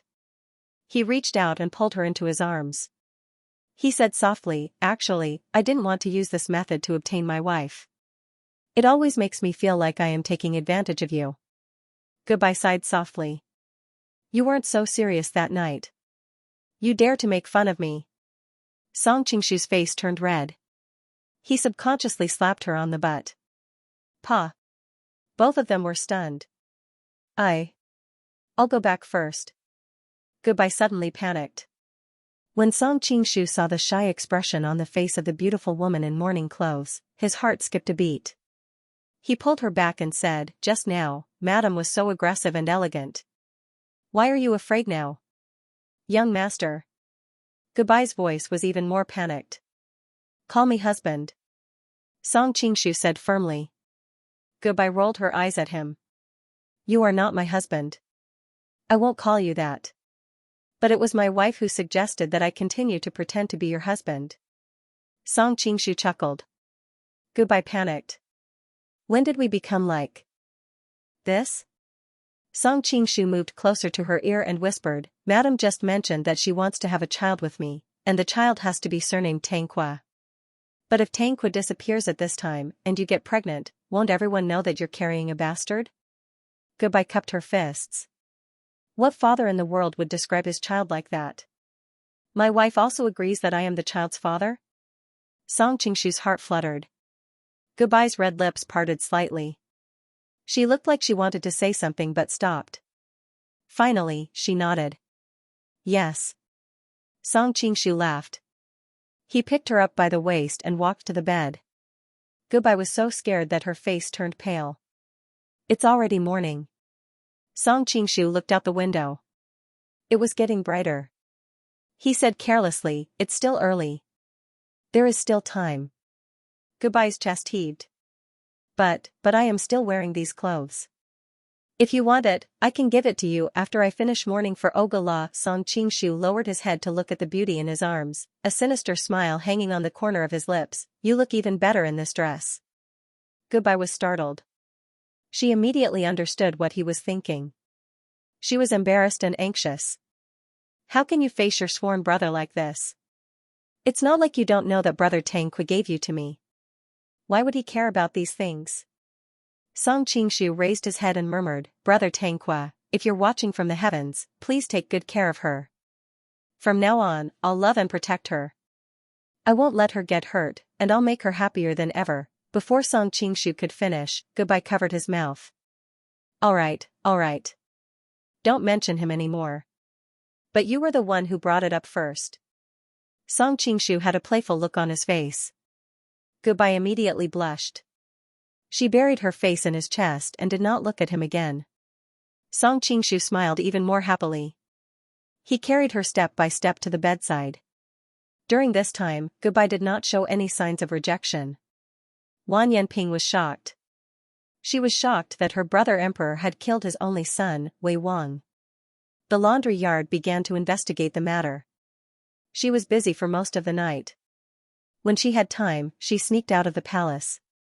She wanted to tell her sister as soon as possible. At the same time, she reminded her brother-in-law to be careful so that he would not offend her brother. The servants in Tanqua Fu were already very familiar with Wan Yanping. These years, she had been visiting the Tanqua Fu from time to time. Adding on the fact that she was the mistress' sister, the servants had subconsciously treated her as half the owner of the Fu. Thus, no one stopped her from entering the Tanqua Fu. The servants also didn't need to announce her arrival, she could go find her sister and brother-in-law herself. Because of what had happened that night in the mountain stream with her brother-in-law, Wan Yanping had always felt that she had wronged her sister. She had been intentionally or unintentionally avoiding them, using her job at the laundry to numb herself. It wasn't until today that she decided to come to Tanqua Fu. After entering Tanqua Fu, she hesitated. Her sister and brother-in-law had been in conflict and were living separately. Who should she go to first was a problem. She thought about it and decided to go to her sister first. She was worried that her sister would see through her if she went to see brother-in-law first. Who knew that her sister was not in the room? She could only walk to brother-in-law's room. She felt uneasy on the way. She didn't know if brother-in-law had missed her. What if he wanted to be intimate with her later? Should she refuse or not? When she was about to reach her destination, Wan Yanping suddenly heard a strange sound. As someone who had experienced it, how could she not know what it was? After listening carefully, she could tell that it was her sister's voice. She couldn't help feeling a bit jealous. So the husband and wife had reconciled. But Wan Yanping quickly looked down on herself. She should be happy that her sister and brother-in-law had reconciled. When she thought about it this way, she felt much better. She had planned to turn around and leave to the living room to wait for them to finish. But suddenly, she had an uncontrollable curiosity. What's the difference between my sister and brother-in-law and me? Even though they were sisters, it was hard not to compare them. Wang Yanping hesitated for a long time. In the end, she tiptoed to the window. At the same time, she warned herself to only take a look and then leave. She shakily poked a hole in the window and peered in. When she saw her sister's beautiful appearance, she couldn't help but feel disappointed. Sister is much prettier than me. Suddenly, Wang Yanping's body froze. Who was the man on top of sister? Wang Yanping was stunned. In her heart, her sister and brother-in-law were a pair of immortals. Though her sister was extremely beautiful, she was a very clean person. She was gentle and wouldn't even look at other men. But the scene in front of her was too much of a blow to her heart. She had never thought that the sister she respected would be in such an embarrassing position under another man. But the truth was in front of her and she had to admit it. What should I do? Wang Yanping wanted to push open the door and scold her sister. She wanted to ask her why she would do such a thing to brother-in-law. But she knew that although her sister looked weak on the outside, she was very strong-willed and opinionated. If she rushed in, what if she didn't have the face to see her and wanted to find the dagger? Even though Wang Yanping loved Tang Qiubian deeply, Goodbye was also her sister who loved her. How could she have the heart to push her sister into a dead end for brother-in-law? But if she didn't go in and stop it, could she pretend that nothing had happened? Wang Yanping knew that she wasn't the type to hide things. She didn't know how to face her sister and brother-in-law in the future. Also, if brother-in-law asked, should she tell the truth or help her sister hide it? Wang Yanping struggled for a long time. No matter which option she chose, she would hurt the other person closest to her.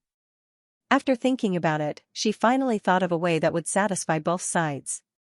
That was to wait for her sister to leave and then she would quietly kill the adulterer.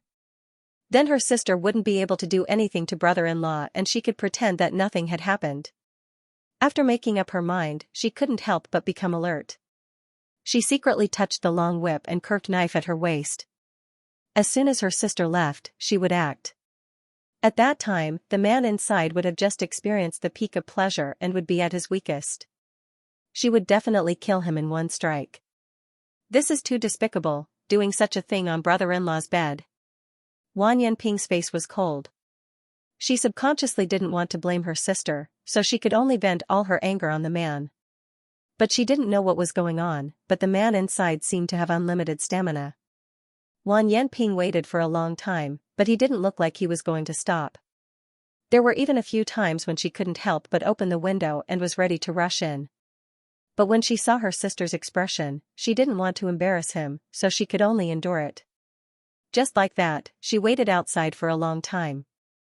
The sounds coming from inside made her legs weak, and her body felt uncomfortable. Wang Yanping had just tasted lust, and this was the time when her self-control was at its lowest. Unknowingly, she felt as if her entire body was soaked in water. She knew that she couldn't continue staying like this. Otherwise, it wouldn't be that man who was weak, but her condition would be bad. Glaring hatefully at the hateful man, Wang Yanping quietly retreated 100 feet.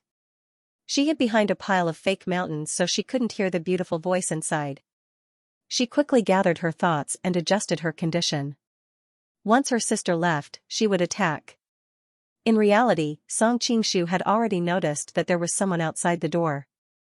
Originally, he thought it was a servant who didn't know what was good for him and was hesitant about whether or not he should stop the person from going out and causing trouble.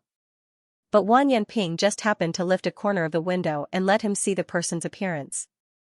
Knowing that Wang Yanping was outside, Song Qingshu was like a Spartan. He was having an affair with her sister inside. With her feelings for Tang Qiubian, she wouldn't be able to control herself. What if she rushed in? The most important thing was that Goodbye was a shy person. Last night, she was only willing to be intimate with me because of various factors. But if this scene was seen by her own younger sister, with her personality, there was a high chance that she wouldn't let me touch her anymore. Just as he didn't know what to do, Song Qingshu suddenly realized that Wang Yanping didn't have any intention of rushing in. After a moment of shock, he quickly guessed what the other was thinking. I didn't expect that this girl, who is usually as hot-tempered as a hot pepper, would actually know how to think for others when something really happens. Without any worries, Song Qingshu devoted all his energy to Goodbye.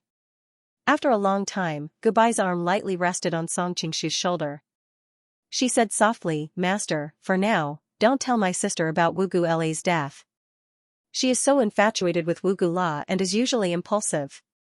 I'm worried that after she finds out the truth, she'll go find Wanyan Liang for revenge and put herself in danger." Song Qingshu's expression became very interesting. These two sisters were really interesting. One discovered her sister's affair and didn't say anything. The other knew the truth and wanted to hide it from her sister. The two sisters had very different personalities, but in the end they made the same choice, which was to protect each other as much as possible. I can promise you, but paper can't cover fire. One day, she will know everything, Song Qingshu said meaningfully. Let's talk about the future in the future. Right now, I just want to get revenge for Wugu La. Goodbye sighed faintly. Song Qingshu saw that her expression was showing signs of dimming again. He quickly moved closer to her ear to divert her attention. What did you call me just now? Young master. Goodbye pushed him lightly. I know what you're thinking. In the future, unless I put on an act in front of others, I will never call you husband. Seeing that she was so determined, Song Qingshu knew that he couldn't force her. He could only say, "It's fine if you don't call me husband. But with our relationship, wouldn't calling me young master be too distant? What else can I call you?" Goodbye blushed. The relationship between the two of them was indeed very strange. They were not friends, but they were lovers. Brother Tanghua and I are sworn brothers. You can call me Uncle. Song Qingshu approached her with a smile. Goodbye rolled her eyes at him coquettishly. She pursed her lips and said softly, "Is there an uncle in the world who oppresses his sister-in-law like this?" "Yes, isn't there a pair here?" Song Qingshu kissed her cheek with his salivating saliva. Goodbye blushed. She turned her head to the side, unwilling to be seen by him. I realized that you lied to me last night. What did I lie to you about? Song Qingshu was confused. You were so dignified last night. Wasn't it just to cover up your lustful nature? Goodbye snorted. That night, I really didn't mean it. Song Qingshu complained. Humph, you can be uninterested in me, but what about Ping Er? You knew that she loved Wugu La, but you pretended to be Wugu La and stole her chastity. So what? Goodbye's voice grew colder. In that kind of situation, in the middle of nowhere, alone with a man and a woman, it's hard not to. Noticing Goodbye's ugly expression, he decided to throw caution to the wind. He put his arms around her. So what if I like you two sisters? When I think about you being stolen by another man, I'm going to go crazy. You're like this, and Ping Er is the same. If you hate me, you can kill me or cut me up. I won't even frown. I forgot that the plot of Wan Yanping seeing her sister and Song Qingshu was created by reader Wiandao. Goodbye heard his words and pinched him angrily. Why are you so helpless? You know I won't kill you, but you still say such things. Song Qingshu was immediately amused and pulled her into his arms. I knew Madam wouldn't bear to kill me. Goodbye's body stiffened and she hurriedly explained, don't misunderstand, the reason why I won't kill you is because I still need you to help me take revenge, not because of anything else. Don't think too much. Don't worry, it's all the same to me. Song Qingshu hugged her and smiled happily. Humph, although I won't kill you, if Ping Er knew the truth, she definitely wouldn't forgive you. Goodbye punched his chest a few times. Seeing that she couldn't push him away, she could only let him hug her. Thinking of Wan Yanping, Song Qingshu also felt a headache. This is really troublesome. Now you know that it's not so easy to enjoy the bliss of having two wives. Goodbye snorted unhappily. As long as I can enjoy the bliss of having two wives, this difficulty is nothing. Song Qingshu laughed and tightened his grip on Goodbye's hand. Be good, call me uncle. Bah, I at most call you uncle. I don't want to call you that. I always feel that calling you that is too strange. Goodbye replied with a red face. Uncle? Song Qingshu's face was gloomy. What did I say? You're really a bad guy at your age. You're already so good at torturing women at such a young age. What will happen in the future? Goodbye already knew Song Qingshu's true age. Thinking about how she had avoided countless mature and steady wild bees and butterflies over the years, but in the end, she was taken by a man who was younger than her, her heart could be said to be filled with mixed feelings. But apart from my age, I'm nothing else. Song Qingshu said as he moved his body. Goodbye's blush deepened and she couldn't help but spit, pervert. Because Wan Yanping was still nearby, Song Qingshu didn't dare to let Goodbye stay for too long. After a while, he found a reason to let Goodbye leave. Goodbye was also feeling greasy and wanted to take a bath. Of course, she didn't want to take advantage of Song Qingshu here, so she hurried to her room. Looking at Goodbye's disappearing silhouette, Wan Yanping revealed a confused expression. Why is sister wearing morning clothes? Could it be that she already knows that Wei Wang is dead? But she is Wei Wang's elder, how could she wear morning clothes for him? Wan Yanping couldn't think of a reason no matter how she thought about it. She could only attribute it to the man inside having a special hobby and forcing her sister to wear this for his pleasure. What a bastard. Wan Yanping couldn't take it anymore and stomped her way into the house.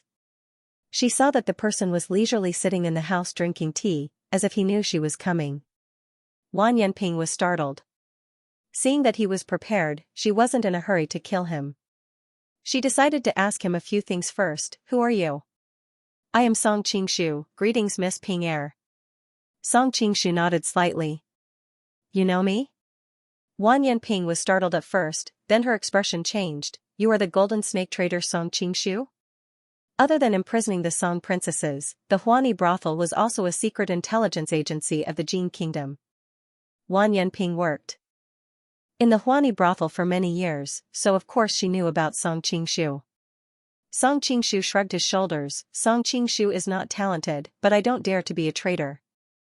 Wan Yanping snorted, I can't be bothered with your mess in the Qin kingdom, but of all the things you shouldn't have done, you just had to come and bully my sister, correct me. Song Qingshu coughed, wagging his finger as he said, I didn't bully your sister. You saw it for yourself, when your sister was being bullied by me, was there any reluctance on her face? You found out about me a long time ago? Wan Yanping was shocked. She remembered that the intelligence report said that Song Qingshu was one of the top experts in the world. Her face couldn't help but turn ugly. Of course I found out. But I saw that Miss Ping Er didn't want to reveal it on the spot because she cared about your sister's face, so I went with the flow and hid it from your sister. Song Qingshu said. What method did you use to trick my sister? Thinking about what the other said, Wan Yanping recalled the details of what had just happened. There really wasn't any reluctance on her sister's face. She instantly felt a chill run down her spine. How I tricked her isn't important. What's important is that your sister has been conquered by me. That's the truth. A strange smile hung on Song Qingshu's face. I'm going to kill you, you bastard. Wan Yanping couldn't take it anymore. She pulled out her long whip and lashed it at Song Qingshu. Unfortunately, the powerful whip quickly disappeared. Wan Yanping looked closely and found that the end of the whip had been easily caught by the other's 2 fingers. I don't have the hobby of SM. I appreciate Miss Good Intentions. Song Qingshu flicked his wrist and Wan Yanping felt a strong force pass through the whip. She couldn't stand straight and stumbled into the other's arms. Miss Ping Er, don't fall. Song Qingshu gently held her waist and gently blew a breath in her ear. The amazing elasticity from his fingertips made Song Qingshu exclaim in admiration. He hadn't seen her for a while, and he almost forgot her vitality all over her body. Wan Yanping was embarrassed and anxious. She pulled out her dagger and used a strange angle to stab at Song Qingshu's body. This move was very sinister and ruthless. Even if the other's martial arts were much higher than hers, it was easy for her to be caught off guard. Unfortunately, which part of her body hadn't been seen by Song Qingshu that night in the cave? He knew exactly where she was hiding her weapon. Song Qingshu easily dodged her fatal stab. His fingers touched her waist and all of Wan Yanping's strength disappeared. She fell into his arms. Miss Ping Er, you have a good figure. You don't have any excess fat on your body. You must have ridden horses and hunted to maintain your figure. Song Qingshu hugged her and couldn't help but tease her. Let go of me, you pervert. Wang Yanping was embarrassed and angry. Even though she knew that the other's martial arts were high, she didn't think it would be to this extent. She was considered one of the best in the younger generation of the Jin Kingdom, but she couldn't even take one move from him. You have to speak with your conscience. You keep calling me a pervert, but when did I ever pervert you? Song Qingshu thought to himself. Considering Tang Qibian's status, that time didn't count. Since you want me to be a perverted thief, I'll do as you wish. I'll pervert you a little. Then he reached out to grab her chest. That's right, even if you don't want to be done by me, you still have to come out. Song Qingshu's smile fell into Wang Yanping's eyes and seemed especially disgusting. If you dare to humiliate me, I won't let you go. Wang Yanping's chest rose and fell, her emotions clearly very agitated. Song Qingshu instantly laughed. Don't you think your threat is very weak? You can't beat me anyways, I can humiliate you however I want. No, Wang Yanping was finally afraid. If it was before, she would rather die than submit, but she had just shared her feelings with her brother-in-law and tasted the beauty of love. If you're willing to let me go, I'm willing to agree to anything. How can a woman make such a promise to a man so easily? Song Qingshu frowned and raised his hand to slap her perky butt. Io, you bastard. Wang Yanping gritted her teeth and stared hatefully at him. In her life, other than her brother-in-law, her body had never been touched by another man like this. Thinking about how her pure and clean body had been sullied by this bastard, she trembled with anger. Your elasticity is really good. Song Qingshu ignored the other's fiery gaze and continued, even though you easily made a promise that countless men would have wild thoughts, I'm a gentleman. Also, for your sister's sake, I won't make it hard for you. I just need you to agree to one condition of mine and I'll let you go. What condition? Wang Yanping had already decided that after she escaped, she would gather the experts of the Huani Yard to kill this bastard. From now on, you'll close one eye to the matter between me and your sister and pretend you don't know anything. Song Qingshu sighed inside. He was really tired. It was clear that things would be fine once they were clear, but the two sisters kept hiding it from him. Keep dreaming, you bully my sister like this, do you want my brother-in-law to be a turtle forever? Thinking about how her beloved had suffered so much, Wang Yanping was filled with righteous indignation. Miss Ping, don't be in such a hurry to reject me. This will benefit you as well. Song Qingshu had a playful look on his face. Pa, what benefits do I get? Wang Yanping said angrily. For example, letting you and your brother-in-law have a chance to be together. Song Qing's words were like a bolt from the blue that shocked Wang Yanping. How did you know? Not only do I know that, but I also know that you two had an illicit affair under the mountain stream that night. Song Qingshu spat in his heart. Illicit your sister? How can you describe yourself like that? Wang Yanping's face was filled with shock. Her biggest secret had been found out by someone else. She felt her mind go blank. So, although your sister did something wrong to your brother-in-law, you and your brother-in-law also did something wrong to her. All the crows in the world are black, and no one can blame anyone. Song Qingshu couldn't help but sigh. He didn't watch so many dramas in his previous life for nothing.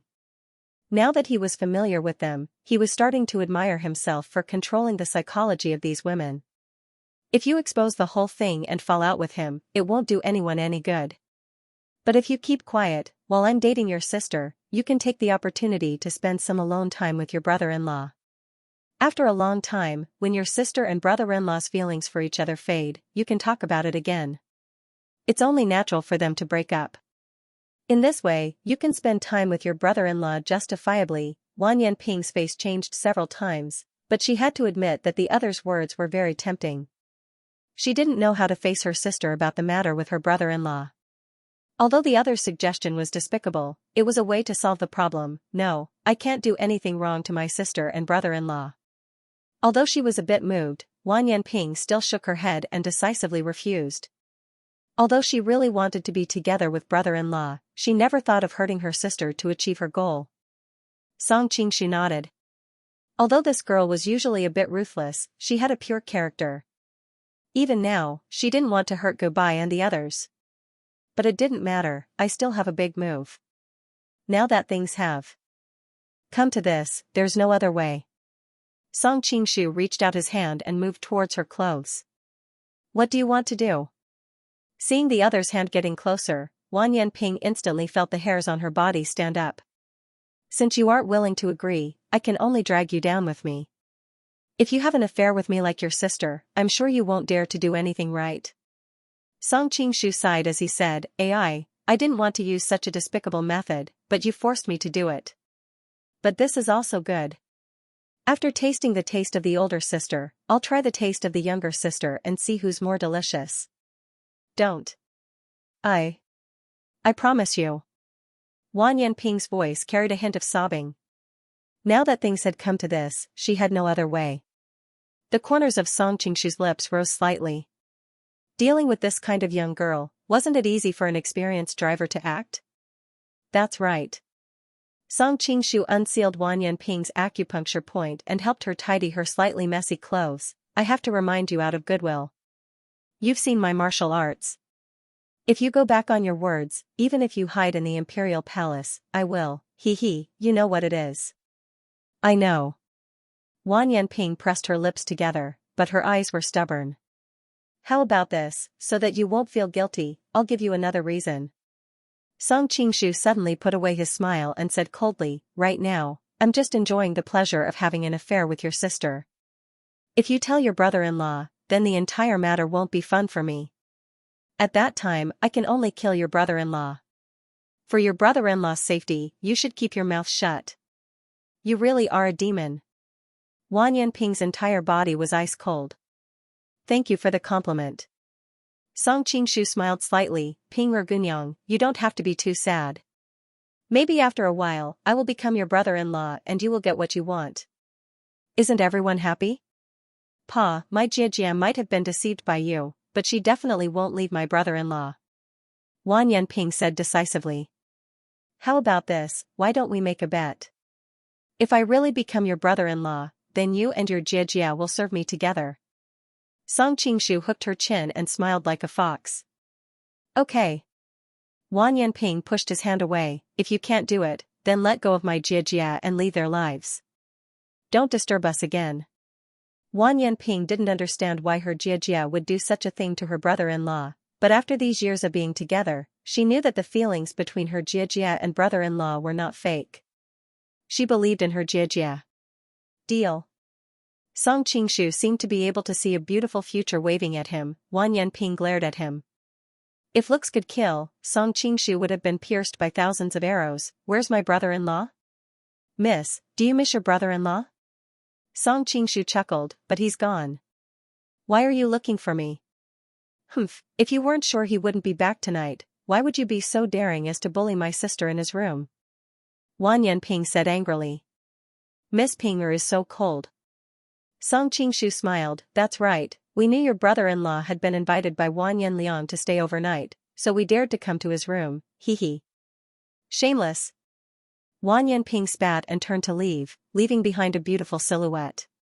Song Qingshu shrugged his shoulders. After she left, he thought that it was inconvenient to go in and out of the Fu in broad daylight, so he hurried back to his room to put on Tang Quebian's mask. He thought that he had to tell Goodbye about what he had hidden from Wan Yanping, in case she didn't know and let anything slip. He walked all the way to Goodbye's room and saw two maidservants guarding the door. He frowned and signaled them to leave. Who knew that the two maidservants would have a difficult expression and whispered, Master, Madam is bathing inside. So what if she's bathing? I'm her husband, can't I go in? Although Song Qingshu had transmigrated to this world for a long time, there were many customs he didn't know. For example, even between husband and wife, they didn't see each other when they were bathing. Otherwise, they would be seen as licentious.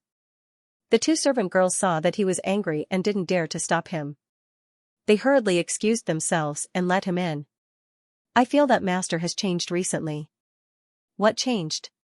In the past, Master kept Madam in his mouth and didn't want her to melt. When Madam was bathing, Master wouldn't go in and disturb her. Why should we care so much about the matters between husband and wife? That's true. Hearing the two servant girls whisper in the distance, Song Qingshu couldn't help but laugh. However, his attention was quickly attracted by the graceful figure behind the screen. "Didn't you say that you're not allowed to come in without my permission?" Goodbye said with dissatisfaction when she heard the commotion. "I came in to see if Madam needs any help." Song Qingshu walked around the screen. For the remainder of this chapter, please turn to the next page, smiling at the beauty obscured in the steam. "Ah? How could it be you?" Goodbye subconsciously covered her chest with her hands, but she immediately realized that it wouldn't be able to cover anything. She hurriedly shrunk her body under the water, only revealing her head. The T's line of sight is blocked by a thick layer of petals on the water. Song Qingshu is depressed. "Is this a shower gel commercial? Hurry up and get out." Goodbye saw that he was staring at her, and her delicate cheeks blushed. She didn't know if it was because she was shy or because of the steam. Song Qingshu was amused by her shy look. "Which inch of your skin haven't I seen before? Do you need to be so shy?" It's not the same." Goodbye also felt a little awkward and said hesitantly. "What's the difference?" Song Qingshu wantonly admired the beauty in the bath in front of him. No wonder Wan Yanliang couldn't forget her. "It feels different." Seeing that the man in front of her didn't move, Goodbye became anxious. She subconsciously slapped the water and splashed it on Song Qingshu's body. Song Qingshu didn't have the slightest intention of dodging. He let the water fall on his face. He couldn't help but show a look of intoxication. "It's so fragrant. No wonder Durant wants to drink Sea Jelly's bath water." Durant? Sea Jelly? These two people's names are so strange. Are they from the Jin Kingdom? Goodbye asked blankly. "Nothing," Song Qingshu suddenly showed a face of disappointment. "I just remembered two famous people in my hometown." After being interrupted, Song Qingshu was no longer in the mood to flirt with Goodbye. He told her about his encounter with Wan Yanping. "Ah? Ping her sauce like that?" Goodbye almost fainted. "Oh my god, how am I going to face her in the future?" "You don't have to worry too much. I've already calmed her down. She promised not to tell anyone about this. In the future, you can just pretend that you don't know anything about her." Song Qingshu smiled. "How can I pretend that I don't know anything?" Goodbye was angry and anxious. She felt as if her heart was being cut by a knife when she thought about how her sister must be full of contempt for her. Actually, this isn't all bad. We can't keep Brother Tang Qua's matter from her forever. We can take this opportunity to let her get used to it bit by bit. Song Qingshu comforted her. "That's all we can do." "Yes, I did." Goodbye suddenly thought of something and hurriedly said, "You just lied to her and said that her brother-in-law spent the night with Wan Yanliang?" "Yes, what's wrong?" Song Qingshu asked. Goodbye was a little anxious. "You don't know my sister's temper. In this case, the first thing she will do is look for her brother-in-law. If she goes to that bastard Wan Yin Liang's mansion and he has evil thoughts about her, she will be in danger." "That won't happen," Song Qingshu said disapprovingly. "As far as I know, he only covets you. Besides, what can he do in broad daylight?" Goodbye's cheeks suddenly turned red. She bit her lips slightly and glared at him angrily. "It was broad daylight just now. What did you do to me?" Thinking of the flirtatious way she had been under him just now, Song Qingshu couldn't help but feel his heart skip a beat. Okay. I'll go to the King of Hailing's mansion to have a look." At this time, in the King of Hailing's mansion, Wan Yanliang looked at the girl in front of him with a puzzled expression. "Your brother-in-law wasn't here yesterday." "Is he really not here?" Wan Yanping looked at him suspiciously. "Why would I lie to you?" Wan Yanliang smiled. At the same time, he secretly looked at the slim and graceful girl in front of him. He had neglected this little girl by Goodbye's side in the past. With her small waist and long legs, it must be very comfortable to touch. One day, he would definitely put her and Goodbye in the same bed. As he thought about it, Wan Yanliang felt a ball of heat rise in his lower abdomen and his body became as hard as iron. "Did that bastard lie to me?" Wan Yanping muttered to herself. As soon as she looked up, her eyes met Wan Yanliang's, and she immediately felt uncomfortable. "Since brother-in-law isn't here, I'll leave first." After saying that, she didn't wait for Wan Yanliang's reaction and turned to leave. Wan Yanliang looked at her energetic little butt swaying gently from behind.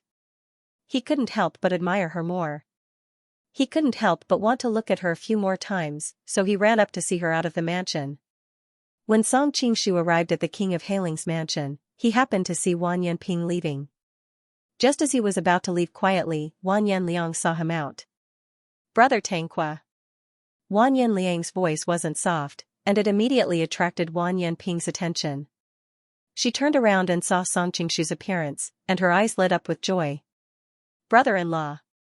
Wan Yanping's heart was filled with grievance, fear, happiness, all sorts of complicated emotions erupted as she rushed into Song Qingshu's arms. "Brother-in-law." Wan Yanping buried her head in Song Qingshu's chest and called out again. Wan Yanliang's eyes narrowed.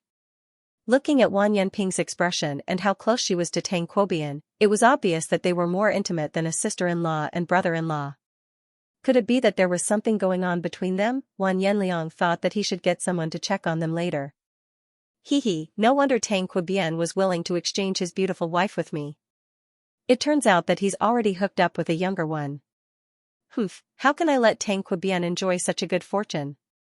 Sooner or later, I'll get both of them. What's wrong? Feeling the young girl's body tremble slightly, Song Qingshu knew that what had just happened had a huge impact on her. He couldn't help but stroke her hair and comfort her. "Brother-in-law, I'm so scared." Wan Yanping hugged him tightly, unwilling to let go for even a moment. Song Qingshu laughed awkwardly. The Prince of Hailing is still here." "Ah." Only then did Wan Yanping realize something and subconsciously let go. When she raised her head, she stuck out her tongue, causing Wan Yanliang's Adam's apple to slide. "Brother-in-law, I have something to talk to you about." Although Wan Yanliang had a high status and power, Wan Yanping was a princess and didn't care too much about him. She only cared about talking to Song Qingshu. Song Qingshu knew that she probably wanted to talk about what had happened that morning. He hurriedly apologized to Wan Yanliang. "Your Highness, please forgive me. Let's go to the side and talk." "It's fine, you two take your time. This prince will go in first." Wan Yanliang had just walked a few steps when he suddenly turned around and said, "That's right, brother Wan Yan, my residence has prepared breakfast. Why don't you come in and eat with us? We can also talk about what happened last time." He even gave Song Qingshu a meaningful look. Okay." Song Qingshu laughed coldly to himself. This Wan Yanliang really refused to give up. "I was going to let go of your wife, but since you're so eager to offer her to me, don't blame me." After Wan Yanliang went in, Wan Yanping looked at him suspiciously. "Brother-in-law, why have you been so close to him recently? I don't understand human affairs." Song Qingshu lovingly rubbed her hair, causing Wan Yanping to pout. "Brother-in-law, why do you always treat me like a child? That night, it's not like you didn't touch me. Where did I go?" Towards the end, her voice became softer and softer, and 2 red clouds appeared on her cheeks. Song Qingshu's heart softened when he saw the usually unruly girl suddenly reveal such a girly demeanor. He stretched out his arms and pulled her into his embrace. Although Wan Yanping liked the feeling of being hugged by her brother-in-law, this was still in front of the Hailing King's palace. It wasn't appropriate for outsiders to know about their relationship. If others were to see this, it would be troublesome. "Brother-in-law, there's someone." Wan Yanping quickly pushed Song Qingshu away. After spending the night in the mountain stream, because she couldn't face her older sister, she had been hiding in the palace and hadn't come out to see him. Her yearning for him had been so strong that it couldn't be dissolved. It was a pity that all of this had been shattered by the scene she had seen. Why doesn't sister have any self-respect? Wan Yanping frowned. She couldn't help but feel unfair for her brother-in-law. "Don't you have something to say to me?" Song Qingshu saw her expression change and knew that he had to take this chance to calm her down. Otherwise, who knew what kind of trouble she would cause in a moment of impulse? "Brother-in-law." Wan Yanping looked at Song Qingshu's bright eyes and suddenly felt her throat close up. What could she say to him? Brother-in-law loved sister so much. If he found out that sister had done something wrong to him, how big of a blow would he receive? Not to mention that the demon had passed by. If she did something she shouldn't, she would kill her brother-in-law. Ping-er? Song Qingshu gently shook her shoulder. Nothing, I just thought that I missed you. At this time, the two of them had already arrived at a remote place. Wang Yanping didn't have any more worries and threw herself into Song Qingshu's embrace. She tightly hugged him, and before he could react, she stood on her tiptoes and gave him a sweet kiss. From now on, I will treat brother-in-law better and make up for what sister owes him. Wang Yanping swore in her heart. Song Qingshu was caught off guard. When he reacted, he didn't push the other away. It felt good to be loved by a young girl with all her heart, even if he knew that she didn't love the real him. After their lips parted for a long time, Wang Yanping's face was as red as an apple and had an alluring glow. He didn't know if it was because she was holding back or because she was shy. Brother-in-law, you have to take care of sister in the future. Wang Yanping couldn't tell him the truth and could only tell him this. Song Qingshu knew the answer, so he asked, why? Do you still need to ask why? Shouldn't you take care of sister? Wang Yanping was smiling, but she felt sad for him. Brother-in-law, brother-in-law, if you didn't ignore sister, with sister's personality, that bastard Song Qingshu wouldn't have taken advantage of her. Although she was dissatisfied with her sister's affair, Wang Yanping believed that her sister wasn't a fickle woman. The only explanation was that the person surnamed Song was too clever and had taken advantage of the conflict between her sister and brother-in-law to take advantage of it. Song Qingshu secretly sighed. The girl in front of him was usually unruly and fiery, but he didn't think that she would be so meticulous and think for everyone. She really was a kind and good girl. Brother-in-law, I've been out long enough. I have to go back to the laundry yard. Wang Yanping looked around to make sure no one was around and quickly whispered, brother-in-law, you have to be careful. Last night, something big happened in the palace. My royal brother killed Wei Wang in a fit of anger. Oh? Why did he kill him? Song Qingshu pretended to be surprised as he asked. I don't know the exact reason, but it's said that Wei Wang was drunk and broke into the Empress Palace in the middle of the night with bad intentions. Anyway, let's not worry about this for now. Our laundry yard is currently investigating the real reason. During this time, you have to be careful with what you say and don't let anyone catch you. My royal brother isn't in a good mood right now. If you anger him, my sister and I might not be able to protect you.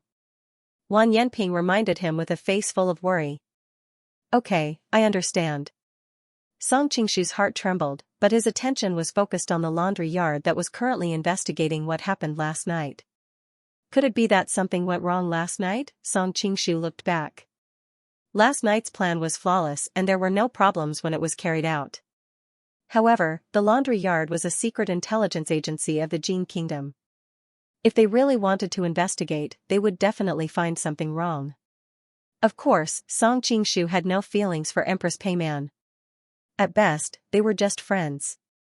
However, Empress Peiman's safety was related to whether he could successfully rescue the people in the laundry yard in the future. For now, nothing could happen to her. Zhao Huaner and Zhao Yuanyuan were the greatest rewards for Song Qingshu's adventure. The so-called reward was not their bodies, but the fact that they were the only two Song dynasty princesses who maintained their purity. Of course, when he thought of the wet and soft lips of the two girls that night, strictly speaking, they were not so pure.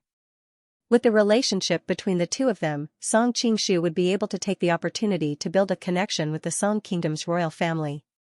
Although the Golden Serpent camp was thriving with each passing day, they were surrounded by powerful empires. If they wanted to survive, they couldn't just rely on war. They also needed to deal with the relationships with the various countries. Now that the Golden Snake camp had stopped fighting with the Qin Kingdom, Song Qingshu had a good relationship with the higher-ups of Liao, and his plans in the Jin Kingdom had gradually improved. The only powerful country left was the Song Kingdom. Previously, when Song Qingshu defeated the Qing Expeditionary Army, he seized the entire territory of Shandong and divided the territory of the Qing Kingdom into two. This caused the Qing Kingdom's Huainan and Jiangsu territories to become enclaves. Although Li Keshou's 100,000 green camp troops were stationed there, everyone knew that this fat piece of meat was destined to be swallowed up by the powerful neighbors. Song Qingshu had already secretly sent Zhao Wan'er to the south to secretly arrange everything. Coupled with his personal relationship with Li Yuanji, it could be said that the Golden Snake camp had the upper hand. However, the Golden Snake camp was not the only one eyeing this fat piece of meat. The Song Kingdom also wanted to take the opportunity to get a share. If things went awry, this fat piece of meat could very likely cause a war between the Golden Snake camp and the Song Kingdom. Whether it was from a national perspective or from a personal perspective, Song Qingshu did not want to see all this happen. These Song dynasty princesses provided an opportunity to solve this problem. Brother-in-law, I'll leave first. You must remember what I said just now. Wan Yanping's reluctant eyes before she left made Song Qingshu want to hold her in his arms again and caress her. But thinking that the time and place were not suitable, he could only give up. Song Qingshu couldn't help sighing inwardly. Tang Quobian's sister-in-law really had nothing to say to him.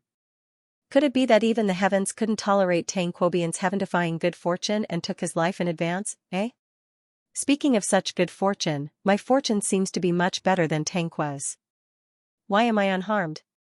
Ba, I am a transmigrator, my life is very tough. Lord Prince Consort, our Lord Prince Consort invites you in for a meal. As Song Qingshu was lost in thought, a servant from the Prince Consort's palace ran over. Oh, okay. Song Qingshu suddenly had an idea. Wasn't he worried about the investigation of the laundry yard? At the same time, he hadn't thought of a plan to rescue the princesses yet. Didn't he have a ready-made helper here? Song Qingshu's mind seemed to be bursting with inspiration. He quickly thought about it and vaguely came up with a plan that could kill two birds with one stone. Brother Tangque and sister-in-law, what have you been talking about for so long? Unknowingly, Song Qingshu had already been led to the dining hall by the servants of the Prince Consort's palace. Wan Yanliang noticed his absent-minded expression and couldn't help but laugh. Your Highness, please excuse me.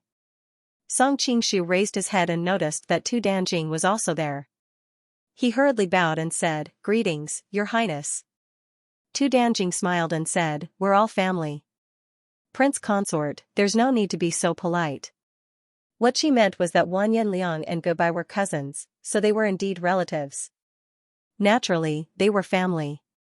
However, Wan Yanliang and Song Qingshu had previously made a shameful agreement. Both of them harbored ulterior motives and subconsciously thought of that. Their expressions became strange at the same time.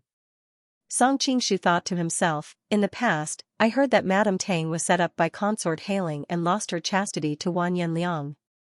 However, after spending some time with her, this Consort Hailing is elegant and pretty. She's also famous for her devotion to Buddhism. She doesn't seem like the vicious beauty that Madame Tang described.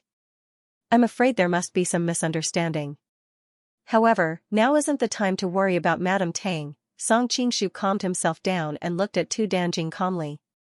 Previously, he had resisted Wan Yanliang's exchange, but now, for the sake of his plan to kill two birds with one stone, he had to speed up the exchange. The three people at the table each had their own thoughts and quickly finished their breakfast. Wan Yanliang wanted to go to the palace, so he took the opportunity to drag Song Qingshu out.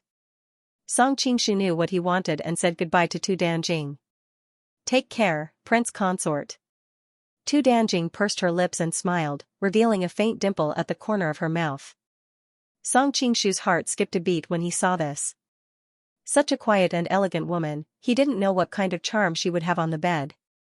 As soon as they were out of the door, Wan Yanliang went up to Song Qingshu and said, Brother Tangque, have you thought about our matter last time? Song Qingshu pretended to be in a difficult position and hesitated for a long time before saying, How about, tonight? Tonight?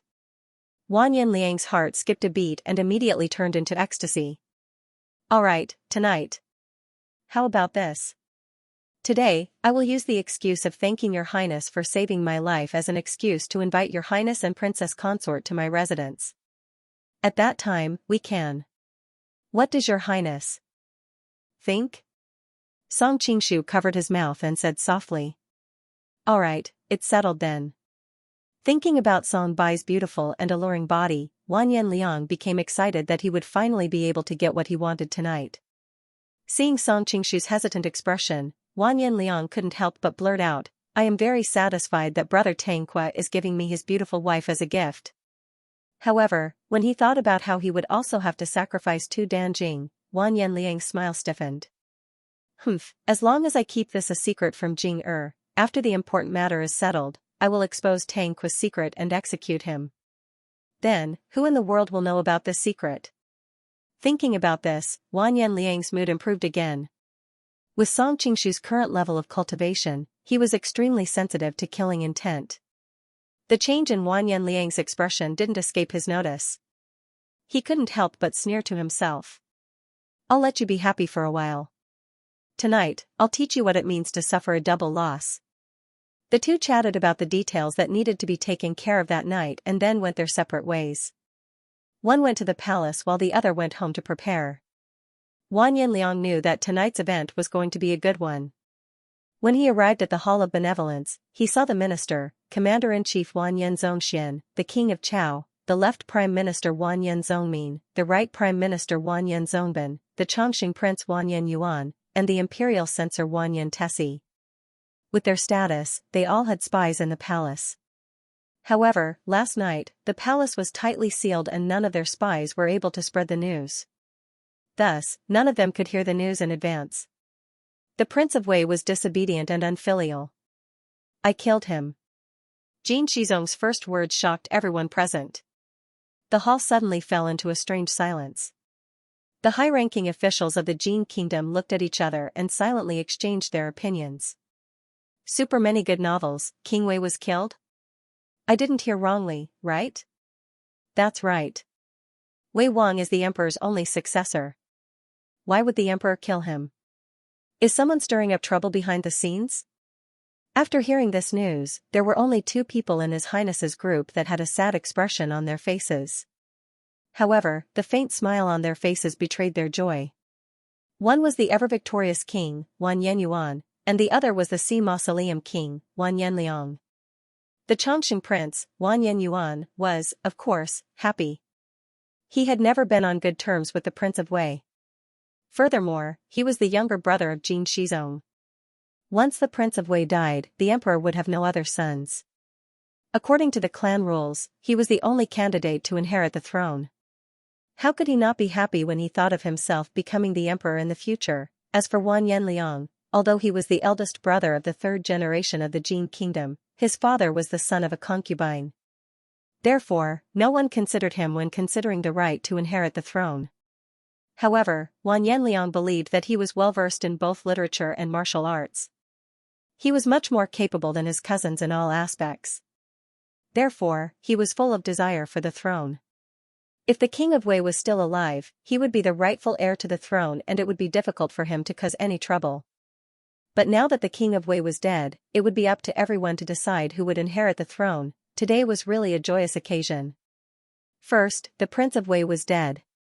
Now, he was going to enjoy the beautiful and fragrant song tonight. Wan Yanliang hurriedly tightened his face so that he wouldn't laugh out loud and offend the emperor. After that, Jin Shizong began to discuss with the Jin officials how to settle this matter, how to stabilize the court, and how to deal with the King of Wei's funeral, including the reason for his burial, the reason for his death, etc. Wan Yanliang absent-mindedly agreed, his mind already on tonight's meeting. Song Qingshu returned to Tang Qua's mansion. When he heard that Song Qingshu was going to invite Wan Yanliang to his mansion that night, Goodbye was so angry that his whole body trembled. No. I will never invite that murderer to the manor. Song Qingshu also knew that he was putting her in a difficult position.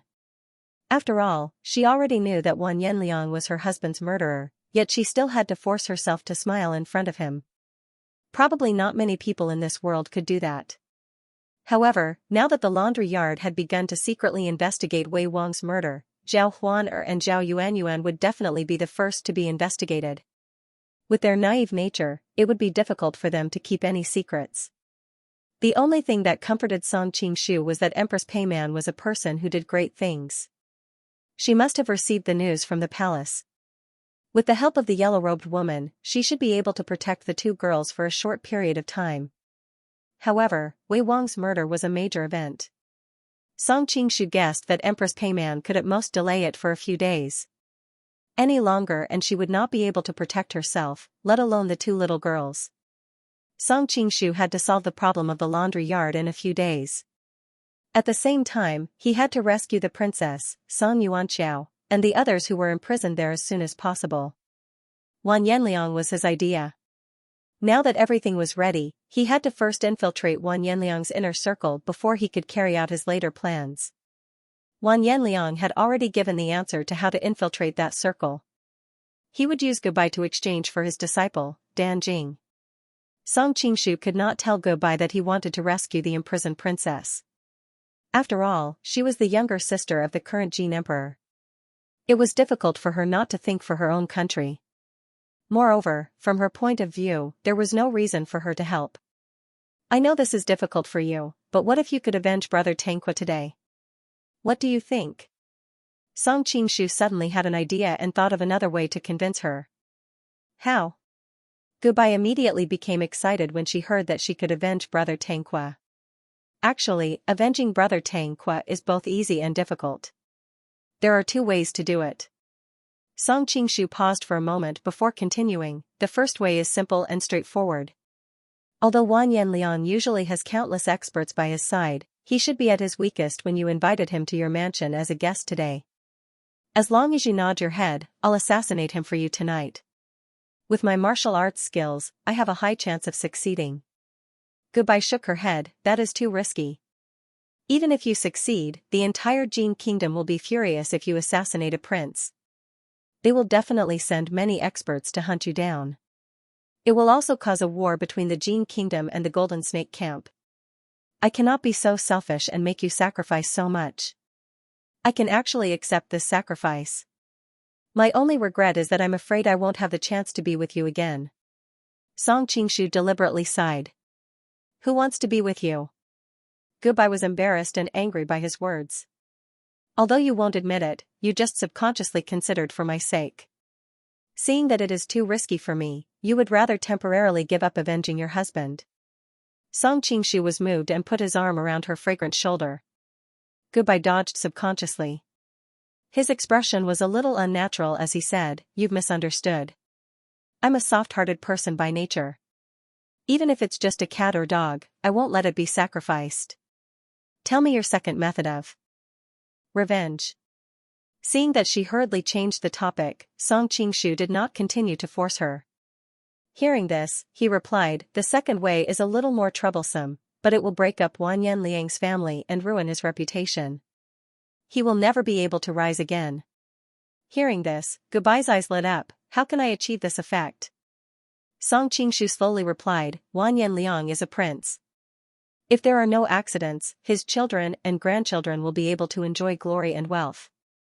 But there is a situation that can deprive him of the glory that is destined to be in his blood. Gobai was not a fool. Hearing this, a word suddenly flashed through her mind, rebellion? Yes, as long as Wan Yanliang is involved in a rebellion, his fate will be miserable if he fails. Song Qingshu recalled his recent contact with Wan Yanliang and said in a low voice, "If I am not wrong, he is now plotting a rebellion. But we have no evidence." Gobai was born in the royal family, so she was very clear about this process. Wan Yanliang was a person of high status and was deeply trusted by his brother. It was impossible to convict him based on some groundless rumors. That is why I have been deliberately getting close to him. If there are no accidents, after tonight, I will be able to completely win his trust. Song Qingshu's smile was a little strange. Why? Gobai was a little scared by Song Qingshu's smile. Song Qingshu didn't answer him directly. Instead, he said, making his treason public will only ruin his reputation. Tonight, he'll be separated from his family, and I'll be collecting some interest on behalf of Brother Tanqua. Break up his family?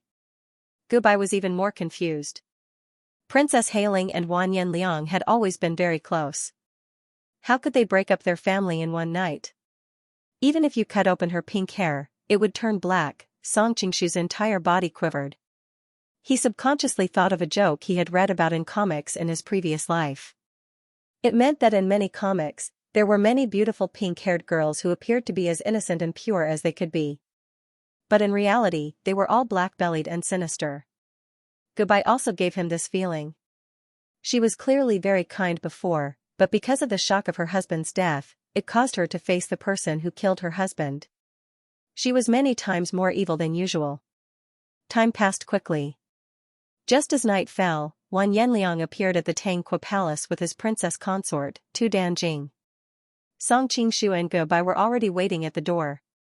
They warmly welcomed the Prince of Hailing and his wife in. Looking at the faint smile on Tu Danjing's face and the faint dimples at the corner of her lips, Song Qingshu sighed inwardly. Of the 4 people present, she was probably the only one who was kept in the dark. At this moment, Wan Yanliang was also looking at Ge Bai wantonly. Her light blue dress wrapped around her perfect figure, and there was a faint blush on her delicate and flawless face. She exuded an indescribable charm and grace from head to toe. At the thought that he would be able to press this beauty under his body and ravage her wantonly, his breathing could not help but quicken a little. Ge Bai faintly sensed the look in Wan Yanliang's eyes and felt disgusted. But in order to take revenge on him, she suppressed the hatred in her heart and pretended that she didn't know anything. Song Qingshu was originally worried that she wouldn't be able to control the hatred in her heart and that Wan Yanliang would see through it. But seeing that she was able to disguise her emotions so well, he couldn't help but sigh inwardly. Women really were born actors. When the group of people entered, Ge Bai and Tu Danjing walked together. They smiled sweetly and talked about some anecdotes of the noble ladies in the capital. Song Qingshu took this opportunity to quietly pull Wan Yanliang over and whispered in his ear, "Your Highness, in a moment I will put a little knockout drug in their wine. The amount won't be enough to make them unconscious, but it will affect their judgment to a certain extent. Your Highness won't mind, right?" "Very well." Wan Yanliang's heart skipped a beat. He didn't want Ge Bai to see through him so quickly. The most wonderful thing about the matter between a man and a woman was the word steal. If the other party knew everything, it would be boring. Song Qingshu took this opportunity to look at the guards around Wan Yanliang. Most of the guards of the King of Hailing Palace had been left outside the palace. After all, they had come as guests and this was also a form of respect for the host. These guards stood guard outside. On the one hand, they could guard against assassins from outside. On the other hand, if there was any movement in the mansion, they could immediately rush in. However, these guards were too far away, so Song Qingshu didn't care at all. What he cared about were the experts that had been following Wan Yanliang. He had seen them in Autumn Fragrance House before, and he remembered their names. The chitin experts Xiaotong Gudai, Yelu Yuani, and the Tu Dan family experts Tu Dan Ali, Tu Chuhu, and Tu Danjin. When the 4 of them joined forces, they were able to suppress someone of Yang Hua's cultivation. Although he quickly shook them off, if it was a real life or death battle, it would be game over before he could react. Of course, he had learned his lesson from before. If he met these 4 again, he wouldn't be as embarrassed as he was the first time.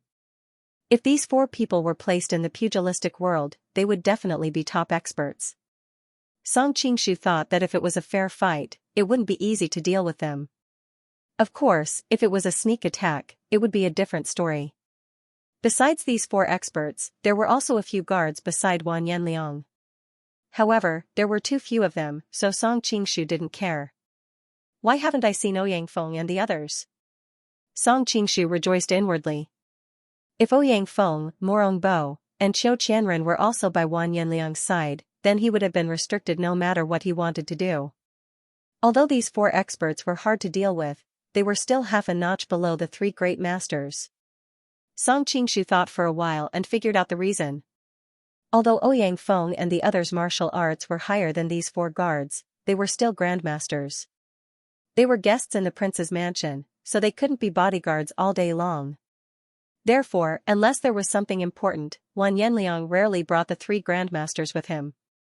Noticing Song Qingshu's troubled expression, Wan Yanliang couldn't help but ask, "Brother Tanqua, did something happen?" Song Qingshu smiled bitterly, "Prince, tonight's matter, it's really not convenient for a third person to know.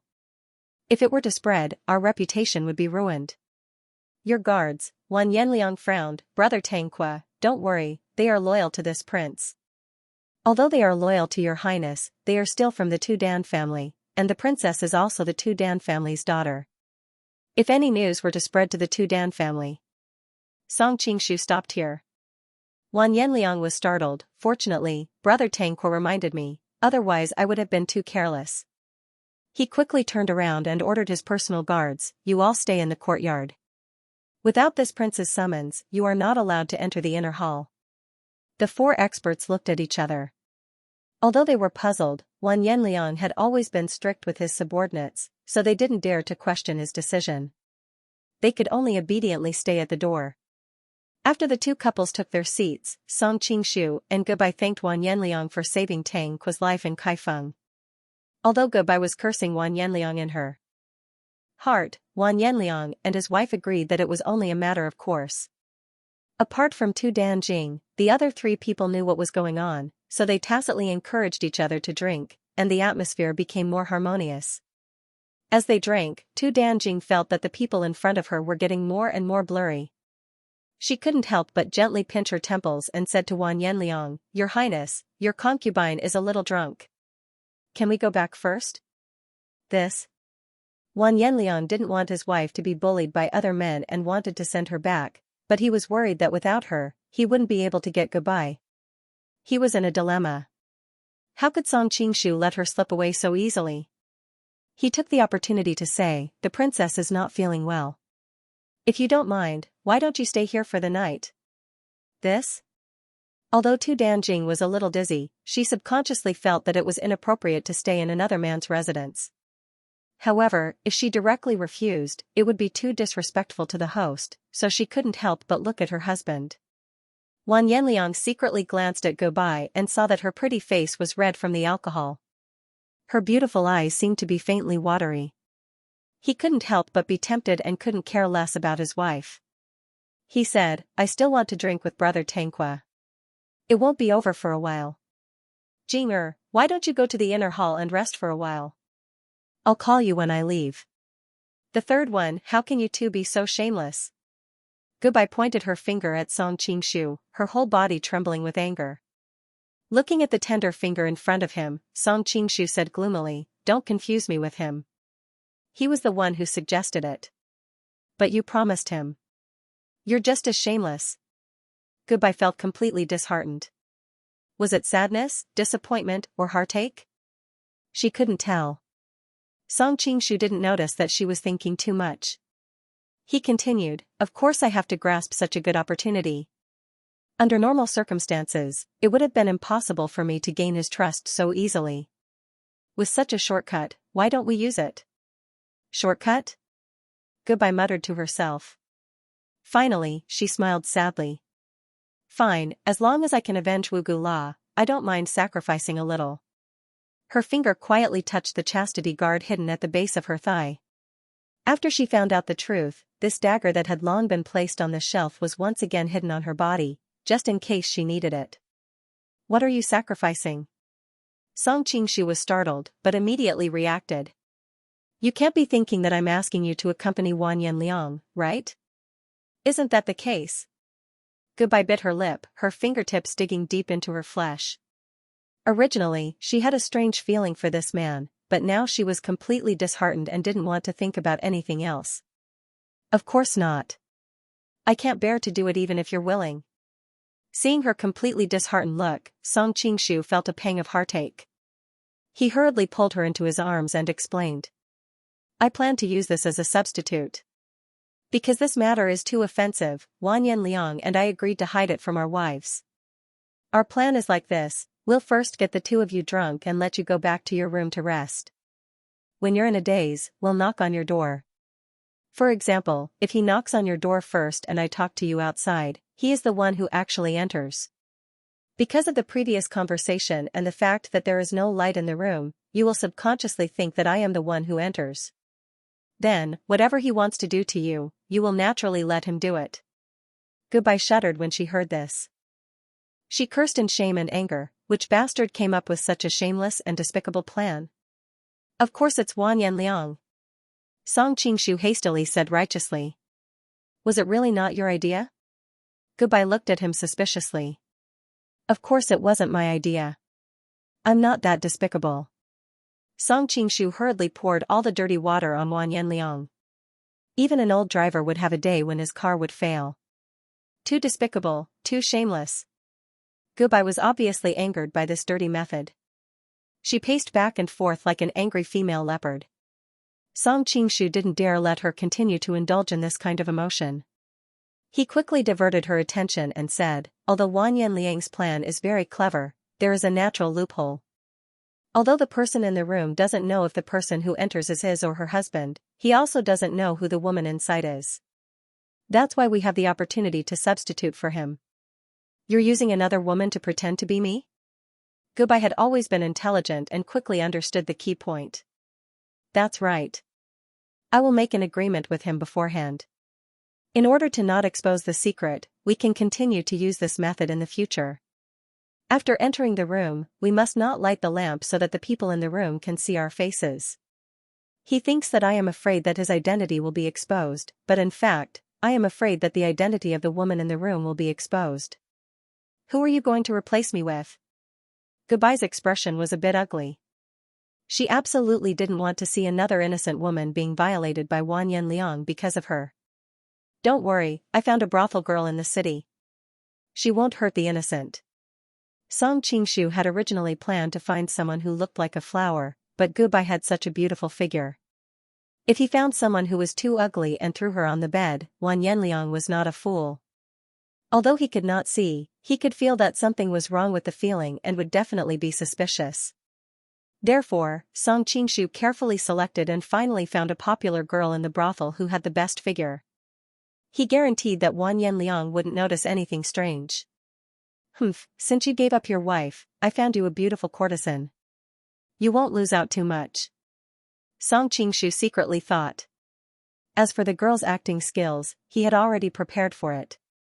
He was going to use the soul transfer technique to hypnotize the girl and make her think that he was Gubai.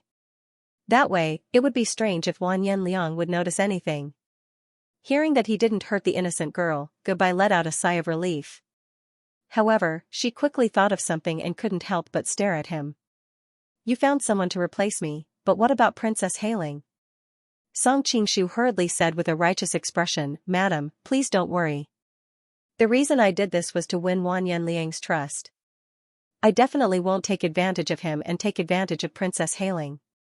Gubai's expression was uncertain. Her red lips opened several times, but no words came out. After hesitating for a long time, she finally said, Who told you not to take advantage of her? Huh? Song Qingshu couldn't react for a moment. Gubai said hatefully, that bastard Wan Yanliang killed my husband and indirectly caused me to lose my chastity. I want him to experience this pain. Hey, hey, hey. Hey, hey, hey, why does it sound like you're insulting me? What do you mean you've lost your virginity? Before Brother Tangqua died, he wrote it down in black and white, oh, no, in red and white silk, he gifted you to me, so I'm officially your man.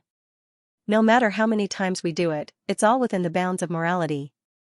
How is it not innocent? Song Qingshu hurriedly corrected him. Shut up. Gubai rolled her eyes. I'm so scared of you. We're innocent, okay? That's more like it. Song Qingshu couldn't help but hug her and kiss her on the face. Gubai gradually got used to his affectionate actions. She just playfully punched him back. She couldn't do anything about it. The two of them had done more intimate things in the past few days. What I meant was to let Wan Yanliang, that bastard, have a taste of pain. When I think of his expression when he finds out the truth, I can't help but feel happy. Perhaps he was too excited, but Gubai's breathing became rapid. But Tu Danjing is innocent. Song Qingshu was a little hesitant. Is Prince Song having tender feelings for the fairer sex? Gubai glared at him. That night, you took over my body in a daze. Why didn't you think I was innocent at that time? I'll help you get revenge. I'll help you get revenge. Song Qingshu hurriedly agreed. Ah? Tu Danjing looked hesitant. She was born into a wealthy family and had never stayed in a mansion other than her mother's. When she heard that Wan Yanliang wanted her to rest here, she was a little reluctant. However, seeing that he was in high spirits, she did not want to ruin his mood. I'm feeling a little dizzy now. If you don't mind, let me arrange a place for you to rest. Gubai also covered her forehead and said in a daze. Seeing her flawless performance, Song Qingshu secretly gave her a thumbs up. Wang Yanliang looked at Gubai's flushed cheeks and could not help but feel his heart skip a beat. He thought that it was the effect of the drug. In order to get intimate with her as soon as possible, he could not help but persuade his wife, Jing since you are not feeling well, go and rest first. Then, okay. Tu Danjing was just not used to living in someone else's house and did not think too much about it. Hearing her husband's words, she had no reason to refuse, so she got up and followed Gubai into the inner hall. Looking at the two women walking away, Wang Yanliang was both excited and hesitant. He was excited because he would soon be able to taste Gubai's beautiful body, but he was hesitant because he would also have to sacrifice his wife's innocence. All these years, he had used his power and influence to fool around with countless women. Among them, there was no lack of wives. However, in front of his power, the husbands of those women could only be angry but did not dare to say anything. On the surface, they had to flatter him. It was the first time he had encountered such a situation where he had to sacrifice his wife's innocence. However, Gubai's identity was special and she was as beautiful as a fairy. She was recognized as the most beautiful woman in the Jin kingdom. Although Tu Danjing was also beautiful, objectively speaking, she was not as good as Gubai. Although Wang Yanliang felt a little heartache, this exchange was not considered a loss. Moreover, when he thought of exchanging partners with another man, he felt a strange excitement in his heart. I've specially brought a lot of ferocious medicine from the mansion today. If I don't fight Gubai for 300 rounds, it'll be a waste of my efforts. Wang Yanliang glanced at Song Qingshu from the corner of his eyes and thought sourly, I hope that Tang Qibian is good-looking but useless. He'll pass out in the time it takes to burn half an incense stick. That way, Jing won't have to suffer so much. That was what he thought, but he knew it was unlikely. After all, Tang Qibian was a military man, and with his sturdy physique, he didn't look like a spear made of wax. I must last longer than him tonight. Otherwise, I'll suffer a great loss. Wang Yanliang felt as if he was on a special battlefield. No man would be willing to admit defeat in this aspect. Song Qingshu didn't know what Wang Yanliang was thinking. Even if he did, he would just laugh in his heart. Seeing the two women enter the inner hall, he immediately ordered the servants to leave. Brother Tangqua, what do you think? There were only the two of them left in the hall. Wang Yanliang didn't need to worry about his secret being overheard, so he couldn't wait any longer. Your Highness, please don't be impatient. We'd better wait a little longer. That way, the effects of their medicine will fully take effect. Only when they're asleep will we be able to make our move, Song Qingshu explained. Brother Tangqua, you're right. Wang Yanliang laughed awkwardly. He drank some wine to hide his eagerness. Your Highness, there are some things that I think we should make clear first, Song Qingshu suddenly said in a deep voice. Seeing the solemn expression on his face, Wang Yanliang didn't dare to be negligent. Please speak, Brother Tangqua. What happened today is, after all, unethical. I hope that for the rest of my life, only the heavens, the earth, you, and me know about it. I don't want anyone else to know about it. If there's even the slightest possibility of it being leaked, I'd rather cancel this deal, Song Qingshu said firmly. Of course, I don't want my reputation to be ruined. Wang Yanliang chuckled. Apart from outsiders, I also don't want Gubai and the others to know the truth. It'd be too cruel to them, and it wouldn't do anyone any good if things got out of hand, Song Qingshu continued. Wang Yanliang nodded in agreement. I agree with you, Brother Tangqua. Song Qingshu pretended to breathe a sigh of relief. So, when we enter the room later, we mustn't light any candles or anything. If they see our faces, we'll be finished. Wang Yanliang was a little hesitant. Not being able to look at Gubai's peerless beauty and do her was really a fly in the ointment. However, this was also his own choice. After all, there were only two ways to get Gubai without her knowing. One was to make her unconscious, but that would be too boring. The remaining way was the current one, which was to get her while she was awake. Although everything happened in the dark, the feeling and the degree of excitement was completely incomparable to the first method. Sure, but Brother Tangqua has to promise me something, Wang Yanliang suddenly said. Song Qingshu's heart skipped a beat. Was there going to be an accident? Since things had come to this, he could only say calmly, what is it? I don't want this to be the only time tonight. If there's a chance in the future, we can try it a few more times. What do you think, Brother Tanqua? Wan Yanliang stared at Song Qingshu. Everyone knew that Tanqua and Gobai had a good relationship, so he was afraid that Song Qingshu wouldn't agree. Song Qingshu sneered in his heart. You're the one who threw your wife into my arms. You're asking for it. However, he looked very hesitant. Well, Brother Tanqua, why are you so hesitant? What's the difference between doing it once and doing it many times? Besides, you and I are now brothers in arms. The more times we do it, the closer we'll be, and the stronger our alliance will be. Wan Yanliang was an expert at bullying men and women, so he was very good at reading people's minds. Song Qingshu knew that if he hadn't been prepared, he would definitely have been persuaded. Alright, but there's a condition. You can't let Gobai know the truth. Song Qingshu seemed to have made up his mind, and reluctantly agreed. Of course. Wan Yanliang had a smile on his face, but he was sneering in his heart. When this king gets sick of playing like this a few times, he will definitely switch to a different method. He wanted to see what kind of brilliant expression Gobai would have when she realized that the man on top of her was him. He had already made up his mind. After touching her a few more times in the dark, he would deliberately let Gobai see through his identity and let her know that she was betrayed by her husband. Then, she would resent him. Then, he could take advantage of the situation and completely conquer her body and mind. That idiot Tanqua, if he still thinks that Gobai doesn't know and treats her the way he used to, it would be strange if their relationship didn't break. Of course, Wan Yanliang didn't plan to do that tonight. After all, it was too risky. If he wasn't careful, he would lose everything. Only when he had sex with Gobai a few more times would he have more confidence in making her accept her fate. It's about time. Duplicate address access. Song Qing guessed that the two girls were already in a daze. Of course, Gobai had been warned early in the morning, so she couldn't be any more awake. Wan Yanliang swallowed the medicine he carried with him without anyone noticing. Song Qing saw it from the corner of his eyes, and after a moment of surprise, he guessed what medicine he had taken. This scoundrel is really evil. If Tanqua really wasn't prepared, Gobai would have been tortured to death by him for the whole night. Song Qing secretly clicked his tongue.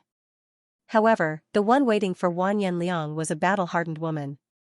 Not to mention 1 or 2 tiger wolf medicine, even a whole bottle would not be a problem for her. Thank you for your hard work. I'll give her more money after this. I'm a generous boss. Song Qing secretly made up his mind. He was thinking whether he should give the girl a red packet of 100 taels of silver or 200 taels of silver. Where should we go first? Wan Yanliang found himself a little nervous. It was as if he had returned to the time when he peeped on a woman bathing for the first time in his youth. This was inconceivable to someone as experienced as him. It doesn't matter where we go first. Their rooms are next to each other. Song Qing made this arrangement because he wanted to be able to control the situation. If Wan Yanliang noticed anything unusual, he could immediately remedy the situation. However, Wan Yanliang subconsciously thought, Tanqua really knows how to have fun. The two rooms are next to each other. I can even hear the cries coming from next door. Wan Yanliang imagined what would happen next. When he heard his wife's cries coming from next door, it was like a war drum that encouraged him to take revenge on his opponent's wife. Even though Wan Yanliang had been through a lot, he was still stimulated by the scene. He felt as if his entire body was about to explode. The two discussed the details in a low voice. Then, Wan Yanliang left his bodyguards in the outer residence and went into the inner residence with Song Qing alone. Song Qing sighed. Lust was like a knife above the head. If he wanted to assassinate Wan Yanliang now, it would be as easy as flipping his hand. However, Wan Yanliang's death was not in his interest. Song Qing thought about it again and decided to keep him alive for now. The two of them first came to the door of Tu Dongjing's room. Song Qing waved at the maids and old women who were waiting at the door, and they all left. Don't worry, Your Highness. There won't be any random people waiting in this courtyard tonight. Song Qing quietly said. Wan Yanliang nodded and suppressed the throbbing in his heart. He cleared his throat and knocked on the door. Jing are you asleep? Soon, Tu Dongjing's confused voice came from inside, "Is that your highness? I don't know if I drank too much just now, but I feel very tired and weak. I can't get up." "Don't worry, it's getting late, and I've decided to stay here for the night as well. Go ahead and sleep, I'll have a chat with Brother Tanqua. I'll join you shortly." At this time, Wang Yanliang's mood was very complicated. Although he had never been a person with low moral integrity, that was only for other women. He had always loved his wife very much. Thinking that he had pushed his wife into the fire with his own hands, there was a moment when he even thought of giving up the deal. However, Gubai was too hard to resist, so in the end, he did not say anything. "Okay, then I'll go to sleep first. You can come in later, the door isn't closed." Tu Danjing felt that her eyelids were very heavy, and she was too lazy to even move a finger. Moreover, since her husband had said so, she naturally would not think of anything else. Wang Yanliang immediately gave Song Qing a look and said in a low voice, "It's your turn." Seeing his impatient expression, Song Qing secretly sneered and led him to the next room. He also knocked on the door. "Goodbye, are you asleep?" "I just fell asleep, and my head is a little dizzy." After a while, Goodbye's voice came from inside. "Husband, where are His Highness and the others?" "I've already arranged for them to sleep in the residence."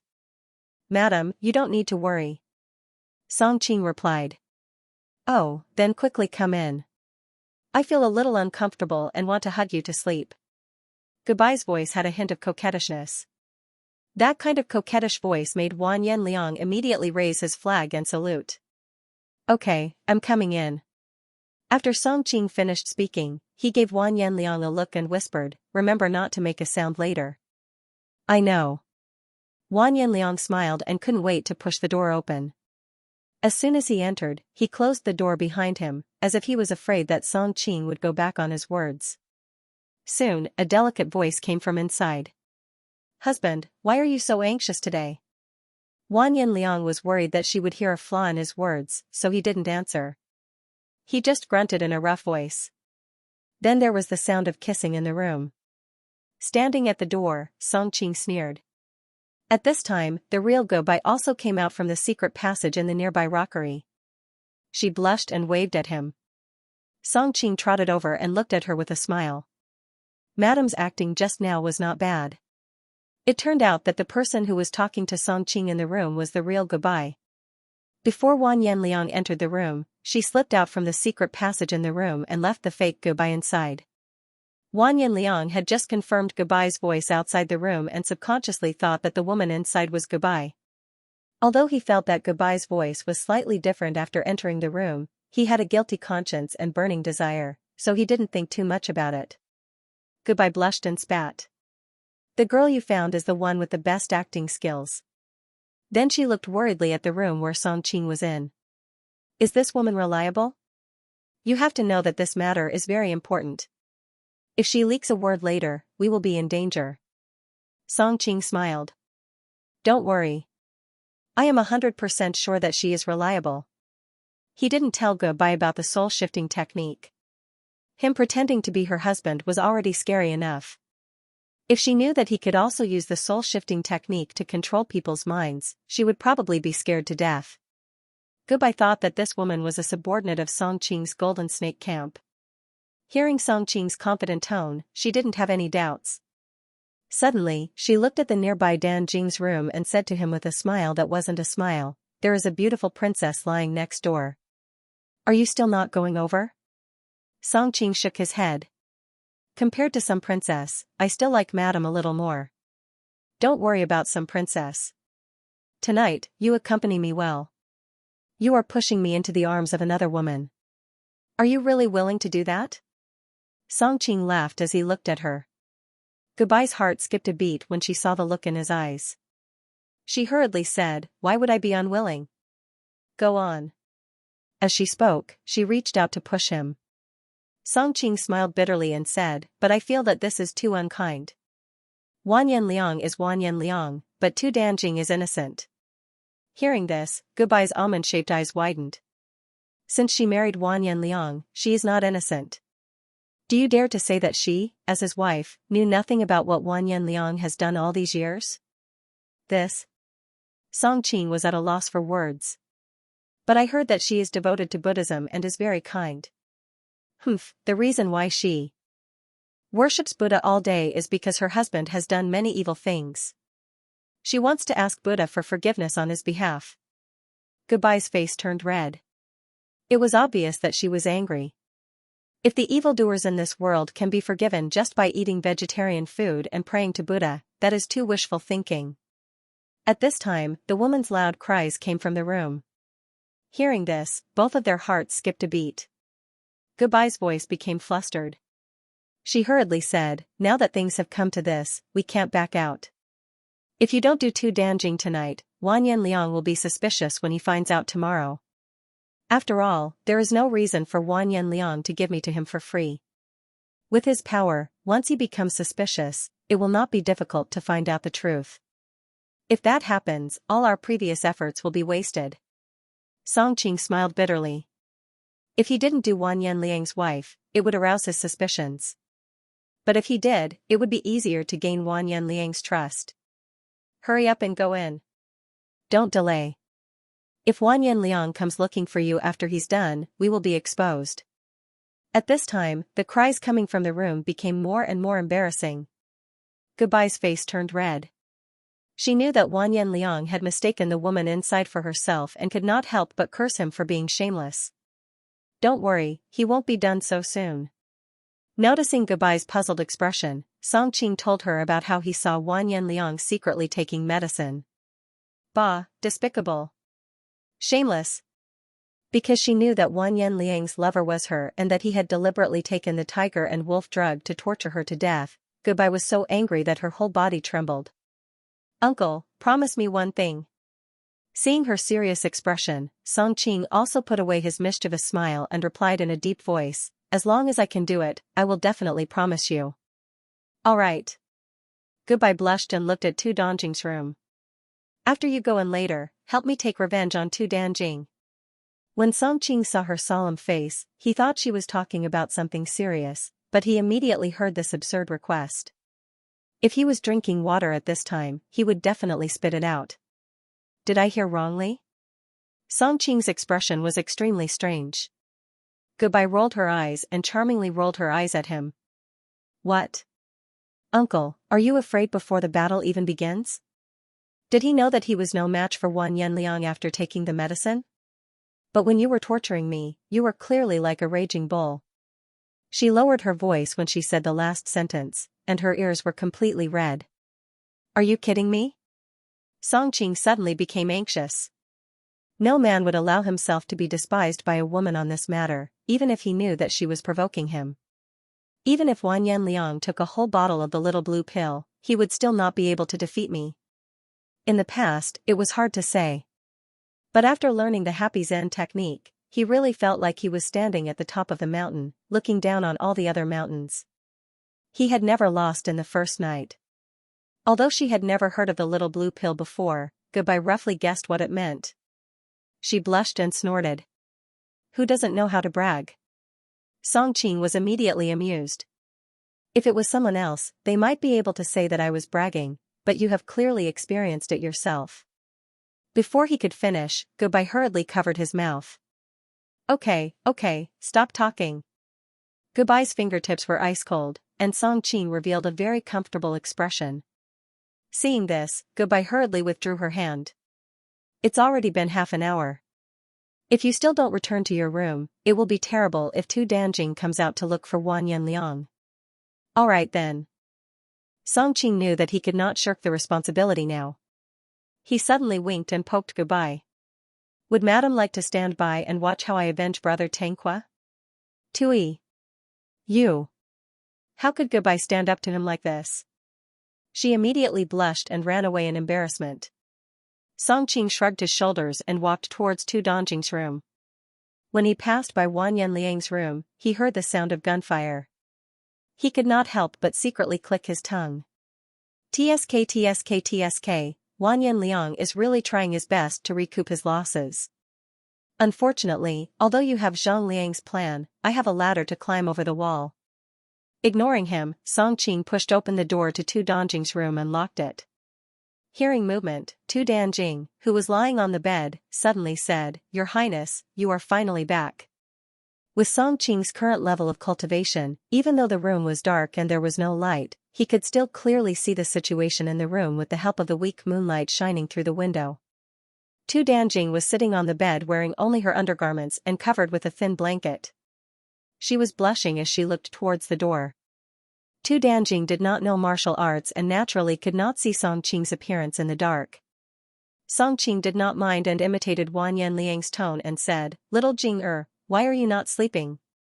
He had instructed Wan Yanliang not to make a sound after entering the room, but he did not have any misgivings. Because he had learned the art of disguise, he naturally learned the art of changing voice. Otherwise, if he only had the same appearance but a different voice, wouldn't he be exposed immediately? Tu Danjing did not hear anything unusual. Hearing this, she pointed to the room next door, her face full of shame and anger. "How can I sleep? Tang Bian and Ge Bai are too much. They know that we are next door, but they don't know how to restrain themselves." Song Qing couldn't help but laugh. This was clearly the work of her husband and another woman. Of course, he wouldn't point it out. The two of them love each other very much. Maybe it's normal for them to be like this at home. For a moment, they forgot that we were still next door. Tu Danjing spat. "Usually, I thought that Ge Bai was very gentle and demure. I did not expect him to be so. She had always been a Buddhist and was embarrassed to say some words out loud. Debauchery, is it? Men like their women to be virtuous in front of others and only debauchery in front of themselves." Song Qing walked to the side and sat down. Tu Danjing subconsciously shrank back and specially made room for him. For a master of disguise, it was the easiest to disguise one's appearance and voice. What was more difficult was to disguise one's body shape. After all, there was a huge difference in body shape between people. Some people were tall and burly, while some were thin and weak. However, there were secret skills such as the bone-shrinking technique. Although it was difficult to disguise one's body shape, it was not a problem for a real master of disguise. The most troublesome thing for a master of disguise was to change the smell of one's body. Everyone in this world had their own unique body odor.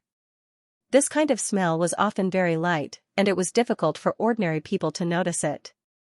However, it was difficult to hide it from the person closest to them. Because they were in contact with each other on a daily basis, they could be said to be very familiar with the smell of the person sleeping next to them.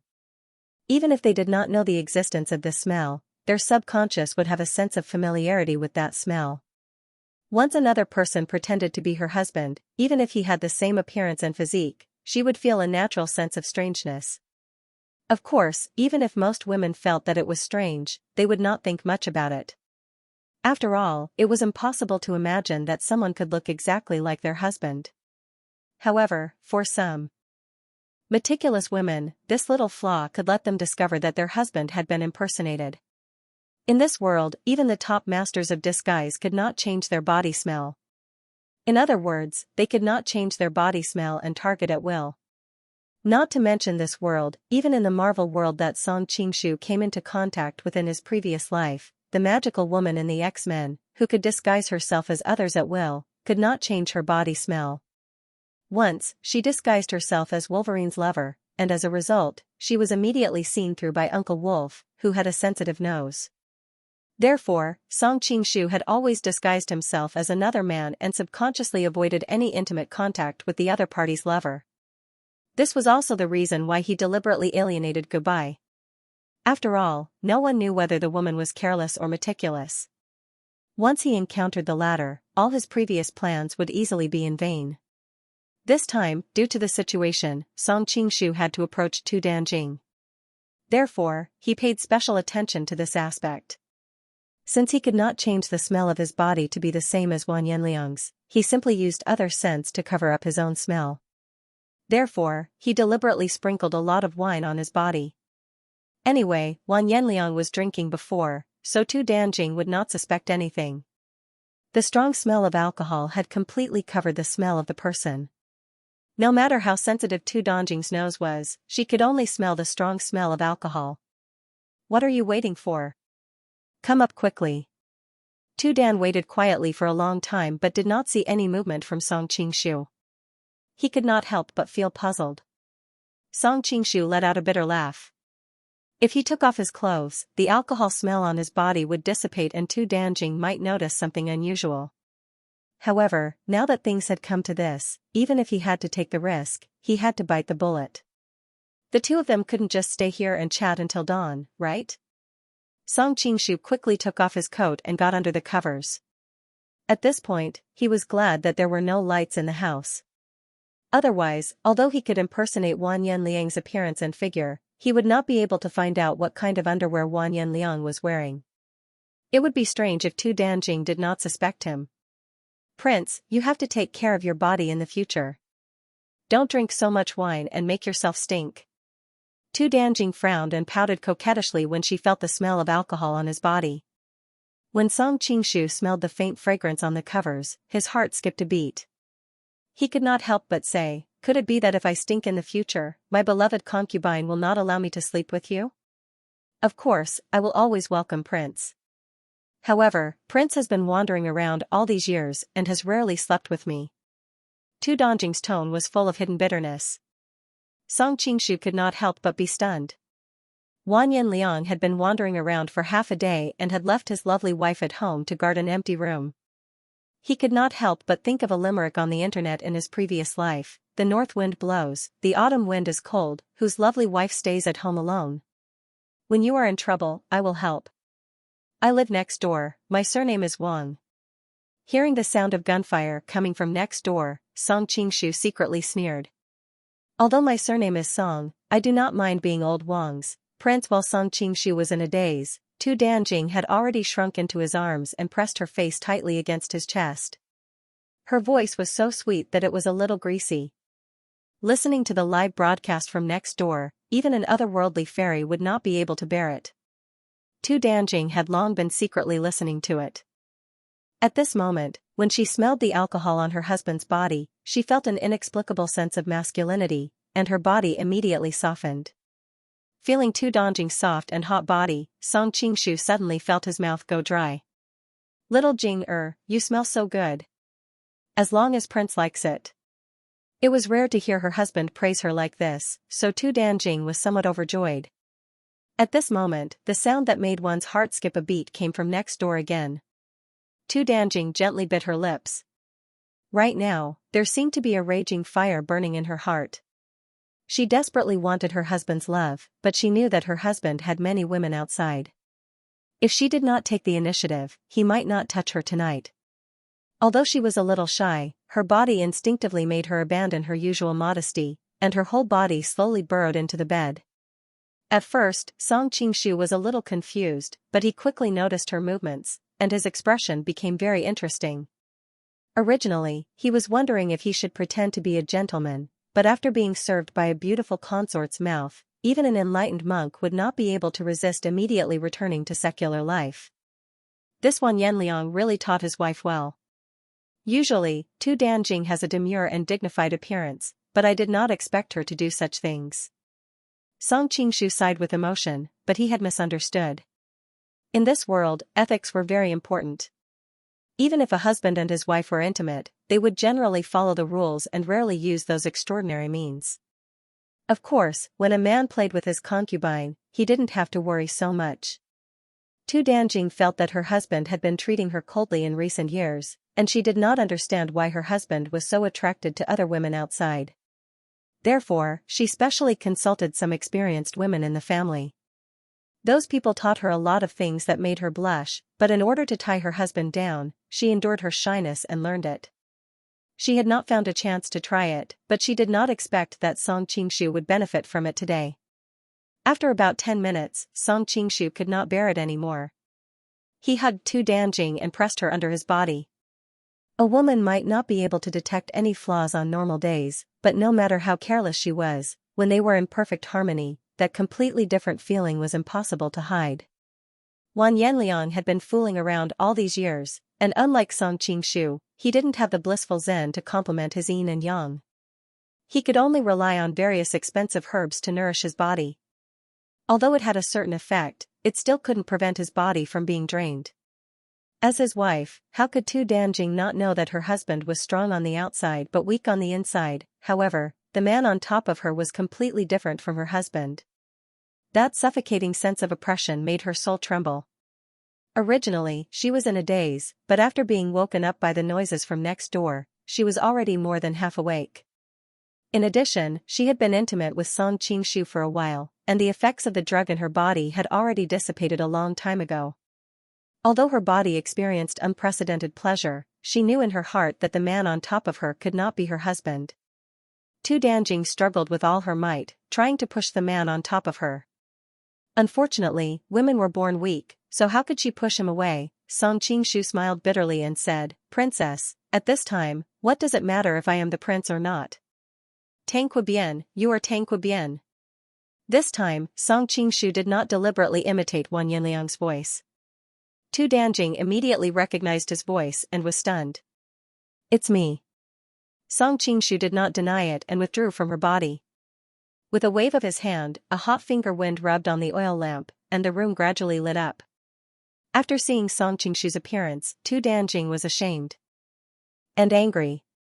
She was so angry that her whole body trembled. "Tang Bien, how dare you be so rude to me? Reporting to Princess, I have never been very courageous, but even a rabbit will bite when it is anxious." Song Qingshu sighed. "What do you mean?" Tu Danjing pulled the quilt over to cover her exposed body and asked coldly. "Doesn't Wang Fei find it strange that Wang Ye hasn't appeared after so long?" Song Qingshu replied. Tu Danjing's expression changed. This was also a question she had been wondering about. "Where did Wang Yanliang go? Did you murder His Highness?" Tu Danjing was startled. She had a noble status, but this person actually dared to offend her. It was obvious that he had already disregarded everything. Apart from this, she really couldn't think of any other reason why the other party would dare to do this. "It's good enough that Your Highness doesn't plot against me. I don't have the ability to plot against Your Highness." Song Qingshu shrugged. "Nonsense." Tu Danjing trembled all over. When she thought that her pure body had been defiled by a man other than her husband, she felt as if she was in a cold ice house. She felt despair, as if the sky had collapsed. "Princess, please listen carefully to the sound next door." Before Song Qingshu could finish, Tu Danjing spat, "Despicable." "Who is despicable?" "Don't rush to a conclusion, Princess. I want you to listen to the voice of the man next door. Don't you find it familiar?" Song Qingshu sneered. Tu Danjing was startled. She had subconsciously thought that the sound next door was caused by Tang Bien and Goodbye. But now that Tang Bien was here, who was the man next door, suddenly, a terrible guess arose in her heart. She hurriedly pricked up her ears to listen. Although the sound next door was vague, she could still vaguely hear some fragments. Although it was only fragments, Tu Danjing still recognized that it was Wang Yanliang's voice. Her whole body suddenly went limp, and she muttered, "How can this be? How can this be?" A faint smile appeared on Song Qingshu's lips. Previously, he had deliberately revealed a flaw to let her see through him.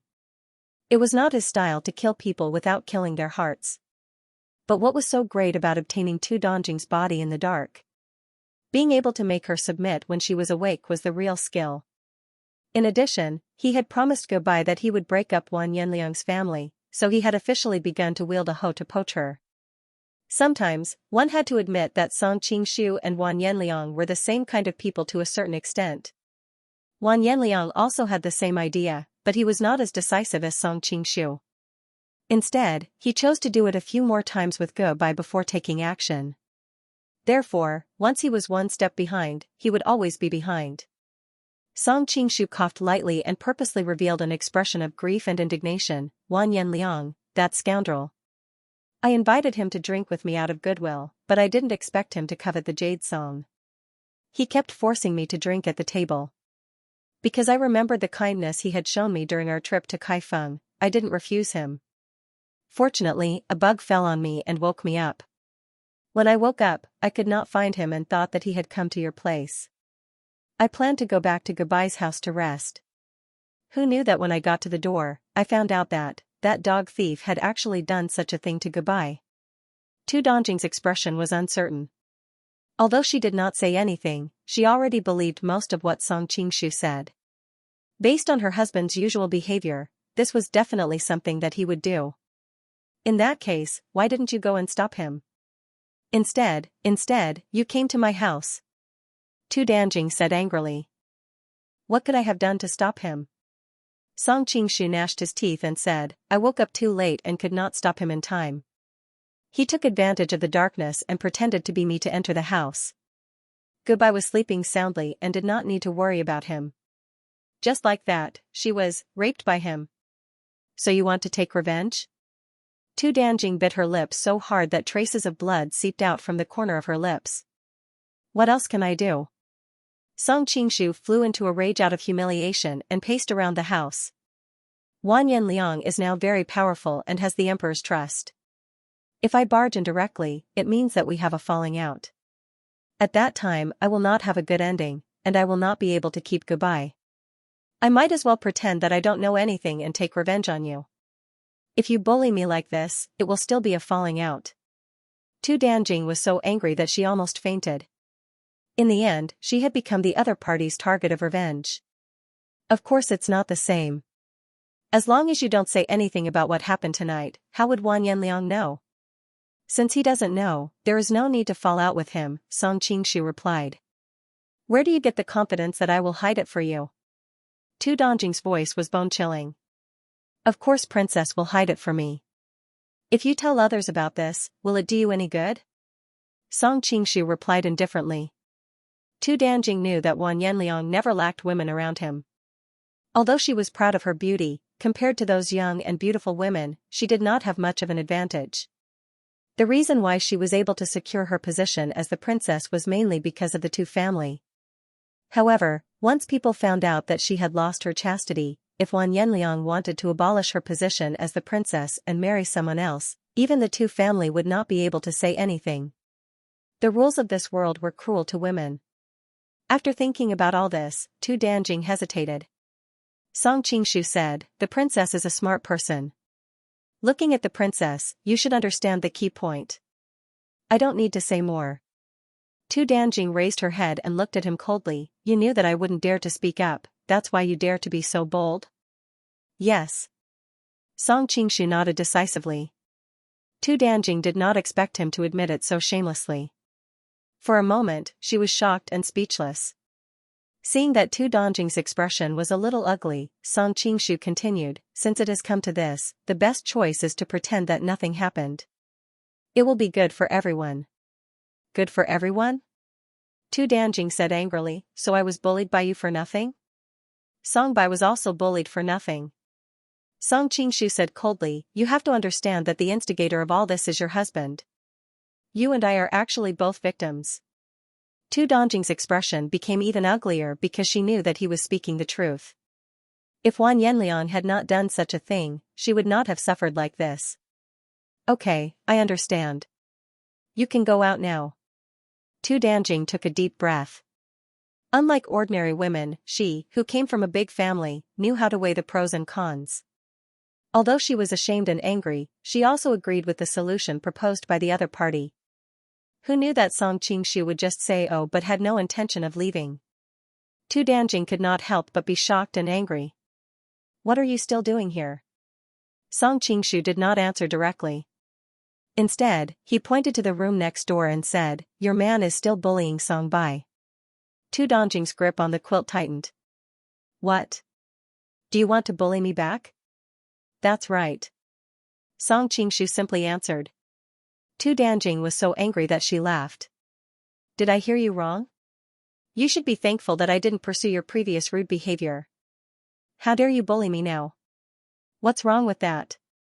Song Qingshu walked to the bedside and looked down at her. Since you don't dare to say anything, why wouldn't I dare to bully you? You. Tu Danjing was startled and hurriedly pulled the quilt towards the corner of the bed. She said in a panic, don't mess around.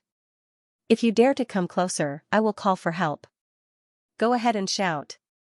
It's best if you can get Wan Yanliang to come here. He wants to see you do something to let him down, Song Qingshu said nonchalantly. Tu Danjing subconsciously opened her mouth to shout, but after a long time, not a single word came out.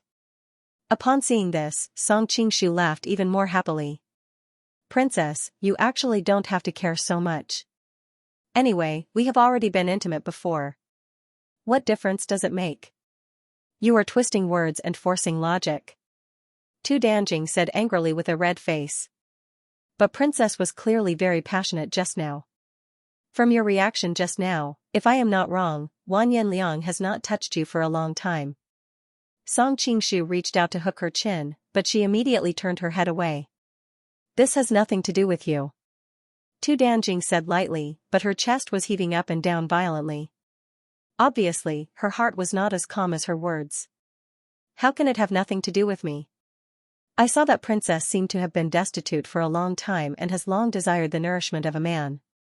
Since your husband is not willing to take responsibility, then I can do it for him. Song Qingshu laughed even more happily. Don't think of me as such a despicable person. Tu Danjing's eyebrows were raised as she stared at him hatefully. Love between a man and a woman is the most natural thing in the world. How can this be considered despicable? Song Qingshu put his arm around her smooth shoulders and suddenly changed the topic.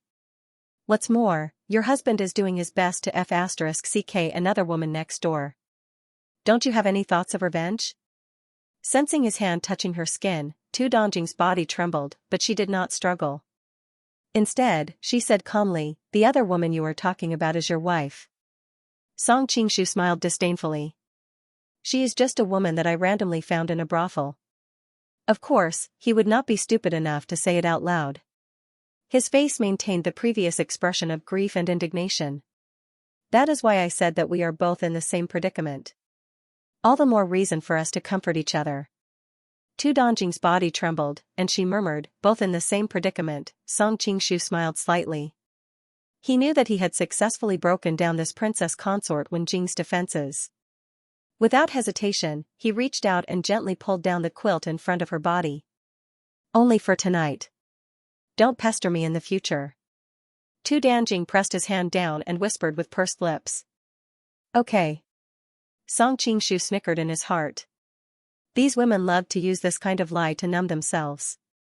She knew that it was impossible for the two of them to pretend that nothing had happened after tonight, but she insisted on saying this. Presumably, it was just to find a reason for him to give in. Since she needed such a reason, then he would give her one. When Song Qingshu fell down on her shoulder, Tu Danjing's eyes were slightly dazed. She could still hear her husband's voice from next door from time to time. She sighed faintly in her heart. Your Highness, you forced me to do this.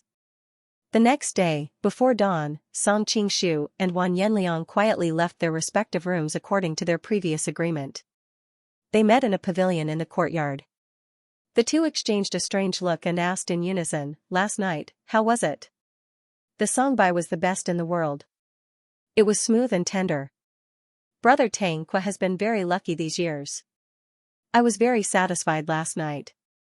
Wan Yanliang deliberately said this to provoke him. Who knew that because the woman last night was not the songbai, Song Qingshu's mood did not change at all. Instead, he calmly replied, last night, when I was writing Princess kept calling your highness's name in my ear.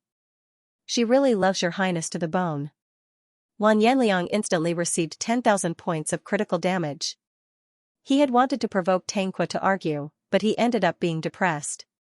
Seeing Wan Yanliang's ugly expression, Song Qingshu was worried that he would do something unexpected in his anger. He hurriedly changed the topic. Your Highness, in order to not let them find out, how about we never mention what happened last night in front of them? The reason why Song Qingshu brought this up was because he lied to Tu Danjing last night.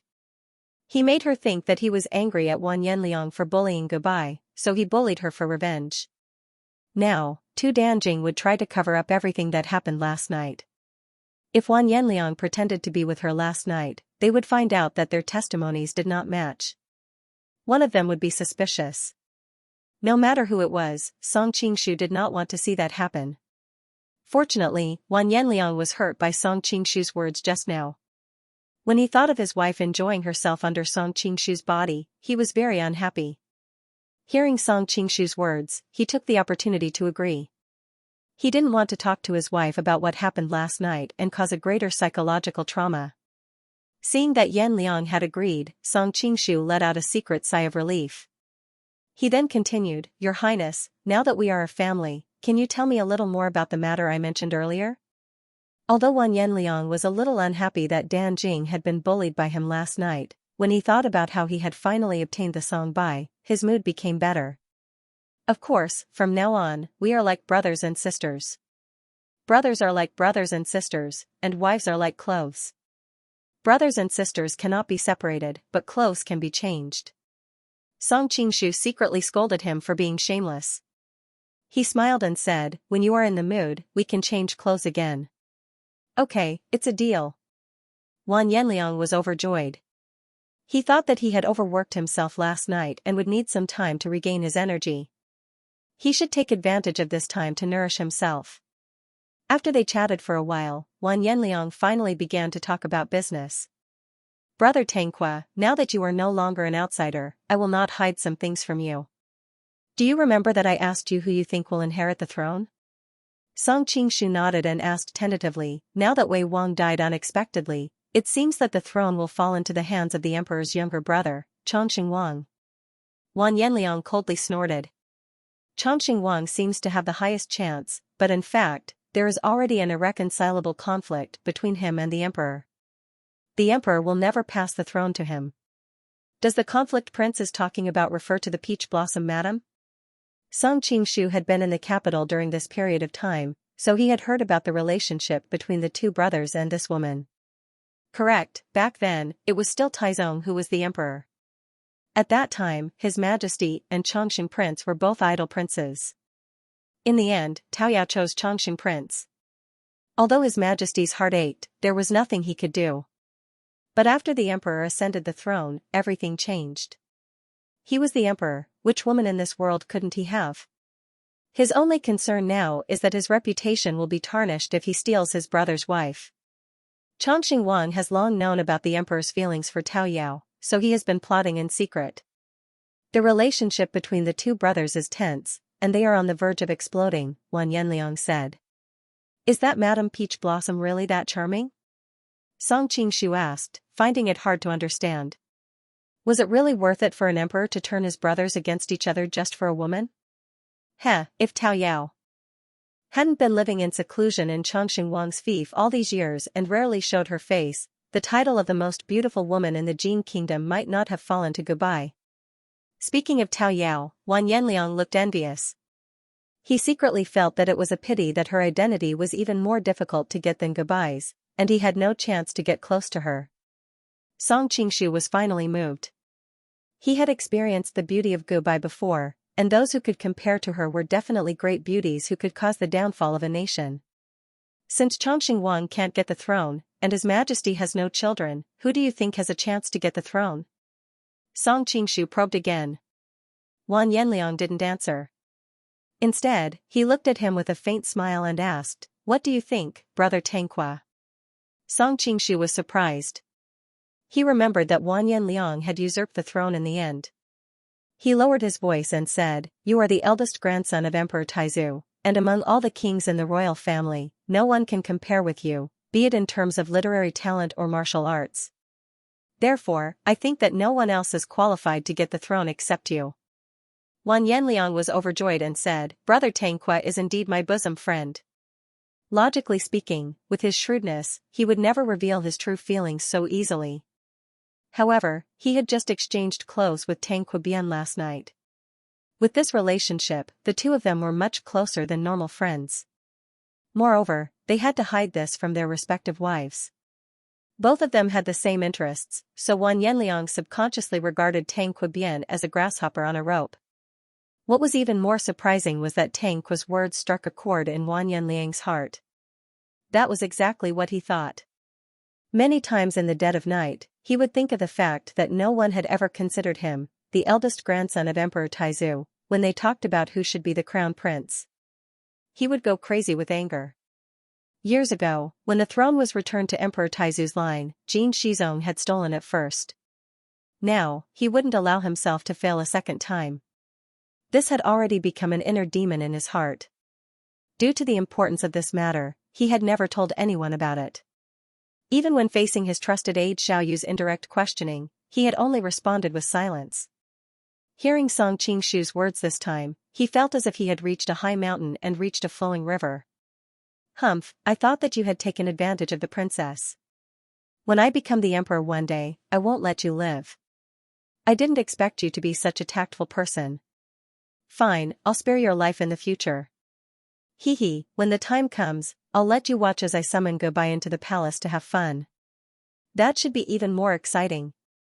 Although Wan Yanliang thought this way, he said something else. Brother Tangqua, we're closer than brothers now. As long as Brother Tangqua can help me ascend the throne, you'll be the most meritorious official in the Dragon Dynasty.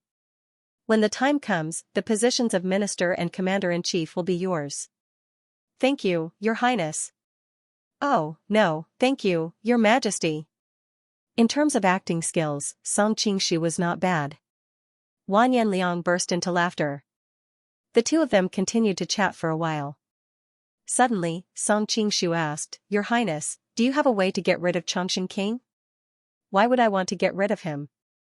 Wan Yanliang frowned. He and Shizong will fight sooner or later. It wouldn't be wise for me to intervene now. Song Qingshu shook his head and said, Your Highness, you don't know this. Under normal circumstances, it would be best to sit on the mountain and watch the tigers fight. But now, the emperor's health is deteriorating. Who knows when he will pass away? When the time comes, Chongqing King will be the biggest winner before the two tigers fight. To put it bluntly, Prince Chongqing is the emperor's younger brother, while Prince Chongqing is the emperor's cousin. If something really happens to the emperor, who do you think will be supported by all the civil and military officials? Song Qingshu replied, To prevent any unforeseen events, we have to act early. What do you mean early? Wan Yanliang's heart skipped a beat. Song Qingshu secretly heaved a sigh of relief. He finally had a chance to make use of him. Ever since I joined Your Highness's side, I haven't made any contributions. Now, I have a plan to kill two birds with one stone. I hope it can help Your Highness. Wan Yanliang's expression changed. He hurriedly said, Brother Tangqua, please speak. Wan Yanliang didn't doubt Tangqua's motives. He had many talented people around him. If Tangqua Bian didn't make any contributions, he wouldn't believe him even if he promised him the position of Minister of State. Therefore, the most direct way for Tangqua Bian to think of was to make contributions. The Emperor and Chongqing Wang Eru are fighting. Only when the Emperor wins in the end will it be beneficial to Wang Ye. Otherwise, if Chongqing Wang wins, I'm afraid that Wang Ye will be suppressed by him in the future. Wan Yanliang nodded at Song Qingshu's words. That makes sense. Go on. But the emperor's body is getting weaker by the day. No one knows when he will run out of oil. That's why we have to get rid of Chongqing Wang while the emperor's body is still strong enough. That way, none of the remaining princes will have a higher chance of succession than you. Your Highness will be able to win over the support of the courtiers with your own abilities. Song Qingshu secretly admired himself. Over the years, he had risked his life for so many times that his ability to bluff people had improved by leaps and bounds. Wan Yanliang looked at him in surprise. He didn't expect Tangqua Bian to be so knowledgeable despite his boorish appearance. His analysis was right. This was exactly what he wanted to see. Once Wei Wang and Chongqing Wang, the two rightful heirs to the throne, were gone, all that would be left would be competition. Everyone would have to rely on their own abilities. He believed that with his intelligence and the power he had built up over the years, he could definitely stand out. But how can I get rid of Chongqing Wang? Wan Yanliang was secretly alarmed. After all, Chongqing Wang was also very powerful. He didn't want to recklessly fight with him. Kill with a borrowed knife, Song Qingshu said in a deep voice. Whose blade should I borrow? Wan Yanliang's expression changed. As long as he didn't need to deal with Chongqing King directly, there would be no problem. His Majesty's saber. Song Qingshu replied word by word. How? Wan Yanliang suddenly had a thought. Could it be that he's using Tao Yao? Song Qingshu shook his head. It's been so many years, but His Majesty hasn't made a move against Tao Yao. This proves that a single woman is not enough to make him make up his mind. What do you mean, Brother Tangqua? Wan Yanliang's interest was piqued. Your Highness should know about the incident with King Wei, right? Song Qingshu asked. I know. Wan Yanliang hesitated for a moment. I feel that there's something fishy about his death. Song Qingshu smiled and said, if Wang Ye has this kind of suspicion, then as a father, wouldn't His Majesty be even more suspicious?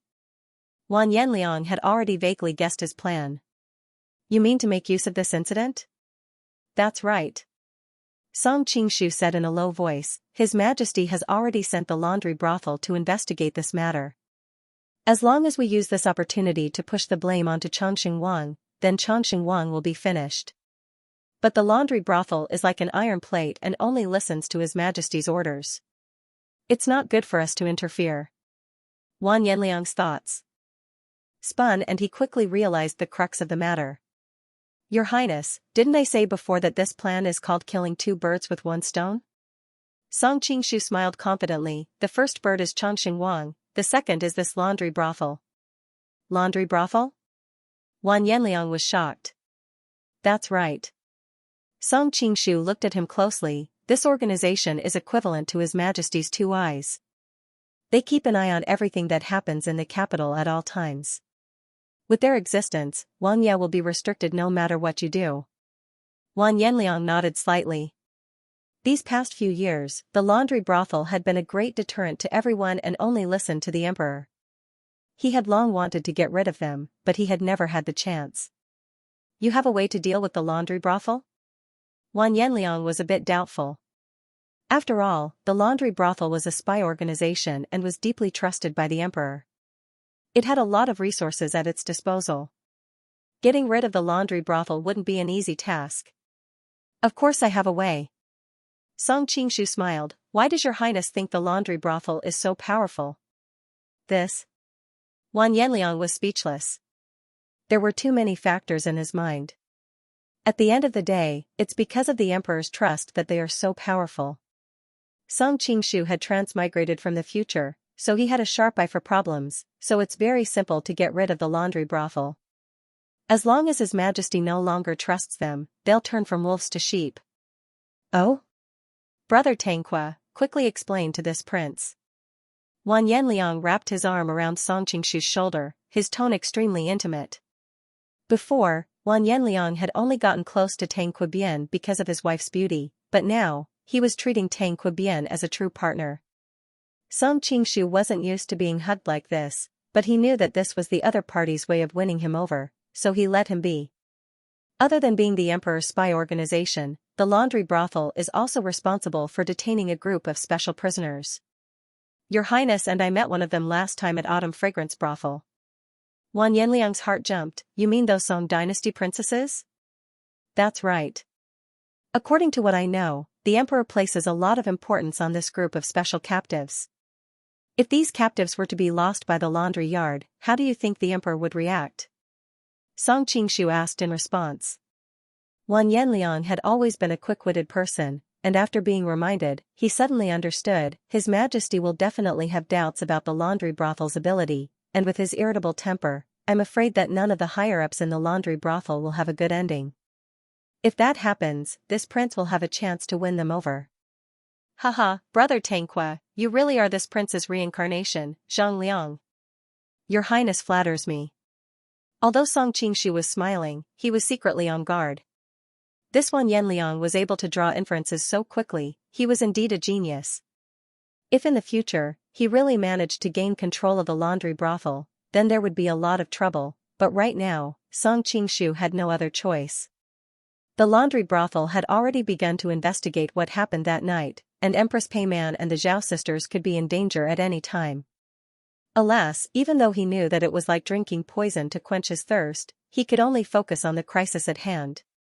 Wan Yanliang became more and more excited, as if talking to himself, he said, this prince can find someone to transfer away the experts of the laundry brothel, then take the opportunity to send Ouyang Feng and the others to break into the laundry brothel and rescue the princesses.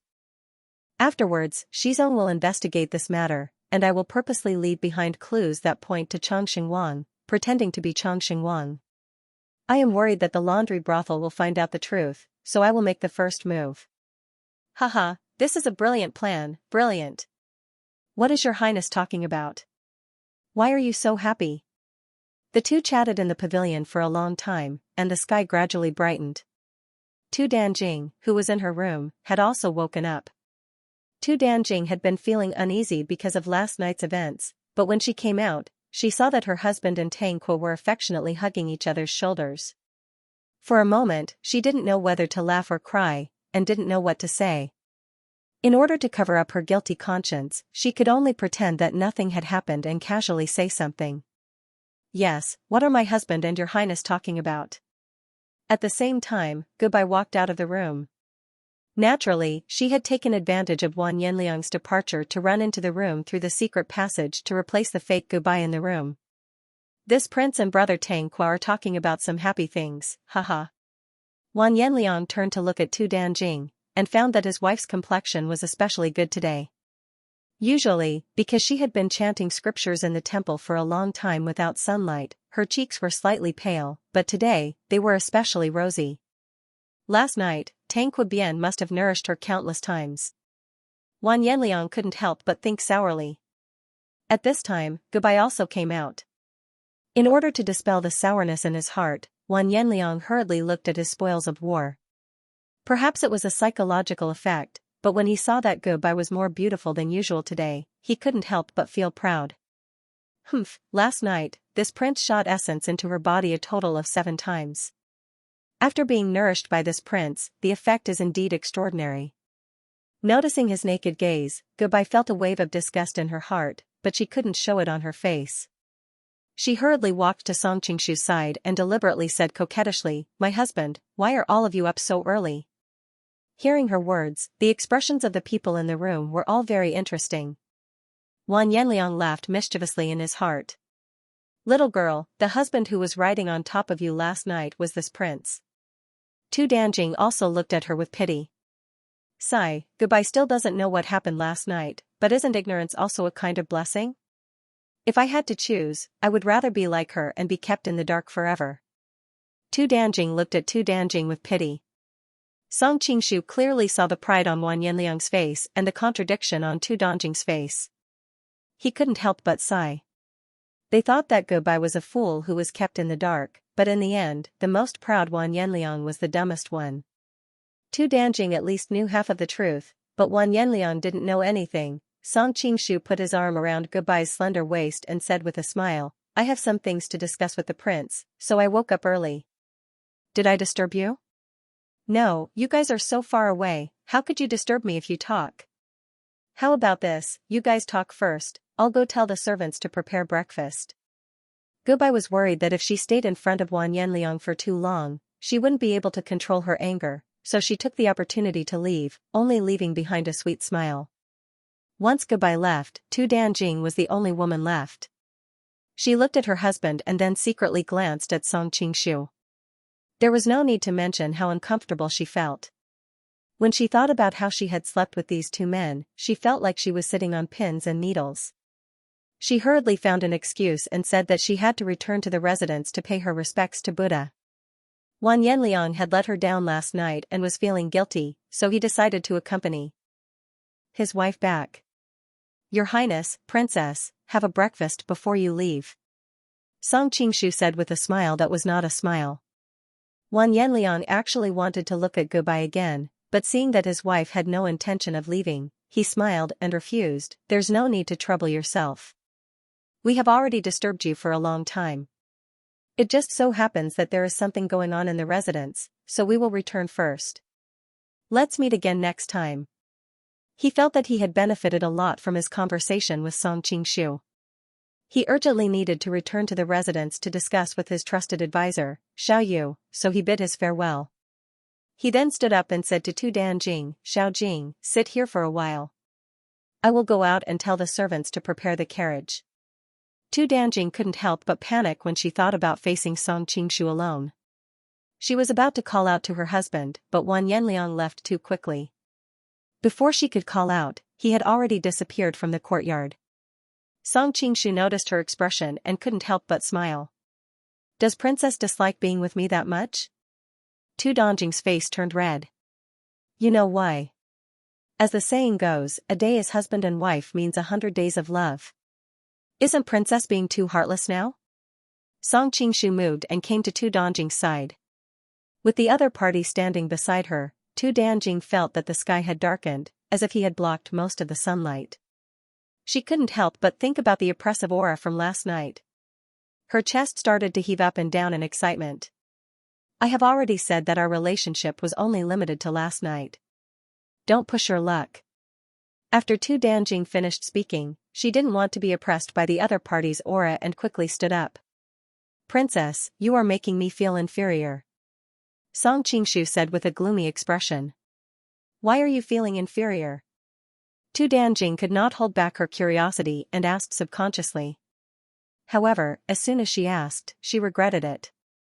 Why did she bother with this bastard? Song Qingshu took a step forward and came within 1 foot of her. His arm stretched out to hold her soft waist and pulled her into his embrace. He sighed. Originally, I was very satisfied with the effect of last night and thought that Wang Fei would have a taste. I didn't think that Wang Fei would not have any reluctance to leave. That proves that I didn't make Wang Fei comfortable last night. How can I not feel inferior? Tu Danjing did not expect him to be so bold as to hug her in broad daylight. For a moment, she was stunned and speechless. Their bodies were tightly pressed against each other. Separated by only 2 layers of clothing, she quickly felt the heat and hardness of the other's body. She couldn't help but feel ashamed and angry. Do you want to die? His Highness will be back soon. As if in response to her words, Wan Yanliang's voice came from not far away. Xiao Jing, the carriage is ready. Let's go. Hearing her husband's voice getting closer and closer, Tu Danjing panicked and hurriedly struggled. However, the other party's hands were like iron hoops, and she could not move at all. What do you want? Tu Danjing was really panicking. Wang Fei, let me kiss you, and I will let go. With Song Qingshu's cultivation, he knew that Wan Yanliang would need about 10 breaths of time to reach the courtyard. This was enough time for him to show off. Tu Danjing almost fainted from anger. At this critical moment, he still wanted to take advantage of her. Her husband was outside, and she did not dare to agree. However, if she did not agree, the other party would not let go. If her husband saw the 2 of them hugging each other, she would be finished. Seeing Tu Danjing's face turning red and white, Song Qingshu quickly said, if Wang Fei hesitates, His Highness will be here soon. Quickly kiss me. Tu Danjing did not care so much. She raised her chin and revealed her rosy lips to the other party. Seeing her closed eyelashes trembling slightly, Song Qingshu knew that she must be very scared at this moment. He laughed and lowered his head to kiss her. Perhaps it was because her husband would appear soon. Tu Danjing felt that this kiss made her soul tremble. It was as if there was an electric current flowing through her body. It was so numb that it made her heart palpitate. Little Jing, brother Tanghua, what are you doing? At this time, Wan Yanliang's puzzled voice came from the courtyard entrance. It's over, he saw us. Tu Danjing's legs went soft. If it was not for Song Qingshu's embrace, she would not have been able to stand. Song Qingshu let go of Tu Danjing and smiled at Wan Yanliang and said, it's nothing. Wang Fei had sand in her eyes just now, so I helped her take a look. Tu Danjing somewhat admired this man. He could be said to be extremely daring. Even at this time, he was still able to tell a lie without blushing or palpitating. But to her surprise, Wan Yanliang did not suspect anything. Instead, he ran over with a face full of concern. Little Jing, are you okay?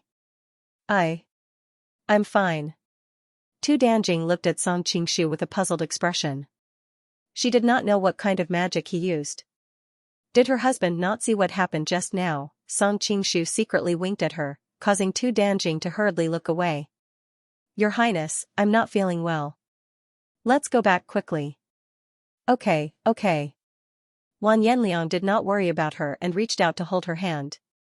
However, Tu Danjing felt guilty and subconsciously avoided his hand. Let me see you out. Song Qingshu said.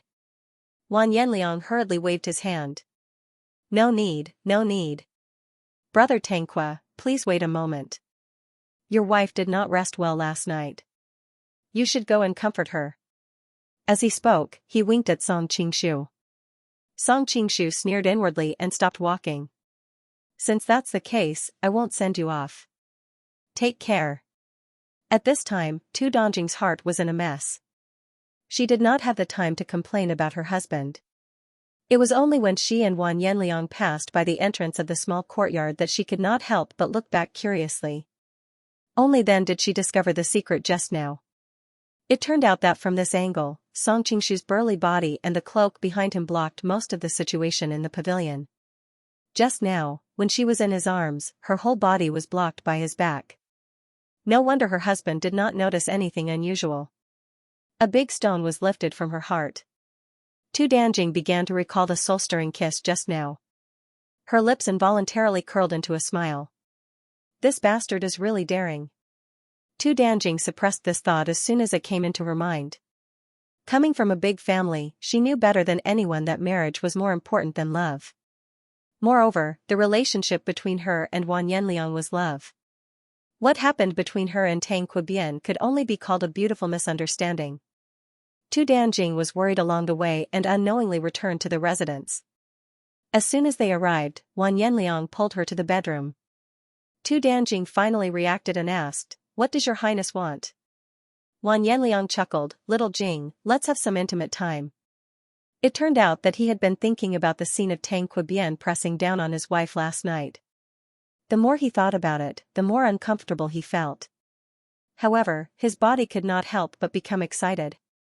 Whenever he thought about how his wife's body must be a mess, his mouth became even more parched. As soon as they got home, he hugged Tu Danjing and wanted to have some intimate time with her. Tu Danjing naturally did not understand her husband's perverted mind. She thought about how she had done something wrong to her husband with another man last night. Now that her body was in a mess, wouldn't everything be exposed if she had intimate time with her husband? She did not dare to agree. Moreover, she did not know why she did not want her husband to touch her body. She hurriedly thought of all kinds of excuses and finally succeeded in dispelling her husband's thoughts. Watching his wife's figure in the bath, Wan Yanliang suppressed a ball of evil fire in his heart. However, he knew that business was more important, so he temporarily put it aside and hurriedly sent someone to summon his trusted aide, Xiaoyu. Hearing Wan Yanliang talk about his conversation with Tang Quebian, Xiaoyu's eyes flashed and could not help but praise, "I used to think that Tang Quebian was a simple-minded boor. I did not expect him to be so talented. This plan of killing two birds with one stone is really wonderful.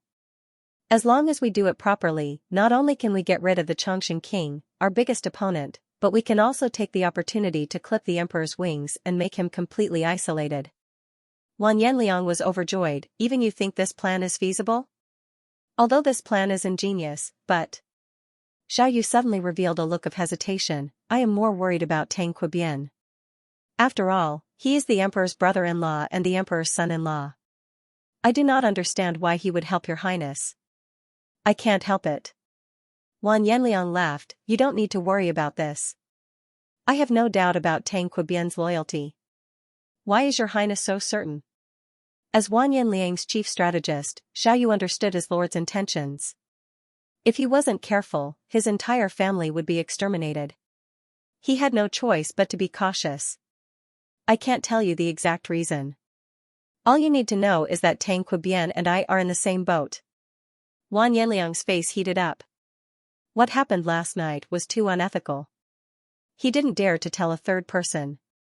"Since your highness is so sure, then this subordinate will not ask any further."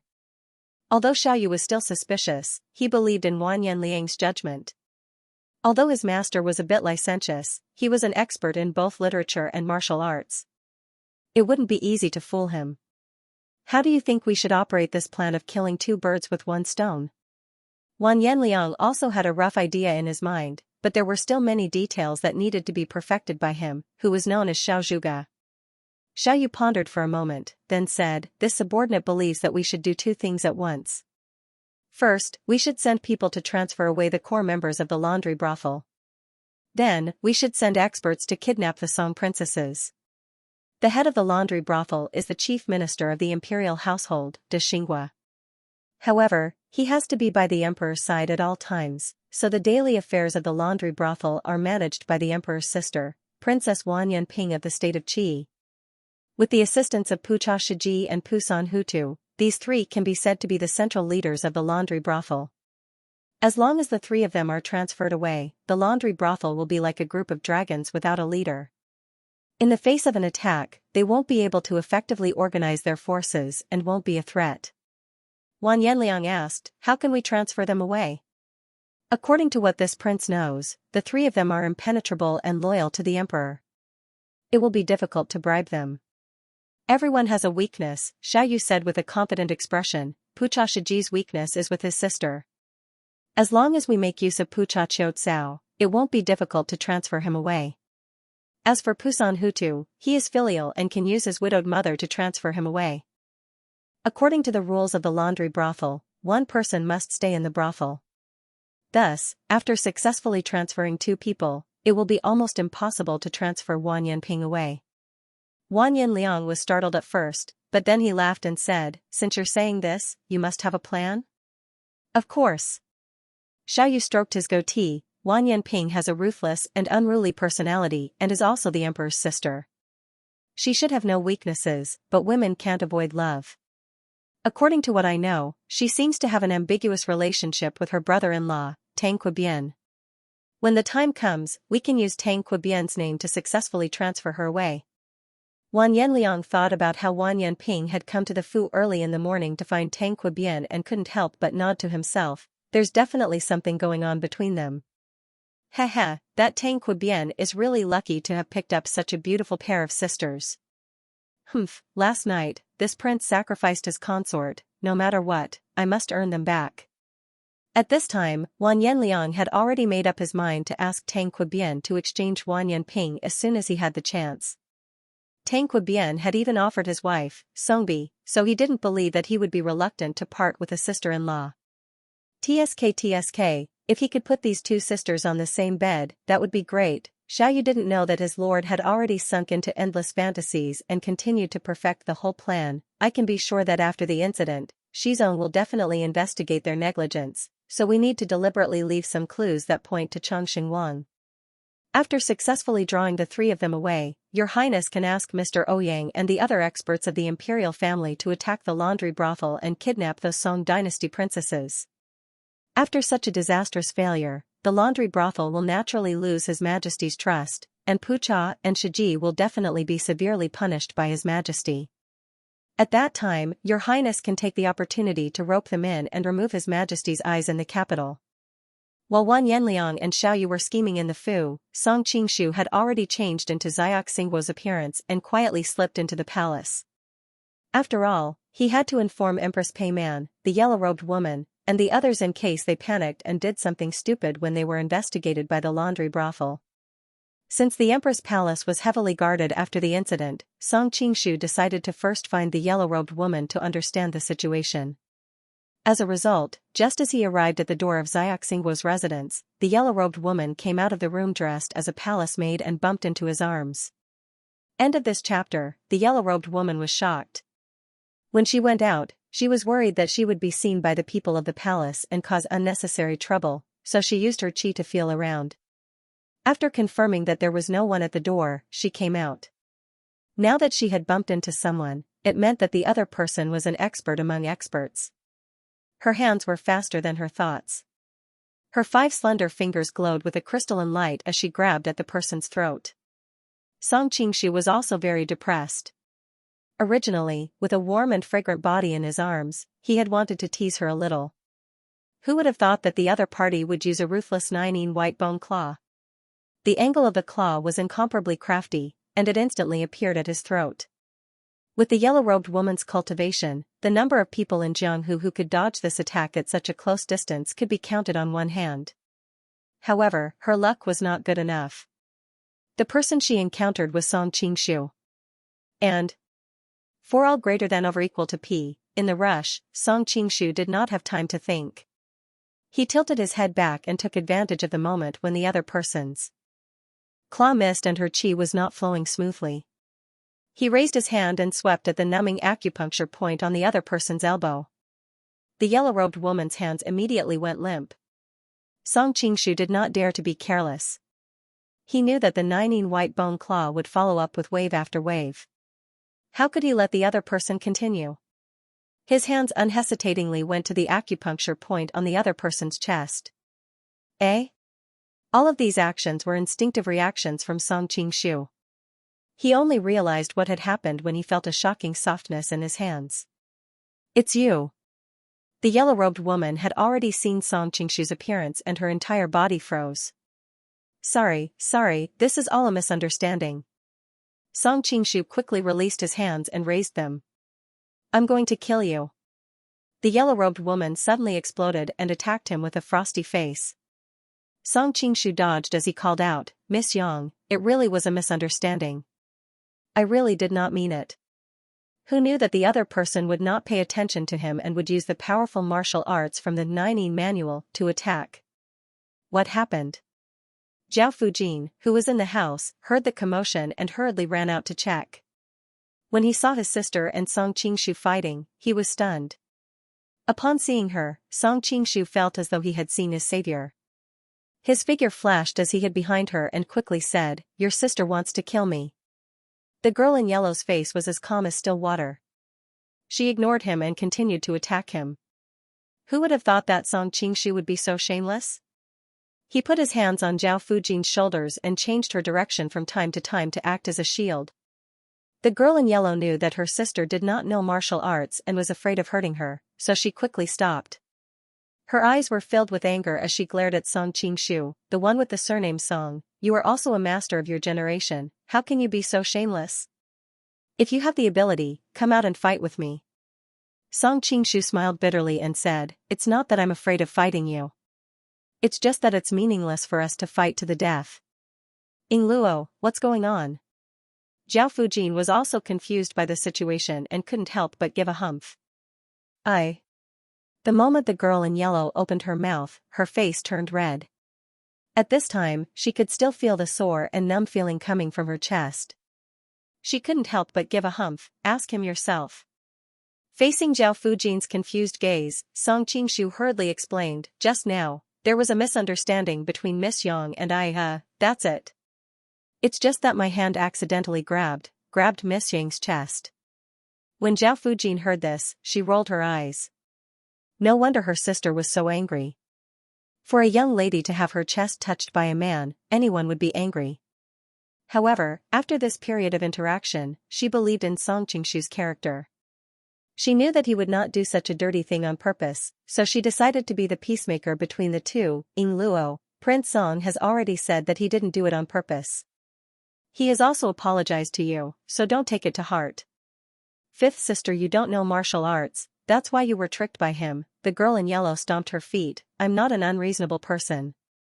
If he really did accidentally touch it, based on our relationship over the past few days, I wouldn't pursue the matter.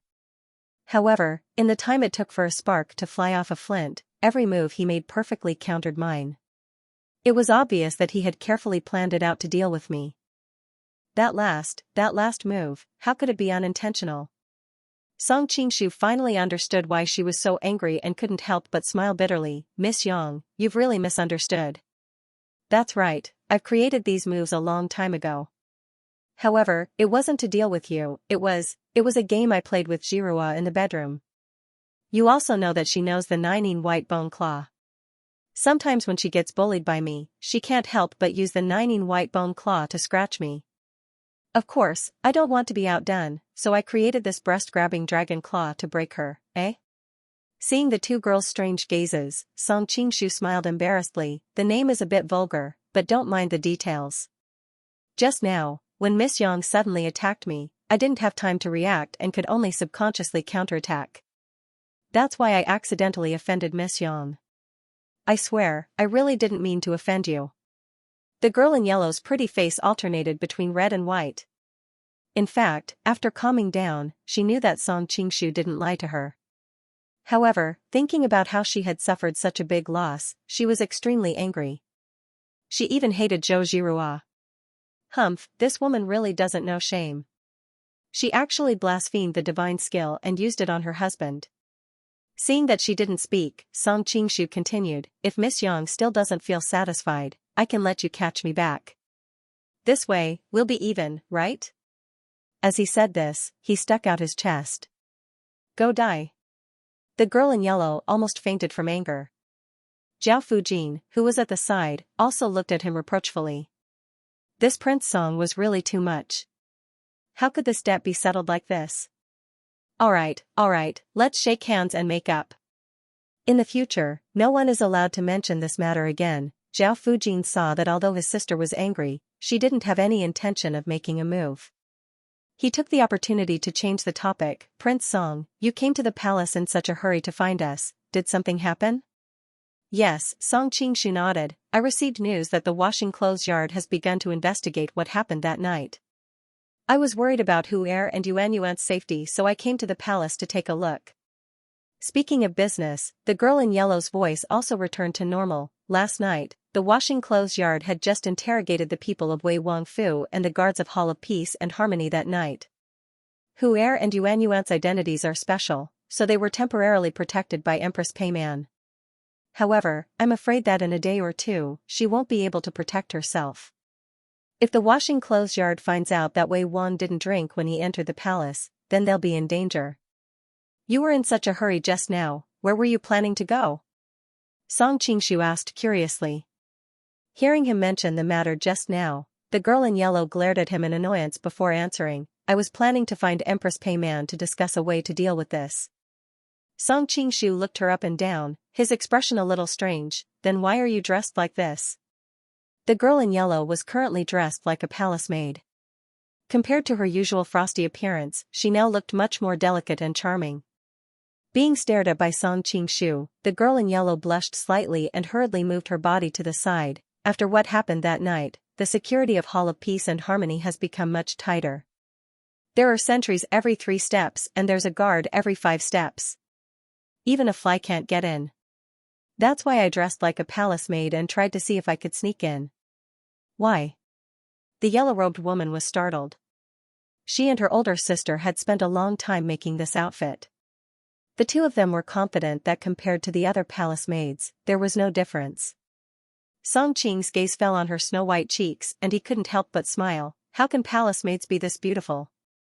If there really were such beautiful palace maids, they would have long been taken in by the emperor as a palace master. How could the guards not recognize them? Then what do you think we should do? Even though her painstakingly dressed up had been rejected by him, hearing Song Qing praise her beauty, the yellow-robed woman's cheeks blushed. We'll use Qinggong to fly in, Song Qing said with a relaxed expression. Qinggong?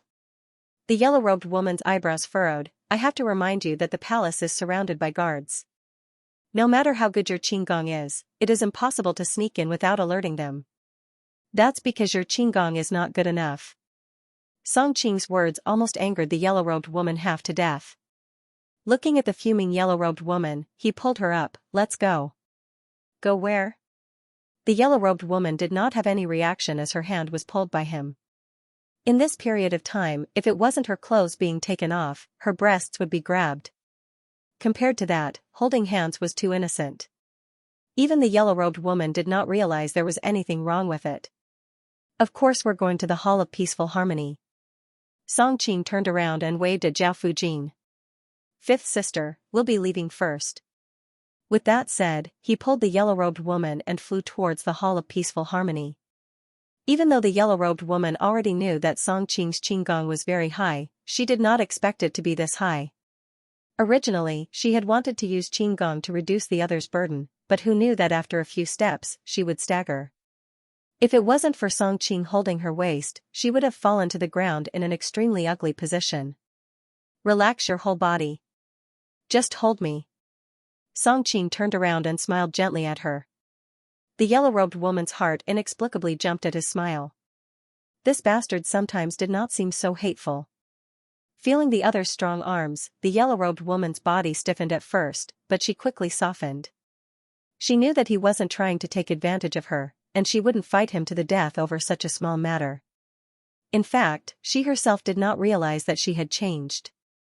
If it was in the past, even if others did not have any evil thoughts, she would not even let a man touch the corner of her clothes. After spending some time with Song Qing, her tolerance was getting lower and lower. Soon, the yellow-robed woman was no longer in the mood to let her imagination run wild, because she was already somewhat unable to open her eyes due to the oncoming wind. She knew that this was because the two of them were moving too fast.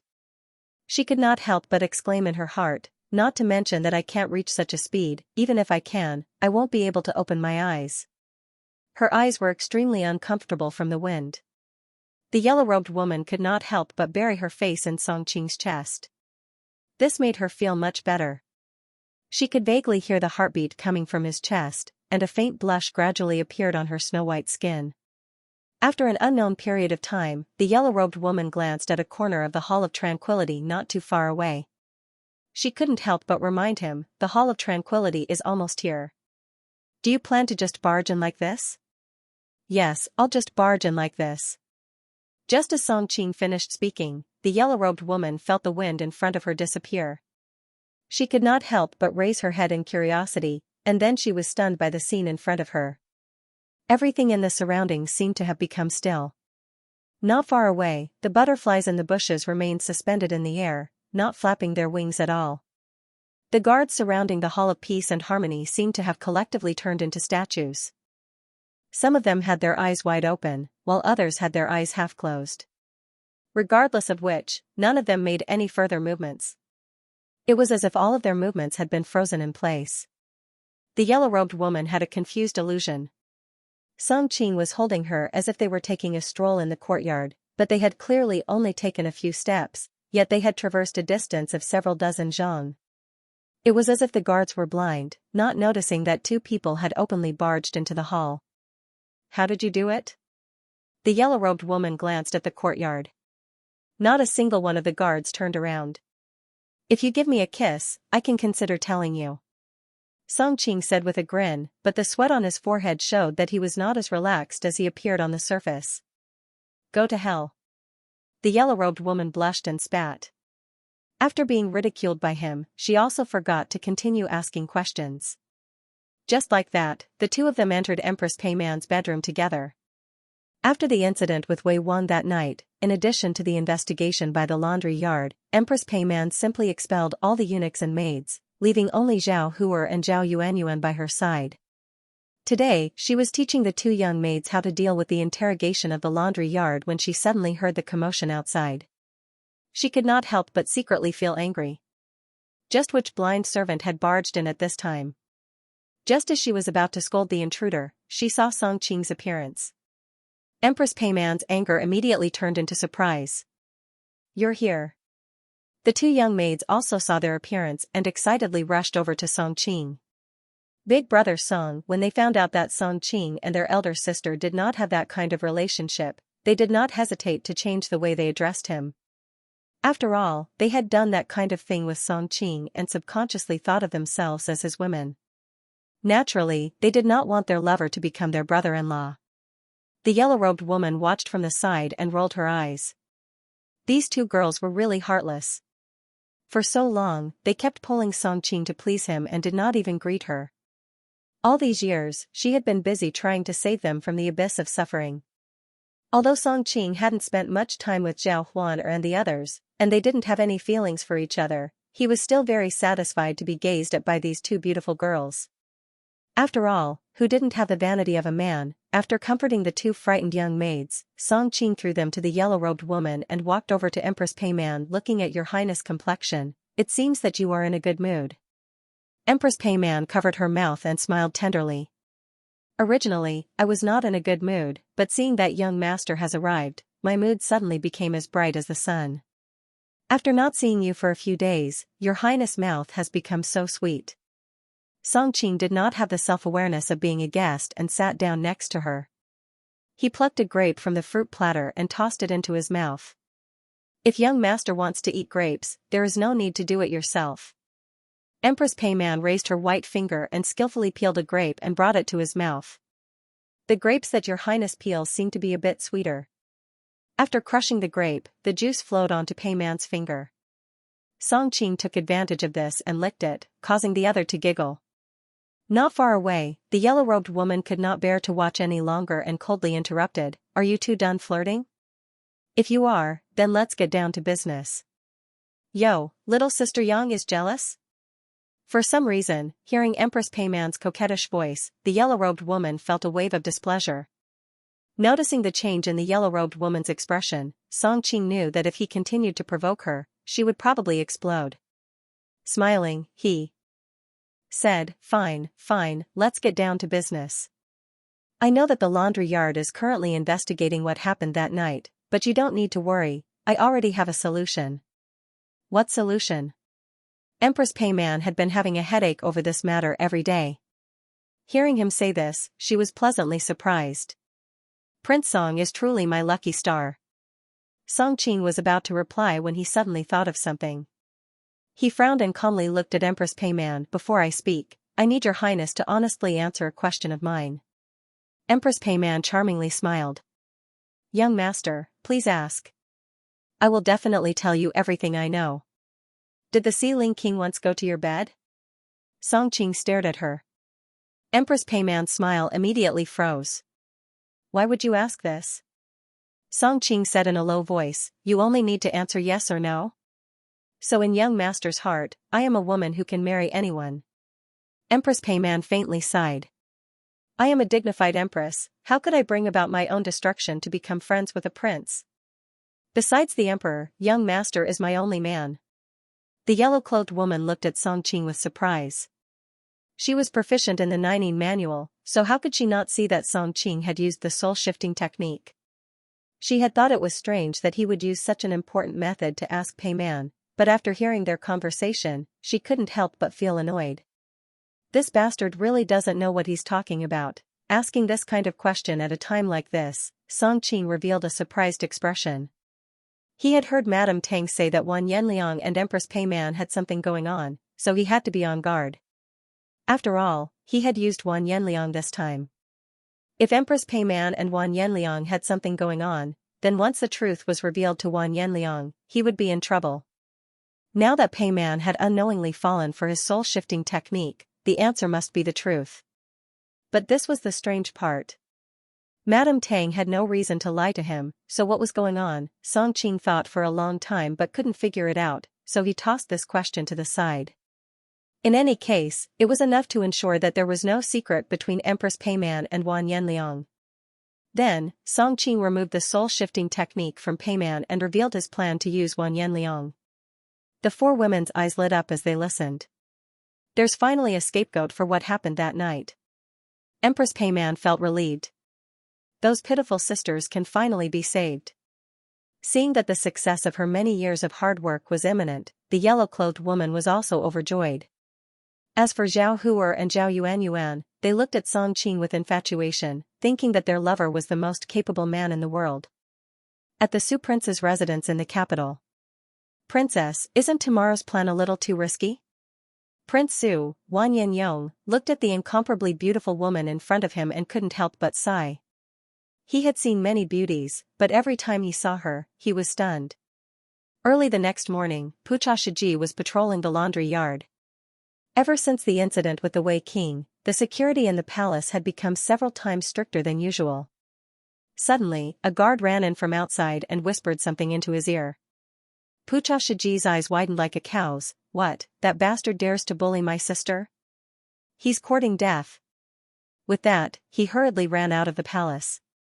When he reached the entrance of the laundry yard, he suddenly hesitated for a moment. But when he remembered that the Qi Kingdom's princess and Fu San Hutu were still here, he didn't have to worry anymore and hurriedly ran out. Their status in the laundry yard was special, so they didn't need to ask for permission like normal soldiers. They could leave and stay as they pleased, so they didn't need to ask for leave. Of course, they were people who knew their limits and were loyal to their duties. They wouldn't slack off like normal people. Not long after Pucha Shiji left, Fu San Hutu, who was working in another room, also received a note.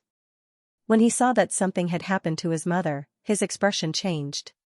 He hurriedly gave some instructions to his subordinates and left in a hurry. After a while, Wan Yanping, who was interrogating a criminal in her room, also received a letter. She was very displeased at the sudden intrusion and her face was as cold as ice. However, when she saw that the contents of the letter were from her brother-in-law, inviting her to meet him at the usual place outside the city, Wan Yanping immediately smiled sweetly. That moment was like the first melting of ice and snow. When had the subordinates ever seen this demoness show such a ladylike expression? They were all dumbfounded. When Wan Yanping raised her head, she noticed the gazes of her subordinates and couldn't help but blush. She purposely put on a straight face. "What are you looking at?" Although she put on a straight face, her tone was no longer as fierce as usual. Thinking of her brother-in-law inviting her to meet him at the usual place outside the city, Wan Yanping couldn't help but think of the scene of the two of them being intimate in the valley that night. Her face quickly heated up and her heart was in turmoil. This brother-in-law actually invited me there, even though she felt that she had let her sister down. When she thought of how her sister had also let her brother-in-law down, Wan Yanping didn't feel so guilty. After hesitating for a while, Wan Yanping temporarily stopped working on the case at hand. Although her brother was urging her, compared to meeting her lover, it didn't matter if she delayed the case a little. At this time, Song Qingshu and the yellow-robed woman were hiding in the dense foliage of a large tree near the laundry yard. Watching the three of them leave, Song Qingshu laughed and said, "Wan Yanliang's plan has succeeded. Ouyang Feng and the others should be here soon."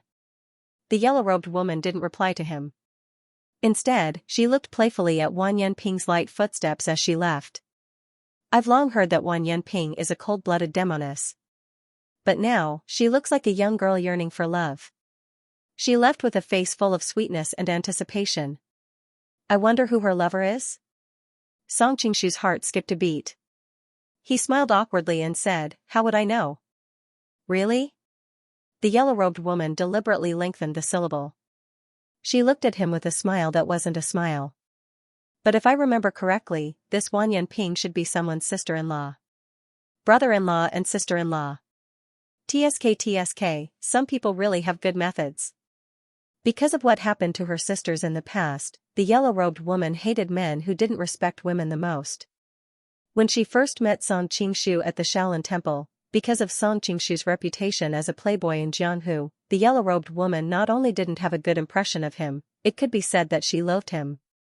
Who knew that this time, because of a freak combination of factors, the yellow-robed woman had to admit that she had some prejudice against Song Qingshu. Although this man was greedy and lustful, he was very capable. Moreover, his character was also not bad. Therefore, the yellow-robed woman's tone was more playful than before. It wasn't as angry as before. Hearing the yellow-robed woman's teasing, Song Qingshu didn't mind at all. Instead, he teased, of course, brother-in-law and sister-in-law are all men's dreams. This is human nature. Speaking of which, Huor and Yuan, those two girls are also my sisters-in-law. The yellow-robed woman didn't expect to get herself into trouble. She couldn't help but spit. I haven't settled the score with you for pretending to be their brother-in-law. Humph, even if I want to marry someone someday, I won't marry a playboy like you. If you want to be my husband, you can do it in your next life. Song Qingshu shrugged nonchalantly. It's fine in the next life. Anyway, I have enough love debts in this life. Putting you in the next life is just nice for me to be able to continue developing. Hearing such a reply, the yellow-robed woman didn't know why she only felt suffocated. She directly turned her head to the other side and her expression suddenly became ugly. Angry? Song Qingshu leaned over and said, in fact, in this life, we are not unrelated. What kind of relationship? Although the yellow-robed woman didn't want to pay attention to him, she couldn't help being curious. After I marry Huor and Yuan in the future, you will be my sister-in-law. After saying that, Song Qingshu hid to the side and stared at her with a smile. Who wants to be your sister-in-law? The yellow-robed woman suddenly blushed and said, it sounds so bad. It's not up to you. Anyway, Huor and Yuan have already chosen me. Song Qingshu said cheekily. Humph, they are just young and haven't had much contact with the world. When they return to Linen, I don't know how many princes and young talents are waiting for them to choose. Don't you overestimate your charm?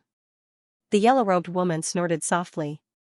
Song Qingshu shook his head indifferently and said, my relationship with them has reached that point. How can they find other men? Thinking of the two girls' thin and soft lips that night, Song Qingshu felt a fire burning in his belly. The yellow-robed woman's expression slightly changed and she raised her voice, what did you do to them? Song Qingshu hastily put a hand on her lips and said in a low voice, "Be quiet, the situation has changed." The yellow-robed woman turned her head and was shocked to find that the guards of the laundry yard seemed to be possessed. One by one, they collapsed to the ground. What's going on? Oh. The yellow-robed woman realized that the other's hand was still on her lips and she slapped his hand away in panic. Song Qingshu shook his head, "I'm not too sure. These people seem to have been poisoned. Could it be that Ouyang Feng has come?" At this time, he couldn't help but be glad that Wan Yanping had been transferred away. Otherwise, who knew if she would be in danger if she had been poisoned. During this period of time, she and Song Qingshu had been imagining the experts in Wan Yanliang's mansion as enemies. Naturally, they had studied Ouyang Feng and the others' characteristics. At their level, they would not bother to disguise themselves, let alone dress like these black-cloaked men. The yellow-robed woman's heart suddenly stirred. She turned her head and looked at Song Qingshu. "In this world, I'm afraid there's only one person who has such a high level of cultivation but is so shameless and has no moral integrity." Song Qingshu, however, had no time to care about her at this time. His attention was completely focused on the child with rosy lips and white teeth who came in after him. He gently waved his white jade folding fan. His fingers were wider than the fan ribs, and his eyes were filled with the unique charm of a woman.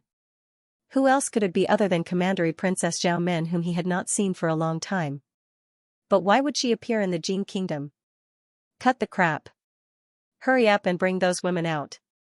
Zhao Min looked worriedly outside. According to her original plan, she was going to catch everyone in the washroom in one fell swoop. She hadn't expected that Wan Yanping and the other two had gone out for some reason. This unexpected change gave her a bad feeling. Why is Zhao Min here? The yellow-robed woman also whispered. She had also seen Zhao Min at the lion slaughtering convention. Song Qingshu shook his head and didn't reply. He just looked at the beautiful girl from afar. Even after not seeing her for a while, she was still as dazzling as ever. Noticing his gaze, the yellow-robed woman instantly felt uncomfortable and couldn't help but snort. "Stop looking, I'm Cult Master Zhang's woman." Song Qingshu laughed involuntarily. "Miss Yang, your information is a bit too outdated." The yellow-robed woman had a puzzled expression. "Zhang Jiaozhu and she are a perfect couple and they are in love with each other. They are a match made in heaven. What problem could there be?" Her expression suddenly changed. "You and she won't." At this time, Zhao Min's subordinates had taken control of the washroom guards and brought out the Song princesses. The yellow-robed woman didn't have time to guess what had happened between Song Qingshu and Zhao Min. Just as she was about to act, Song Qingshu hurriedly pulled her back. "Wait a bit, it's not time yet." The yellow-robed woman took a deep breath and nodded slightly. She was not a reckless person. Just now, she was just worried and impulsive. She calmed down after being stopped by Song Qingshu. Reporting to Princess, other than the Song princesses, there are other people in the prison. Hearing the subordinates' report, Zhao Min said lightly, "Kill them all." This time, it was Song Qingshu's turn to be anxious. Song Yuanqiao and the others were still imprisoned inside. Just as he was about to rush down, he was pulled back by the yellow-robed woman. "Don't worry, we have already removed the drunk rouge from Hero Song and the others. With their martial arts, Zhao Min's subordinates won't be able to hurt them." Only then did Song Qingshu remember that he had sneaked into the washroom last night to remove the poison from Song Yuanqiao and the others. At the same time, the two sides also discussed some details of today's operation. Sure enough, the screams of the men in black came from the room. Zhao Min's expression changed slightly. What happened? Reporting to Princess, there are 3 experts in the prison. Our brothers were caught off guard and suffered a great loss. A subordinate had already returned to report. Who are they? Zhao Min frowned slightly. According to the information she had received, there shouldn't be any experts inside. Even if there were experts, their martial arts would have been crippled by the washroom's drunk rouge. How could they still have the strength to resist? Princess Xiao Min, I didn't think we would meet again. Song Yuanqiao and the other 2 had already taken advantage of the chaos to charge out. When they saw Zhao Min's appearance, they couldn't help but remember the humiliation of being imprisoned at Eternal Peace Temple. Their old faces immediately became unsightly. Song Yuanqiao? Recognizing the identity of the three, Zhao Min was also stunned. Princess, these defeated people are not worth mentioning. Let us brothers capture these cowardly noses. Seeing that the men in black were no match for Song Yuanqiao and the other two, the Xianming elders hurriedly volunteered. Zhao Min finally came to her senses and hurriedly shouted, "All of you, stop." Hearing the order, the men in black hurriedly retreated to the side. Song Yuanqiao and the other two did not understand and also put away their weapons. However, they were secretly on guard. What tricks are you playing? Zhao Min's eyebrows slightly twitched when she heard the other party call her a demoness. However, she quickly composed herself and said to the three of them with a charming smile, "Great hero Song, we didn't come for you this time. It's just a misunderstanding. Oh, how about this? This lady can be considered to be old friends with your Wudong. For that person's sake, I will temporarily let you off today." Hearing this, Yin Lighting asked with a face full of doubt, "Wasn't there a rumor that you and Wu Ji had a falling out?" Zhang Songshi smiled strangely at the side, "Sixth brother, to think that you're married. It's just two young lovers having a falling out. Miss Zhao is a smart person, how could she offend us future elders?" Zhao Min's face immediately turned cold. "Hero Zhang, be careful of the trouble that comes from the mouth. I have already broken all ties with Zhang Wuji. This time I did not come for his sake, so you don't need to make wild guesses." Song Yuanqiao was also startled. "If it's not for Wuji's sake, could it be that it's for my Qingshu's sake?" "Miss Zhao, you don't need to do this. We Wudong sect members do not simply owe favors to others." When he mentioned Song Qingshu, he had only casually mentioned it. He had not thought about it in that direction. Who would have known that the casual remark would have a deeper meaning in the listener's mind? Zhao Min's jade cheeks turned slightly red, and she somewhat angrily said, "Why do you care who I'm giving face to? Are we leaving or not?" Hiding in the tree, the yellow-robed woman looked at Song Qingshu with a face full of amazement. Her gaze made his hair stand on end, and he couldn't help but say, "Why are you looking at me like that?" The yellow-robed woman faintly sighed, "Although I already knew that you were a playboy by nature, I still underestimated your ability to hook up with women. Even someone like Zhao Min couldn't escape from your evil clutches. This has truly opened my eyes." "Evil clutches?" Song Qingshu's face was gloomy. "I say, miss, are you praising me or insulting me? Besides, who told you that I hooked up with Zhao Min? Because I'm not blind."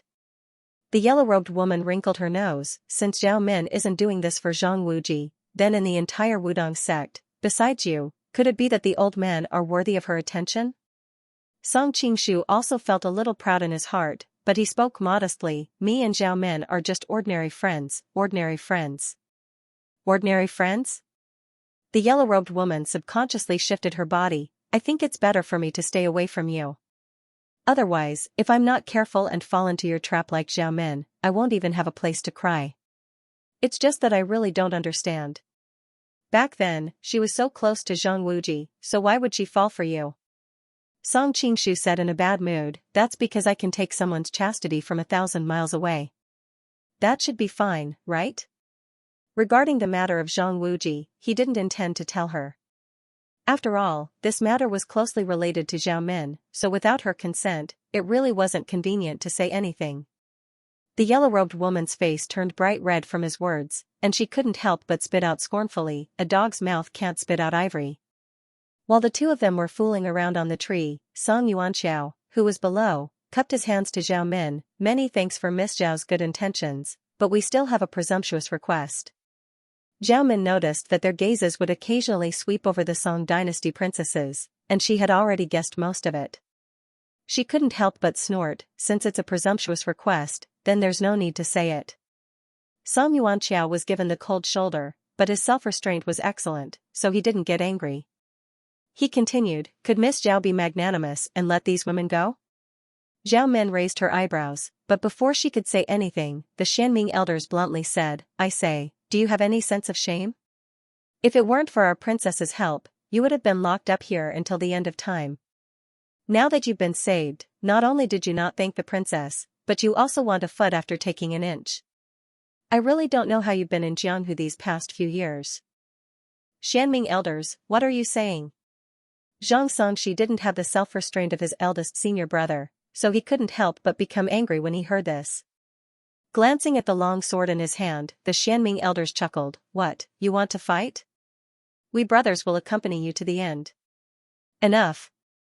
Zhao Min glared at the two of them, and the Xianming elders immediately retreated to the side like withered quails.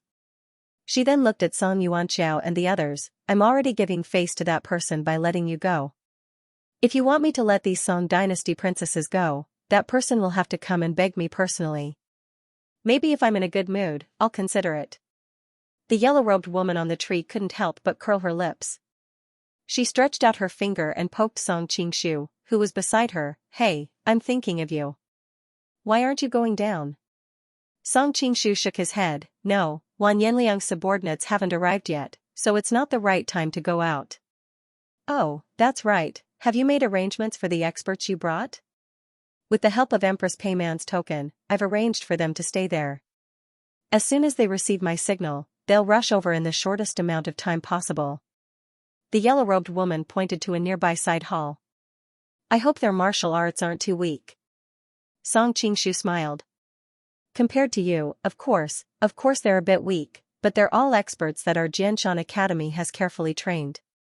They're more than enough to deal with other people.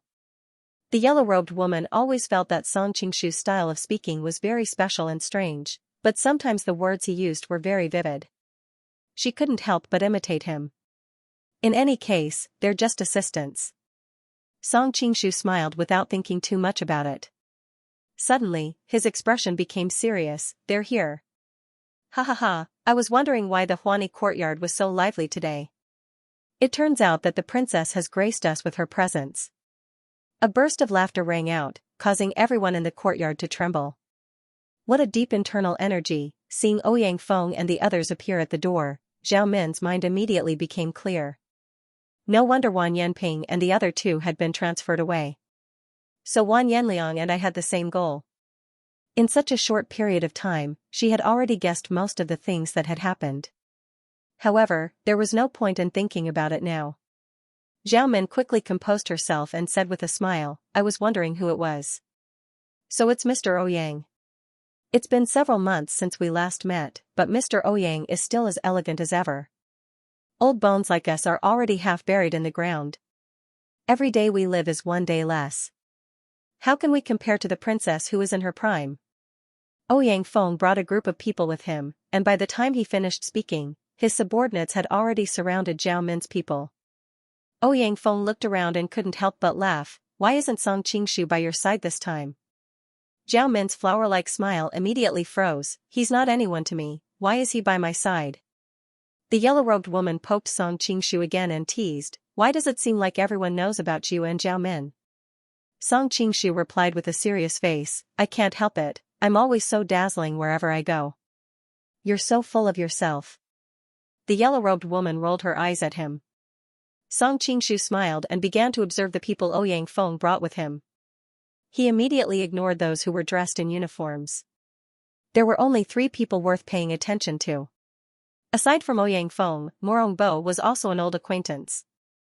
The other person was not Qiu Qianren, but the Heartless Valley's master, Gong Sanji. Qiu Qianren was injured by him last time in Kaifeng, and it would be difficult for him to recover in a few months. Right now, he must be hiding somewhere to recuperate.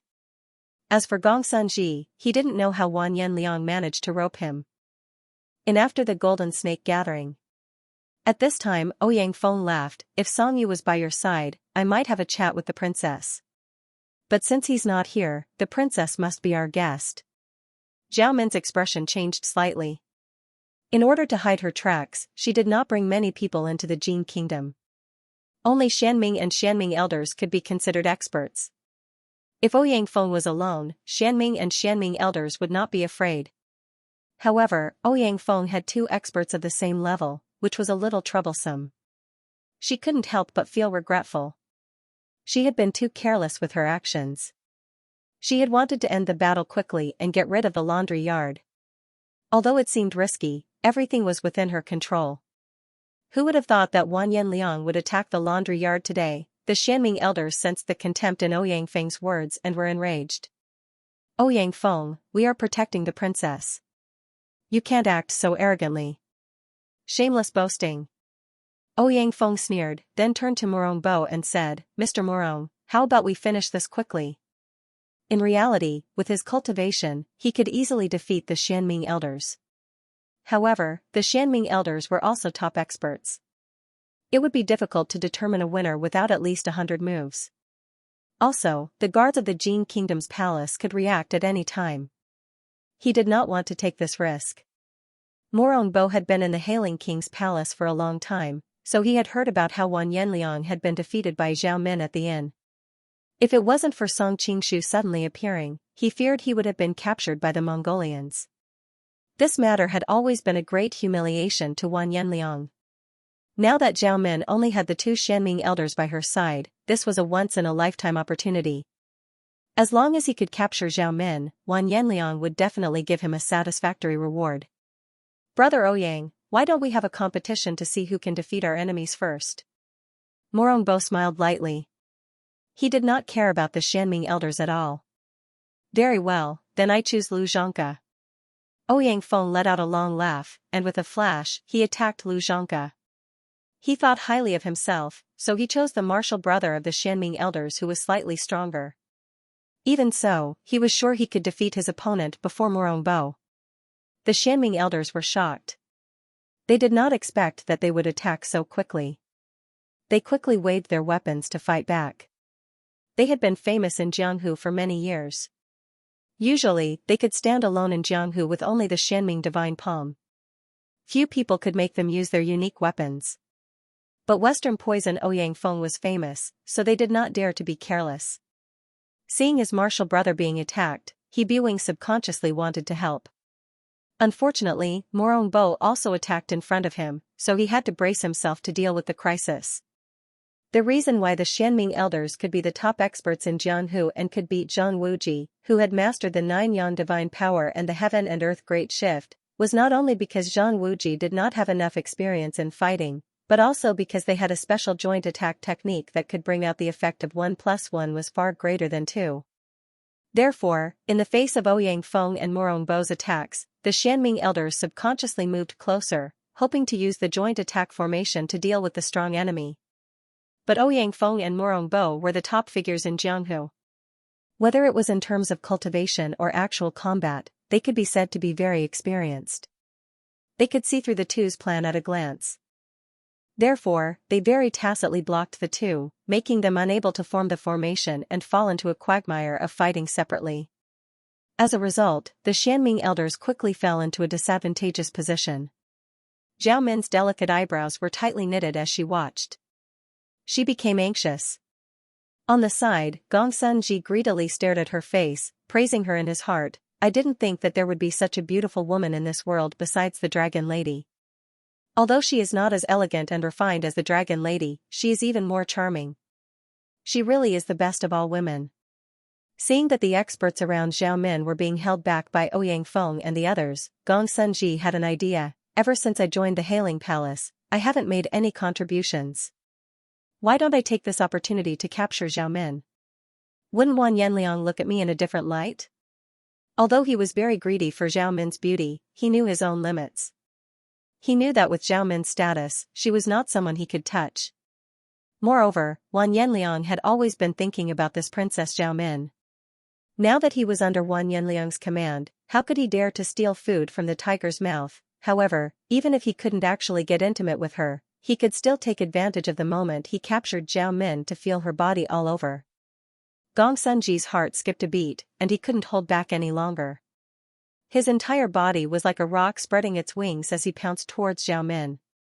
The guards around Zhao Min hurriedly rushed forward to stop him, but they were no match for Gongsun Ji.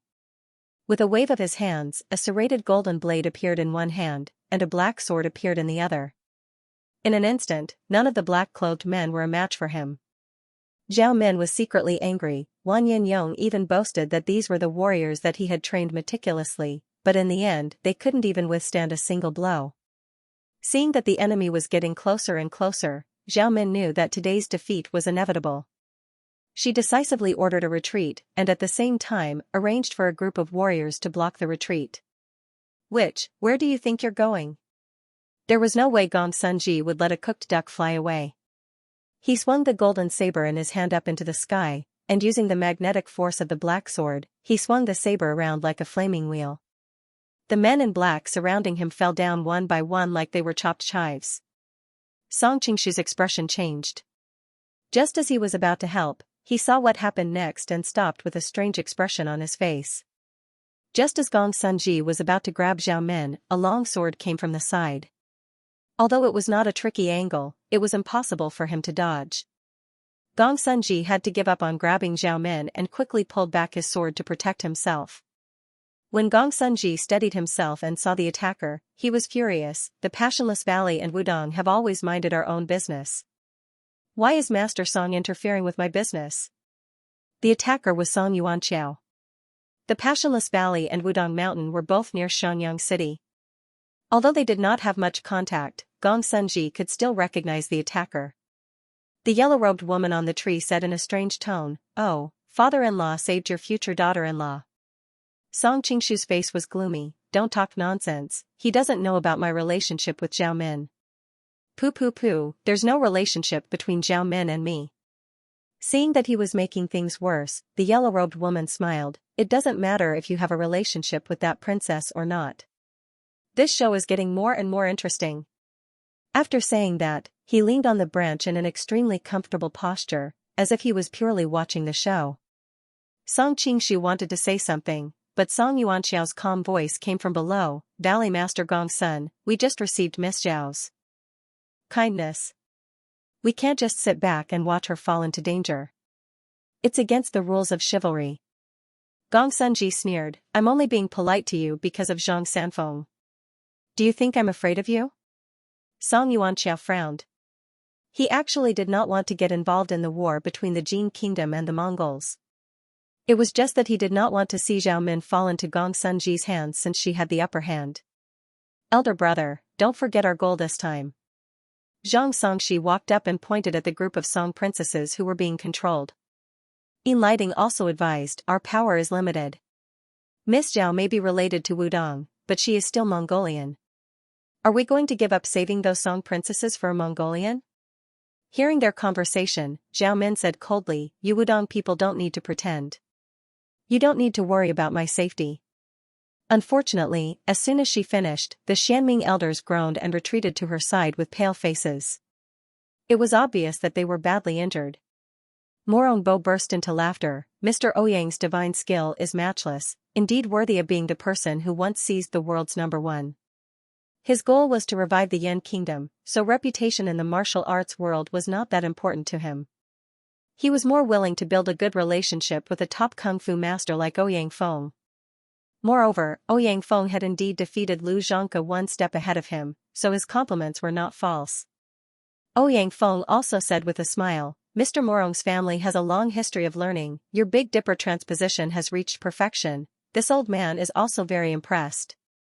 Hearing the two of them flatter each other, Gong Sunji inwardly curled his lips. However, these two people's martial arts were indeed above his own, so he didn't dare reveal any of his thoughts. He could only vent his frustrations on Song Yuanqiao and the others. "Hee, at this time, you don't need to worry about whether or not you should save Zhao Min. Come with her to our estate as a guest." Hearing the threat in his tone, Song Yuanqiao and the other two all his countenance abruptly changed, but before he could say anything, he heard Morongbo also laughed. "I didn't expect that the three of you would actually be able to come out from the washing clothes courtyard. Very well, let this old man catch you one more time." Qiu Qianren and Gong Sunji's characters were worse. They were more greedy for glory and wealth, which Morongbo and Ouyang Feng despised. As for Morongbo himself, his main goal was to revive the Yan kingdom, so he didn't hesitate to serve the Prince of Hailing. This time, he used Song Yuanqiao and the others to provoke the war between Shaolin and Wudong, which then led to the war between the Jin and Song kingdoms. Wanyan Liang was the most active supporter of the war against the Song kingdom and the Jin kingdom, so the two of them could be said to have hit it off. Originally, he wanted to secretly execute Song Yuanqiao and the others, but for some unknown reason, the higher-ups of the Jin kingdom wanted to capture them alive. In the end, Song Yuanqiao and the others were locked up in the laundry yard, and Morongbo never heard from them again. Now that he saw them safe and sound, Morongbo naturally didn't want to sit and watch them return to Wudong, so that his long-term plan would fail. Because they were ambushed and Morongbo was wearing a mask, Song Yuanqiao and the other two didn't recognize him at first. Now that they heard his words, they couldn't help but be shocked and angry. So the one who ambushed us was you. Enlighting couldn't hold back anymore. Despicable person, you sneak attacked us, we should settle this debt. After saying that, he pulled out his sword and stabbed Morongbo. Song Yuanqiao and Zhang Songshi knew that Morongbo's martial arts were unfathomable, so they were worried that Enlighting would be at a disadvantage, so they hurriedly went to protect him. Hey, your father is fighting with them, why don't you go down and help? The yellow-robed woman couldn't help but say. Song Qingshu shook his head. Last time I asked them about the situation when they were captured, the other side ambushed them one by one. Facing them head-on, when the three of them joined hands, they were not any weaker than Morongbo for Song Qingshu. The martial arts of the 7 heroes of Wudong in the original work was really a mystery. All kinds of narration stated that they were the top experts of the martial arts world, but in the whole book, there were a lot of scenes where the 7 heroes of Wudong suffered losses. Even Yu Lianzhou, who had the highest martial arts among the 7 heroes, was beaten to a sorry state by Zhou Zhirua. If it wasn't for Zhou Zhirua seeing Zhang Wuji's hesitation, and if it was a real life-and-death battle, Yu Lianzhou would have already died under her strange attack at the beginning, and wouldn't have the opportunity to gradually turn the situation around through a protracted battle. In the end, Song Qingshu also slowly figured out the way. In the original work, the 7 heroes of Wudong couldn't compare to those famous top experts, but to the other experts of the martial arts world, they were still existences that could only be looked up to. In the entire Heavenly Sword, the 7 heroes of Wudong, Yu Lianzhou and Song Yuanqiao, who had the highest martial arts, should be ranked in the top 10. If their martial arts weren't high, they could be ranked in the top 10 in the entire martial arts world. If their martial arts were high, then it would be a bit embarrassing if their opponents were all top 10 experts. However, there was someone even more tragic than them. In Yangzhang Sanfeng, Yi Jifeng's martial arts could be ranked 4th in the world, but he was always beaten up by the top 3 in the world. That was really depressing. Song Qing at this time, Song Yuanqiao and the other two were already fighting with Morongbo in full swing.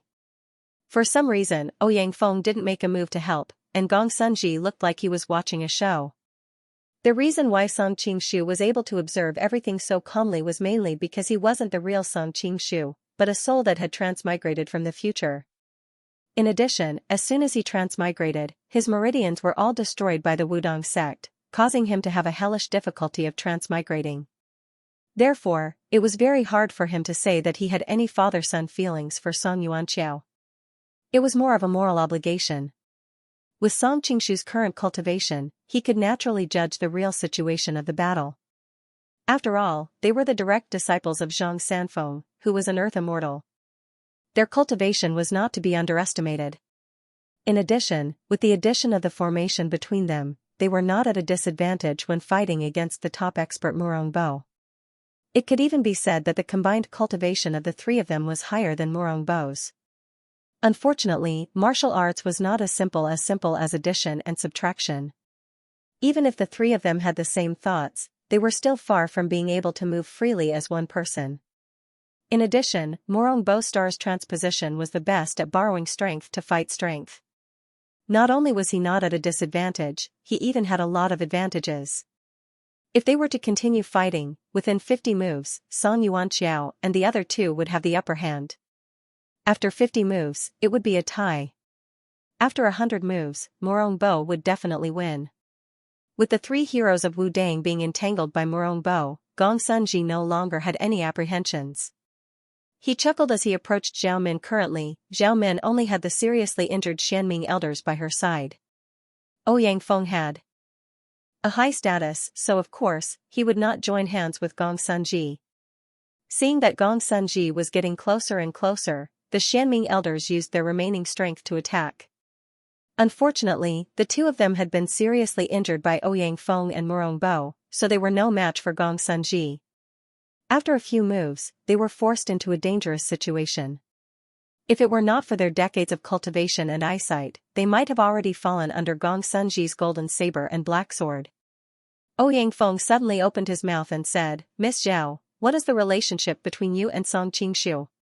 Hearing his words, the three heroes of Wu Dang, who were fighting bitterly on the side, couldn't help but look at each other. Wasn't Zhaomin a couple with Wu Ji? How did she get involved with that kid Qingshu? What does it have to do with you? Zhao Min rolled her eyes at him in annoyance. Ouyang Feng smiled and said, this old man and that kid Song Qingshu hit it off very well. We can be considered friends despite the difference in age. If you really are his woman, I can't let my sister-in-law be bullied by other men. Although I can't let you go this time, I can guarantee that no one will be able to bully you, not even the Hailing King. Similarly, great hero Song, you don't need to worry about your own safety.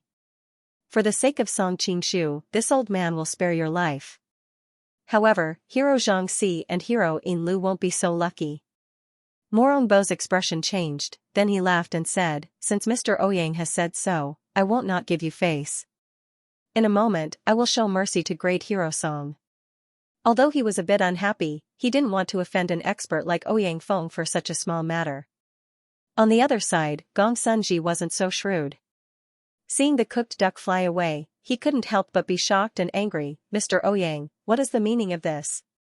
Ouyang Feng smiled faintly, Valley Master Gong Sun, there is no need to worry. Miss Zhao still hasn't answered my question. Song Qingshu, who was hiding in the tree, had a strange look on his face. If he hadn't been sure that Ouyang Feng wouldn't have noticed him, he would have thought that Ouyang Feng was doing him a favor on purpose. Thinking about how Ouyang Feng had brought Huang Rong to his mouth, Song Qingshu couldn't help but sigh. Perhaps to others, this old poison was the Western poison that made people pale at the mention of his name, but to him, he was a big lucky star. First, he brought Huang Rong to him, and now he pushed Zhao Min into his arms. Song Qingshu wanted to kiss him to show his gratitude. Miss Zhao, why aren't you talking? Ouyang Feng looked at Zhao Min mockingly. I have nothing to do with Song Qingshu. You don't have to worry about anything. Zhao Min's face turned green and then red. Even if she did have something to do with Song Qingshu, how could she admit it in front of so many people? Ha ha ha. Hearing her answer, Gong Sunji was the happiest. Mr. Ouyang, you heard her answer, right? It's not that I didn't give you face. Ouyang Feng snorted. His face was dark, and he stood there without saying anything. Gong Sunji ignored him. Even though he was afraid of the Western poison, his golden saber and black sword were not to be trifled with. Even if his martial arts were slightly weaker than Ouyang Feng's, the difference wouldn't be too big. If they really fought, he wouldn't be afraid. Plus, they were on the same side now. He didn't believe that Ouyang Feng would turn against him for an outsider. He, princess, you're quite pretty, aren't you? Be a good girl and give yourself up, and I won't do anything to you. If you don't appreciate my kindness, don't blame me for destroying you. Gong Sunji rubbed his hands as he approached Zhao Min, drooling. The Xianming elders' faces changed. They quickly whispered, Princess, we'll try our best to stall him for a few seconds. You should take advantage of the chaos and escape. The two of them were not the kind of people who were loyal to their master, but the Mongolians had always been fair in their rewards and punishments. If they ran away and betrayed their master, the Mongolians would pursue the matter, and they would be in a state where they could neither live nor die. It was better to give it their all, and if they were lucky enough to escape with their lives, they would be rewarded handsomely when they returned to Mongolia. Zhao Min shook her head and stood there without a trace of fear. I'm not leaving. Don't worry, he can't hurt me. Oh? Gong Sunji was surprised to hear her words. Could it be that Her Highness is also a martial arts master? Zhao Min smiled faintly, although I know martial arts, compared to the Heartless Valley Master, this little girl's martial arts can't be compared to his. Seeing her smile like a flower, Gong Sunji was immediately captivated. He wanted to talk to her for a while longer and listen to her soft voice, so he was not in a hurry to attack. Instead, he asked with interest, then why is the princess so sure that I can't hurt you? The corners of Zhao Min's lips curled up slightly, because there is someone who will not let you hurt me. Gong Sunji's heart skipped a beat and he quickly turned around to look at Ouyang Feng. He saw that Ouyang Feng's eyes were half closed and did not show any interest in this matter. Gong Sunji could not help but relax, the princess is counting on Mr. Ouyang now, isn't it too late? Zhao Min shook her head, I wasn't talking about him. Then who are you talking about? Gong Sunji looked around cautiously, and when he saw that the whole scene was under their control, he was even more relieved. Did the princess bring some other martial arts masters? Gong Sunji had also heard about how Wan Yanliang had been defeated by her. If Priest Baisu, the headmaster of the Jin Gang school, or Jinlu and Fuwang were hiding in the dark and attacking him, he would be in danger. Zhao Min pursed her lips and did not reply. Gong Sunji was secretly on guard. He waited for a while, but nothing unusual happened. Thinking that he had been famous for a long time, yet he was scared by a little girl's casual words, he could not help but feel angry. Humph, I want to see who will come to your rescue at this time. Gong Sunji grinned and reached out to grab her. However, he was cautious by nature and was always on guard against any sneak attacks, so his speed was not very fast. Seeing that Gong Sunji's hand was getting closer and closer, Zhao Min took a deep breath. Her chest rose and fell slightly, then her red lips parted slightly and her clear voice rang out, Song Qingshu, you heartless bastard. Are you just going to watch me get bullied by this pervert? Song Qingshu, who was watching the show from the top of the tree, almost fell down. He thought that with his and the yellow-robed girl's martial arts, even Ouyang Feng would not be able to find them if they hid so far up in the tree. How could Zhao Min possibly find him? As soon as Min's words came out, the whole scene fell into a strange silence. Ouyang Feng's eyes shone brightly as he quickly looked around, trying to find any traces of Song Qingshu. Even Morong Bo and Song Yuanqiao, who were fighting, stopped fighting. Morong Bo had fought with Song Qingshu before and was somewhat afraid of his martial arts. Song Yuanqiao and the other two were shocked. Wasn't Zhao Min a couple with Zhang Wuji? How did she end up with Song Qingshu? Gong Sunji was also stunned. His golden saber and black sword were destroyed by Song Qingshu during the Golden Snake Gathering. The two sabers in his hands were reforged later, so they were not as sharp and smooth as the previous two. He had been eliminated by Yang Wu long ago, so he did not have the mood to stay and watch the rest of the competition. However, he had heard a little about what happened afterward.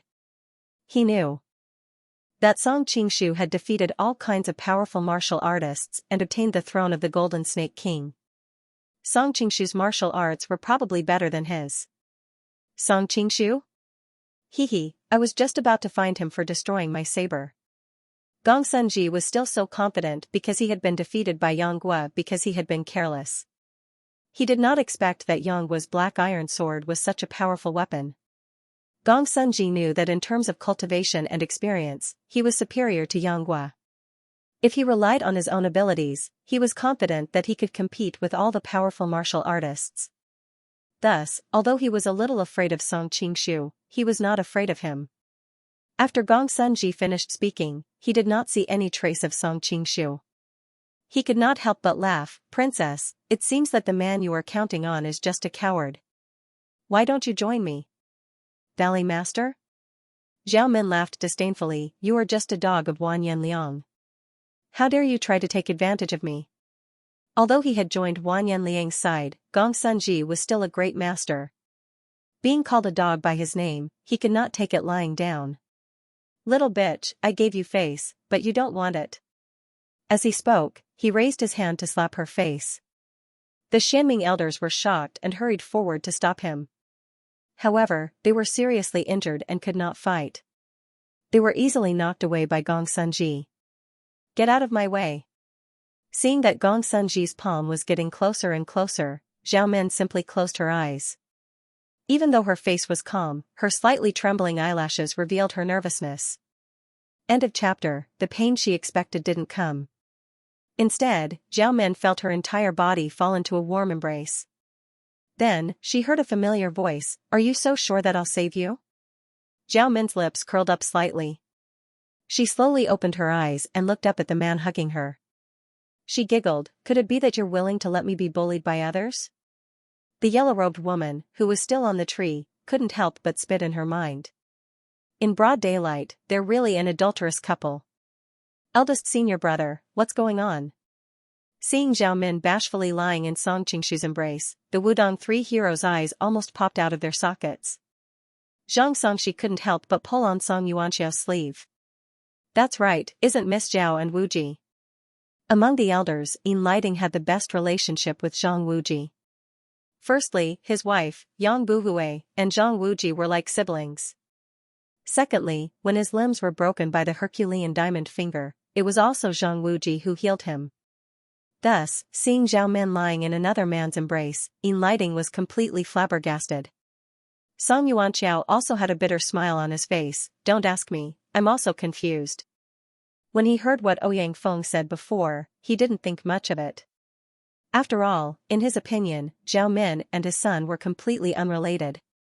Thus, when he saw this scene, he was even more shocked than his two juniors. Morongbo's pupils shrank slightly. Song Qingshu was currently half-hugging Zhao Men with a calm expression on his face.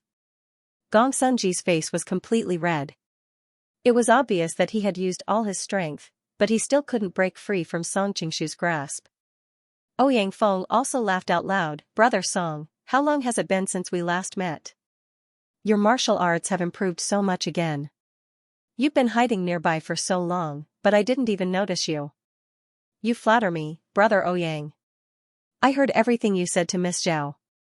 I will remember this favor, replied Song Qingshu with a smile. He didn't look at Gong Sunji at all. Don't, Ouyang Feng hurriedly waved his hand and said, I haven't done this favor yet. Miss Zhao doesn't care about it at all. She's waiting for you to personally act as a hero and save the beauty. Song Qingshu couldn't help but glance at Zhao Men. She was still as beautiful as ever. How did you know I was nearby? Zhao Men was about to answer when she suddenly heard Gong Sunji's snort. She glanced at him and found his face disgusting. She couldn't help but snort. I'll tell you after you get rid of this bastard. All right. Song Qingshu smiled slightly. Since he wanted to hit you, I'll hit him back for you. I'll help you vent your anger. Then he waved his hand and slapped Gong Sunji's face. Because he was holding Zhao Men with one hand, if he wanted to slap Gong Sunji, he would have to let go of her hand. Gong Sunji heard their conversation clearly. As a master, if he were to be slapped in front of everyone, how would he be able to live in the future? Therefore, as soon as his hands were free, he immediately went into a defensive position, thinking that he could block all of Gong Sunji's subsequent moves. Who knew that with a slap, he would feel a burning pain on the left side of his face. He was stunned. He bullied you so much just now. It's too easy for him to just slap the left side of his face.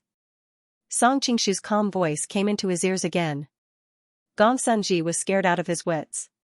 He hurriedly used all of his skills to protect the right side of his face. However, Song Qingshu's hand seemed to be invisible. It easily pierced through his defense. Piercing through the blockade formed by Gong Sunji's hands, another loud slap was heard. A huge force came from the right side of Gong Sunji's face. Gong Sunji's whole body was like a heavy sandbag, drawing a parabola in the air and falling heavily on the floor dozens of feet away. Gong Sunji fainted while he was still in midair. Half of the reason was because the other party was too strong, but the main reason was because of the humiliation. He was the ruler of a region, but he was toyed with by the other party in front of everyone. Thinking about how he would never be able to face anyone again, he was so furious that he fainted before he could even catch his breath. Ouyang Feng and Morongbo were both shocked. Although they could beat Gong Sunji, it wouldn't be as easy as this. Not to mention telling the opponent in advance which side of his face to slap and then breaking through the opponent's tight defense to win. It should be known that a master of Gong Sunji's level might not be able to be flawless, but if he was determined to protect a certain part of his body, then his defense would be impenetrable. But in the end, Song Qingshu's hand easily broke through that defense. Even Morongbo wasn't able to clearly see what was going on with those two slaps a moment ago, but Ouyang Feng seemed to have understood something. He felt that although Song Qingshu's move looked simple and easy, it actually contained the truth of the world. For a split second, Ouyang Feng was somewhat disheartened. When the two of them first met on the Divine Dragon Island, although this kid Song Qingshu's martial arts skill was high, it was still obviously inferior to mine. But in the end, every time they met, Song Qingshu's martial arts skill simply advanced by leaps and bounds. Perhaps now, he was already above me. Alas, I've spent so much effort to pursue the title of number one under the heavens, but in the end, it was just an illusion. If Ouyang Feng was just a little dispirited, then Morongbo was in deep fear. The reason why he dared to kidnap Song Qingshu and the others was because he had fought with Song Qingshu in the Sea of Flowers near Ping Yiji's residence. At that time, their martial arts were about the same. In order to revive the Yan kingdom, he was obviously not afraid of offending him. But how did Song Qingshu's martial arts improve so quickly in such a short time? On the other side, the three heroes of Wudang were both surprised and happy. Zhang Songxi and Yin Lighting were fine. After all, they had seen Song Qingshu fight at the Golden Snake Gathering. Song Yuanxiao's memory of his son was still stuck at the time before the lion-slaying gathering. At that time, although his son's martial arts were considered decent among the younger generation, compared to the real masters of Jianghu, he was still not up to par. He didn't expect that after the lion-slaying gathering, he would actually grow to this stage. Although he still held a grudge against his son for killing Muo Xinggu, which father in this world wouldn't want his son to be capable, Song Qingshu didn't care about the crowd's reaction. After slapping Gong Sunji away, he turned his attention back to Zhao Min. Now can you tell me how you knew I was nearby? Noticing everyone's gaze, Zhao Min finally realized that she was still half-nestled in Song Qingshu's arms. Even though she was used to seeing storms, she still couldn't bear it. She hurriedly straightened her body and pushed Song Qingshu away at the same time.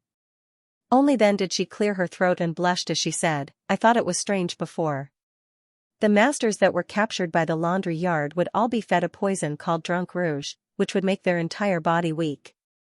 But just now, Master Song and the others didn't show any signs of being poisoned at all. This could only mean that someone had already detoxified the poison for the three of them. The laundry yard is located deep within the inner courtyard of the Jin Kingdom's palace. It is an extremely mysterious organization. Master Song and the others are imprisoned there. If even the Lord doesn't know about it, then the only person in this world who has the ability to detoxify the poison for them is you, his son. Song Qingshu looked surprised. Your Highness, you are truly exceptional. With just a few clues, you were able to deduce so much. I really admire you. Zhao Min couldn't help but roll her eyes at him. You talk so nicely, but deep down, you're not a good person. I've been bullied here for so long, but you didn't even come out to help me. Tell me honestly, if I didn't force you out, would you not have shown yourself? Song Qingshu laughed awkwardly. How could that be? My father and the others are also here. I just thought that you guys wouldn't be in any danger for the time being, so I'll take a look first. At the side, Zhang Songxi couldn't help but nudge Song Yuanxiao with his shoulder and jokingly said, Eldest martial brother, it's said that a married daughter is like water that's been poured out. I think your son isn't that much different. Even when he saw that you were in danger, he was still able to keep his cool. But in the end, with just one word from Miss Zhao, he hurriedly came out to protect you. Hearing this, Song Yuanxiao's face darkened, and his gaze towards Song Qingshu suddenly became a bit unfriendly. Zhang Songxi's voice wasn't soft, and he didn't try to suppress it either, so Zhao Min heard it clearly. She couldn't help but blush. Fourth Uncle Zhang, you 7 heroes of Wudang have an illustrious reputation in Jianghu. In a situation where you're fighting 3 against 1, if Qingshu were to come out and help you, wouldn't that be showing that he's looking down on you? Oh, Zhang Songxi was immediately amused. Just now, who was it that kept calling us 4th hero Zhang, and even threatened us from time to time, and now you've changed to calling us uncle? Even if Zhao Min was a very brave person, she still couldn't handle his teasing. She couldn't help but blush and spit. No wonder your Wudang sect is full of bastards. It turns out that if the upper beam is not straight, the lower beam will be crooked. Zhang Songxi laughed out loud. It's rare to see Miss Zhao blush.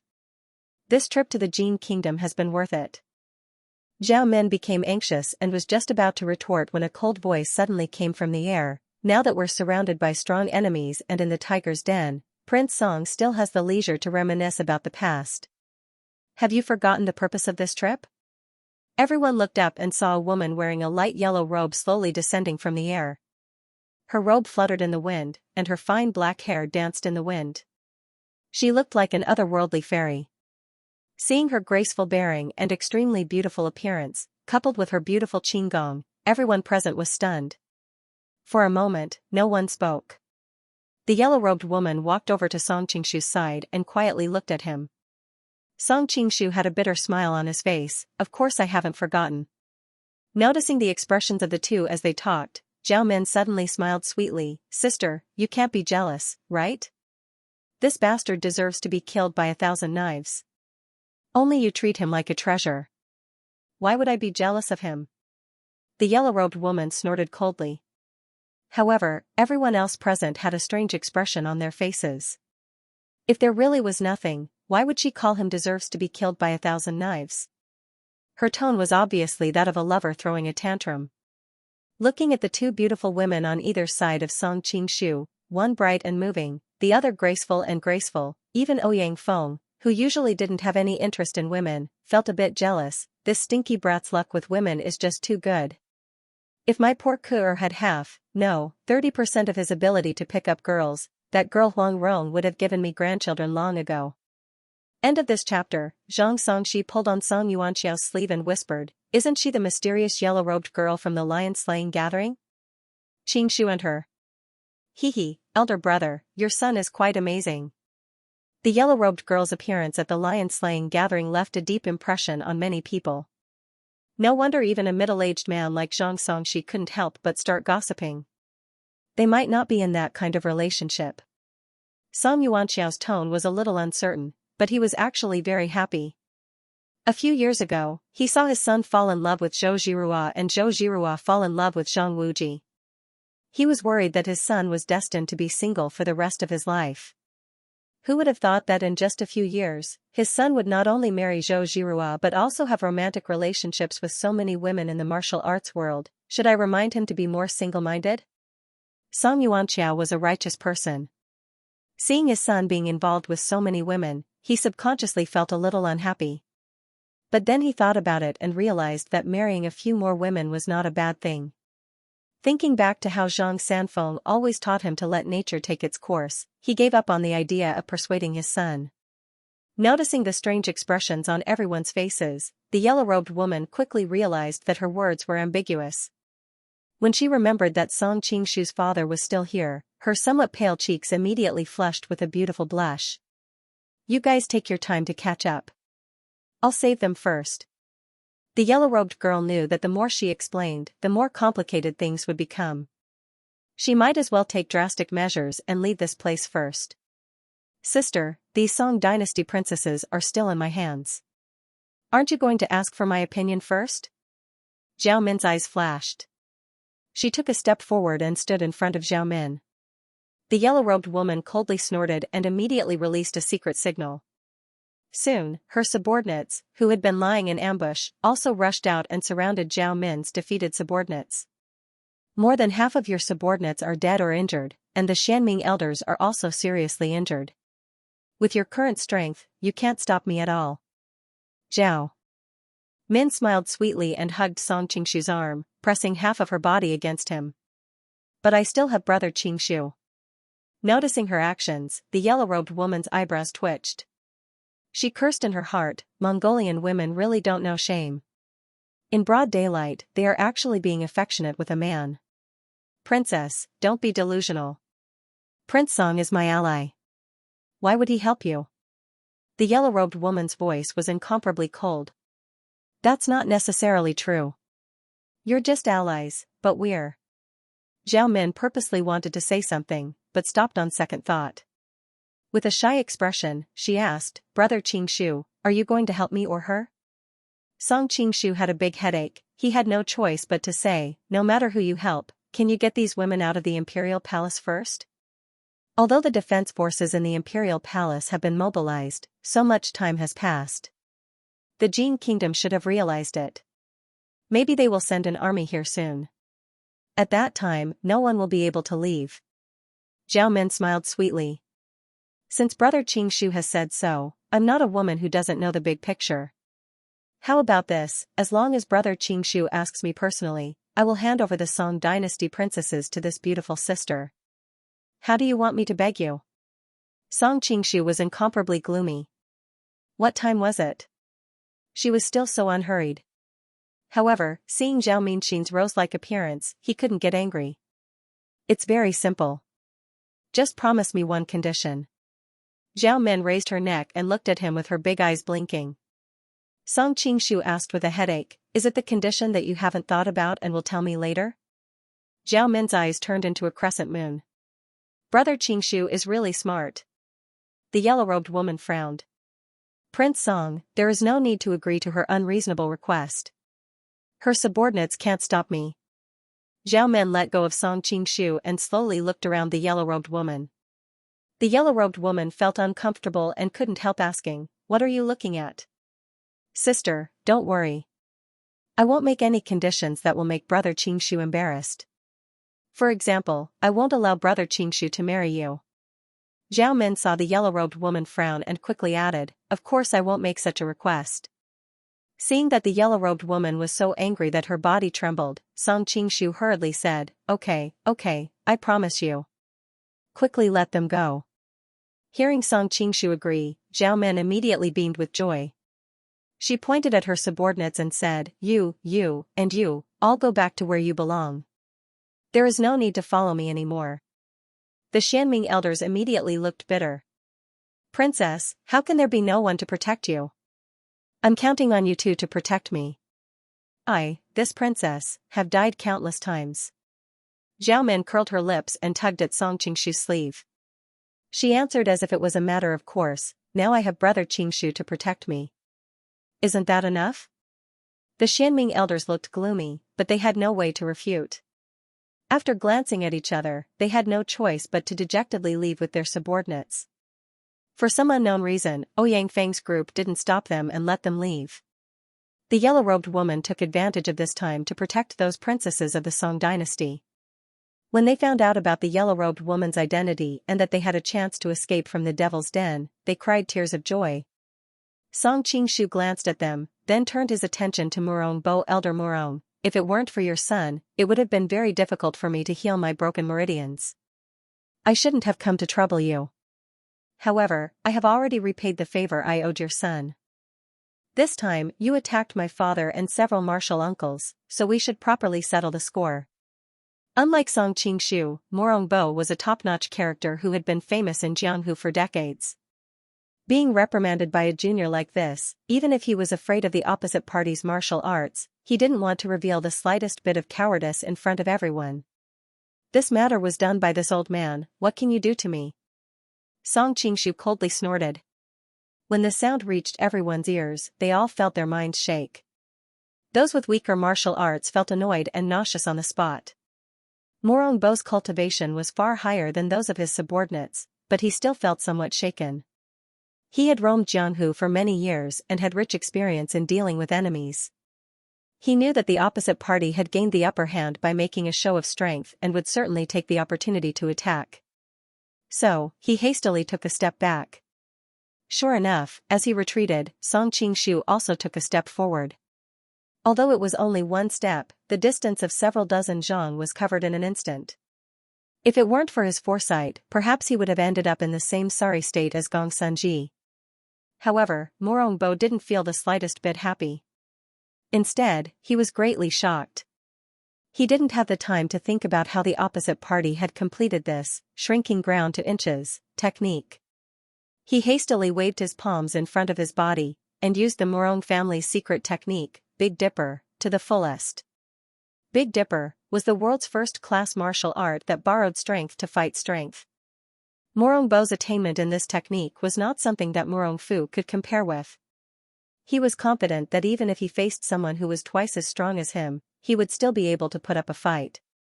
This Song Qingshu was still very young, so no matter how high his martial arts was, how could it be more powerful than his decades of bitter cultivation? End of this chapter. Murong Bo was full of confidence. The shifting stars was the treasure that the Murong family relied on to survive in the martial arts world. It was best at group battles and defeating the strong with the weak. If the enemy did not know the secret behind it, it would be very easy for them to be exhausted and die.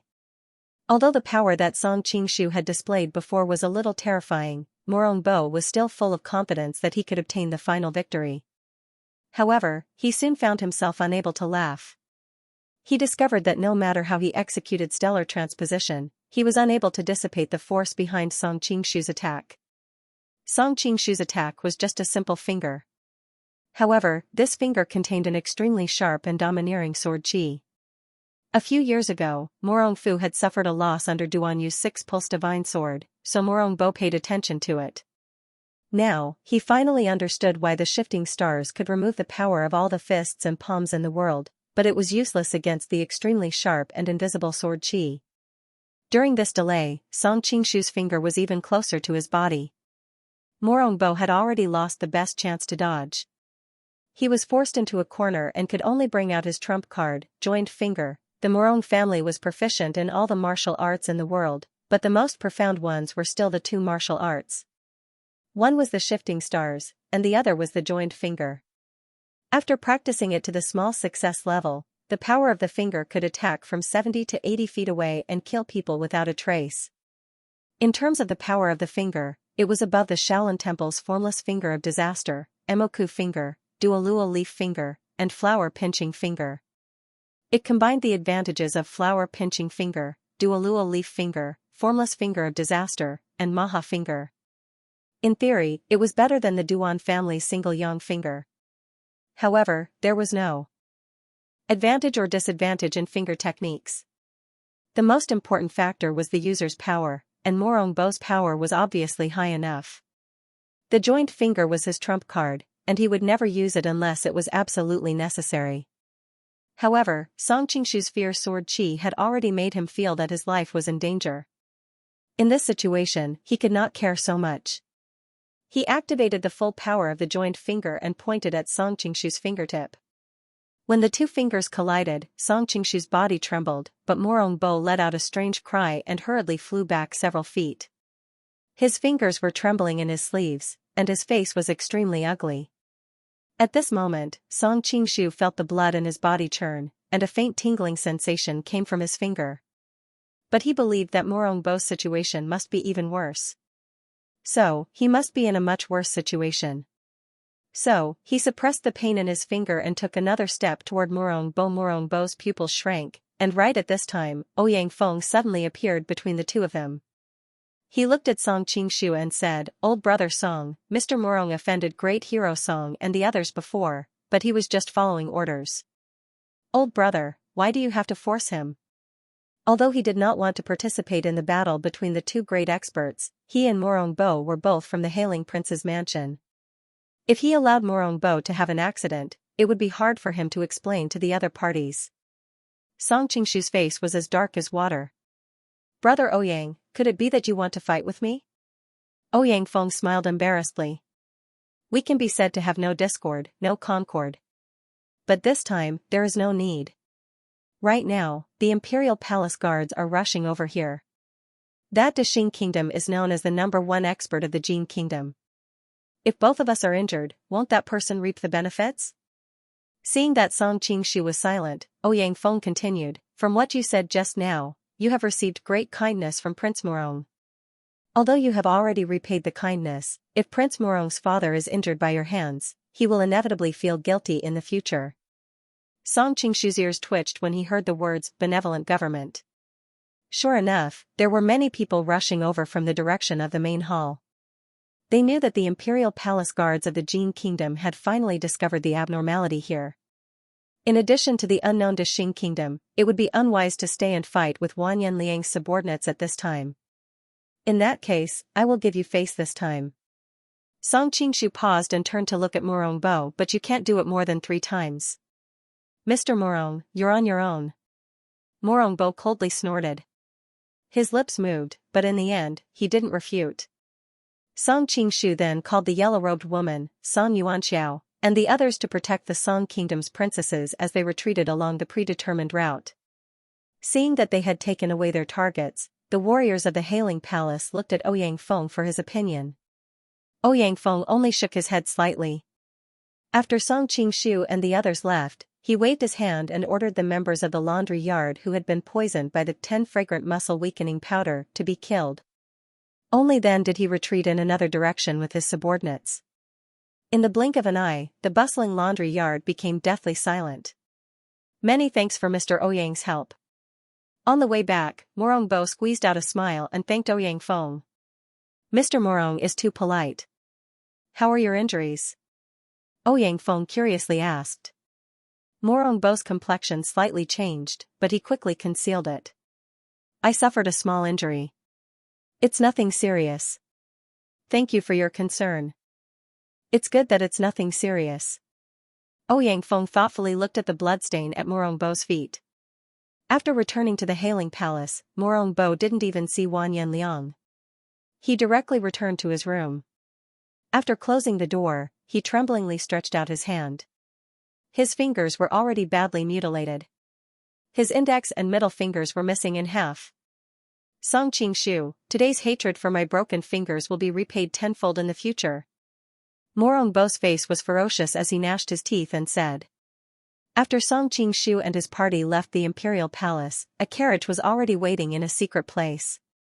After the princesses were loaded onto the carriage, they ordered them to change their clothes. Then, the carriage majestically drove towards the city gate. Because they had the token given by Empress Peiman, even though the city gate was already closed, they were still able to pass through the city gate without any mishap. Is your hand okay? Zhao Min and Song Qingshu sat together at the front of the first carriage. As soon as she was free, she hurriedly pulled Song Qingshu's hand and looked at it. Other than that, it's nothing serious, but it hurts a lot. Song Qingshu sucked in a breath of cold air. Zhao Min's beautiful face slightly changed. Could it be that your bones have suffered some kind of injury? How about we let them go first and we go back to the city to find a doctor? That won't be necessary. Song Qingshu suddenly turned his head to look at Zhao Min. If Princess is willing to lower yourself and blow it for me, maybe my fingers won't hurt very soon.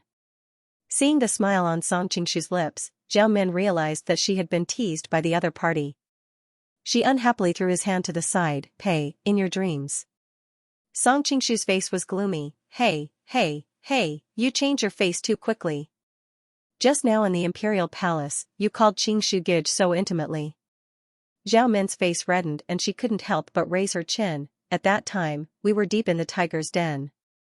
I was a weak woman and had no other choice but to use your tiger skin as a flag. You have the nerve to call yourself a weak woman? Song Qingshu couldn't help but roll his eyes. But June. The Lord said that you're pulling my tiger skin. Does that mean you're admitting that you're a fox? So what if I am a fox? Foxes are smart. Zhao Min wrinkled her nose, but she didn't show any displeasure. Instead, she looked very proud. You are not just a smart fox, you are a beautiful fox spirit. Looking at Zhao Min's delicate face, Song Qingshu couldn't help but sigh. Pei, a dog's mouth can't spit out ivory, Zhao Min scolded with a smile, but her eyes were full of smiles and she didn't look angry at all. That's right, how is the investigation of the 3-corpse brain pill going? Song Qingshu suddenly remembered the poison that Zhao Min had been poisoned with and hurriedly asked. Humph, you only know how to go sightseeing and flirt with other women. Why would you care about my life or death? Zhao Min looked at him bitterly. Don't misunderstand, there is nothing between me and Miss Yang, Song Qingshu hurriedly said. Miss Yang? Is that woman surnamed Yang? Zhao Min muttered to herself and suddenly snorted. I didn't say who she was, so why did you have to confess to her? Song Qingshu was speechless for a moment and secretly regretted it. It was not worth it to quarrel with a woman. Zhao Min knew her limits. Seeing that he didn't say anything, she didn't make a fuss out of nothing. Instead, she got down to business. After we parted ways, I returned to the Ruyang mansion and mobilized all the resources I had, but I couldn't find Morong Jingyue's whereabouts. It was only recently that I received news that he might be in Daxing Mansion, so I came to take a look. Zhao Min's words were half true and half false. Although she didn't hide the matter about Morong Jingyue, she was not only looking for Morong Jingyue, but she also shouldered the mission of stirring up chaos in the Jin Kingdom. She didn't tell Song Qingshu about the latter. Morong Jingyue is in Daxing Mansion? Song Qingshu had a strange expression. He had been living here as Tang Qibian for a while, but he didn't find anyone who could be Morong Jingyue in disguise. I'm not very sure, so I need to verify it, Zhao Min said with a frown. In the carriage behind, the yellow-clothed girl listened to her sisters recount the sufferings they had suffered over the years. Her eyes quickly turned red. Just as she was feeling sad, she suddenly saw Song Qingshu and Zhao Min sitting at the front of the first carriage through the curtain.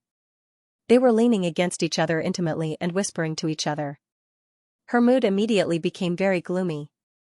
Although she quickly realized that her mood was strange, she did not think much of it. She just thought that because she was a Song person, she naturally disliked Xiao Min, who was a Mongolian. Prince Song, now that we've left Daxing Mansion, you don't have to accompany us on the rest of the journey. The yellow-robed woman tiptoed and gracefully floated to the side of the two. We've just left Daxing Mansion, let me accompany you for a while longer. This was what Song Qingshu had discussed with her before. After all, he still had a lot of unfinished business in Daxing Mansion, so he couldn't keep escorting them back to the southern Song dynasty. The yellow-robed woman looked hesitant. Although she subconsciously didn't want to say goodbye to Song Qingshu so soon, seeing him and Zhao Min whispering sweet nothings to each other made her feel upset. In the end, she simply said, out of sight, out of mind. The heroes of Wudong are enough to escort us. While Song Qingshu was hesitating, suddenly a woman's cold voice came from not far away. You have two beauties on your left and right, how enviable. End of chapter 865. Don't forget to subscribe, like, and share the video to support the channel.